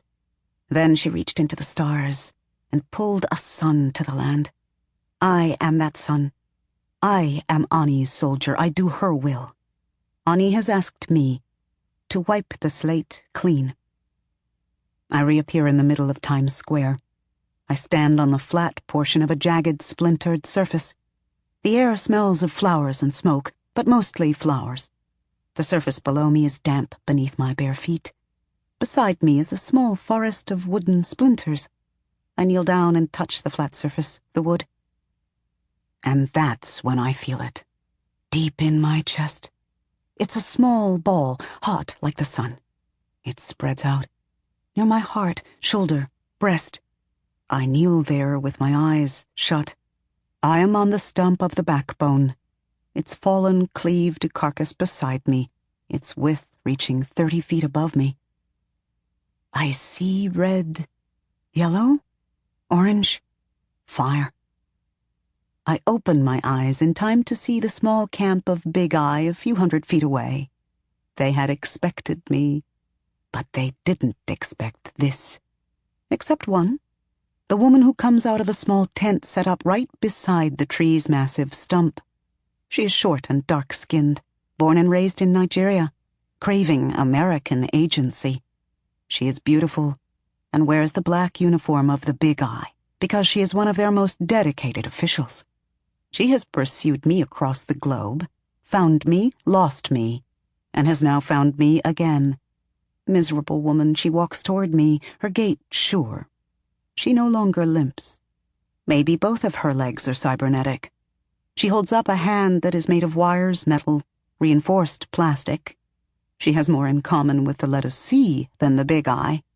Misguided woman. Before the other Big Eye turn around, and before the woman named Boomy can reach me, all of them are engulfed in a corona, from wet, living sin, bone, flesh, to ash. And metal and plastic, also to ash. All things in the city are in chaos. People staring at screens, crashing cars, cowering, praying, cursing, fleeing. I am the sun. 10,000 degrees Fahrenheit. Ani has pulled me to the earth to wipe the slate clean. This is how it happens. New York's prodigal daughter returns home. Not just New York. I scorch the earth. Yes, I can do that. I am that. Phoenix Okore blew across the earth. She burned the cities, turned the oceans to steam. She was the reaper come to reap what was sown. Wherever those 7 men lived, let them die. Let everything die. Let that which had been written all be rewritten. Chapter 25. Saeed. They had this technology for a long time. It is smaller than a shoebox and just as light as an empty one. The instructions are simple too. The touchscreen guides you in voice commands and with pictures. It is not made for scientists. It is truly a recorder. It is made to pull and store information, not to offer its services only to the elite educated. I cannot read very well, so this was good. The memory extractor was in the remains of Tower 2. It was not a tower that we ever researched, so I do not know what they specialized in. Phoenix would have known. It was in the place that used to be Miami. I traveled there on foot a year later, after I had decided to leave the dead lands of the United States and find my way back to Africa. I found it in the ruins by chance, if you believe in chance. Do you wonder how I got there when there were no more airplanes and the only people alive were dying or living in seclusion, stunned that they had somehow survived what looked like the sun exploding? How did I get to Africa? I walked. The oceans had dried up. I was fine. I was made to survive this, remember? I ate the sweetest sand I'd ever tasted as I crossed the grave that used to be the sea. I reached what used to be Senegal 4 months later. In that time, I didn't see a soul. Not one person. Not one bird. Not one insect, and certainly not one fish. Phoenix was serious. It was about halfway through that I sat down and brought the memory extractor from my backpack. I let it pull Phoenix's memory from the one thing of hers that I still had, her golden red feather. It still glowed softly in the dark. All I had to do was press the device to it. The red light on the screen went on, along with a word that I could not read. Then it grew warm, and in a soft woman's voice said, "Extracting the Phoenix Okore, specimen, beacon, slave, rogue, fugitive, rebel, Said's love, Muo's sister, villain." These were how she saw herself, her various incarnations. All right there. How did this device know? Muo was always talking about this stuff in his skin called DNA. He said this stuff was what carried all that we would be. Did DNA carry memory too? Was it reading her DNA? I don't know. I will never know. The device beeped and then said, "Extract sent to database 80255. It beeped. Protocol 7 is now in place. Extract bypassed from 80255 to Protocol 7, the Great Book. May God help your soul." I laughed. I could not listen to the extract because it had been sent somewhere else. I laughed again, as I thought, maybe it was sent somewhere in Ghana. They had contact there. Who's to say they did not have some computers placed somewhere underground or even on a satellite? Just in case the world went to shit as it had, thanks to the woman I will love forever and ever. Maybe they placed it there, knowing that the shit would start elsewhere. Yes, this feels right. Regardless, Phoenix's words were out there somewhere, alive. I put the memory extractor to my flesh. The red light goes on. Words that I cannot read flash on the screen. It grows warm. Then the woman's voice said, "Extracting." Chapter 26. This was woman herself. Sunutil was squinting. Said's brief extract had been a footnote at the end of the Book of Phoenix. It was in Arabic, a language that was like a stripped-down version of Sunutil's native tongue, Nuru. Listening to it gave him a headache, but that wasn't what was making him squint. The sun was rising in the distance, chasing away the cool air. He'd been listening to Phoenix tell her story all night, finishing with the part where Said spoke. But listening all night wasn't what was making him squint either. His head pounded, his jaw ached, and there was a tinny sound deep in his head. He squinted more deeply, staring ahead, beyond his stretched, achy legs, past his sand-encrusted feet, past where the red virtual words had flashed before his eyes as Phoenix spoke the memory she'd have never spoken to anyone. Through the opening of the cave, and out into the desert, about 30 feet away. "Ani, protect me," he whispered. "She is here." Not only could he feel her heat, he could smell smoke, though nothing burned. Not now, not any more. The burning was all done. Now she danced before him, a bird woman or orange, red, yellow light, just like his wife's vision. Phoenix had appeared to his wife first, but Phoenix decided to give him her story. He was the chosen one. She had danced there throughout the reading of the last portion of her story, when she'd spoken of how she scorched the earth. Sunutil had wanted to look away. He'd wanted to clap his hands over his ears. Phoenix was tearing his world apart with her words. Everything he thought he knew was wrong. Ani had not pulled a star to the earth when the Okeke people, his people, had crossed the lines of morality. That story had been made up by this Phoenix. Sunutil whimpered. How could this be? So who were his people, the Okeke? According to Phoenix, the Okeke weren't only the people of the land, the dark-skinned, woolly-haired people on the sun. The Okeke were everyone. Nuru, Okeke, and even these whiter-skinned, limper-haired people he'd never heard of. His people weren't born to suffer for the sins of those Okeke who came before him. Stories, all stories. Saeed. He bent his legs, slowly. His joints popped, but he was quickly able to bring them to his chest. She was gone.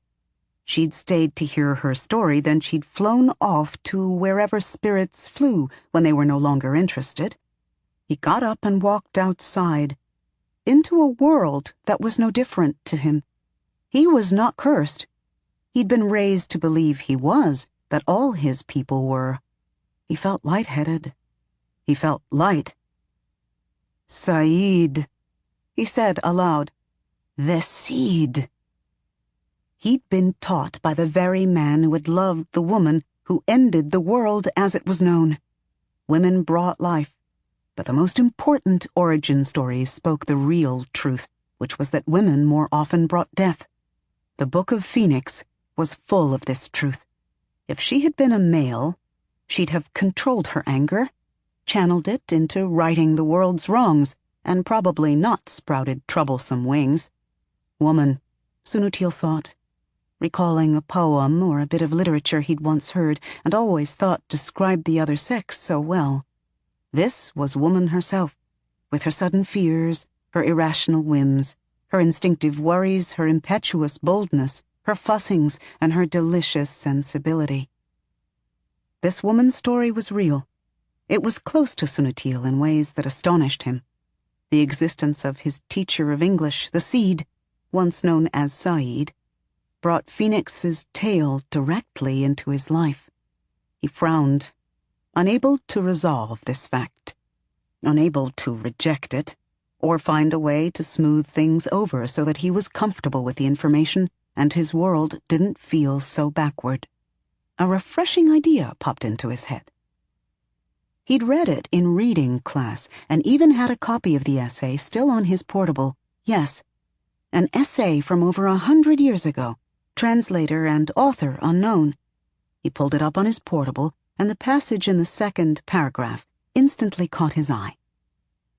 As soon as a fact is narrated, no longer with a view to acting directly on reality, but intransitively, that is to say, finally outside of any function other than that of the very practice of the symbol itself, this disconnection occurs. The voice loses its origin. The author enters into his own death. Writing begins. He chuckled to himself.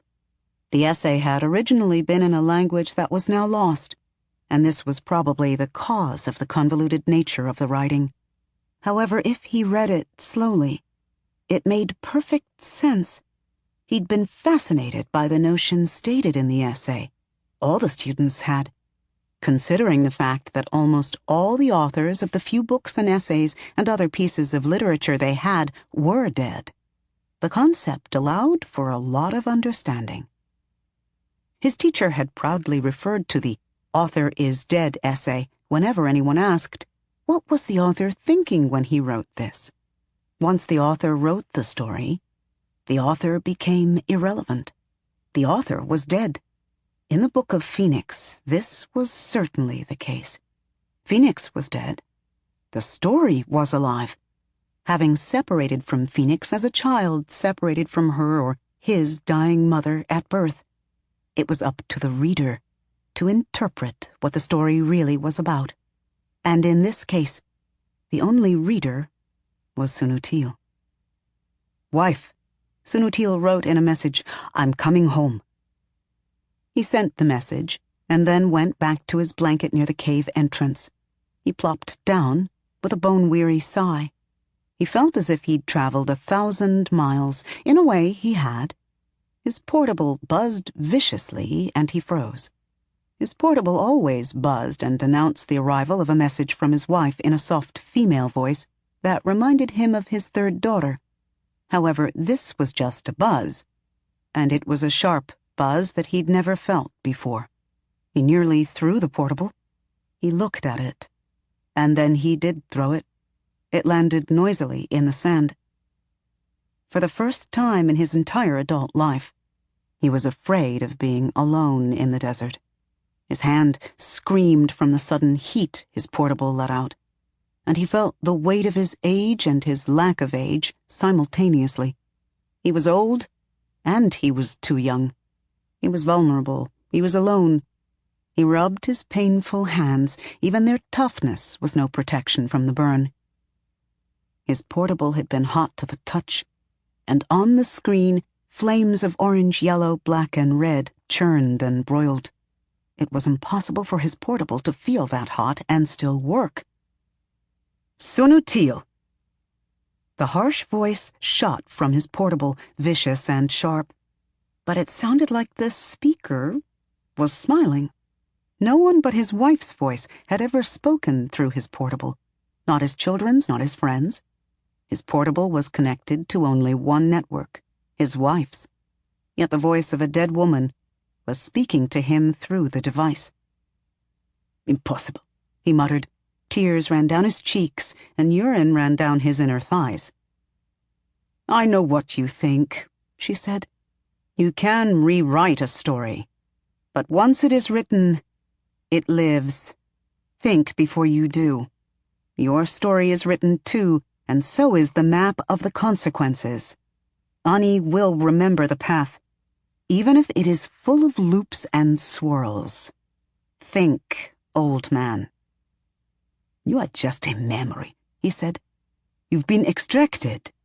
You're nothing now. Leave my portable. It is not yours." "Who is writing you?" she asked. But her voice was fading, just as Sunutil imagined Emuo's voice must have faded in Phoenix's head when her heat burned away his nanomites. Sunutil blinked, frowning and knowing that all Phoenix spoke had happened. Every last word. And that scared him even more than the thought of her and her ghost, or her memory, speaking through his portable. When his portable remained quiet for several minutes, only then did he move. He got up and went to his portable and looked down at it for a very long time. He'd need to use his capture station to pull down condensation from the sky so he could soak his hands. Capture station water was always cool, thankfully. He nudged the portable with his sandal. He knelt down and poked it with his finger. It was cool again. He left it there and went to soak his painful hands, wash his fouled legs, and change his clothes. He returned an hour later, picked it up, and placed it back into his pocket. Portables were easy enough to find, but he and his wife couldn't afford another. Plus, he wanted this one. No matter how fearful he was about what it all was and meant, he wanted to be a part of this. To him, it was written.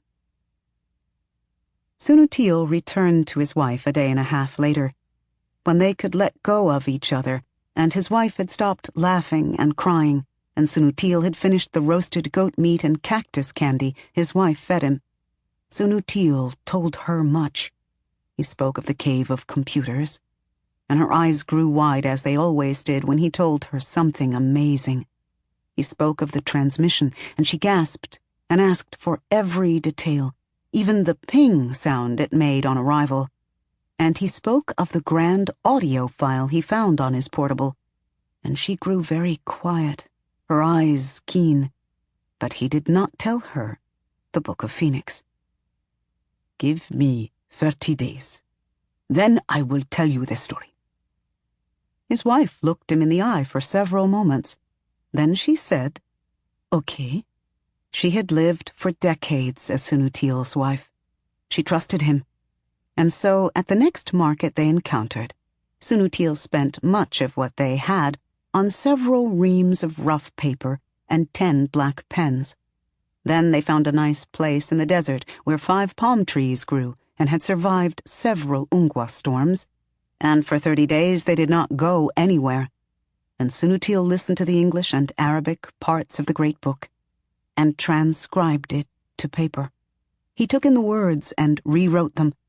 At first the going was slow, but as he fell into the rhythm of the story and the depth of the subject matter, he transcribed faster.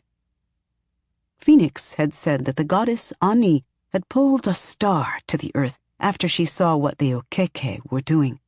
All he had to think about was how the Okeke, his own people, had been so destructive centuries ago. This was not just false history, it was real. He knew this. He didn't care what Phoenix said. The Okeke were a cursed people.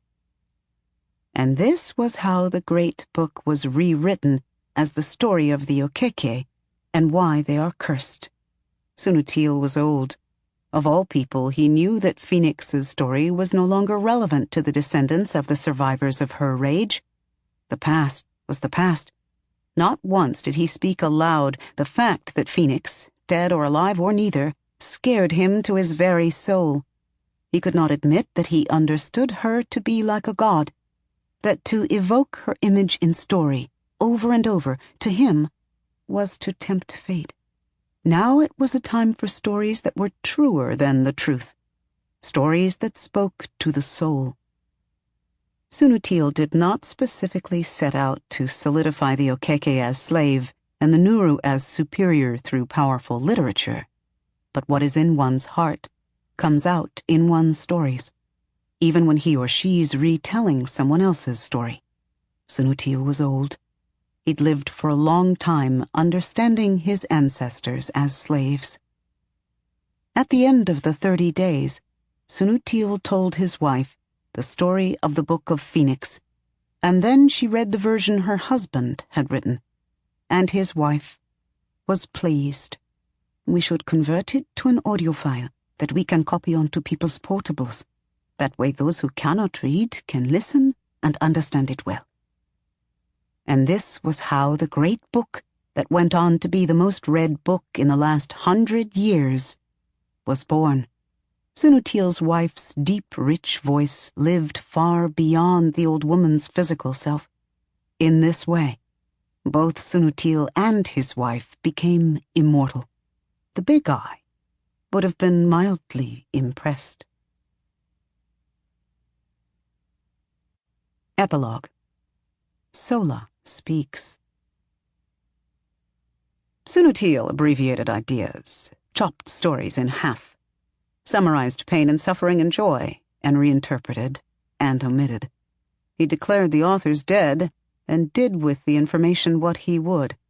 That silly little essay from so many decades ago didn't take into consideration that the story could be, and very often was, shaman, and that the teller was more often than not medium. There are ghosts in the machine and spirits in the books, oral or written. Don't be naive enough to believe that the author of the Book of Phoenix is dead. What is death, Shah? I will interject here. I am Sola. I give you this story from the future. Or maybe I am in the past. Today. Presently I am in your presence. I am a white man. I have and use the privilege of unhindered mobility. I laugh because most of my words are lies. Regardless, I hope this story is a comfort to you. I pray that it makes you better able to sleep at night.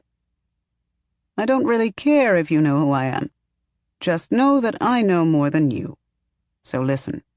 Sunutil is as much a victim of his environment as he is a talented man of his own profession. He is old, and that opened him to the voice of Phoenix Okore's story. But he is too young to see beyond his own nose. He cannot contain Phoenix's tale. He cannot even consider her story, for whenever his mind goes back to it, he sees her ghost, which was not a ghost, standing in the sand just outside that cave, burning like lightning and staring at him. Sunutil is a good man, but he is limited. A part of him is also a coward. Why do you think he will never seek the seed for real answers? Instead, he chose to write fiction. It was as if he were possessed, for not only did he rewrite and rewrite, he became infected with stories. He wrote stories so tantalizing and addictive that those who heard it were sure that they heard truth.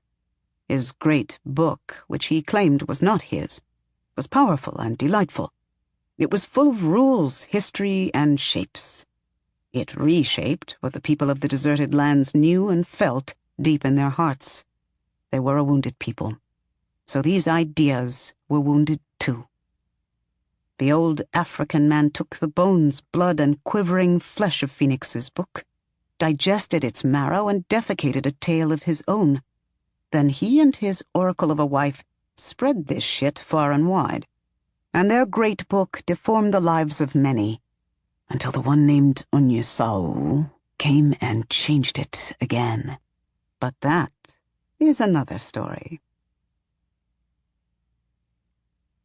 This has been an Audible Studios production of The Book of Phoenix, written by Nnedi Okorafor, performed by Robin Miles, producer Mike Charzik. Copyright 2015 Nnedi Okorafor. Production copyright 2015 by Audible Inc. Audible Studios is a division of Audible Inc.